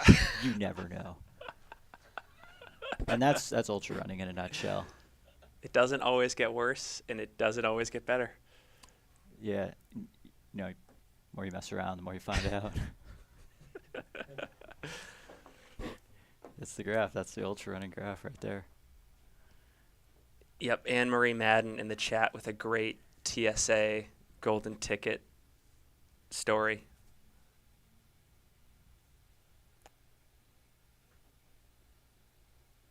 I thought you were going to tell us a story right there. I am not somebody who is physically capable of securing one of these things. I can only talk about people securing them. And don't you dare fold that golden ticket in half. Like, that is... I don't know if that's an unspoken rule or a real rule. Maybe there's fine print on the back of the golden ticket. It's like, if you fold it in half to take it home, you're not allowed to run Western States. My Jinko jeans. An unfolded golden ticket will fit in some Jinko jeans. Like, for sure. Yeah, Cody Jackson asks, any idea why String Bean DNF'd? I missed that. Yeah, there's no confirmation. We have received speculation that String Bean injured his Achilles, which, you know, we're hoping for the best. That's a tough injury to deal with in the moment, but also from a recovery standpoint. So hoping the best for String Bean, but he has DNF. We don't know the exact reason, but could be tough news. Yeah, this is a course that's definitely not easy on the Achilles tendons with these technical sections, just rocking your feet all over the place. You know, it would be pretty easy to have just one misstep and for it to build. Yep. And if that's the case, then I do hope that String Bean, you know, decided to call it a day before causing, you know, any sort of significant damage, and he's, you know, back and able to train and race again soon.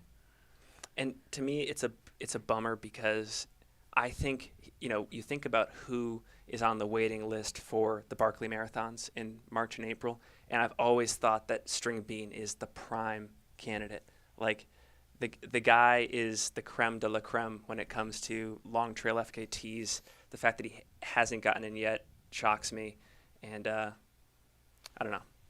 We'll wait to see. This is all speculation, but hoping it's not as bad as what people in the chat have said.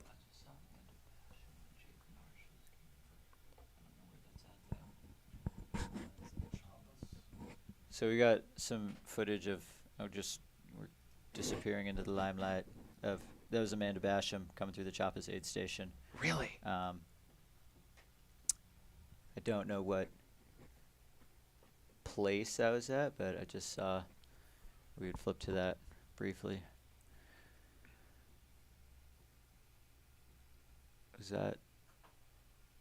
Who was that just finished? It was a 50K runner. Okay. So we're 8:55 elapsed. Interesting stat, and I don't do public math, but I'll try here. Courtney came through the first lap 50K in roughly 4:14. She's going on 4 hours and 41 minutes for this second lap. So that's plus 10.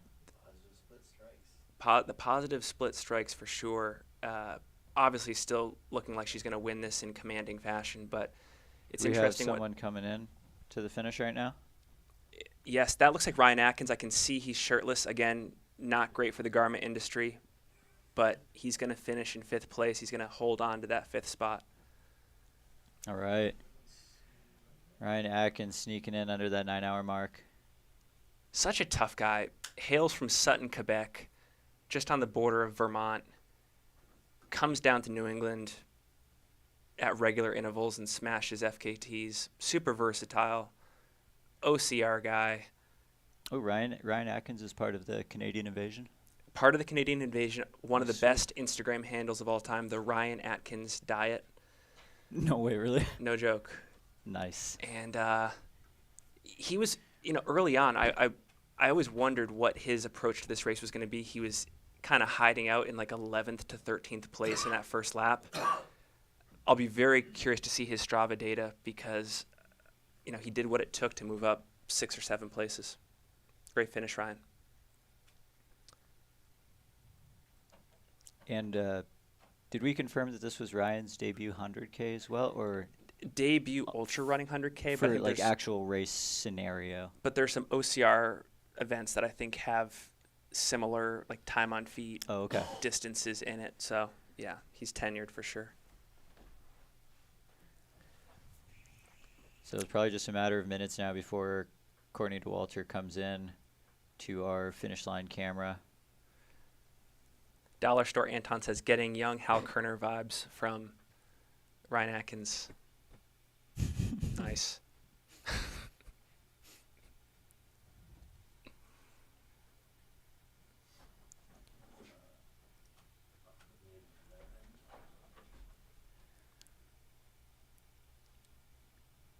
think we're going to try and get some audio from the finish line.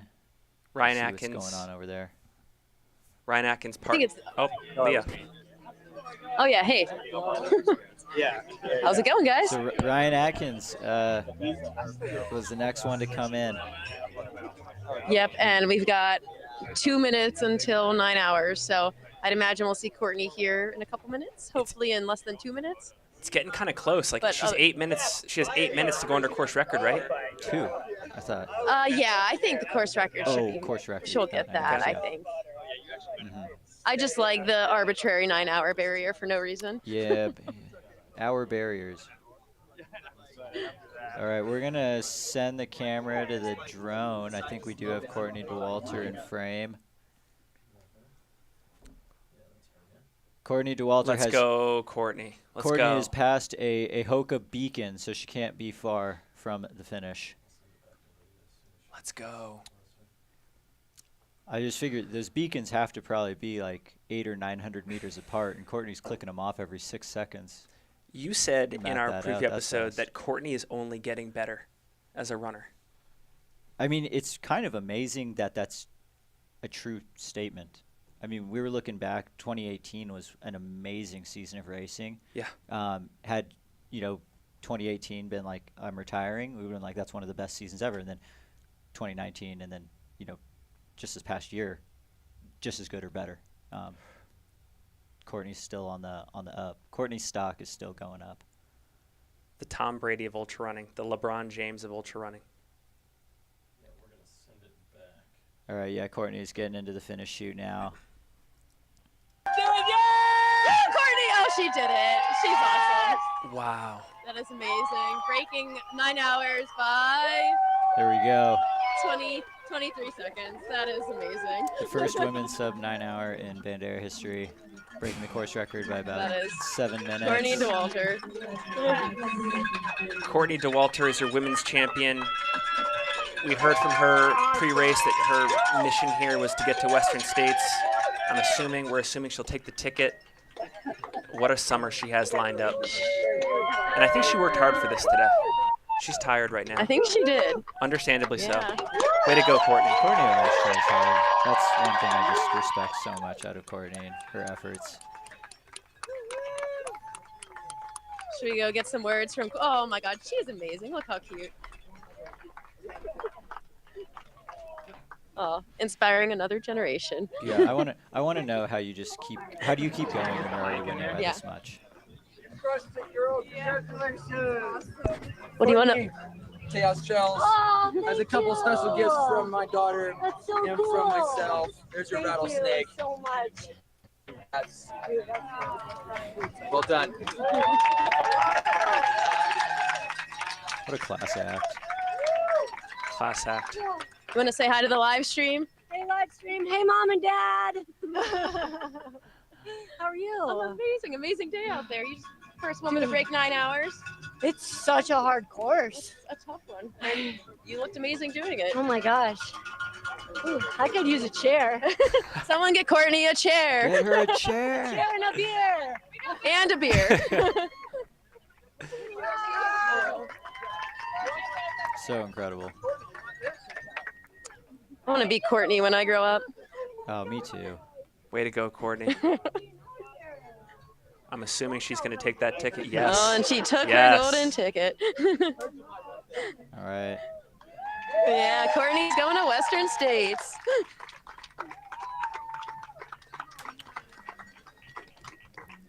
What a cool time to be in this sport. Amazing.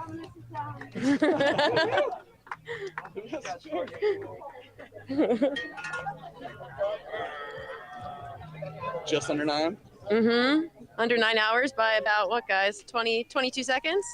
Leah, I know that this isn't an immediate reaction, but sub 9 at Bandera, what kind of performance is this in your mind? Like we've talked about how her performance at Grand Raid was just amazing, through the roof.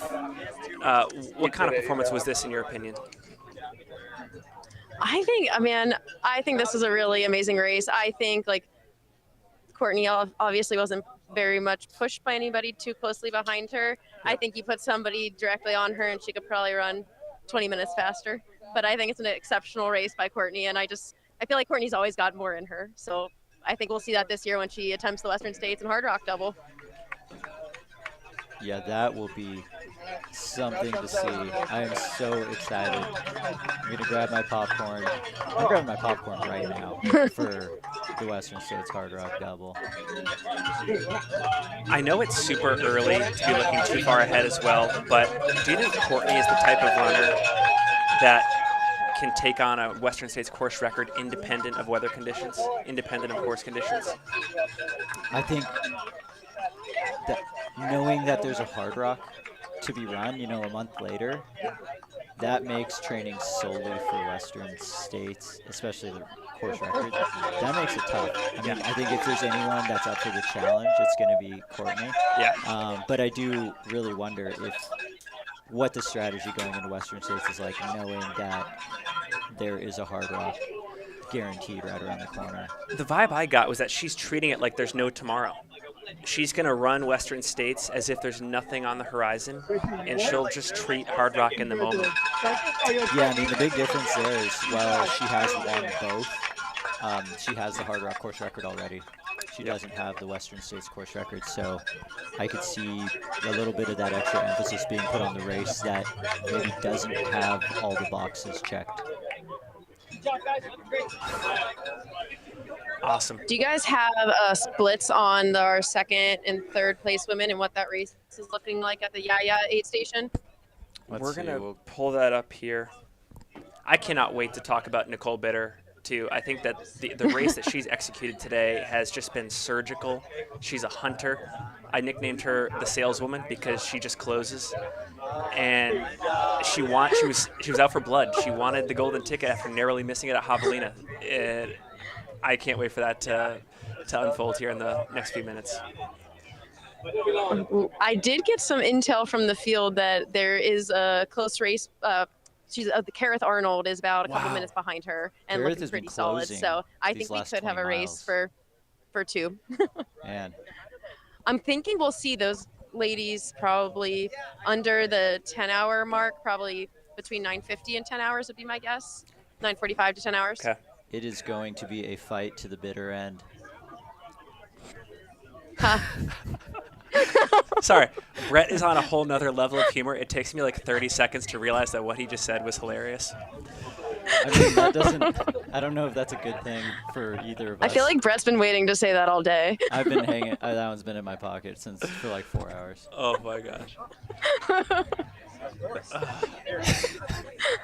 You gotta say that she crosses the finish line.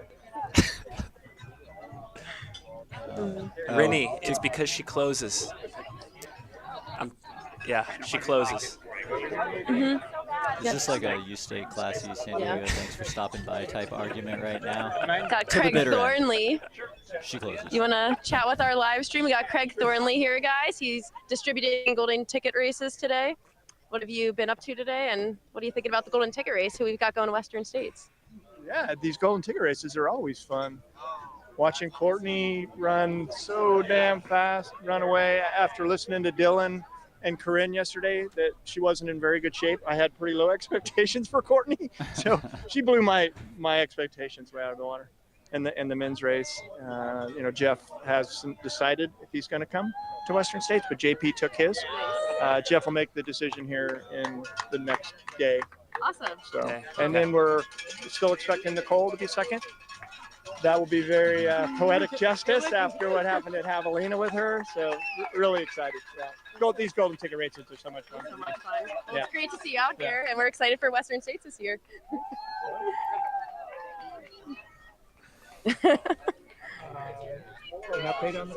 Yeah, so for those tuning in right the now, last we're we heard was at the Nicole finish and waiting for Kareth Arnold. second close. So second place lady to come in. Up, right? Wow. With Nicole, they were moving up in the field together. So, and Lottie brings. Sounds like it might be a battle for that second golden ticket. I know. Oh, yeah.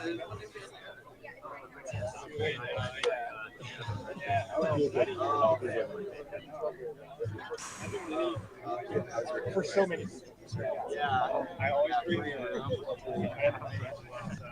I don't know about you, Brett, but this race has lived up to all the hype, all the fanfare, all the excitement that we expect, or that at least we desire out of a golden ticket race. What are your thoughts? I agree. I mean, it's so fun to be able to preview these races, learn some of the storylines, and then watch everything unfold, kind of in a way, I guess never in a way you predicted, but like the expectations or anticipation like that we set before the race. Yeah. All came to be.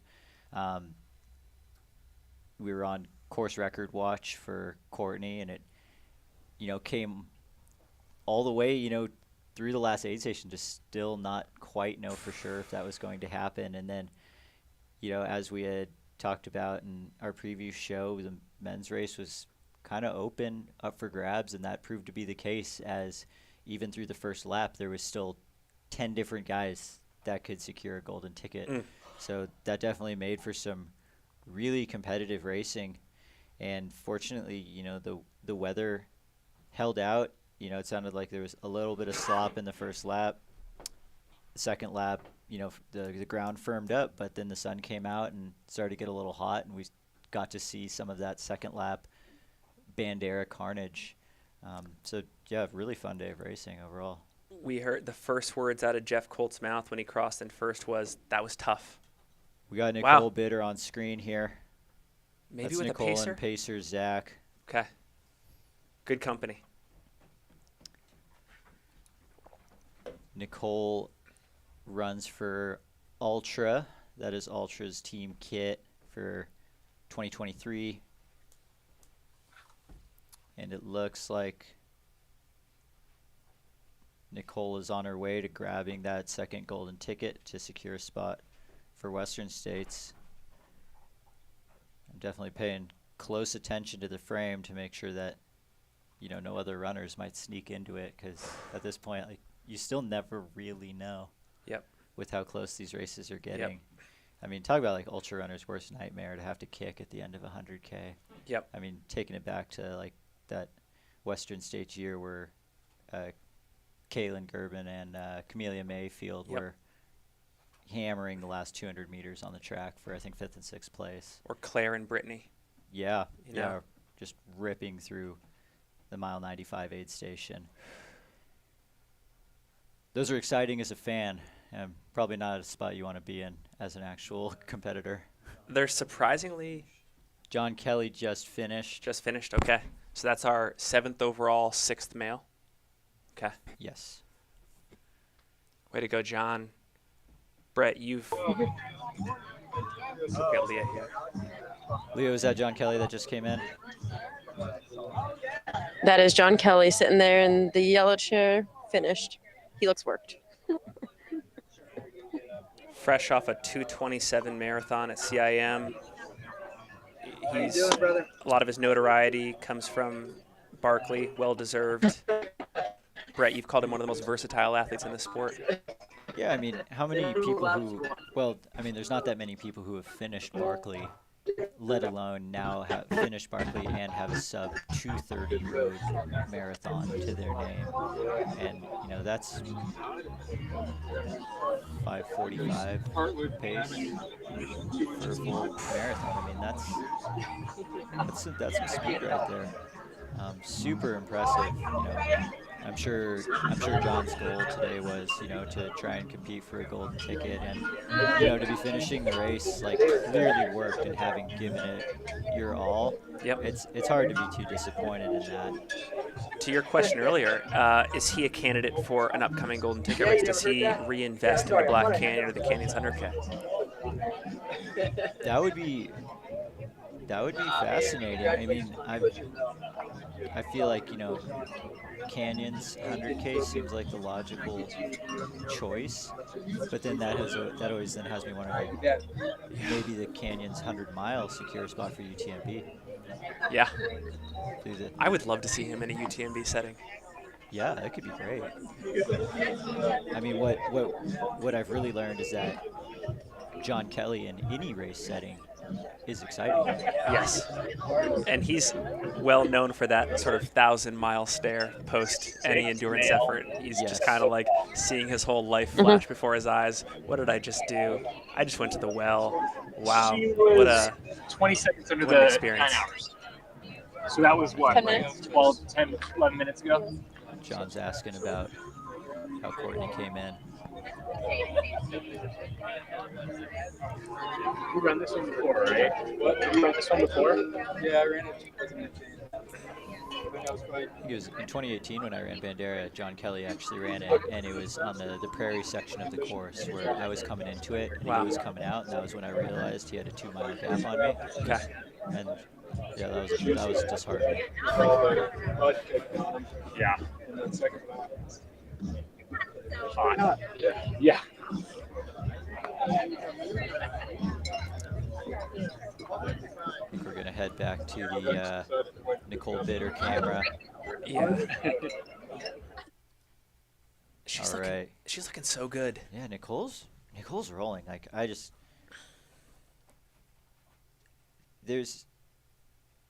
don't see that many scenarios where someone is closing very, very fast or closing down Nicole at the pace that she's running. Yep. I gotta say, in her case, I think one of the best things that could have happened to her from a fate perspective is the Ultra Trail Cape Town not working out and having to pull out of it before the gun even went off. I think there was a sprained ankle in there or something, but you have to believe that it gave her a bit more recovery from Javelina, a bit more energy to do some cool stuff in the training block, and to just give more effort to the willingness to be at this point in a race and okay with suffering and still interested in competition, holding on to a golden ticket position. Oh yeah, 100%. I mean, yeah, not starting Ultra Trail Cape Town opened up this Bandera door. I mean, who knows? Maybe had that not been the case, then it would have been Black Canyon. But you know, that's all speculation at this point. You know, what we do know is that Nicole is running in second place and having a great race. That's Brian Curl finishing 7th male, 8th overall, former Salt Laker. Now, I believe, is in Colorado, Salida. Which looked like a great place to be. Looks like a great place to train. In Colorado, I saw this stuff. There's some great pictures. all day in Salida. Are you serious? Are we? Can you guys hear me back in the studio? We got you. Yeah. Oh, there's a live watch party in Salida all day long to watch Brian Curl run Bandera. So That's is pretty awesome. cool. That's so cool. And That's so thanks cool. to who Brian Curl is. Of course. I love that. Way to go, Brian. I think David Roche has spoken many times about Brian Curl's fatigue resistance or fatigue acceptance, and it's hard to bet against him in these scenarios. In terms of fatigue resistance numbers, so it's only a matter of time for this one. Yep. Did we get that on there? I thought he was wearing the socks.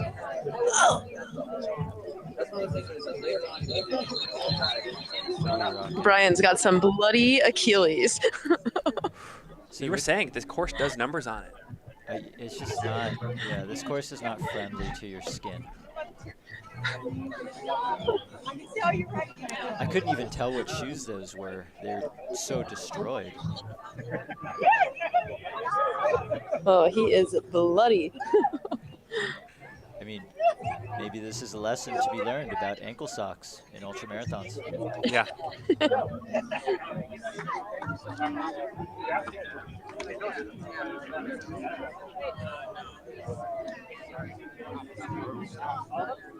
What is going on with you?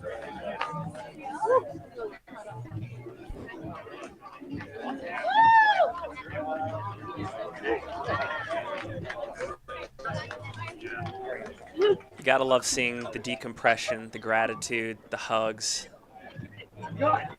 He just went on a long journey, an odyssey. Comes out the other side, a better person, a better runner. Yeah, I think that's Anthony Looks Lee. like Brian's catching up with Anthony Lee. Birthday boy. Yeah, unfortunately, he had to pull the plug on the day due to an ankle roll, but I mean, really cool to see Anthony still hanging out at the finish, you know, congratulating people coming in. Can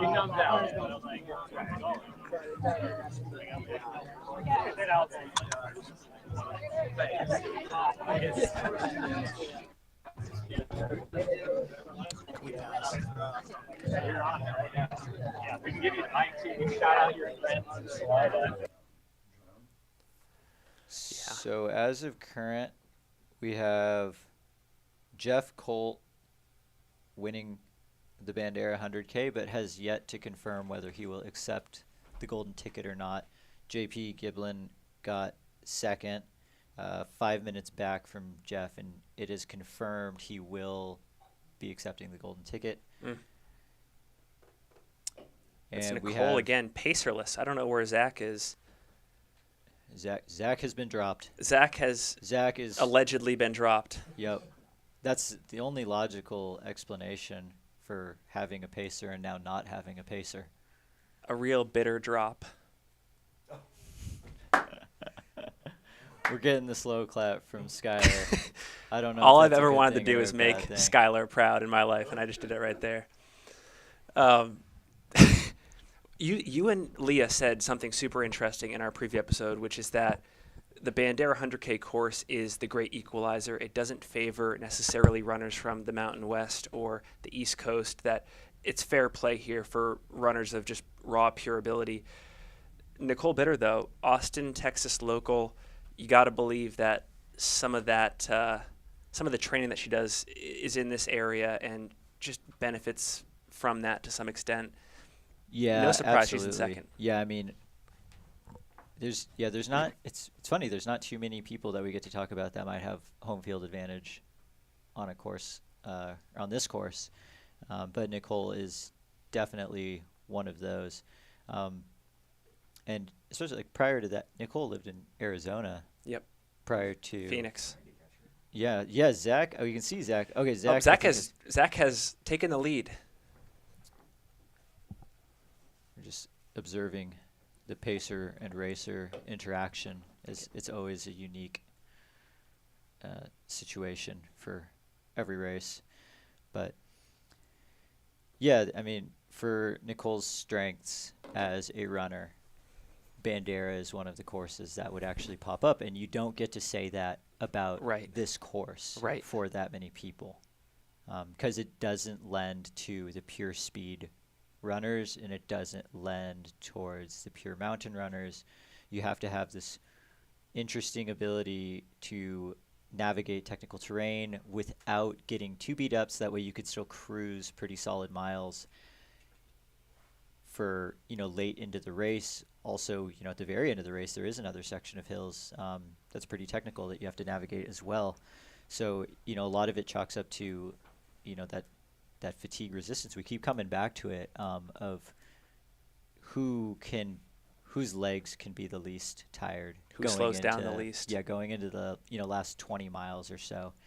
And that's a really exciting part of our sport from a training standpoint as well, is because there's really not a lot known yet on like factually what extends this fatigue resistance, or how we get to that point. And I think that is such a fun time to be in the sport. It's kind of like, trying to break 4 minutes in the mile for the first time. Yes. You still see runners training for something like Bandera 10 different ways. It's all and they're alchemy having right now. 10 great results. I mean, yeah, there's 10 different flavors of snake oil. Liquid Death is one of them.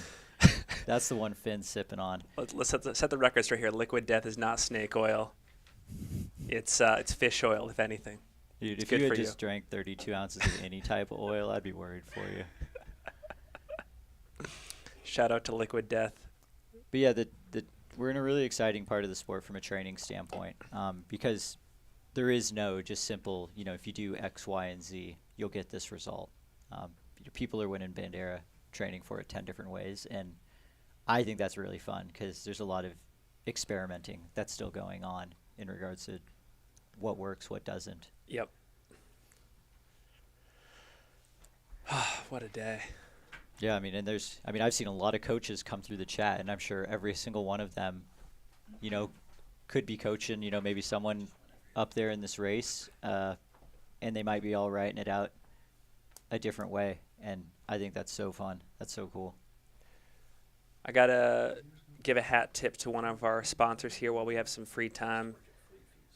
Endurance sports are hard. They take effort, time, and discipline. They also require inspiration and motivation, which we don't always have on our own. At Run, Try, Bike, we tell stories, your stories. So check out our podcast on Apple and Spotify, or get our digital magazine by signing up for our newsletter at runtrymag.com. Thank you, Run, Try, Bike, for your support getting this live coverage off the ground and going through the top 5 male and female finishers here at Bandera today. Super grateful. Go check them out on Apple and Spotify. Also, one more read here. This live coverage is brought to you by our friends at For the Long Run podcast. The host and creator, John Levitt, started the show a few years back to have powerful conversations about running, but even more to have conversations about the why behind what keeps us striving and progressing.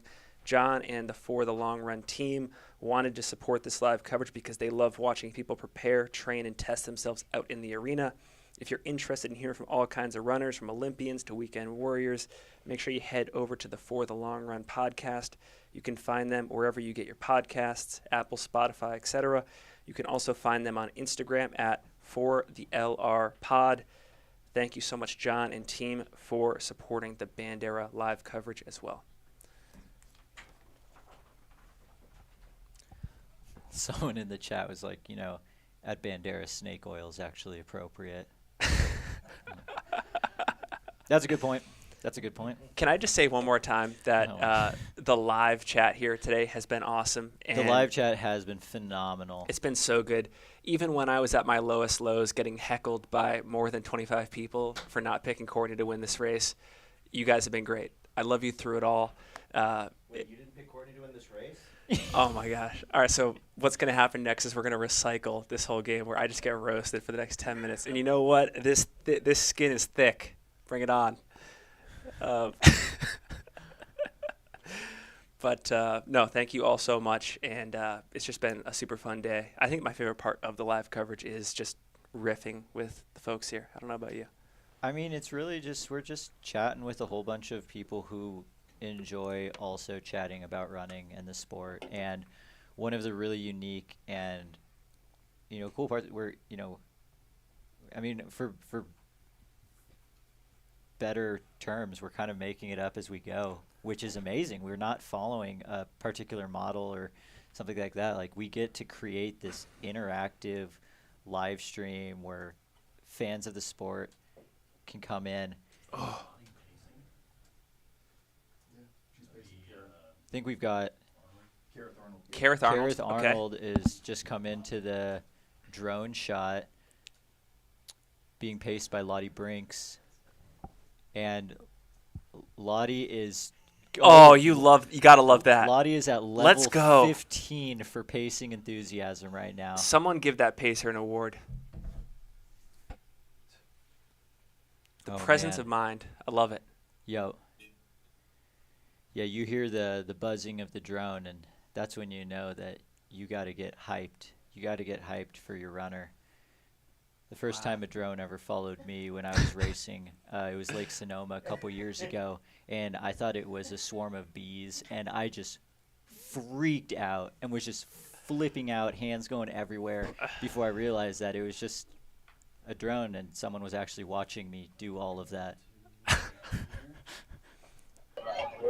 All right. I just wanted to. We just had, I think Chris from Missouri just finished, I believe. What a day. And then also, I think I just wanted to comment on that's Kareth Arnold, who's being paced by Lottie Brinks. I believe it's actually a close race with her and Nicole Bitter right now for that second and third spot. So we should be seeing them, well, I don't know, anytime in the next 20 minutes or so.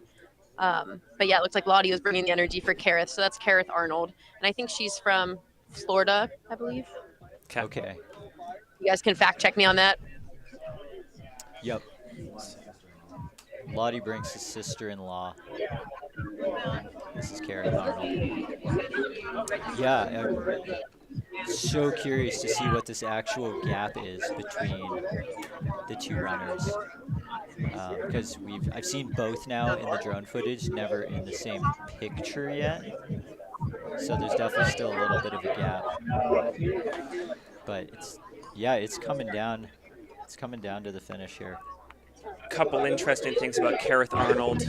Hails from Sarasota, Florida, so a flatlander. It's impressive.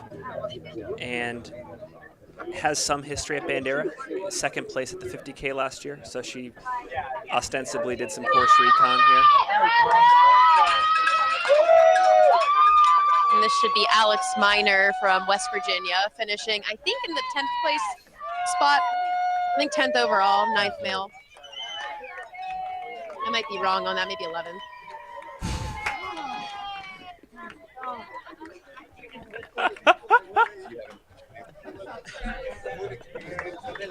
Oh, fucking did it, guys.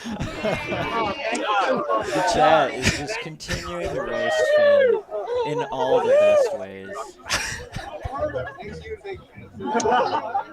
Yeah, Finn's about to be emailing Travis over at Free Trail Fantasy asking if he can submit a write-in pick. Oh my gosh. That was brutal. That was brutal. That was sick. You handled it. Yeah, try. This is great. We need more Arlen Blick in race chat rooms from here on out. Can we pause just for a second on the background? Yeah.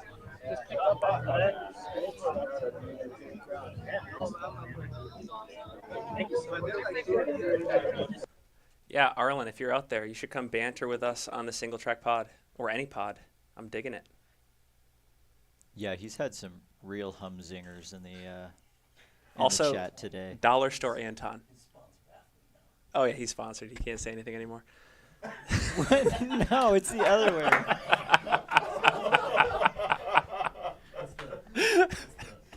No, that's the confidence boost that we were all waiting for. I'm so happy that Arlen is running for Kraft going into the 2023 season. I think that's so exciting. Well deserved. I mean, I think probably a full 2 years late. Yeah. For the results that Arlen's been putting out.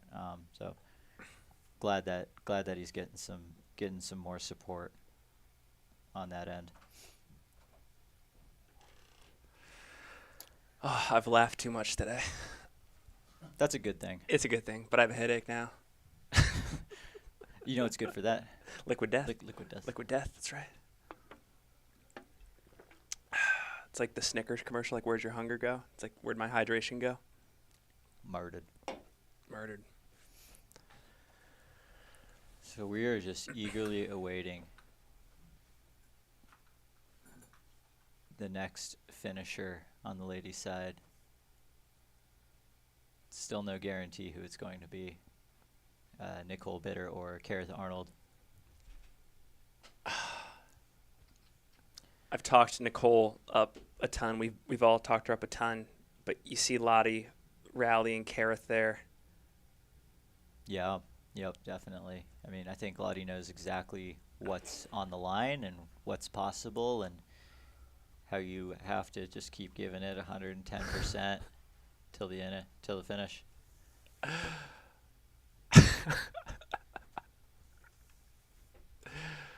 Oh my gosh.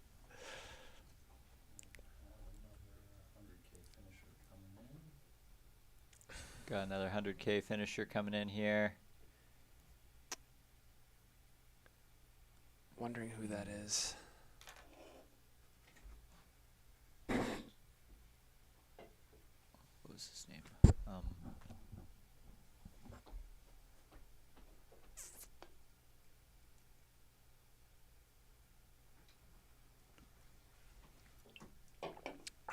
Was that Alex Miner? That was who It we were could be talking Alex about Miner. last.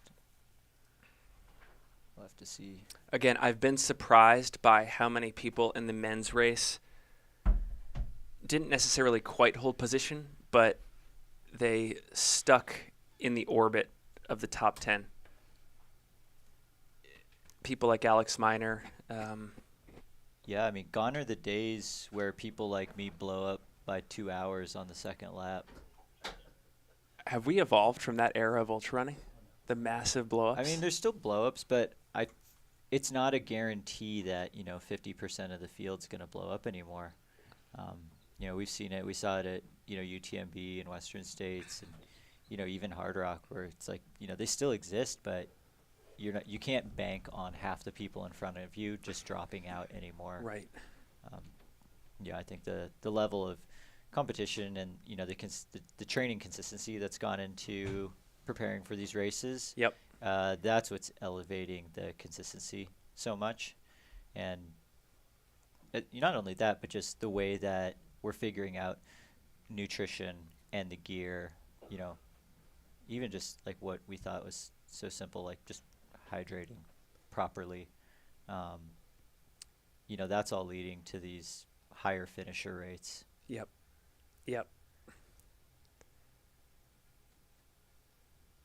Exciting times. Well, for folks that are watching and listening to this live broadcast, there are still a few things to be sorted out here in the women's race. We're wondering whether it will be Nicole Bitter or Kareth Arnold securing second place and the other single remaining golden ticket to Western States. Both of which moved up quite a bit over the course of the second lap. Yes. I'm going to try and pull up their halfway splits to see where they came through the 50K mark in.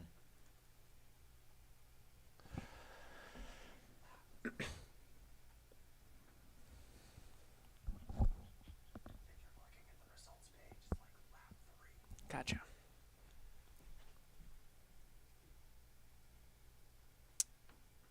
Yeah, I don't know if I have any chance of interpreting all this.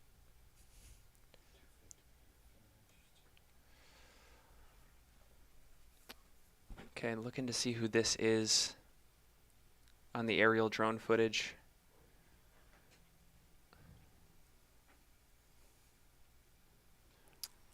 I wonder if that's Nicole. So we're at 9:35 elapsed.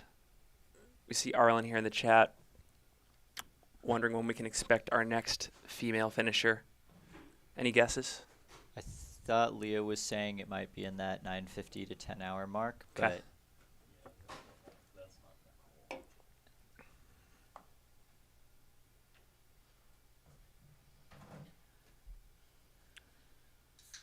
so it might be a few more minutes before we see the next lady come in.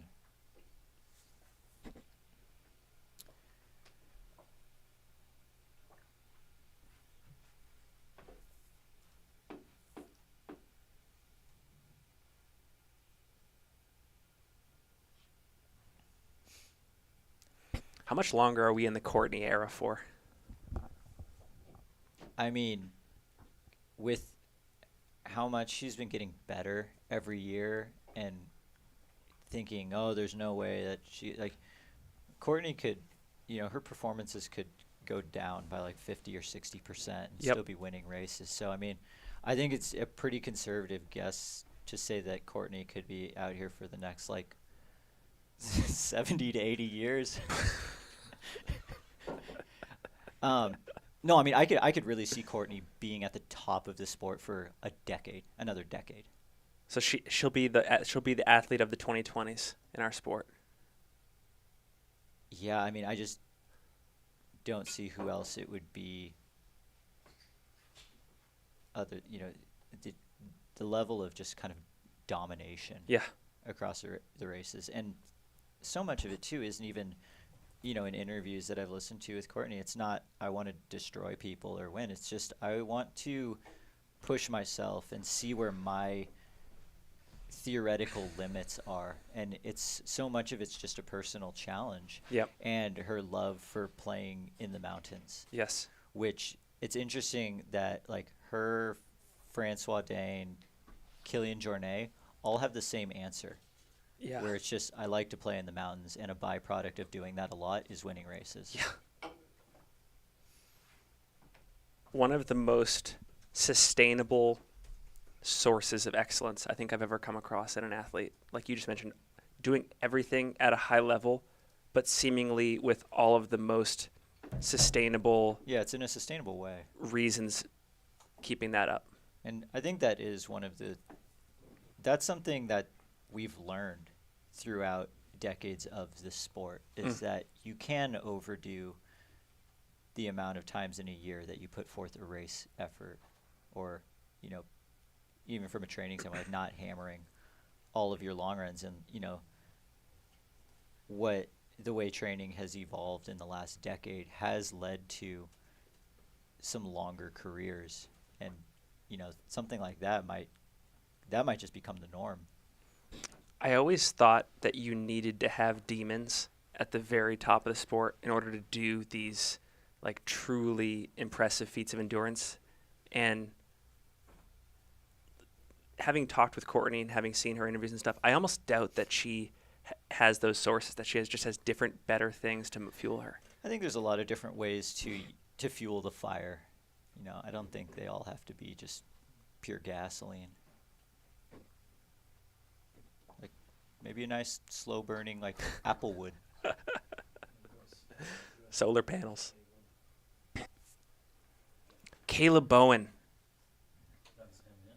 That was Caleb who came in. So interesting note about Caleb, if you weren't here earlier in the broadcast, we saw him really taking his time. I think it was at the mile 30 or 40 aid station, longer than he normally does, wondering, is he going to fall back in the field? But again, another guy that just hung tough, fought, and I'm sure he didn't have exactly the day he wanted to have, but you got to be proud of, an 11th or 12th place finish, given what you went through and what you had to persevere through. So way to go, Caleb. Way to represent the Huntington, West Virginia area, the Ohio River Valley. Great day out there.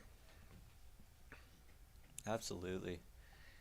I feel like Bandera has kind of always been a race where kind of that up-and-coming talent gets their golden ticket start, it seems like. Yep. Some would say that a lot of, the biggest talent doesn't go to Bandera, but it's also more a lot of unknown talent. Yeah. Tends to go to Bandera for some reason. I wonder if any of that has to go with the race somewhat flying under the radar, because you could go and maybe sneak your way into Western States, but with kind of where this race is going from a production standpoint, that might not be the case anymore. Right. That's a great point. This might turn into one of the more premier winter races. Great point. And I think this course deserves that. To have an even higher level of competition across upcoming talent and seasoned veterans, because as you said, this course is that great equalizer. Great equalizer, yeah. So who do we have running here? This has got to be another one of the men's runners just We've outside got the top 10. 50K. There's some 50Kers. Yep. There's some 100Kers who are still starting their second lap. Yep. and then there's 100Kers who are finishing.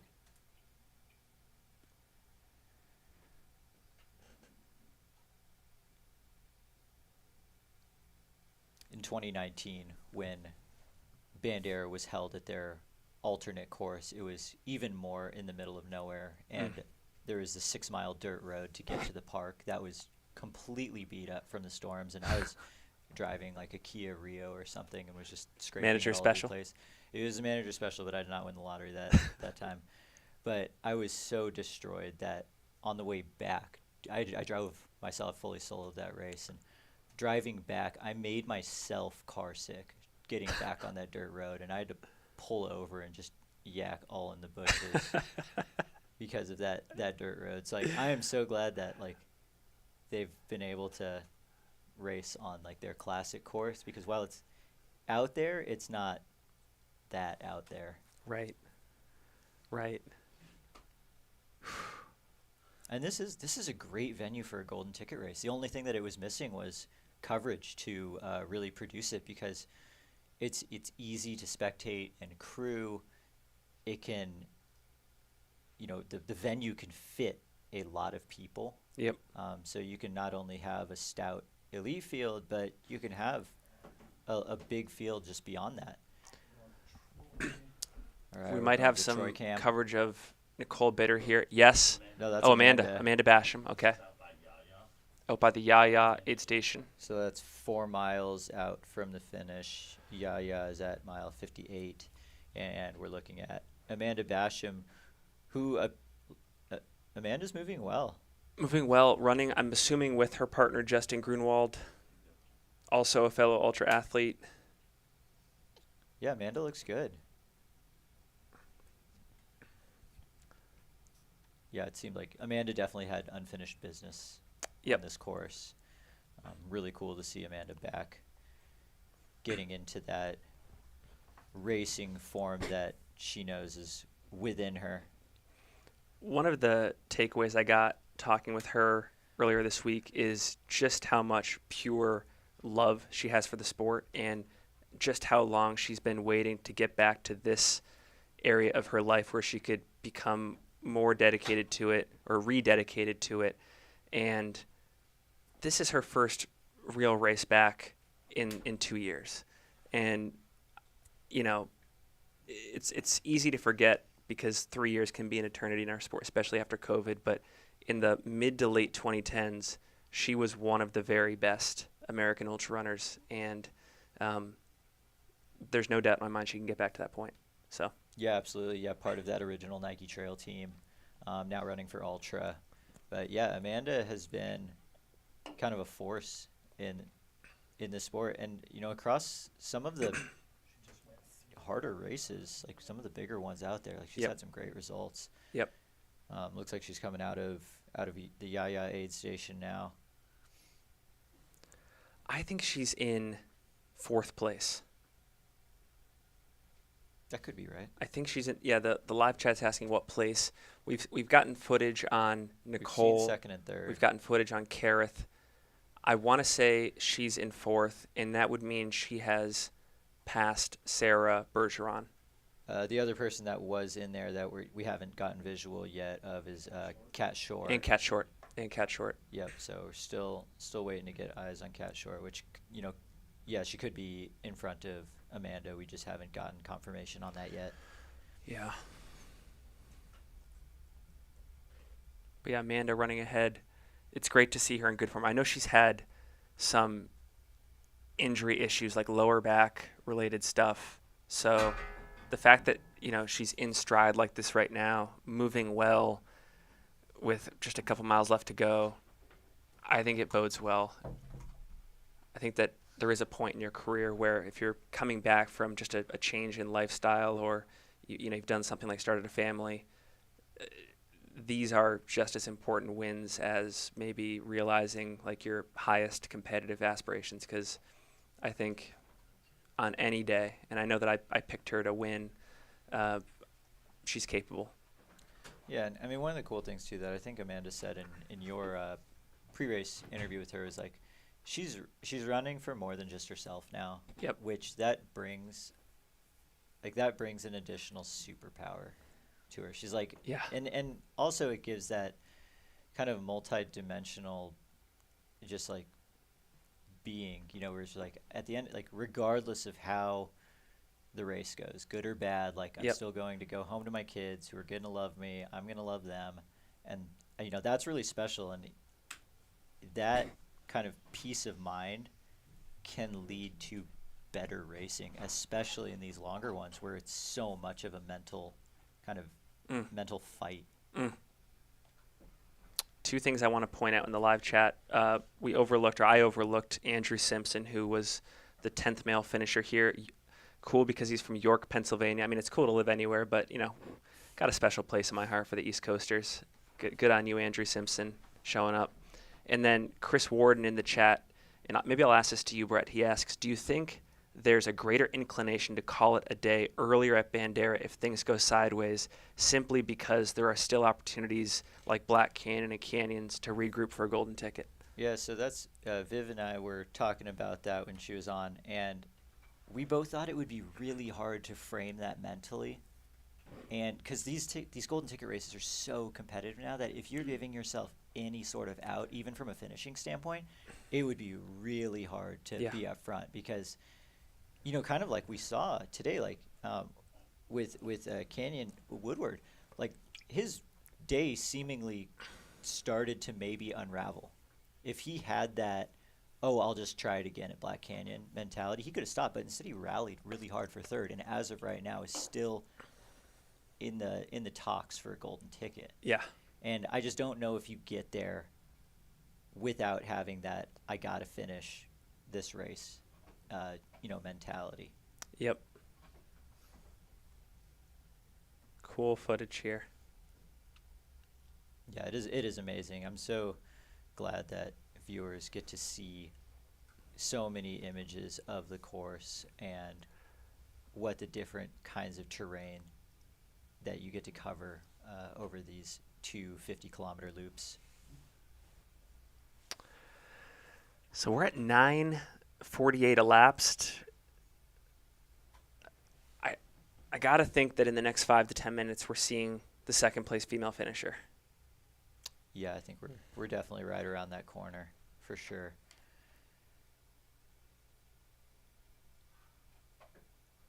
Arlen is always welcome on the single track pod. Arlen, standing invitation. Standing invite. I just hope his sponsor hasn't curtailed free speech. No. Definitely not.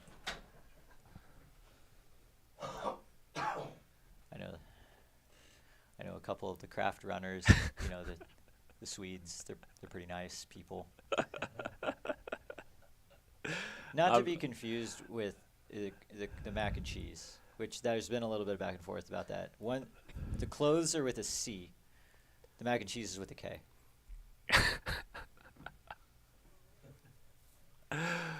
I'm just kidding, Arlen. I love you.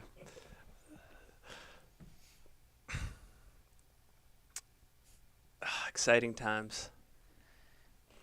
So if there's anyone who's tuned in that didn't see the finish of the race, on the men's side, Jeff Colt took the win in 8:23, charging that second lap from behind, running a masterclass race.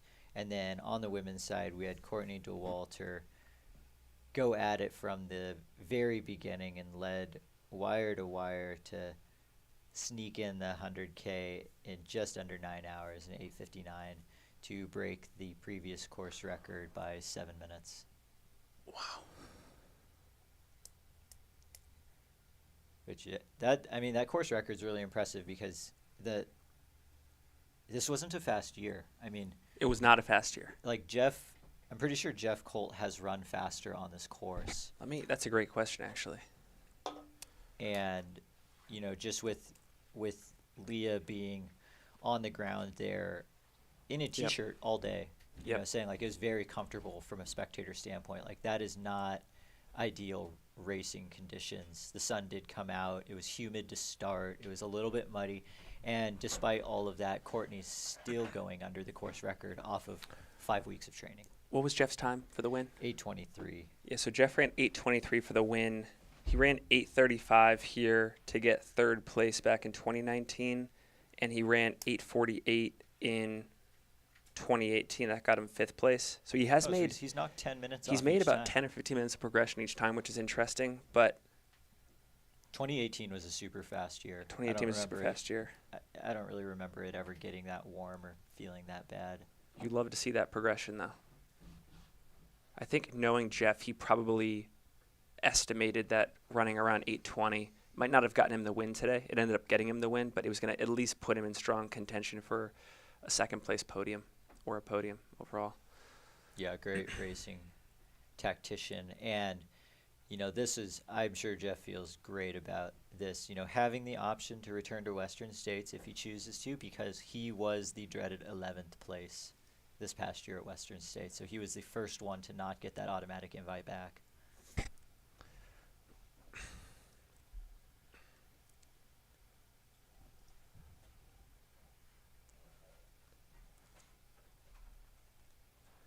What do you think, Finn? Are we going to see you racing out here in Hill Country someday?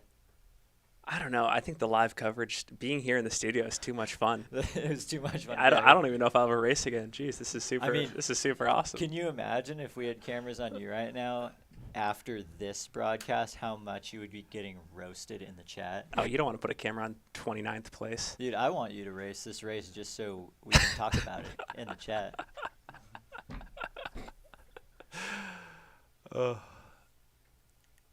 You would probably be in the chat asking for all the Starlink passwords as you're coming in and out of the aid stations. When are you lining up for a golden ticket race? You're fresh off I already tried. fourth place. I know, but you're this is renewal. You're fresh off of fourth place, 13:45 at Javelina. That was the best race of my life. You're reborn. So I don't know if I want to do it again. I might just retire. Like, now I can just, take my yellow jacket and sit in the booth. Can you tell the audience about your strong media person running theory? Well, it was literally right before Bandera. I was like, Finn, I think I'm going to stop trying to call myself a slow elite and be a fast media guy. Because it's just the rebranding, shuffles expectations. But as soon as I did that, I had the best race of my life. Oh, Kyle Merber. That's like one of the best compliments anyone could ever get. Brett Kyle Merber Hornig. Wow, yeah. That would be great. Courtney would be tripping Finn Big Daddy style. Yeah, that's probably because Finn would show up on roller skates. Oh. Microsoft went down 3 points. Yeah, I think that was Craig Engels that just finished. Earlier in the broadcast, I theorized that Craig Engels had hopped into an ultra. It was Craig Engels' doppelganger, at least, and he might have just crossed the finish line. Yeah, good old Egg Krangles. Whose dad is the 50-mile world record, or former 50-mile world record holder? Joe Klecker. Joe Klecker's dad, His Barney. dad, Barney Klecker, was the world record holder. So let's World record holder, American record holder. Do you think, given that family history, we could see Joe Klecker in ultras in his 30s? No, Joe is way too fast to. I mean, I think if he said, "Hey, on running, I want to run a 50K," it would be like that Batman slapping Robin. I mean, he's the U.S. Or like 10K the champ Spider-Man on the one, or track. it's just like. Yeah, I mean, yeah, I think Joe Klecker's, he's too talented on the short end. Yeah. I mean, as much as I'd love to see it, because he really does have that like diesel engine type running style. Yeah. When you're running 13 flat in the 5K, you're probably gonna continue to run the 5K. Yeah, you're probably right.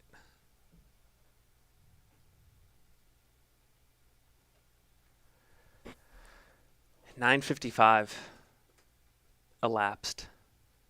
Are we going to see second place finish in under 10 hours? Would that mean Courtney would have won by an hour?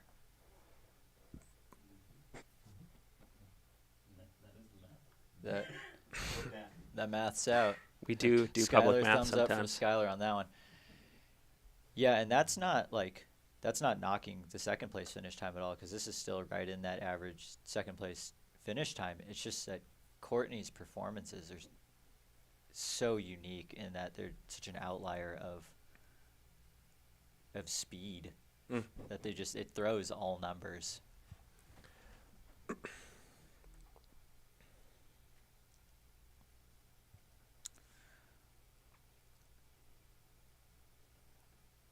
Got 49 missed messages in our WhatsApp thread with Leah and everyone. I'm sure it's not a big deal.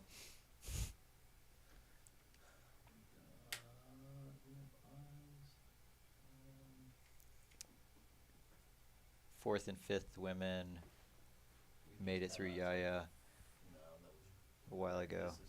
What time is it? Oh, okay. Oh. Yeah, you're right. We might be on fifth now.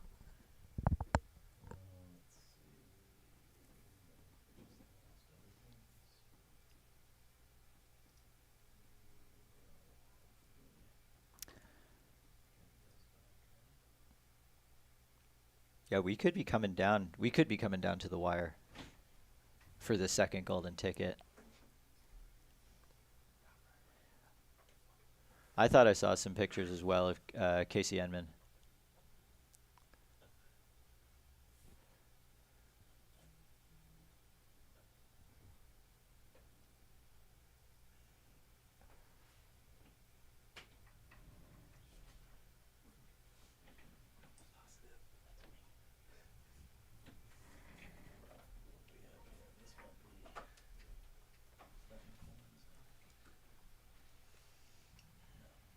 No, I don't think so. We do have another runner coming into the finish chute, though. Yeah. Let's see. The very much Hoka-sponsored finish chute. I'm a little glad that they finally officially dropped the 1-1 One part of their name. Oh, me too. And it's just now Hoka. I mean, this is the second or third time that they've done it, but I think for real, because their website URL is hoka.com, so it's .com official.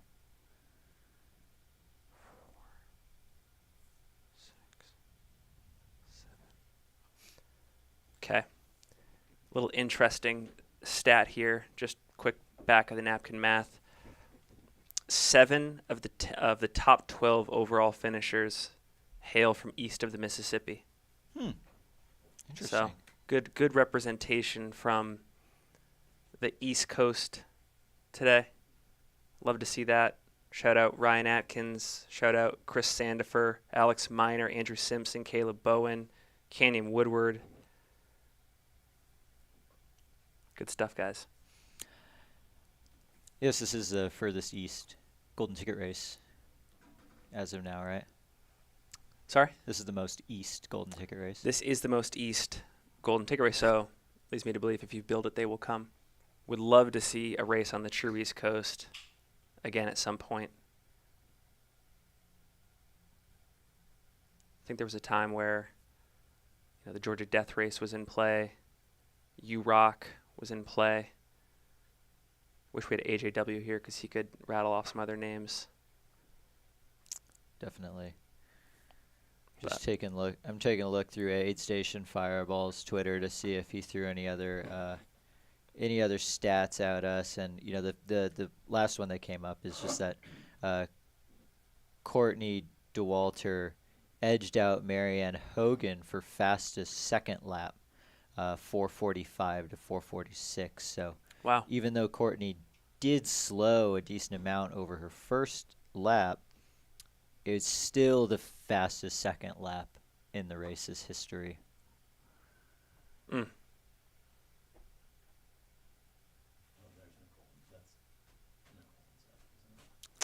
Yep. That looks like okay. Nicole We got and eyes Zach. on Nicole Bitter.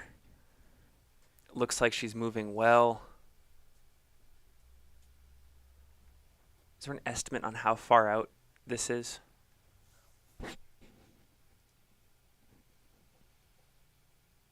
Yeah, I'm not even going to try and guess. I was like, I feel like I've seen that tree before. Okay. Yeah. Yeah, before the tunnel, we get to the Hoka Beacons. That's usually like a quarter Okay. mile out. Light the beacons. Yep. We'll be finding that way home.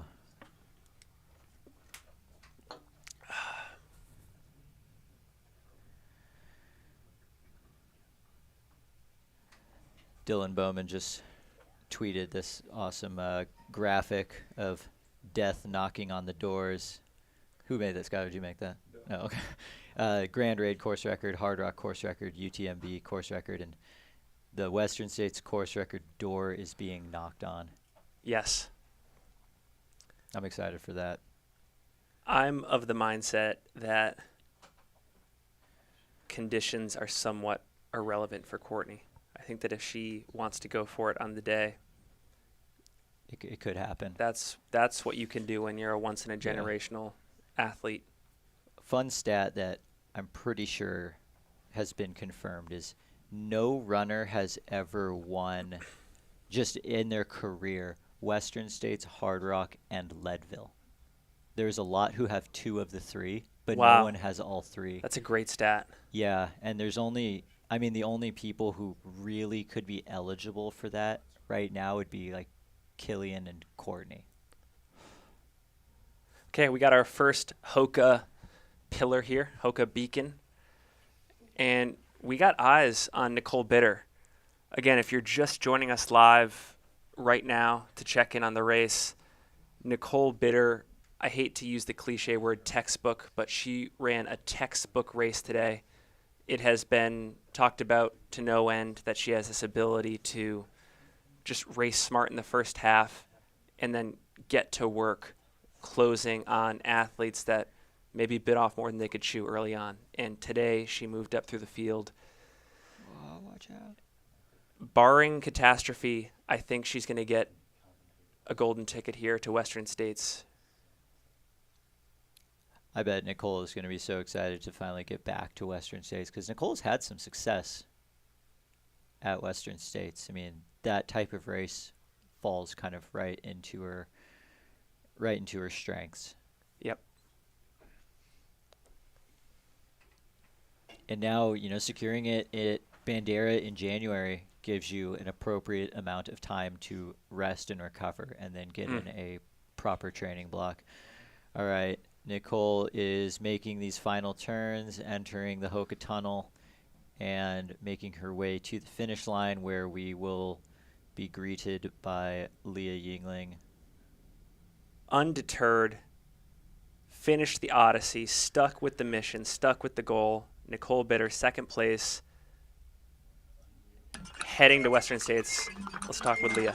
Hey, Leah.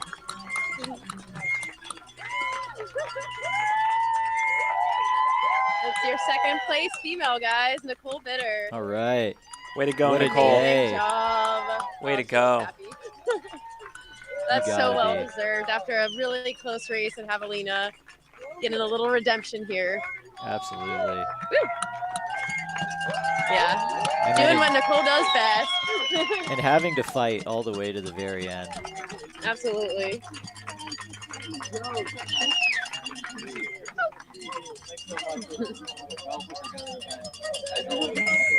I don't think I've ever almost wanted to cry again. I'm like, oh my. My calves hurt so bad. Sure. Sure, that's great. Someone get this girl down. Here, let's I'm okay. No, I'm good. Thanks, I'm just so happy. That's so awesome. So on top of being a pro runner for Ultra, Nicole is also a lawyer. Lawyer, yeah. With a full work schedule. Oh, and here comes her golden ticket. She's taking it. She's taking the golden ticket. And she says, yeah. Nice.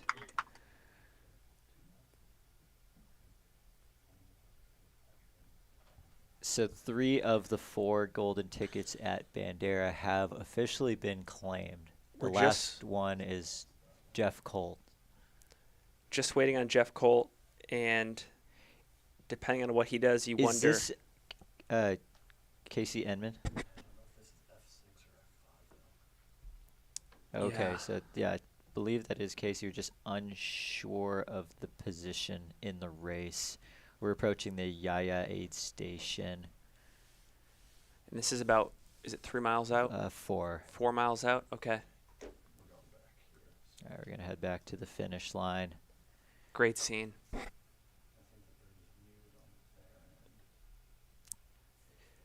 See, now if Nicole and Zach drove to the race, transporting the golden ticket is much easier.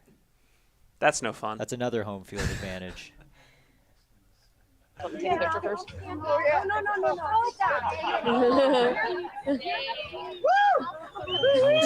Got our 2 women golden ticket winners, guys.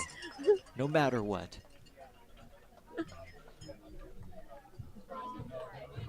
Yeah, Nicole and Courtney. Courtney Dwalter and Nicole Bitter. Awesome. Awesome races by both of them. 2 veterans of the sport making their way back to Western states. We got JP Giblin in there too. JP wants in on that.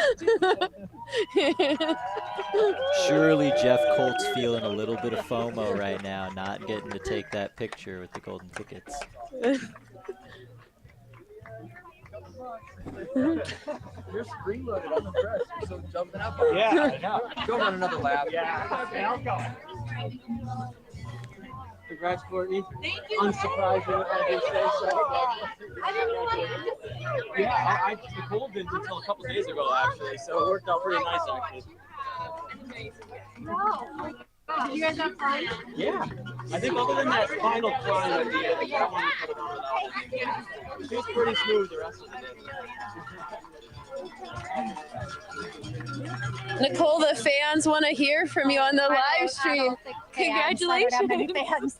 Oh, thank you. How do you feel about your day? Oh, good. I mean, gosh, it was hard, but it always is. So Well fought battle. Oh, I mean, thanks. redemption, right? yeah. I mean, it's kind of like I'm just happy to be back in Texas, so it feels like home. So it's kind of nice. But no, I was looking. I'm not very good at dates, and I realized I had first run here in 2015, and I was like, oh my gosh, okay. So I guess 8 years later. Yeah. So I was Amazing. thankful. I think 2017 I got 3rd here. So I just was like, I'm with all the talent. I was thankful to get 2nd. Man, you moved up all day, and like Oh. I think Jamil called it early on. He said Nicole's getting that ticket. Oh, So well, thanks, just Jamil. amazing, so good. Congratulations. Well, he's the go-to, so he knows what's up. I did not think I was going to get the ticket, but I'm just so thankful. Yeah, just amazing. Congratulations. Well, thank you. Congratulations. That's why Nicole you Bitter, keep everyone. racing all the way to the very end. Awesome.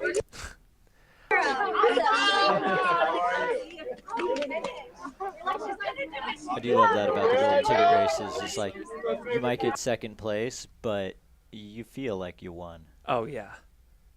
And I think in the women's race, one thing that sticks out to me, Nicole Bitter's 40 years old, Courtney Dauwalter is 37 years old. You don't have to necessarily be a quote-unquote younger runner to be successful at these races or in our sport in general, and that's so inspiring to me. Yeah, because it's not a true speedy course. You know, it's still a strength course, Yep. even though it has a lot of running. Yep. You know, you can have a strength course without hiking. You know, it just takes a certain type of running skill that is something both Nicole and Courtney possessed on this day. Courtney Dauwalter finishing in 9 hours, just under 9 hours. Nicole Bitter, what was her official finishing time? Do you know? Let's see if we got that. I'll refresh this results page here. 10:04. 10:04. 10:04. Official time for Nicole Bitter. And what were the finishing time? What were the golden ticket times last year? Let's see. 2022. Bandera 100K.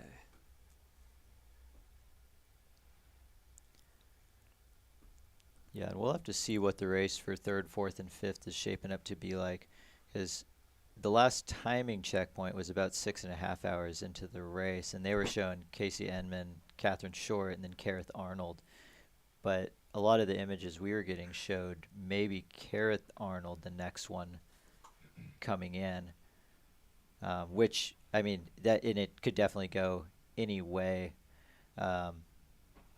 because a lot of them are very close together. Oh yeah, on the screen right now we've got Kareth Arnold and Lottie Brinks, the pacer, coming into the final.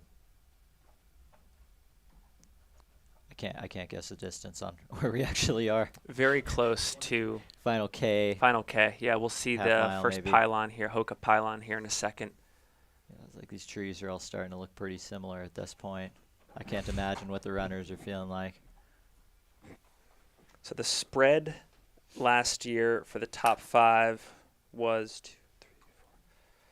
just under 1 hour. It was about roughly 58 minutes between Marianne Hogan and Brianna Grigsby at the 2022 Bandera. And the top 2, Marianne Hogan finished in 9:17. Ellie Pell finished in 9:49. Interesting. So this year, 10:05 secured second place, and I think with Kareth here, guessing a 10:18, 10:19 finish maybe under that, depending on where she is. Oh, there's the first pylon, maybe shorter, maybe 10:15 or 10:16. So Kareth Arnold is coming into the final minute or two of racing right now.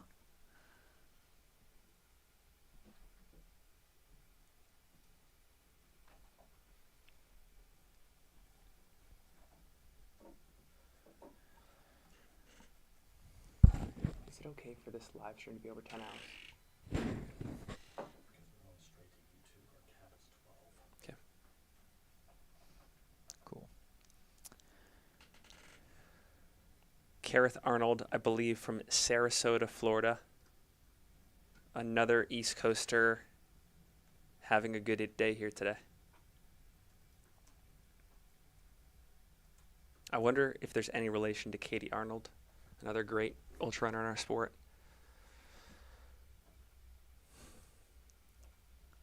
That is a great question. What is Alexi Pappas up to? So I was just looking at the timing mat updates for Bandera, and Alexi Pappas. No, she moved up to the 100K. She moved up to 100K. Yeah. She decided to go for the mystery aspect of the distance, which is, one of the reasons why a lot of people explore new distances, is the unknown and kind of venturing into that. So I think just the other day, Alexi asked the race directors if she could move up. Good job. And we have Kareth Arnold coming in for that, rounding out the podium. Aw, smooching her baby. Yours have fun? Yeah. I realized that afterward. Sweet. Yeah. What cool trails. But on the other side is me. That's a great finish. What's that, 10:14? 10:14. Way to go. Full Bandera 100K. Do you want to share anything with our live stream? Congratulations. Third place. Amazing. Yeah. Everybody's been cheering you on at home and from Florida. Is that Oh, right? good. Yeah. Yeah, it's a little different from Florida, but What do you think about the trails? it's good. I mean, it's tough. That's for sure. It's not easy. No, man. Not at all. There was a couple times I was like, I don't know if I'm gonna finish this, but You moved up really well all day one long. foot in front of the other, That's what it's all about. It was It's like fun, you got though. a baby that's proud of you too. Yeah, she's so patient. She looks like the best crew person out there. She is. She's very concerned. Nothing to be concerned about. Except Third she likes place. to eat all my waffles. Who needs those? Yeah, I know. I'm like, I don't know. I'll just save them for Cyprus. Leah, tell her that we saw amazing. Lottie on the Amazing live job. stream. Thank you. I appreciate it. Oh, what did you say, Finn? They Tell- wanted me to tell you something about the live stream. Tell her we saw Lottie on the live stream, sort of getting her all ready to go in that final 3 or 4 miles. Always get some major fans on the live stream. Family, probably. Yeah, a lot. Well, Oh, good. congratulations. I'm so glad. Yeah, of course. Hey there. Oh. Get some love. Yeah, great racing from Kareth Arnold. You know, smart, controlled, laying the hammer down when it matters to sneak that third spot. Got some incoming aid station fireball data to share with the audience. He's got a list of the largest margins of victory in the female race at Bandera since 2010. The margin between Courtney Dauwalter, which was 64 minutes, 22 seconds, second largest all time. The first dating back to 2018 between Camille Herron and Michelle Yates. That was 64 minutes, 37 seconds. Again, go check out Aid Station Fireball on Twitter if you want more data nerdery for our sport. Great stuff. I actually have written down the opposite stat in that some of the closest finishes were, well, there was a tie actually in 2010. And Wow. in 2009, Marcy Beard and Lisa Howard finished 4 minutes apart, with third place being 3 minutes behind that. Wow. So there's been some equally dominant and close performances here. And then on the men's side, I mean, it doesn't get any closer than 2019 when Tyler Green and Chris Mocco finished 1 minute apart from each other. Bring back the Mako show. That was an entertaining time in our sport. And in 2020, Drew Holman and Alex Nichols were a minute apart as well, and Cole Yep. Watson was 4 minutes behind Alex. So we've had some close ones in the past. Great to see these runners, Nicole, Kareth, swapping stories, commiserating, sharing the joy. It's One fun. of the greatest parts about the sport. It is. You go through you go to such dark depths, you suffer, you test your physical and mental fortitude, and then you come out the other side, and it's like a watershed moment. It's part of what makes our sport so great. Yeah, and like the elites don't just get ushered away to media interviews and then they go back to their hotel. Like they get to hang out at the finish and just you just get to be a regular runner for a while, hanging out with other people who have like-minded interests. I love that there's a kid here amongst the conversation. It's good crew to be around. Taking in all the ultra running vibes, seeing what the finish lines are all about. It's a good experience. Yeah, I mean, like how often do, the finishers of the race get to just like chit chat with, the Western States race director? Like that doesn't happen in like the marathon majors. Like, they get a picture with the director of the race and then they're on to the next thing. I hope as the growth of our sport continues, this shot right here never changes. Yeah, I hope we retain this. Yeah, the small town feel of trail running is a lot of what we're seeing right now, and that's something that's stayed pretty true to a lot of U.S. trail running, and a lot of that's largely due to permits across the races too, and just they're not allowed to be that big, and perhaps that is for the better in some cases. Yep.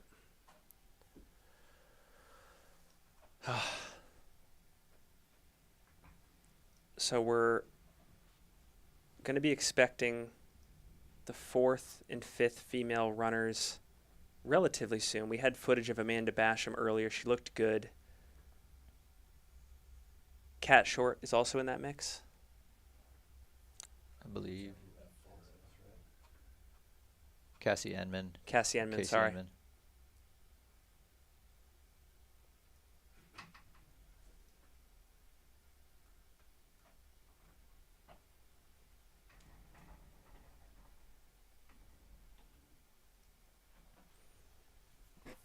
Here's some aerial footage. Okay, looks like we got Amanda Basham hard charging. Running Is that Amanda really coming well. in? Amanda's kicking it in hard. Kicking it in hard. For 4th place. Another runner for Ultra. What a finish. Oh my goodness. Wow. Wow.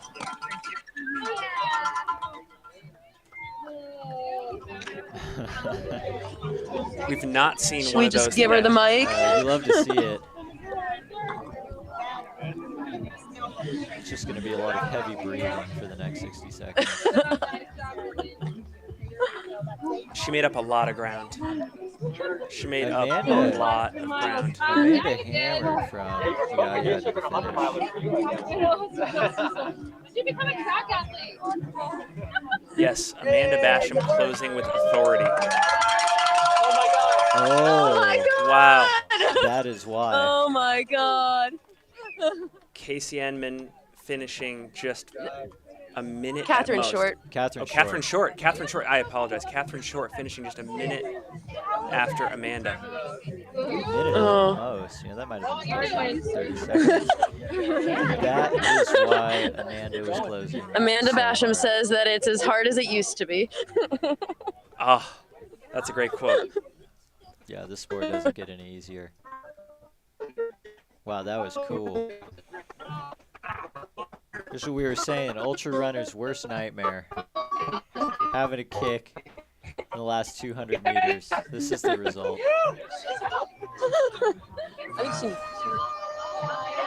If you're just tuning in at around the 10:14, 10:15 mark, Kareth Arnold finished to round out the podium. Amanda Basham came in about 3 minutes later. Was it 5 minutes later? 5 minutes later. Just in front of Cat Short. Sorry, Casey Enman. No, Cat Short. I'm getting tired. I mean, circling back to the Mount Rushmore of nicknames, Amanda Basham back from her Nike days was Smash and Basham. Yes. Which, like, there you have it.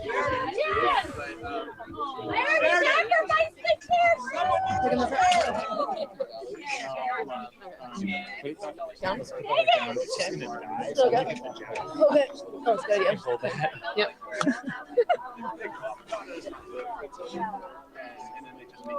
Scene of the day is right.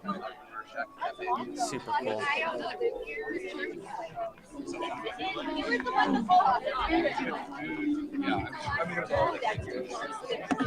Leah, have the clouds started to come back?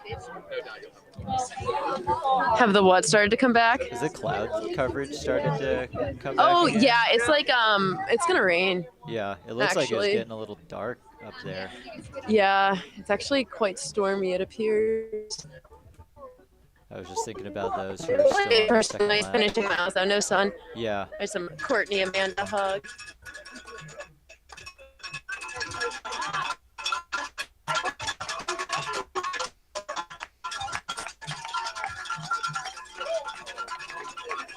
So we've now seen our top 5 women come in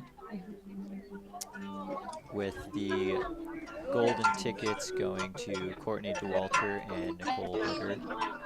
And then on the men's side, Jeff Colt and JP Giblin were 1 and 2, although Jeff has not made the decision yet on whether he's going to accept his golden ticket. Did you have fun? I did.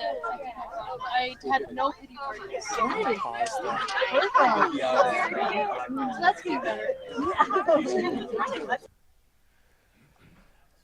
Well, we've got our top 5 men's and female finishers set. That was a super exciting finish to the top 5 of the women's race. And as we start to wind down the live coverage today here for Bandera, any interesting takeaways or just things you enjoyed throughout the day? Yeah, I mean, so interestingly, I mean, on the women's side, you know, the veterans of the sport were the ones who prevailed today. On the men's side, there was a lot of, you know, younger up-and-comers, a lot of debuts who, you know, didn't have that standard show up and blow up kind of classic 100K debut. A lot of these younger guys were like coming back to life, which is kind of unique. So it was just kind of interesting to see the two different dynamics from the races and how at this point in this sport, like, age is not really much of a factor still. Yeah, I couldn't agree more. What resonated for me, Canyon Woodward's finish, I was surprised to see him lead the race from the start and to hold it for as long as he did. And when things started to go just a bit south for him, he had the courage, he had the resilience, he had the faith that if he stuck with it, things would turn around. I don't think he ever fell below 4th or 5th place in the race. He rallied, he finished on the podium. And I think one of the most interesting questions on the men's side of the race that we're going to be wondering about probably over the next 24 hours, depending on what Jeff does, is whether Jeff takes the ticket, he passes it down because it would go to Canyon. We also heard Canyon on the live stream saying, thank God I don't have to run 100 miles in June. So maybe we're making the assumption that he even wants it, and it could roll down even farther to 5th or 4th. So yeah, it would. Yeah, and for those who didn't get to watch some of the beginning parts of the race, Canyon Woodward led all the way through the first 50K. So he was one that, we were paying attention to early, and his splits, it wasn't, going out way too hard. He was right on the splits of the last, 2 years. Yep. And then we saw, JP Giblin through mile 36 take the lead, and then we saw a charging Jeff Colt behind him. We're like, oh, we might have a race. The next aid station, they come in together. Yep. With Canyon looking tired with, still upwards of 20 miles of racing left. And that was when there was a lot of question marks of, it looks like there's 2 that are breaking off the front, but is Canyon going to be able to hold on for that podium spot?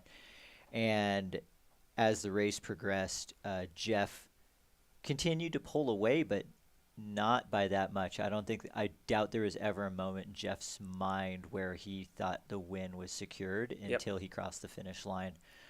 So that made for really exciting just competition on the men's side all day. And even at the 50K mark, the top 10 were within 8 minutes of each other. So it was just one of the tightest fields in the history of the race. And then on the ladies' side, we saw something completely different to the men's race, but equally as exciting. We got to see the great Courtney Dauwalter go, and as what a lot of people in the chat and what we were saying, like, just let Courtney do Courtney things. And that was a wire-to-wire run all the way through, the staying under course record pace all the way through, just absolutely crushing that first 50K, and then seeing, will she hold on? How much internal motivation is there within Courtney at a race like this off of just 5 weeks of running? This was like the quote unquote rust buster for Courtney, and she comes in, 7 minutes under the course record, breaking 9 hours. Courtney finds a way to further cement her GOAT status in the sport. When you think she can't impress you even more, she does. Yeah, so she's still got unfinished business at Western States. I believe that was the last race she did not finish. Correct. Yeah. And then for that second golden ticket spot, that race, the race within the race was up for grabs almost the entire day. There was 6 or 7 women, Casey Enman, Catherine Short, Nicole Bitter. Nicole Bitter's name didn't even really start to get mentioned that much until the second half of the race. Yep. So, yeah, there was a lot of changing of the positions between Kareth Arnold, Cat Short, Nicole Bitter, Casey Enman, all the way to the end when we finally saw approaching the final Hoka Beacons, Nicole Bitter and husband and pacer Zach Bitter hammering it in for that second golden ticket spot. I think it'd be fun to share some of our final thoughts before we close off. And for me, it's just a massive thank you to everybody involved.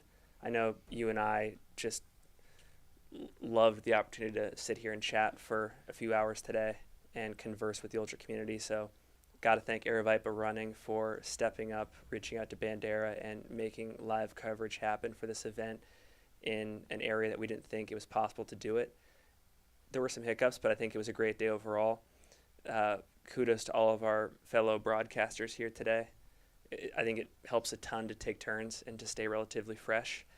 And I think first and foremost, though, kudos to the fans, because without having an audience and people actively contributing back and forth with us, this doesn't have the same energy and enthusiasm and just content at the end of the day. So those are my final thoughts. I don't know. What do you think?